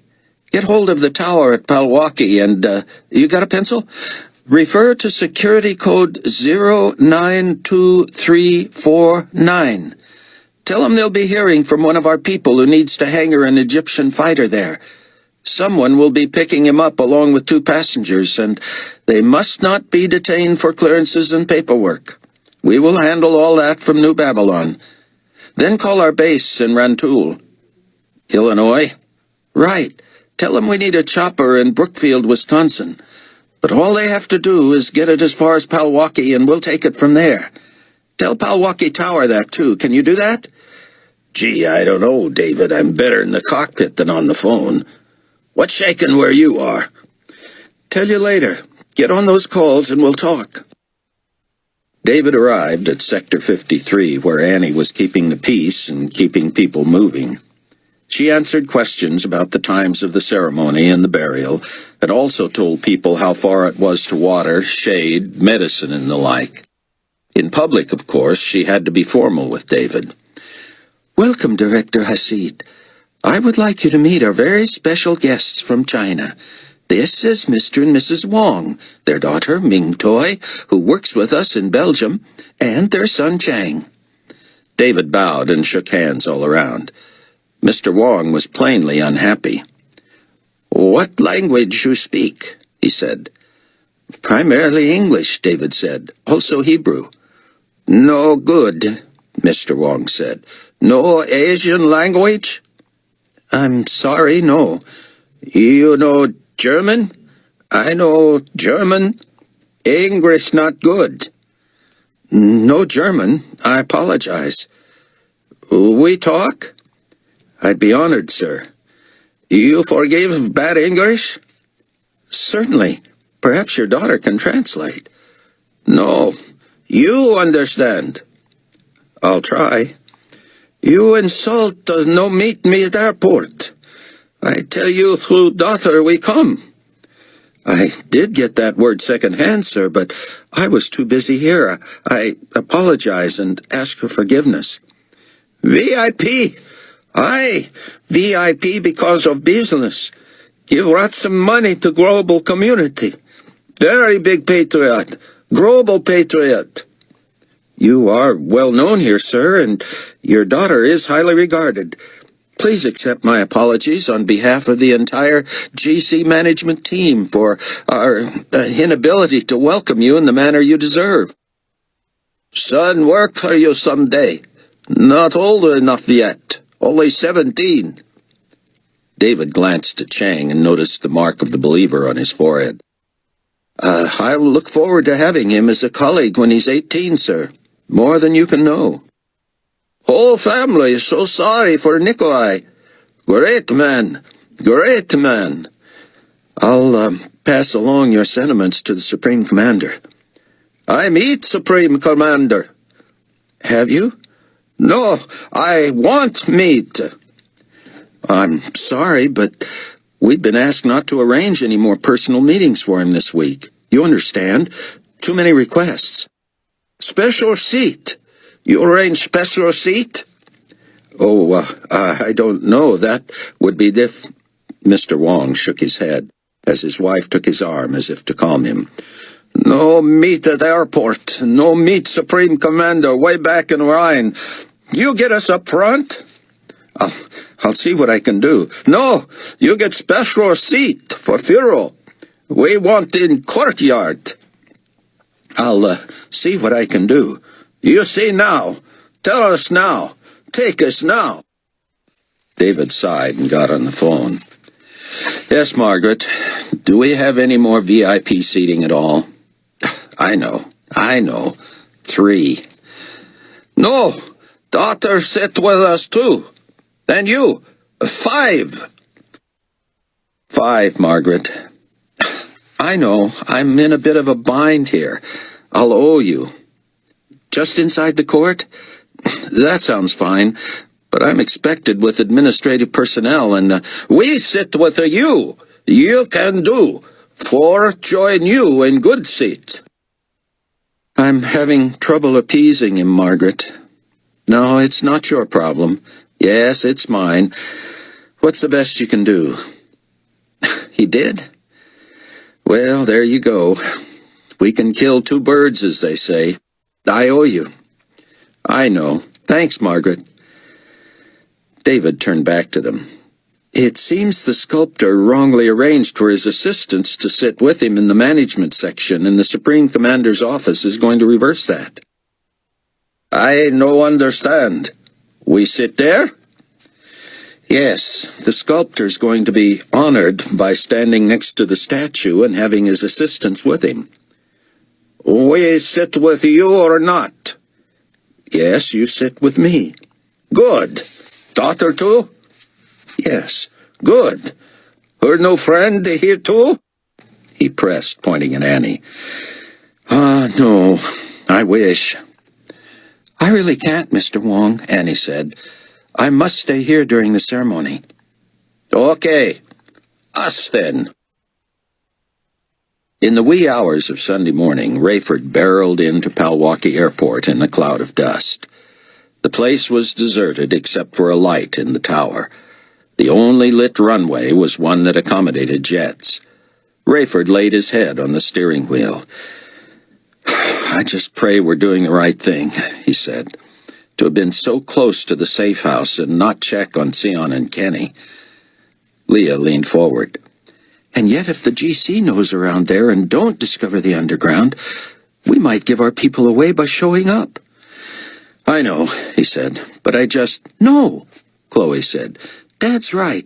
We need to take our chances and get there and get them out. You know what the GC are doing to Judahite sympathizers? They killed everybody in Haim's house and burned it. They killed Buck's dad and brother and burned their place. What happens if they don't find Sion and Kenny, but burn the place anyway because it's obvious we'd been living there? How would they get out? Sion would come running right up into a burning house. Chloe, Rayford said, I feel like we should play out Albie's scheme here, whatever it is. He can't know our situation. Buck has filled him in. And he's right that it makes no sense for some of us to go to the safe house while others wait here for a ride. This way, if it's obvious the GC haven't been there yet, we need to get what we can and get out of there. That'll make 8 of us, including the baby, so we won't have room for much else. Surely Sion will think to bring the computers and necessities. Rayford nodded. I'd better call him one more time, Chloe said. He may not think to bring the notebooks with the co-op stuff. You don't have that on your computer, Leah asked. Chloe gave her a look. I always keep hard copy backups. But you've got it on disk too, right? Chloe sighed and ignored her, and phoned Sion. David let the Wong family pile into the 2-seat golf cart, first pointing Ming Toy to the front seat next to him and Dad, Mom, and Chang to the back bench. But Mr. Wong wouldn't budge, muttered something about seat of honor, and Ming joined her mother and brother in the back. Mr. Wong sat straight, chest out, with a solemnly proud look, as David carefully steered the cart through the throng toward the palace courtyard. They are not seating dignitaries until 11:30, David said. They'll begin with the 10 regional potentates and their entourages, then headquarter management personnel and their guests. They seat you right away, Mr. Wong said confidently, and we with you. They'll follow protocol. I talked to Supreme Commander Leon Fortunato. He makes sure we seat right away. He's greeting dignitaries and getting set for the processional now, Mr. Wong. Let's just get to the staging area, and I'm sure they'll accommodate us in due time. I want to sit now. Good view. Ready for program. He turned and grabbed his son's knee. This spectacular, eh? You work here someday. Make proud. Serve global community. Honor memory of Carpathia. Chang did not respond. I know you want to, son. You not know how to say it. Be patriot like me. Duty, honor, service. David pulled up to a corral area where lesser dignitaries were already being led to a line that would eventually fill the VIP area. Manning the gate was Amal, a man from David's department. We'll take care of the cart, Amal said. You and your guests wait under the canopy by Section G. Thanks, Amal. You no introduce. You would host. My apologies, David said. He introduced the family, emphasizing Mr. Wong's support of the GC. An honor, sir, Amal said, raising a brow at David. We sit now. No, sir, Amal said. You're being asked to wait in line at section...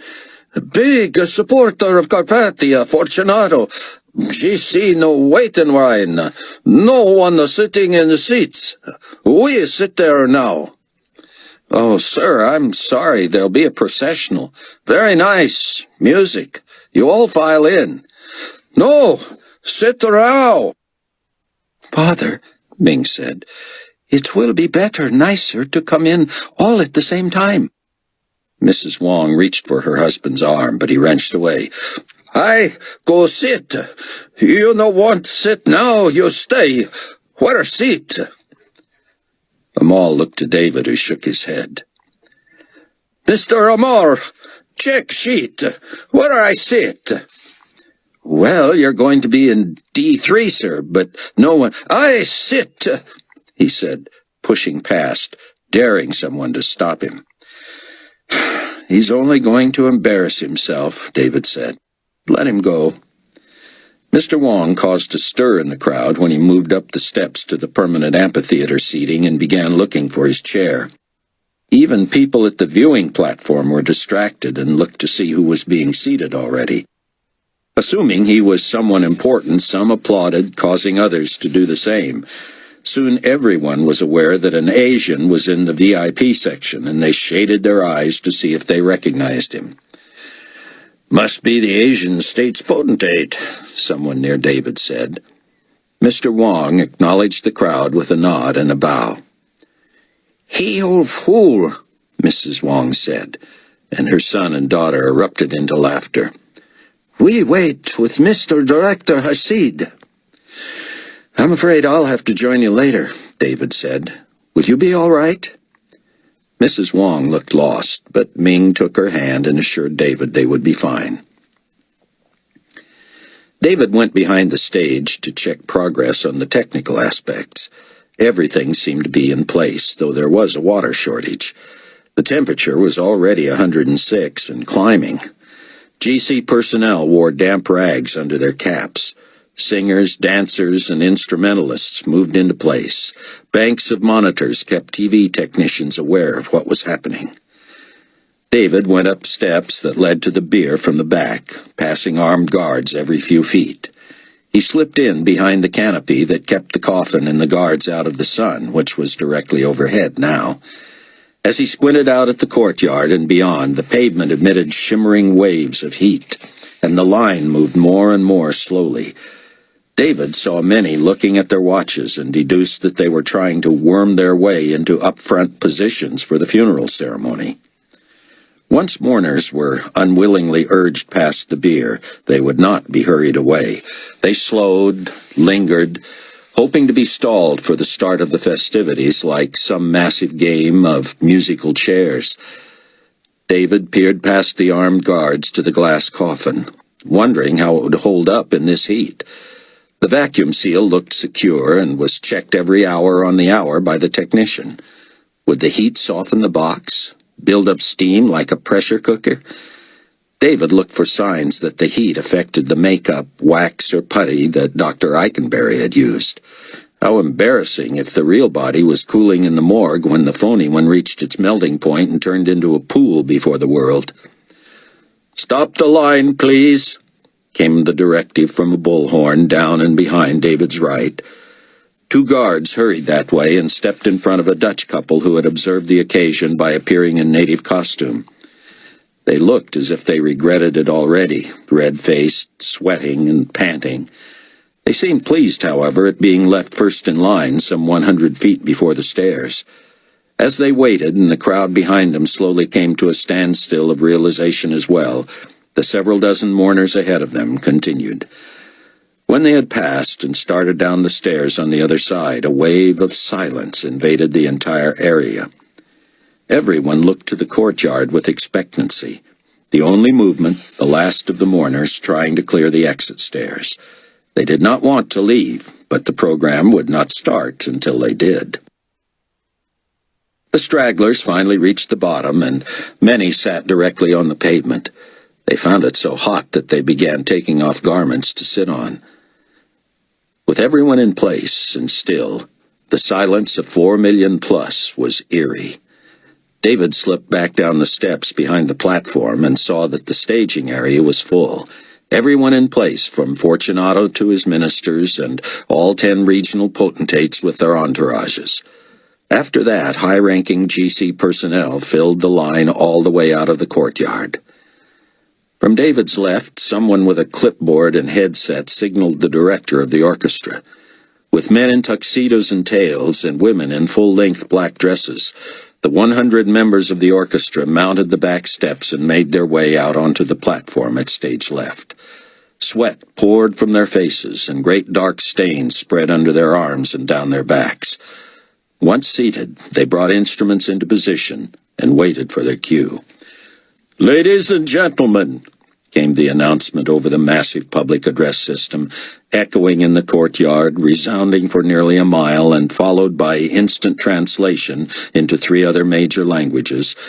"Global Community Supreme Commander Leon Fortunato and the administration of the One World Government would like to express sincere thanks and appreciation for your presence at the memorial service for former Supreme Potentate Nikolai J. Carpathia. Please honor the occasion by removing head coverings during the performance by the Global Community International Orchestra of the anthem, Hail Carpathia, Loving, Divine, and Strong." As the orchestra played the dirge, weeping broke out among the crowd, until great sobs filled the courtyard. The Global Community Vocal Band filed in, singing praises to Nikolai. Eventually, a troupe of dancers, who seemed to move in slow motion and show remarkable balance, emoted with the music and the mournful groaning of the audience. As they performed, the VIPs filed in to subdued but sustained applause. David finally made his way to the seat next to Mr. Wong, who gazed beatifically at the stage, tears streaming, both hands clutching his heart. David shaded his eyes and wondered if he himself was prepared to sit in this kind of heat for 2 hours.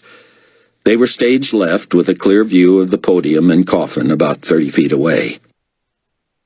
When the music finally ended, orchestra, singers, and dancers moved out, and Fortunato and the 10 potentates, grim-faced, moved into position 1 row up and behind the bier.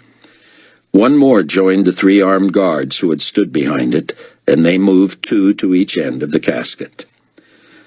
The great screens and monitors showed a montage of Carpathia's life, beginning with his 5th birthday party in Romania, hugging his parents at high school graduation while holding some sort of trophy in each hand, being presented an award in college, winning an election in Romania, taking office as president there, speaking at the United Nations 3.5 years before, and presiding over various major functions after that. The music that accompanied the visuals was poignant and triumphant, and people began to clap and cheer. They reached fever pitch when Nikolai was shown announcing the new name of the One World Government, cutting the ribbon on the majestic palace, and welcoming people to the gala just the week before in Jerusalem. Now fighter jets screamed in from the east and rumbled low over the event as the montage showed Carpathia mocking and challenging the 2 witnesses at the Wailing Wall. The crowd shouted and screamed with glee as he shot them dead. Of course, the show did not include their resurrections, which had been denounced as a myth. The crowd fell silent as the jets swept out of earshot and the music again turned melancholy. The screen showed Carpathia back at the gala, beginning with a long shot that showed much of the devastation from the earthquake. As the camera zoomed in on Nikolai, it changed to slow motion as he responded to the welcome of the crowd, introduced Chaim Rosenzweig, and joked with the potentates. Gasps and moans greeted the super slow-motion replay of his turning away from a white puff of smoke in the crowd, tumbling over Dr. Rosenzweig, and lying there as the crowds fled. The montage showed Nikolai being loaded onto a helicopter, GC logo emblazoned on the side, and here artistic license came into play. The screen showed the chopper lifting off from the stage, banking left between scaffolds and past great banks of lights, and almost disappearing into the darkness. The aircraft seemed to fly higher and higher until it pushed past the clouds and into the vastness of space. Higher and higher it went, to the delight of the largest live crowd ever assembled, until the helicopter itself seemed to fade. Now all they saw on the big screens were space, and a large image taking shape. The fighter jets returned, but no one watched. They just listened and watched as the screen morphed into the image of a man wide as the heavens. Standing in mid-air among the planets in dramatic dark suit, white shirt, and power tie, feet spread, arms folded across his chest, teeth gleaming, eyes flashing and confident, was Nikolai Carpathia, gazing lovingly down on the faithful. The image froze under Nikolai's benevolent gaze, and the roar from the crowd was deafening. All stood and wildly cheered and clapped and whistled. David had to stand to avoid being conspicuous, and while he clasped his hands in front of him, he glanced at Ming and Chang, who stood stone-faced, Chang with a tear rolling. David realized that no one was watching anyone else anyway, so complete was the devotion to Carpathia. The symbolism could not be lost on anyone. He may have been murdered, he may be dead, but Nikolai Carpathia is alive in our hearts, and he is divine, and he is in heaven watching over us. When finally the image disappeared and the music faded, Leon Fortunato stood at the lectern, his emotion-gripped face filling the screen. As Leon spread his notes before him, David noticed he was wearing a resplendent dark suit, white shirt, and power tie. It didn't work as well for poor Leon, but he apparently assumed his succession to the throne of the world, and he was giving the look all he had. "I want to know if it was Hattie who gave us away," Chloe said, as the Egyptian jet came into view. "We can't know that," Rayford said, "unless she tells us. We can't contact her, remember? It's a one-way street right now." Once the jet touched down, the light in the tower went off, and a fat, older man came chugging down the stairs and out the door. Here was a guy with a job to do, and he was going to do it. "You're here to pick up GC personnel, am I right?" he hollered. "Affirmative," Rayford said. "Your number match mine? 092349? "Absolutely," Rayford said. "Stay put, please. The airport is officially closed, and I must get the jet hangared and these people accommodated with dispatch." He hurried off to the edge of the runway and went through a series of gyrations with his clipboard that would have been more effective with a flashlight as he tried to guide Albie toward the hangars. This amused Rayford, who figured Albie had hangared as many small craft as anyone alive, and he watched as the jet steered a course straight at the tower man. He ran off the runway as the craft whined past and finished his signals with a flourish as if Albie had done precisely what he asked.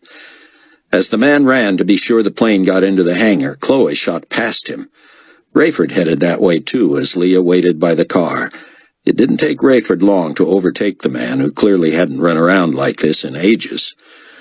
The door of the plane, which was parked next to the Gulf Stream, popped open, and Albie was the first one off.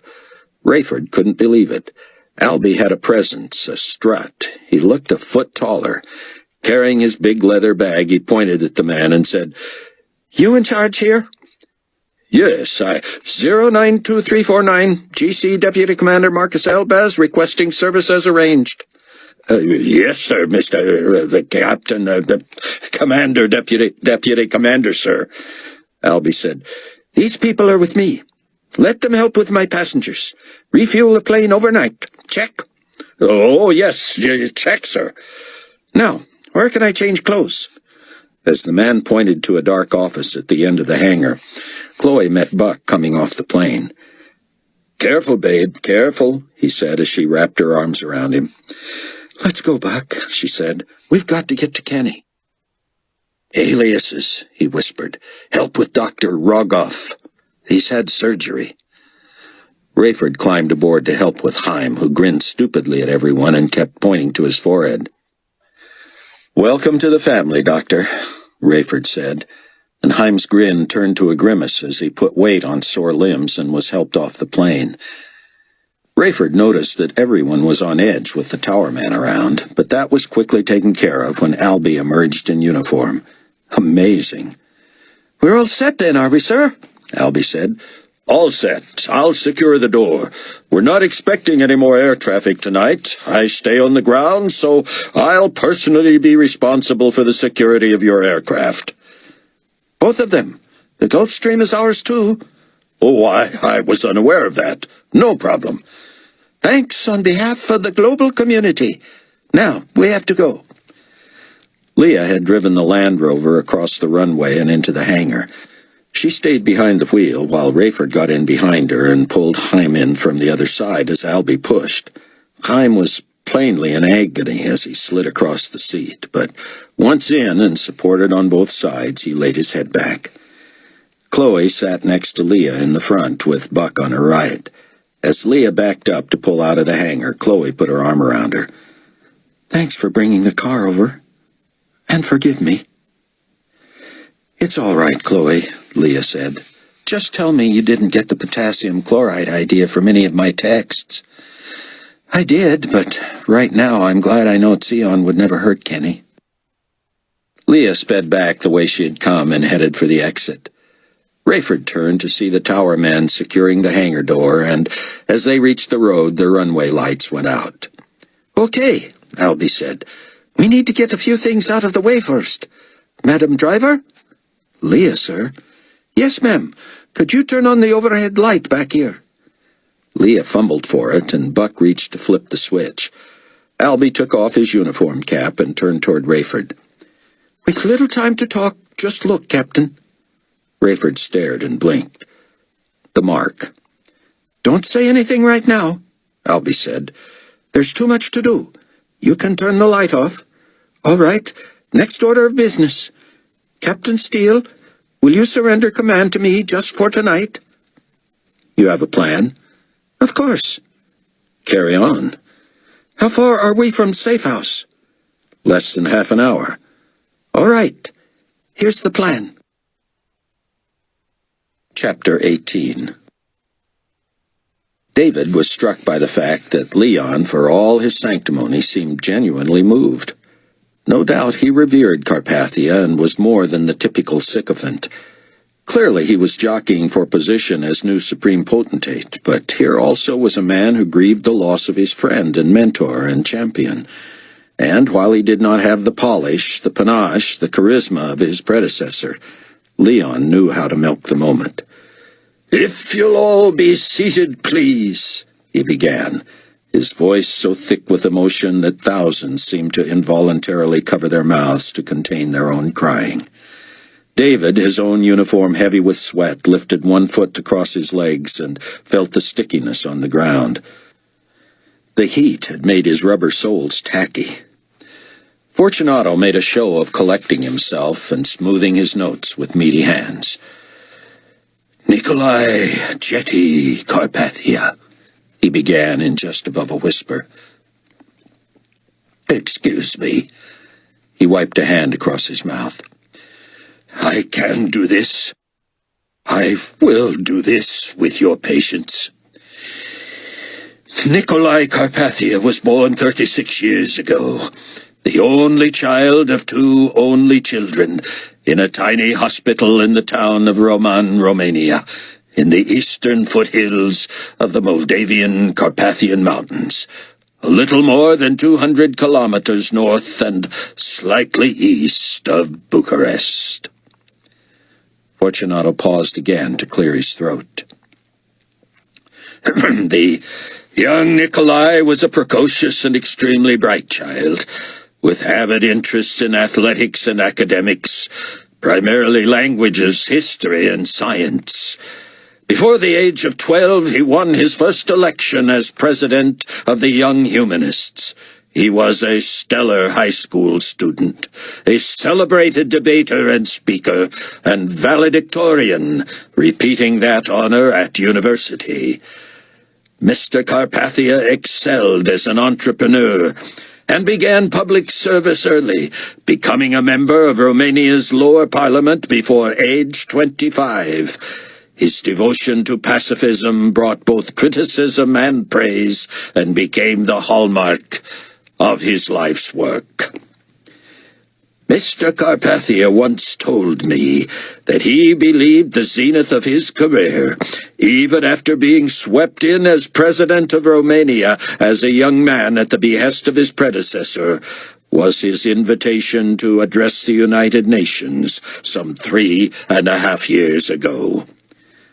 Honored beyond expression, the young head of state worked hard on his presentation, outlining the history of the UN, employing every one of its languages, and memorizing his speech in its entirety. Little did he know that just prior to his appearance at the General Assembly, the Earth would suffer its greatest calamity, the tragedy we all know now as the Day of the Vanishings. Stripped of our children and babies, Fortunato paused again, and countless friends and relatives and neighbors, the world family grieved as one. We were not aware then of the truth that only a man such as Nicolae Carpathia could bring to light, that the phenomenon that brought such bereavement was preventable, one rooted in our war technology. All we knew when the Romanian president stepped to the podium at the United Nations was that we were terrified to the point of immobility. Despairing of the future, regretting the past, we prayed in our own ways to our own gods for someone to take us by the hand and lead us through the minefields of our own making and into the blessedness of hope. How could we have known that our prayers would be answered by one who would prove his own divinity over and over as he humbly, selflessly served, giving of himself even to the point of death to show us the way to healing? The crowd could not contain itself and burst into applause. Several times Leon held up a hand, but they would not be silenced. Applause turned to cheering, and then they rose sector by sector, until again everyone was standing, clapping, cheering, mourning their slain leader. David was nauseated. "Give me the rough layout of the safe house," Albie said. "Where it stands, what's around it, any other buildings, roads in and out." "I don't know if you have anything similar in your country, Albie," Rayford said, "but picture a subdivision, a housing development maybe 30 years old that has been tossed into a blender. The roads were ripped up and twisted out of the ground, and so many of the homes and businesses in that area were demolished that after rescue efforts the area was abandoned. Best we can determine, no one lives within 3 miles of the place. We took over half of a badly damaged duplex, 2 homes in one. We expanded a cellar to make an underground hiding place, which we didn't need, at least that we knew of, until now. We rigged our own makeshift well and solar power plant, and took various routes to the place that made it look as if we could have been headed anywhere." "What else is on the property?" "About 50 paces from the back door is a barn-like garage that originally served both halves of the duplex. We hid our vehicles in there. We are now down to one, and this is it, so the garage is empty." "And the other half of the residence?" "Empty. "Other dwellings in the area?" Pretty much piles of rubble that have never been hauled away." "What hides you?"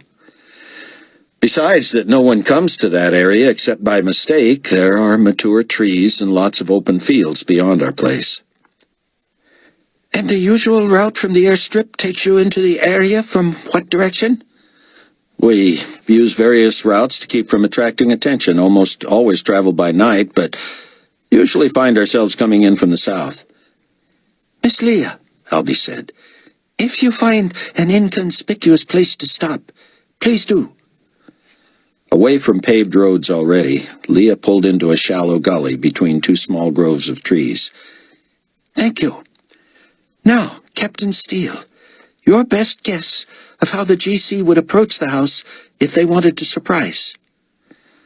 Rayford searched for a scrap of paper and drew an aerial view of the place. They'd come through the trees at the north, he said. Buck, what do you think? Buck studied the schematic, then showed it to Chloe and Leah. They all nodded. All right, Leah, Albie said.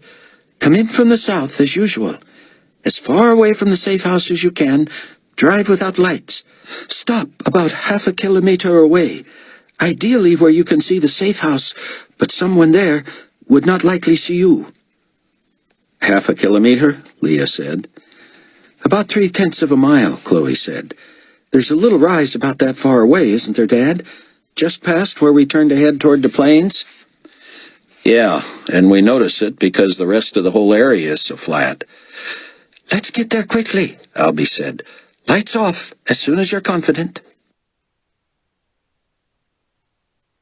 As Fortunato held forth, alternately bringing the masses to their feet and making them weep, David surreptitiously pulled his binoculars from a side pocket.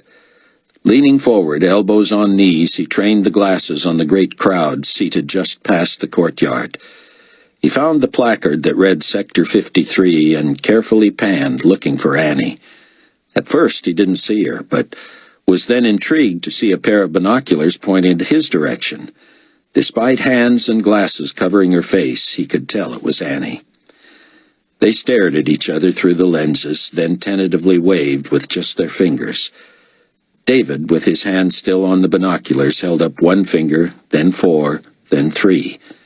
She mirrored the message, their code for the number of letters in each word. I love you.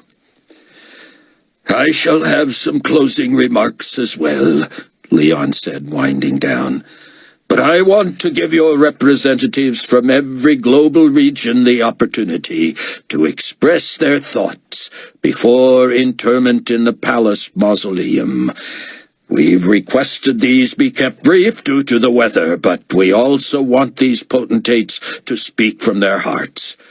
First, from the United Russian States, Dr. Victor... Captain Steele, Albie said.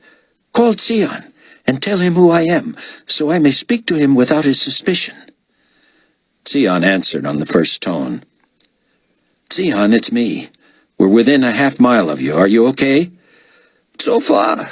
Kenny is asleep. I'm packed and ready to go and feeling claustrophobic. I want out of this place. Sion, I'm giving the phone to my dear friend and new believer, Albie. You've heard me mention him before. Yes. And is he one of us now? Thanks to your teaching, which we can discuss later. He's using the name Marcus Elbaz and posing as a global community peacekeeping deputy commander. Sion sat on the steps in the darkness, phone to his ear, the two tied together packed pillowcases at his feet. All he had to do was grab them in one hand and the baby in the other, and he could be up through the freezer and out the door in seconds. But for now, he had no transportation and no idea whether the GC was waiting to ambush him. He had heard so much about Rayford's black market friend, he could hardly believe he was about to speak with him. Dr. Benjuda. This is Sion. Yes. Albie? Sir, I want to get right to business, but I must tell you, I owe you my soul. Thank you, sir. It appears I may soon owe you my life. Let's hope so. Tell me, have you heard anything that might tell you GC are nearby? To tell the truth, I nearly phoned Rayford about 1/2 hour ago. It may have been paranoia, but I heard vehicles. Close? Not very, but they were north of here. What frightened me was that they were intermittent. Meaning? Starting, stopping, moving. I didn't know what to make of it. You don't usually hear any cars or trucks? Right. And you've heard nothing since about 30 minutes ago? About that. All right, Listen carefully. Do you recognize the sound of the Land Rover? I mean, could you confidently distinguish it from, say, a GC Jeep? I believe I could. Would you hear it plainly if it came between the house and the garage? Certainly. And you can hear garage sounds, doors opening and closing? Yes, but these aren't typical American garage doors. They're manual, and they swing like barn doors. All right, thank you. If in the next 15 minutes you hear what sounds like the Land Rover, it will be us. Any other noises or sounds, please let us know immediately. Each potentate was greeted by music from his region and wild demonstrations from his people. Some had their people largely together. Others saw them spread throughout the crowd. Most of the speakers echoed the sentiments of the potentate of the United Russian States, who listed Carpathia among not only the greatest heads of state and military leaders the world had ever known, but also among the most revered religious leaders and even deities of various faiths and sects. The Asian leader, the second potentate to speak, said, I know I speak for every citizen of my great region, but I say that my reverence for His Excellency, the Supreme Potentate, has only increased in his death. I worshipped his leadership, his vision, his policies, and now I worship the man himself. May his fame and legend and glory only grow, now that he is again in heaven from whence he came. The potentate of the United Indian States intoned that, while we once believed that a good man comes back at a higher level, and thus that a bright star like Nikolai Carpathia would be guaranteed the role of a Brahmin, he himself taught us, with his brilliant vision for a one-world faith, that even such traditional religious views have lost their currency. Even those who have come to believe that when you are dead, and there is nothing more, have to admit, and I say this directly to Nikolai Carpathia, you will live for as long as we live, for you will always be alive in our hearts and in our memories. Though the throng responded enthusiastically, David was intrigued that Fortunato seemed to feel the need to clarify, or at least modify, the effect of that speech. Before introducing the potentate from the United African States, Enoch Lichwala, Fortunato took the floor briefly. Thank you for those sentiments, Potentate Kononoa. I appreciated the reference to the One World Church, which shall reappear here in New Babylon as an even better expression of a pure, united religion. Ironic, isn't it, that of the two sects most resistant to the ideas of a unified faith, one saw our great leader fall in its own homeland, and the other was responsible for his assassination. I do not blame the Israelis, as they are a valued part of the United Carpathian States. They cannot be held responsible for the climate engendered by their stubborn Orthodox Jews, most of whom have resisted to this day the inclusive invitation of the one-world faith. And then the Judahites, espousing such exclusivistic, closed-minded doctrines as there being but a single path to God. Should we be surprised that the very assassin of our beloved potentate is a leading member of that cult? With that pronouncement and the attendant applause, the great black statue to Leon's left began to smoke profusely, the wisp of black vapor becoming billowing clouds. Leon seemed to take this in stride, quipping, Even Nikolai the Great has to agree with that. But seriously, before our African potentate comes, let me reiterate. Any cult, sect, religion or individual who professes a single avenue to God or heaven or bliss in the afterlife is the greatest danger to the global community. Such a view engenders divisiveness. hatred, bigotry, condescension, and pride. I say to you, with the confidence of one who sat in the presence of greatness every day for the last several years, there are many ways to ensure eternal bliss, if anything is eternal. It is not by walling yourself and your comrades off in a corner, claiming you have the inside track to God. It is by being a good and kind human being and helping others. Nikolai Carpathia would have been the last person in the world to espouse a one-way religion. And look how he is revered. We will worship him and his memory for as long as we are alive. And that, my friends, will keep him and his ideals alive. David wondered if the crowd would ever get as sick of itself as he was of the predictable clapping and cheering. Enoch Litwala cast a pall on the proceedings when his inappropriately brief and lukewarm tribute fell flat. All he said was, "As potentate of the great United African States, it falls to me to express the sentiments of my people. Please accept our sincere condolences to the leadership of the global community and to those of you who loved the deceased. The United African States opposes violence and deplores this senseless act by a misguided individual, ignorantly believing what has been spoon-fed him and millions of others who refuse to think for themselves." With that, Litwala sat, catching even Leon off guard. Two other tributes were lukewarm, which David thought made it obvious who were the loyal and disloyal among the potentates. Albie leaned forward and whispered to Rayford, "Come with me. Leah, watch for my signal.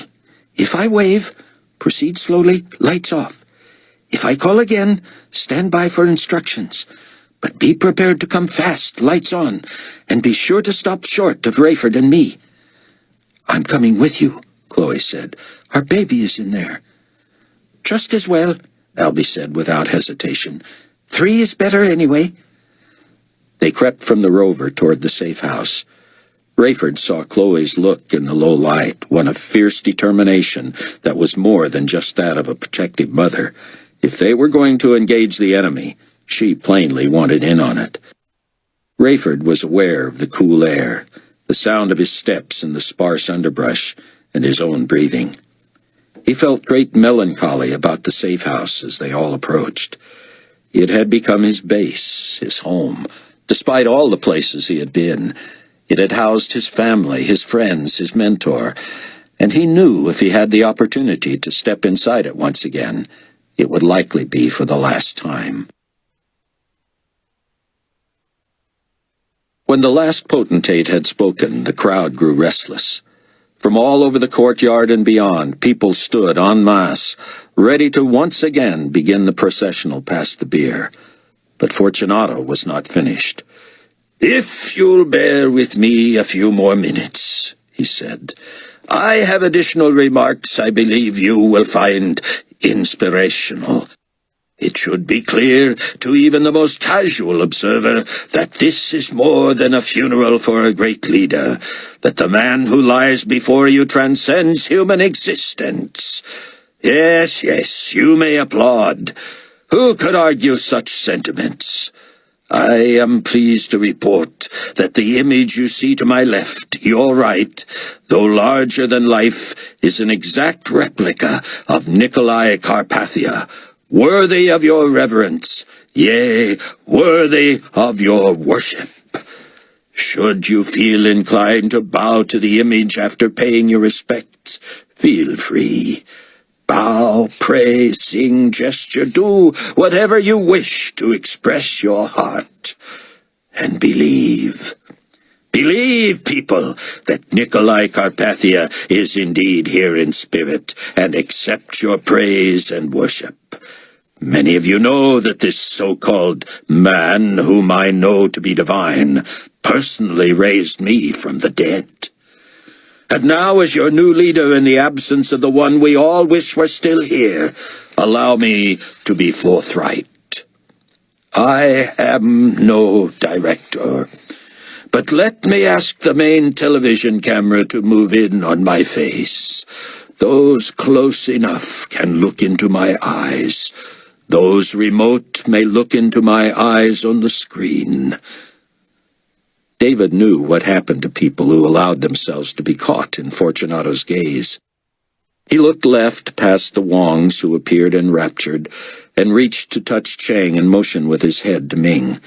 When they looked at him, he shook his head imperceptibly, and was grateful they both seemed to understand. They averted their gaze from Fortunato's. "Today," Fortunato intoned, "I am instituting a new, improved global faith that shall have as its object of worship this image, which represents the very spirit of Nikolai Carpathia. Listen carefully, my people. When I said a moment ago that you may worship this image and Nikolai himself if you felt so inclined, I was merely being polite. Silence, please. With global citizenship comes responsibility, and that responsibility entails subordination to those in authority over you." There was such deathly silence that David doubted if anyone so much as moved. "As your new ruler, it is only fair of me to tell you that there is no option as it pertains to worshipping the image and spirit of Nikolai Carpathia. He is not only part of our new religion, but he is also its centerpiece. Indeed, he has become, and forever shall be, our religion. Now, before you break your reverie and bow before the image, let me impress upon your mind the consequences of disobeying such an edict." Suddenly, from the statue itself, with its great expanses of black smoke now nearly blotting out the sun, came a thundering announcement. "I am the Lord your God, who sits high above the heavens." People, including Guy Blod and his assistants, shrieked and fell prostrate, peeking at the image. "I am the God above all other gods. There is none like me. Worship or beware." Fortunato suddenly spoke, softly, fatherly. "Fear not," he said. "Lift your eyes to the heavens." The massive dark clouds dissipated, and the image appeared serene once more. "Nikolai Carpathia loves you, and has only your best in mind. Charged with the responsibility of ensuring compliance with the worship of your God, I have also been imbued with power. Please stand." The masses stood as one, appearing terrified, eyes glued to Leon or to his image on the screens. He gestured grandly behind him, past the glass coffin and the guards, past the 10 potentates, 3 of whom glared stonily. "Let us assume that there may be those here who choose, for one reason or another, to refuse to worship Carpathia. Perhaps they are independent spirits. Perhaps they are rebellious Jews. Perhaps they are secret Judahites who still believe their man is the only way to God. Regardless of their justification, they shall surely die." The crowd recoiled, and many gasped. "Marvel not that I say unto you that some shall surely die. If Carpathia is not God, and I am not his chosen one, then I shall be proved wrong. If Carpathia is not the only way and the only life, then what I say is not the only truth, and none should fear. It is also only fair that I offer proof of my role, in addition to what you have already seen and heard from Nikolai Carpathia's own image. I call on the power of my Most High God to prove that he rules from heaven by burning to death with his pure, extinguishing fire those who would oppose me, those who would deny his deity, those who would subvert and plot and scheme to take my rightful place as his spokesman." He paused dramatically. Then, "I pray he does this even as I speak." Leon turned to face the 10 potentates and pointed at the 3 who opposed him. Great beams of fire burst from the cloudless skies and incinerated the 3 where they sat. The other 7 leaped from their seats to avoid the heat and flames, and even the guards backpedaled. The crowd shrieked and wailed, but no one moved, no one ran. Every soul seemed paralyzed with fear, and the fire that left the 3 smoldering in tiny piles of ash disappeared as quickly as it had come. Fortunato spoke again. "Faithful patriots of the global community, from the 3 regions formerly led by men of lying tongues, take heart. Their replacements have already been selected in meetings I have enjoyed with the spirit of Nikolai Carpathia himself. The global community shall prevail. We shall reach our goal of utopian living, harmony, love, and tolerance. Tolerance of all but those who refuse to worship the image of the man we esteem and glorify today." It was clear Fortunato expected applause, but the gathered were so stunned, so filled with terror, that they merely stared. "You may express yourselves," Leon said with a smile. Still no one moved. His eyes narrowed. "You may express your agreement," he said, and tentative clapping began. "You need not fear your Lord God," he said as the applause continued. "What you have witnessed here shall never befall you if you love Nikolai with the love that brought you here to honor his memory. Now, before the interment, once everyone has had a chance to pay last respects, I invite you to come and worship. Come and worship. Worship your God, your dead yet living king." Rayford followed Albie's signal and fanned left while Chloe was sent right. The 3, about 30 paces apart, advanced upon the safe house from 200 yards away. They watched for signs of GC. Had they been there? Were they yet there? Were they coming? Suddenly Albie dropped into the grass and signaled Rayford and Chloe to do the same. He had taken a call. Then he signaled to them to join him. "Sion, here's the engine noises again," he whispered. "Coming from the north, only steady this time, as if advancing." He spoke as he dialed Leah. "We're going to beat them to the safe house on foot, so be ready to run, and if we encounter GC, stay a step or 2 behind me. Leah, give us about 90 seconds, then come fast with lights on. Just be careful not to overtake us. When we stop, you stop, as close to the garage as you can. Stay in the vehicle with the lights on, and don't worry if you see GC Jeeps coming the other way." Albie slapped the phone shut, unholstered his sidearm, bounced to his feet, and said, "Let's go." As Rayford loped along in the darkness, wondering how many minutes he might have left on Earth, he was impressed that Chloe had no trouble keeping pace. He also wondered at the strange difference in Albie. He'd always been resourceful, but was there something else about him now besides his new profession of faith? Rayford wondered, why had he not assured himself of the integrity of Albie's mark? Could he be sure of anything he saw under the dim interior light of the rover? A wounded old man between him and Albie? Chapter 19. Mr. Wong dropped to his knees next to David, weeping and crying out in his native tongue.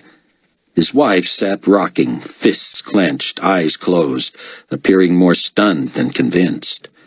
Ming and Chang sat with hands covering their eyes, appearing to pray. To anyone else, it might appear they were praying to the new god of the world, but David knew.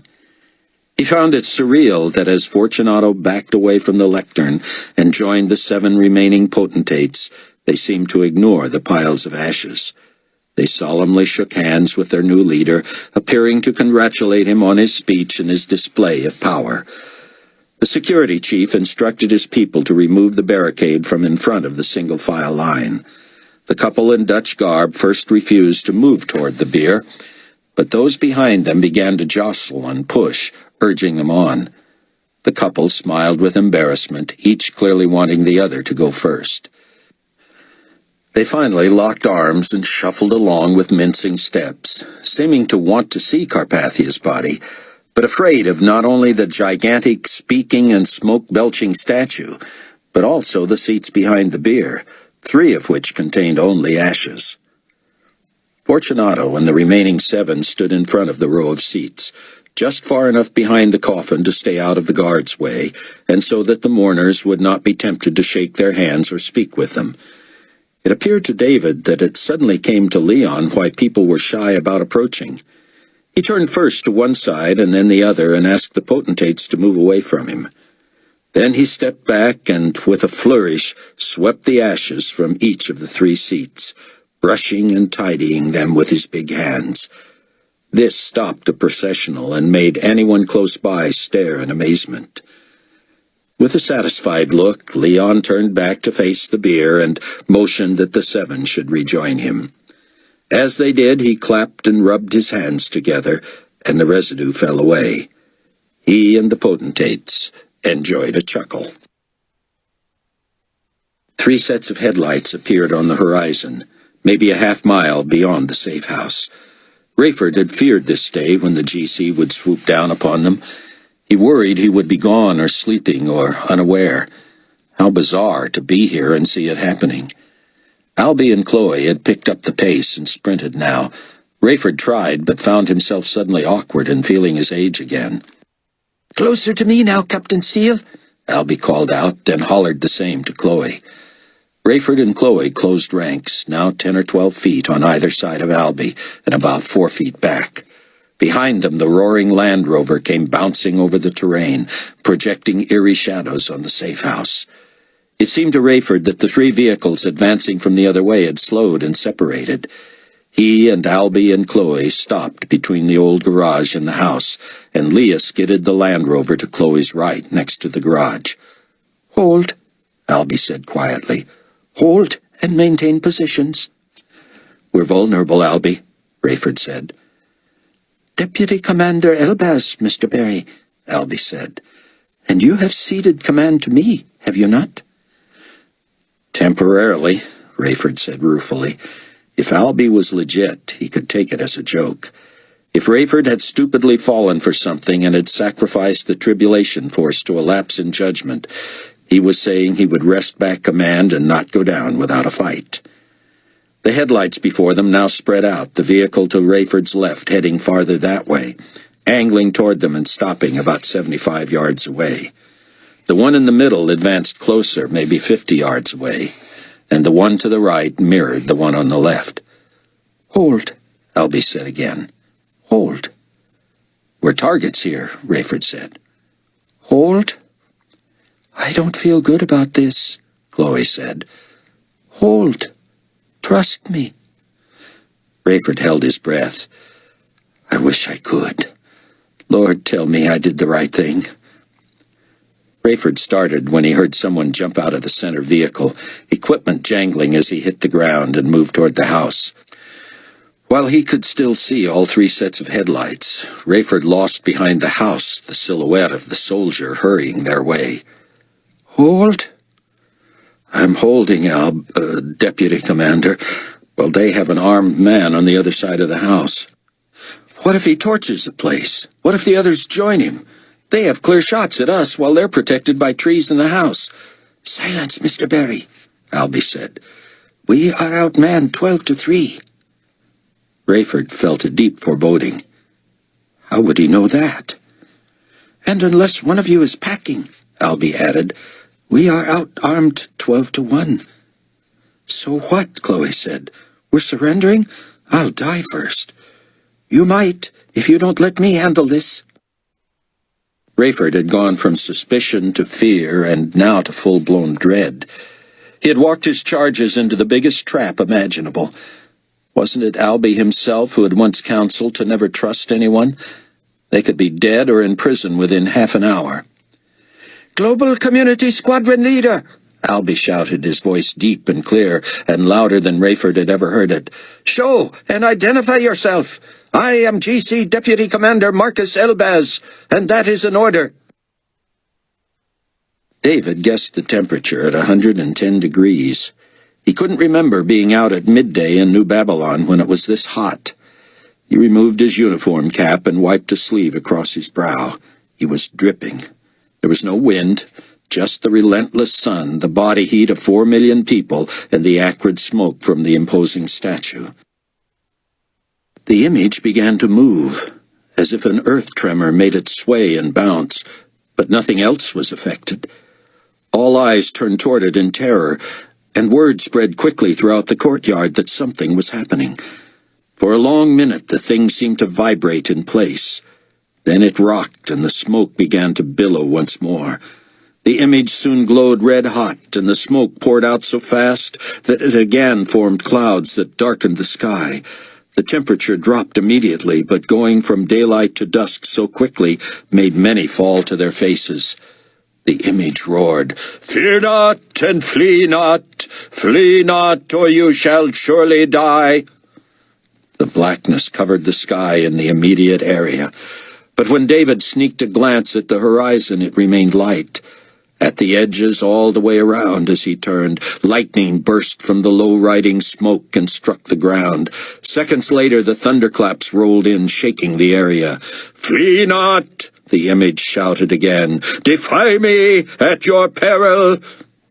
Leon stood with his arms folded, gazing at the statue as the 7 potentates dropped to all fours wide-eyed. The armed guards fell to their knees.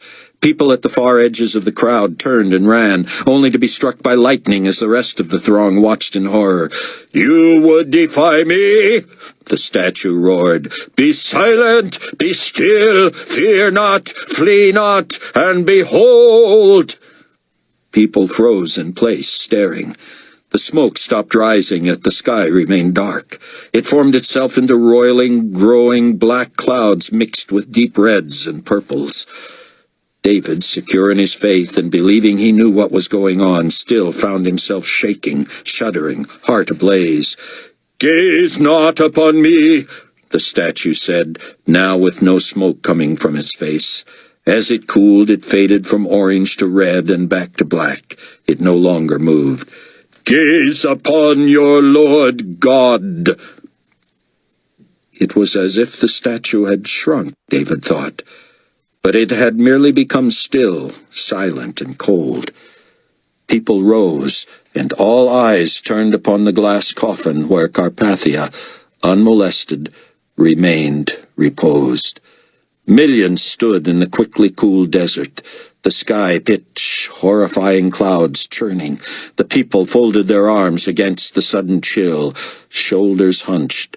They stared at Carpathia's lifeless body. "I have 11 peacekeepers with weapons trained on you, sir," came the reply from the far corner of the safe house. "I'll need to see some identification." "Fair enough," Albie called back. "But be prepared with your own, as I am your superior officer." "I suggest we meet on your side of the house with weapons holstered." "Agreed," Albie said, making a show of returning its sidearm to its strapped sheath on his belt. "And your aides?" "Same as yours, sir," Albie said. "Weapons trained on you." The squadron leader stepped out from behind the house with his weapon secured, arms away from his body, hands empty. Albie stepped toward him with purpose. "Excellent approach, sir. I'm reaching for my papers now." "As am I." The squadron leader pulled a flashlight from behind his belt, and they compared documents. "Sorry for the confusion, Deputy Commander," the young man said. "Do I know you?" "You should, Detilio. I likely taught you. Where did you train?" "Basalt, sir. Baltimore area squadron leadership training." "I only guest lectured there. I was at Chesapeake." "Yes, sir." "Squadron leader Detilio, may I ask what you're doing here?" Detilio pulled order papers from his pocket. "We were led to believe this was headquarters of a Judahite faction, maybe even the central safe house. Our orders were to lay siege to it, apprehend any occupants, determine the whereabouts and identities of any others, and destroy the facility." "Torch it?" "Affirmative, sir." Suddenly, Albie moved closer to the young squadron leader. "Detilio, where did these orders come from?" "I assume New Babylon, sir." "You assumed? Did you check them with the regional director?" No, sir, Detilio, do you know what time it is?" "Sir?" "Do we not both speak English, Detilio? It's not my mother tongue, but it's yours. Is my accent too thick for you, son?" No, sir." "Do you know what time it is?" "After 0400 hours, sir. Requesting permission to check my watch." "Granted." "It's 0430, sir." "It's 0430, Detilio.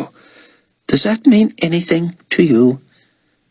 Mean anything, sir?" "Listen to me, squadron leader. I'm going to tell you this outside the listening range of your subordinates, though you don't deserve it. I'm going to resist the temptation to inform North American States Midwest Regional Director Crawford that you did not check orders through him before proceeding. And I'm even going to give you a pass on your unbelievable lack of awareness of the time zone differences between North America and the Carpathian states. I ask you again, Squadron Leader Detilio, what is the significance of 0430 hours? I beg your pardon, Deputy Commander, and I appreciate your lenience on the other matters, particularly not embarrassing me in the presence of my subordinates. But sir, I'm drawing a complete blank on the time issue." "Honestly," Albie said, "I don't know where they get you kids or what you're doing during basic training. Did you or did you not sit in on any of my guest lectures at Basalt?" I honestly don't recall, sir." "Then you didn't. Because you wouldn't have forgotten. And you would know what time it is in New Babylon when it's 0430 in your part of the world." "Well, if you mean do I know the time difference, yes, sir, I do." "You do?" "Yes, sir." "I'm listening." "At this time of the year, there's a 9-hour time difference." "Very good, Detilio. What time does that make it in New Babylon right now?" Let's see, they're later than we are, so it's 1330 hours. "Do I have to walk you through this, son?" I'm sorry, sir, I'm afraid so." "What is today, Squadron Leader?"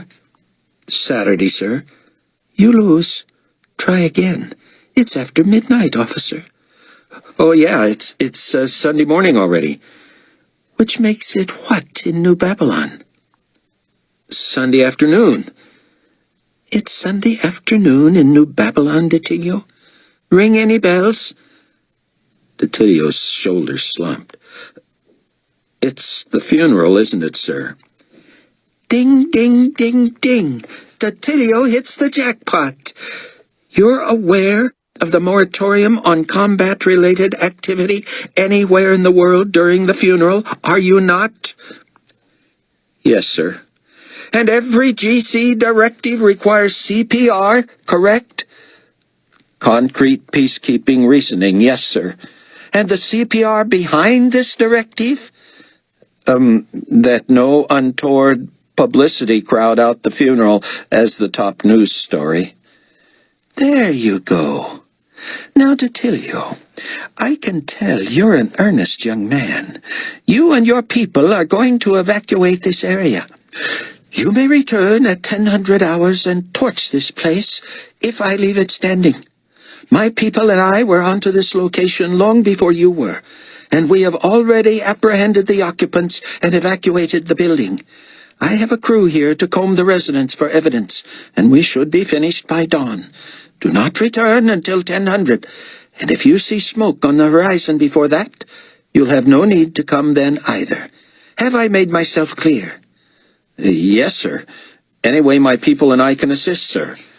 Only by following orders and leaving now. And I'll make a deal with you, son.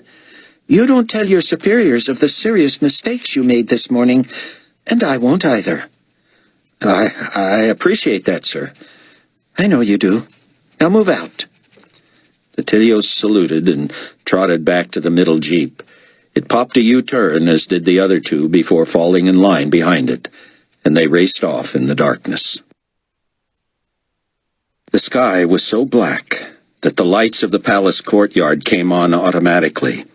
The TV lights were trained on the coffin, and David was sure every eye but his was too. He searched and searched Sector 53 for Annie, praying she would stand strong. He couldn't locate her. David turned back. Heat waves shimmered off the statue in the comparatively chilly air. The potentates appeared paralyzed. Even Fortunato had paled and wasn't moving, his gaze on the casket. A rim of light along the horizon looked like the rim of hair on a bald man. Clouds of ebony and other deep shades produced by smoke from the statue hung ominously over the immense gathering. People stood stock still, riveted. Brilliant lights bathed the platform. David's eyes were drawn to the body. What was that? Almost imperceptible movement? Or had it been his imagination? He had imagined a corpse's chest rising and falling at a funeral before, but until now Carpathia's body hadn't given even the illusion of life. Carpathia's left index finger lifted an inch off his wrist for an instant, then fell again. A few people gasped, but David assumed most had not seen it. Then it rose and fell twice. Next it lifted half an inch, uncurling as if pointing. One of the potentates apparently saw that and recoiled, trying to back away but falling over a chair. As he scrambled to his feet and tried to exit, lightning struck 10 feet from him and knocked him back to where he had been. He stood shakily and brushed himself off, reluctantly looking at Carpathia again. Now the index finger twitched, and all the potentates stiffened. The guards went into assault position, as if prepared to shoot a dead body. Carpathia's hands separated and rested at his sides. Those close enough began to weep, their faces contorted in terror. It seemed they wanted to escape, but could not move. Those ahead of David edged closer, careful to keep someone between them and the bier. Those in front held their ground or tried to step back, but no one behind them would have that. Now it was clear that Carpathia's chest did rise and fall. Many fell to their knees, hiding their eyes, crying out. Nikolai's eyes popped open. David stared, then tore his gaze away to see even Leon and the kings trembling. The corpse's lips separated, and Nikolai lifted his head until it pressed against the plexiglass lid. Everyone within 100 yards of the coffin, including Fortunato, collapsed, covering their faces, but David noticed most peeking through intertwined fingers. As if stretching, Carpathia tilted his head back, grimaced, and lifted his knees until they too met the lid of the casket. He straightened his left leg until his heel met the large rubber stopper and forced it free with a loud thwack. The plug flew out and knocked the cap off one of the prostrate guards. He dropped his weapon and rubbed his head as the projectile bounced and rolled and finally stopped under a chair. With the vacuum seal broken, Carpathia slowly brought his hands to his chest, palms up, heels of his hands resting on the underside of the lid.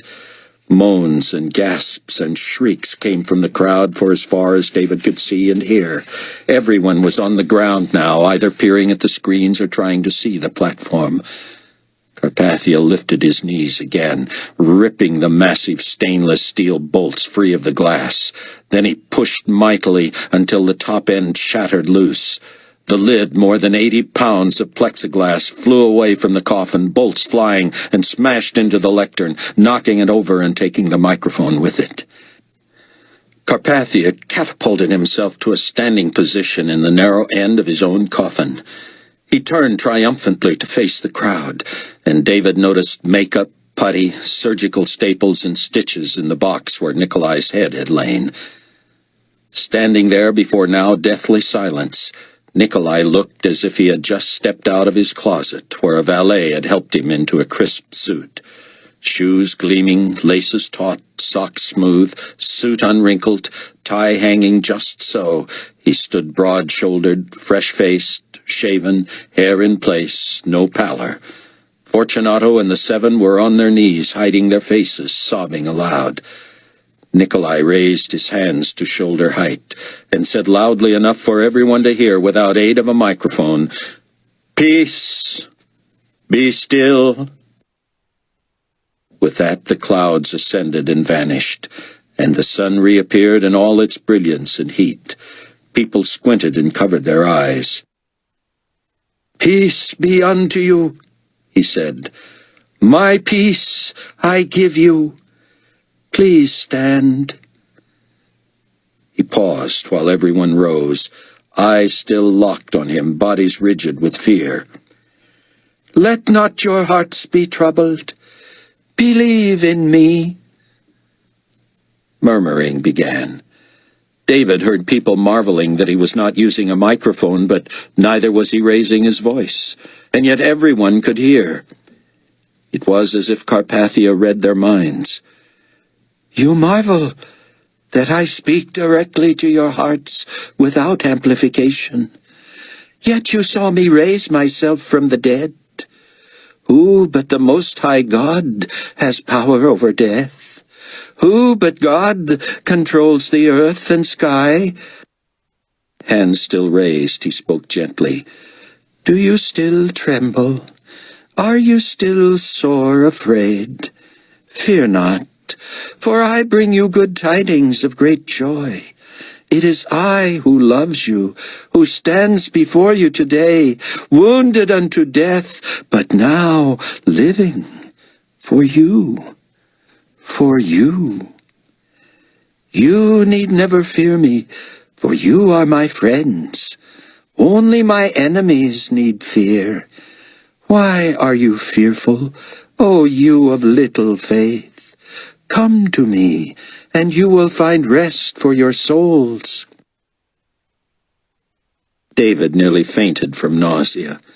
To hear the words of Jesus from this evil man, whom Dr. Ben-Judah taught was now indwelt, Satan incarnate, was almost more than he could take. "Only he who is not with me is against me," Carpathia continued. "Anyone who speaks a word against me, it will not be forgiven him. But as for you, the faithful, be of good cheer. It is I. Do not be afraid." David searched for Annie again, knowing that no one around him was even aware he was not paying attention to Carpathia. How he wished he could see her, know she was all right, communicate to her that she was not alone, that other believers were here. "I want to greet you," Carpathia said. "Come to me, touch me, talk to me, worship me. All authority has been given to me in heaven and on earth. I will be with you always, even to the end." The line that had frozen in place still did not move. Carpathia turned to Fortunato and nodded, gesturing to the guards. "Urge my own to come to me." Slowly the guards rose and began to nudge the people toward the stairs again. "And as you come," Carpathia continued, "let me speak to you about my enemies." Sion had sat praying as vehicles approached the safe house from 2 directions. "Is this the end, Lord?" he said. "I so long to come to you.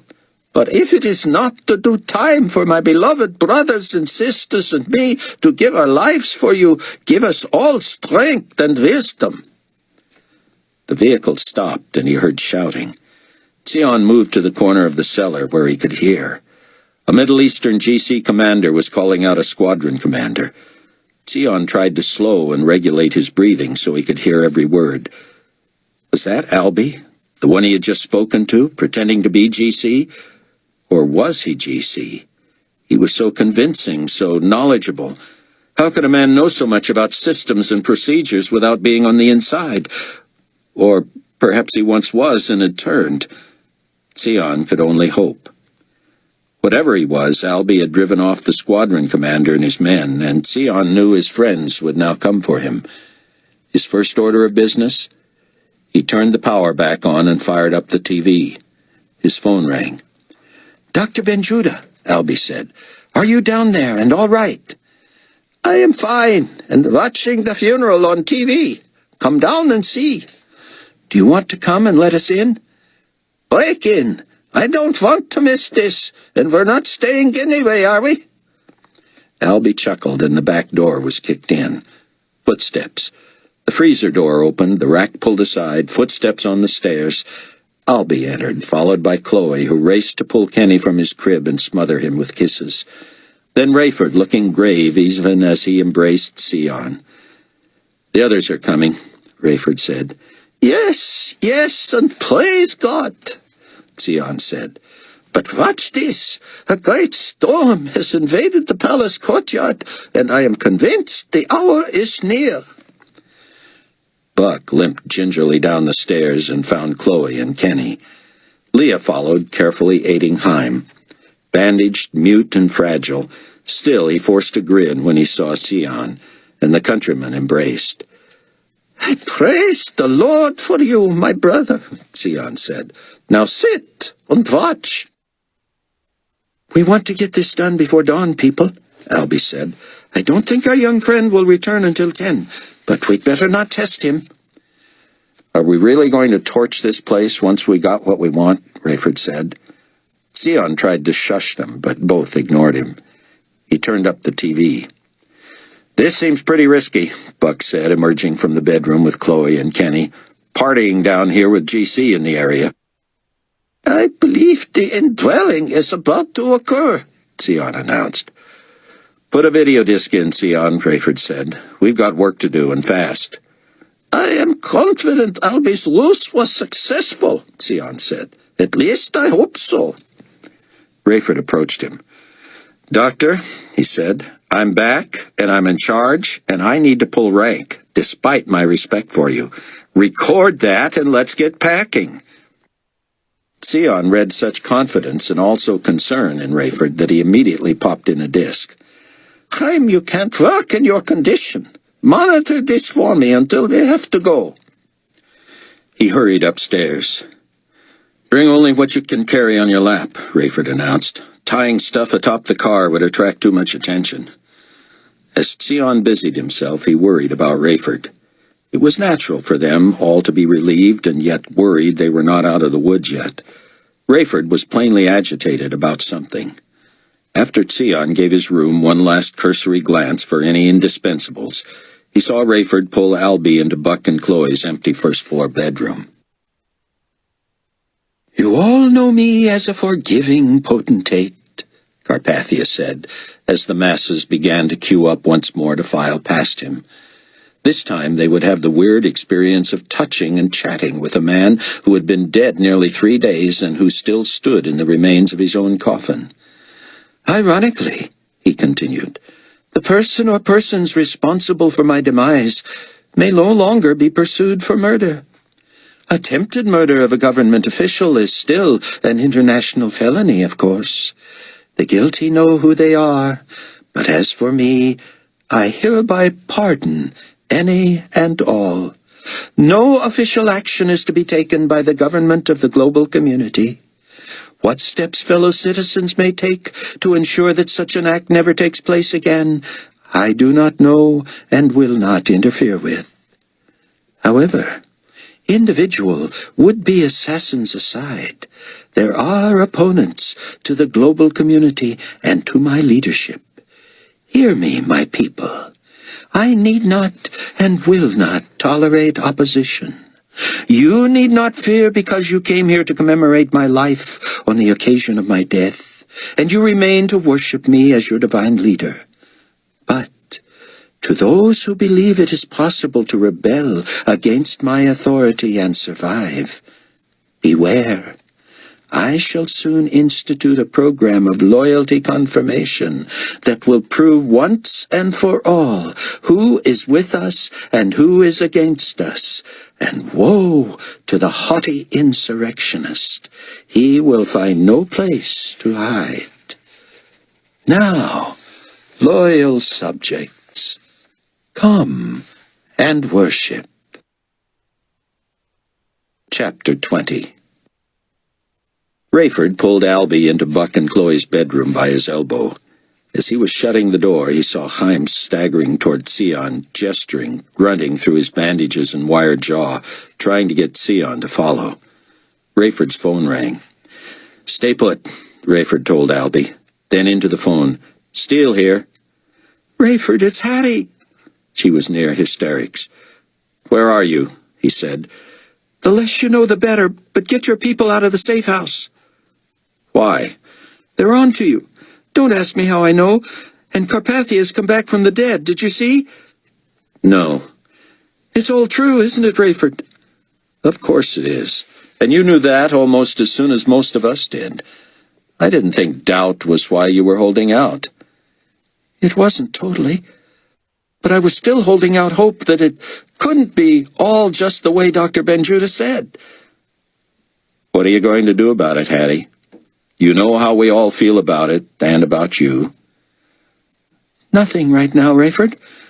I just wanted to warn you. "Thanks. But now I'm warning you. Don't wait any longer." I have to go, Rayford. Dr. Rosenzweig has made his decision. I've really got to... What? He has? He was supposed to be dead. Is he there? May I talk with him? I'll have him call you when he's able. I don't want my phone ringing at the wrong time. Then call us back tomorrow, Hattie, here. We'll all be praying you do the right thing. David did not know where Viv Ivins had been sitting. Surely she had been in the VIP section, but he did not notice her until she appeared at Carpathia's side. Fortunato was to her right, so as people swept past they encountered first Leon, then Viv, and finally Carpathia. It was as if this setup was designed to put people at ease. They need not fear a recently dead man who wanted to touch and be touched. Leon gently pushed them to Viv, who said something soothing and guided them quickly past Carpathia. He seemed to be looking each one in the eye and cooing something as he grasped his or her hand with both of his. No one was allowed to pause, and all seemed overcome as they floated away. Many swooned, and some passed out. David did some quick figuring. If Nikolai gave, say, 3 million people 5 or 6 seconds apiece, it would take more than 200 24-hour days.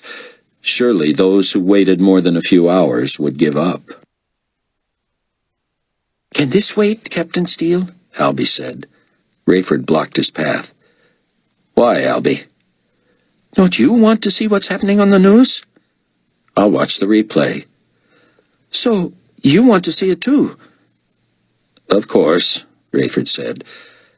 But I'm starting to wonder if we want to see it for the same reason.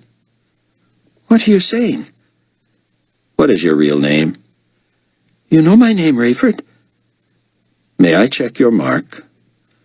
Albie squinted at him. In my culture, that is a terrible insult, especially after everything we have been through. Your culture never had the mark before. What's the insult? To not be personally trusted. You yourself advised me to trust no one. That's a principle, my friend. You think I would fake and lie to you about something I know to be so real to you? I don't know. Then you had better check my mark. You could not insult me further. Take it as a compliment, Albie. If you're for real, you were so convincing as a GC commander that you made me wonder. I must have. You did. How did you know we were outmanned 12-3? I do my homework. It's part of the job. How do you think I outlived the average black marketer by 2 times? I'm careful. I don't just find a uniform and affect an identity without learning the nuances. How did you know 3 jeeps carried 4 peacekeepers each? That is GC protocol. Night patrols are called squadrons and have a leader, 3 vehicles, and 11 subordinates. By they travel in pairs. Uh-huh. And basalt? Never heard of it. I was glad he explained. Guest lecturing? Made it up. Chesapeake? Guessing. Hoping. I had read something about a GC training facility there. I'm glad I was so convincing, Rayford, because our lives depended on it. It's what I do. Midwest Regional, what did you call him, Director? Director Crawford, right. And you know him from? A directory I thought it would behoove me to familiarize myself with. You've never met him? How would I? You're still a closet hater of Carpathia? Out of the closet soon, I hope. I don't enjoy long-term play acting. Satisfied? How did you know about the funeral moratorium and, what did you call it, CPR? I read. You read. You should know that about me. I think I need to know a lot more about you. Now Albie was mad.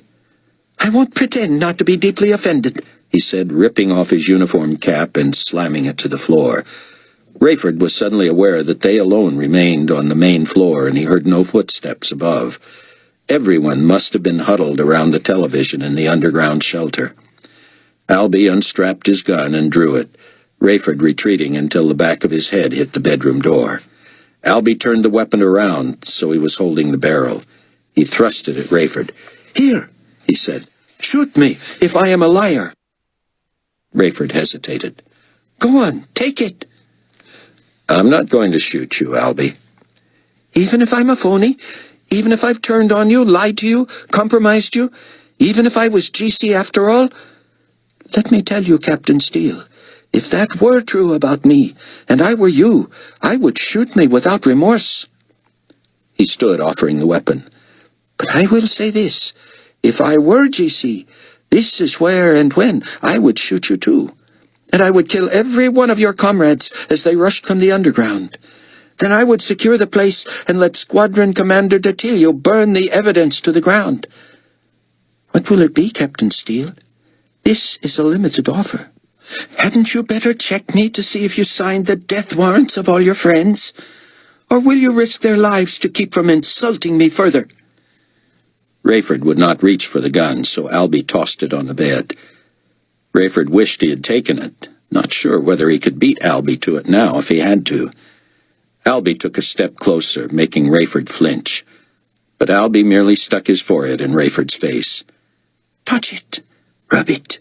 Wash it. Put petrol on it. Do whatever you have to do to convince yourself. I already know who I am.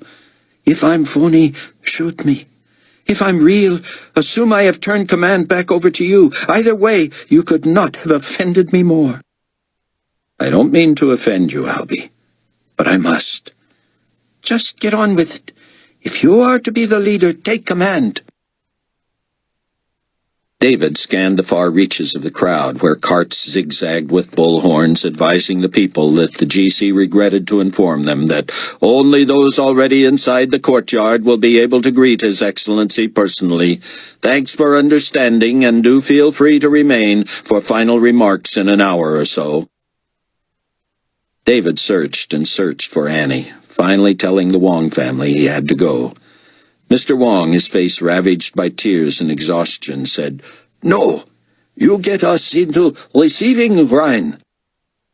I'm sorry, David said. They've closed the line. But we in courtyard, VIP seat. You make happen. No, David said, leaning close. You're the VIP. You make it happen. As the older man sputtered, David seized Mom's shoulder and embraced both Ming and Chang, whispering in their ears, Jesus is risen. Both responded under their breath, He is risen indeed. Forgive me, Albie, Rayford said. Please don't be insulted. You have already insulted me, my friend, so you might as well put your mind at ease. I'm trying to put your mind at ease, Albie. That will require more of an apology than you have the time or energy, or I may say, insight to give. Now, check the mark, and let's get out of here. Rayford reached for Albie, who seemed to stiffen. A loud rap on the door made them both jump. Sion poked his head in. My apologies, gentlemen, but Carpathia has resurrected. You must come see. Rayford retrieved the gun. Keep it, Albie said as they headed downstairs. But that would insult you even more. I told you, I cannot be more deeply insulted. Rayford reached back awkwardly, holding the gun out to Albie. Albie shook his head, grabbed the gun, and slammed it into its holster. As he snapped the strap, he said, The only thing more offensive than not being trusted by an old friend is your simpering style of leadership. Rayford, you and those you are responsible for are entering the most dangerous phase of your existence. Don't blow it with indecision and poor judgment. Buck held the sleeping baby while Chloe finished packing. He heard Rayford and Albie descending and wondered why they were empty-handed after having been upstairs for so long. Maybe they had already carried stuff to the car. "Did you see this, Dad?" he said, nodding toward the TV where GCCNN played and replayed the most dramatic moments from New Babylon. "Better not refer to me informally in front of the rest of the force," Rayford whispered as he stared at the TV. Buck cocked his head. "Whatever you say, Captain Steele." He limped to where Chloe had gathered their essentials, traded the baby for a bundle, and slowly made his way out to the Land Rover. The coolness of the pre-dawn refreshed him, though he caught himself sniffing the air and listening. The last thing he wanted after the bizarre story of Albie's ruse was to hear those GC jeeps returning. What if the squadron leader was braver than Albie gave him credit for, and he risked embarrassment and even reprimand to check out the story? He'd be back with more help, and they could all be imprisoned or killed and the place destroyed. Buck worried about some of his injuries. He had pain in both legs that felt sharper than soft tissue damage, so he worried about broken bones. He was certain he'd also cracked a rib or two, and couldn't imagine that Chaim hadn't as well. They shared whiplash trauma, even though their heads had first been driven forward. Buck caught a glimpse of himself in the cracked outside rearview mirror of the Rover as he stepped away from the vehicle. Was it possible he was only 33? He felt even worse than he looked, and he looked 50. A fabric burn on his forehead he hadn't even noticed in the hospital had formed a large, ugly scab that was tender to the touch. That had to have come from the first impact and the forcing of his head into the back of the seat in front of him. Deep lacerations from dropping into a woody bush at the Jerusalem airport, what seemed eons ago, had healed as high-ridged scars with crimson centers that covered his chin, cheeks, and forehead. Worse, his eyes had that world-weary look, a deep fatigue that combined survival desperation, love, and concern for his wife and child, and the sheer exhaustion of living as a fugitive and enduring searing personal losses. He took a deep breath that brought stinging pain to his ribs. He wondered where he might next sleep, but he didn't wonder if he would sleep well. Buck would have returned inside to help, but in his condition he was more help staying put. The others began to straggle out under heavy bundles, except for Sion, who had just 2 full pillowcases tied together over one shoulder and was supporting Chaim on his other arm. Albie, the last out, was on the phone. Rayford arranged the seating. He put Chloe, Kenny, Leah, Sion, and Chaim in the back seat, where they were barely able to close the doors. Buck would ride shotgun in the front, with Albie in the middle and Rayford driving. First, however, Rayford and Albie stood between the garage and the house, Albie still on the phone, and Rayford beckoned Buck with a nod. "The chopper is at Palwaki," Albie reported. "and the shuttle pilots are on their way back to Rantoul in the trial plane. You want my advice, Captain?" "You bet." "I say we go directly to the airstrip and put the wounded and as much of the luggage in the chopper as we can. Then you can fly the chopper to the new safe house, and someone else can drive." "And you?" "I should take the fighter to Kankakee. You can pick me up there later in the chopper, and I can fly the Gulf Stream into Kankakee." "How about torching this place?" Rayford said. "You have materials?" "Kerosene and gasoline in the garage. Some flares." "That would do it. Have you left anything incriminating inside?" "Not that I can think of. You, Buck?" Buck shook his head. "I'd light her up." "That's me too," Rayford said. "Just in case. Leave nothing to find." Albie looked at his watch. "I think we're pressing our luck. Let the GC waste time digging through it, and then they can cook it. We need to be gone from here as soon as we can." "You're the expert," Rayford said. "You want to vote, Buck?" "I'm with you, Captain." At Palwaukie, Albie stayed in character and informed the in-residence tower man that the procurement of the chopper and the fuel for the fighter and Gulfstream should all be kept under the same GC order number. Greasy-haired and short on sleep, the big man seemed as thrilled as he had been hours before to be doing his duty to the GC and particularly to the deputy commander. "Did you see the news, sir?" the man said. "The wonderful, wonderful news!" "Did I ever?" Albie said. "Thanks for your kindness. Now we must be off." "My pleasure, Deputy Commander, sir. A pleasure indeed. If you ever need anything else, don't hesitate." Buck was left to nod to the man. Albie was off to the freshly refueled jet and Rayford to the chopper. David searched and searched for Annie, unable to raise her on the phone and not willing to holler for her over the mid-afternoon crowds. Finally, he rushed back to his office, flipped on the TV so he could catch Carpathia's final remarks, and got on his computer to be sure the new safe house was accessible. He called Rayford, who filled him in on everything since they had last spoken. "I can trust Albie, can't I, David?" "Albie? He was your find, wasn't he? We've been working fairly closely lately. I think he's the best, and you and Mac always said he was. Anyway, he's one of us now, right?" "Right." "If you doubt him, check his mark." "Apparently you don't insult Middle Eastern men that way." "Hey, Captain, you're talking to one." "Would someone checking your mark insult you?" "Well, I suppose if you did after knowing me so long, I don't think you ever have." "If I can't trust you, David, who can I trust?" "I'd say the same about Albie, but you're the one who needs to feel right about it. We're getting in pretty deep with him, looks like." "I've decided to take the risk." "That's good enough for me. Let me know when you get to the Strong Building. You going to try to put down inside the tower?" "Not with this load. I'll keep the chopper as inconspicuous as I can so it won't be seen from the air." "The most you'd have to worry about would be satellite shots, because no planes are flying low enough to shoot anything meaningful. But if you get unloaded and can determine before daybreak the chopper can be housed way up inside there, you'd better do it." "Roger." "I'm unlocking everything in the place for you. I'd get in, get settled, and stay quiet and out of sight." "We need some black spray paint." "Can do. Where should I ship it?" "Kankakee, I guess." "You got it." "Rayford, how is Sion?" "Chaim and Buck are the banged-up ones." "But they're going to be all right, right?" "Looks like it." "Sion is the one I worry about. We need him online and doing what he does best." Rayford guessed he was halfway to the safe house. "I hear that, David. I just hope we can transmit out of the new place like we could out of the old."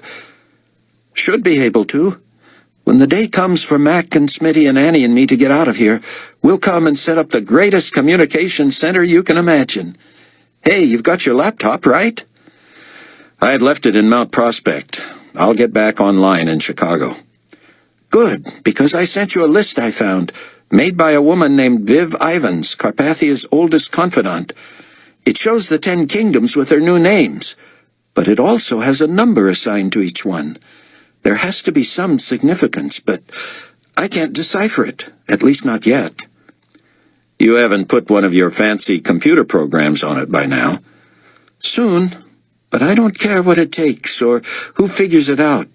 I just want to know what it means and whether there's any advantage to our knowing it." "We'll take a shot at it. For now, it's going to be great to be back together, all in one place, getting caught up with each other, getting acquainted better with the newcomers, and re-establishing some order. I'll know when you get in. I've got my cameras on." With his computer set, David wanted to return his attention to finding Annie. There were 1,000 reasons she might be hard to locate, but he'd rather not consider any of them. He stood and stretched, noticing that the TV picture had changed. The network had switched from a wide shot of the receiving trilogy of Leon, Viv, and Nick, and now moved in on Nikolai. He had stepped down a few rows and looked directly into the camera. In spite of himself, David could see why the man was so riveting. Besides the rugged European handsomeness, he really sold the care and compassion. David knew he was insidious, but his smarminess didn't show.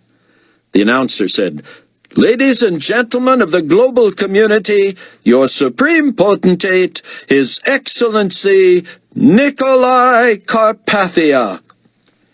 Nikolai took one step closer to the camera, forcing it to refocus. He looked directly into the lens. "My dear subjects," he began, "we have together endured quite a week, have we not? I was deeply touched by the millions who made the effort to come to New Babylon for what turned out to be gratefully not my funeral. The outpouring of emotion was no less encouraging to me. As you know, and as I have said, there remain small pockets of resistance to our cause of peace and harmony. There are even those who have made a career of saying the most hurtful, blasphemous, and false statements about me, using terms for me that no person would ever want to be called. I believe you will agree that I prove today who I am and who I am not. You will do well to follow your heads and your hearts and continue to follow me. You know what you saw, and your eyes do not lie. I am also eager to welcome into the one-world fold any former devotees of the radical fringe who have become convinced that I am not the enemy. On the contrary, I may be the very object of the devotion of their own religion, and I pray they will not close their minds to that possibility. In closing, let me speak directly to the opposition. I have always, without rancor or acrimony, allowed divergent views. There are those among you, however, who have referred overtly to me personally as the Antichrist, and this period of history as the tribulation. You may take the following as my personal pledge.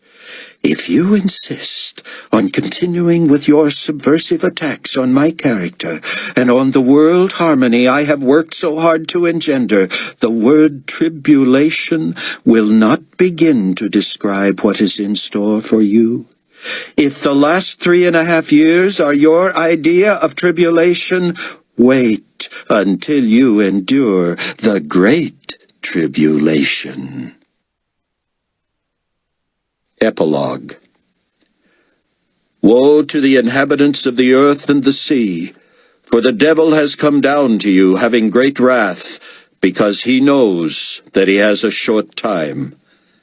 Revelation 12:12. This concludes the Indwelling. Thanks for listening.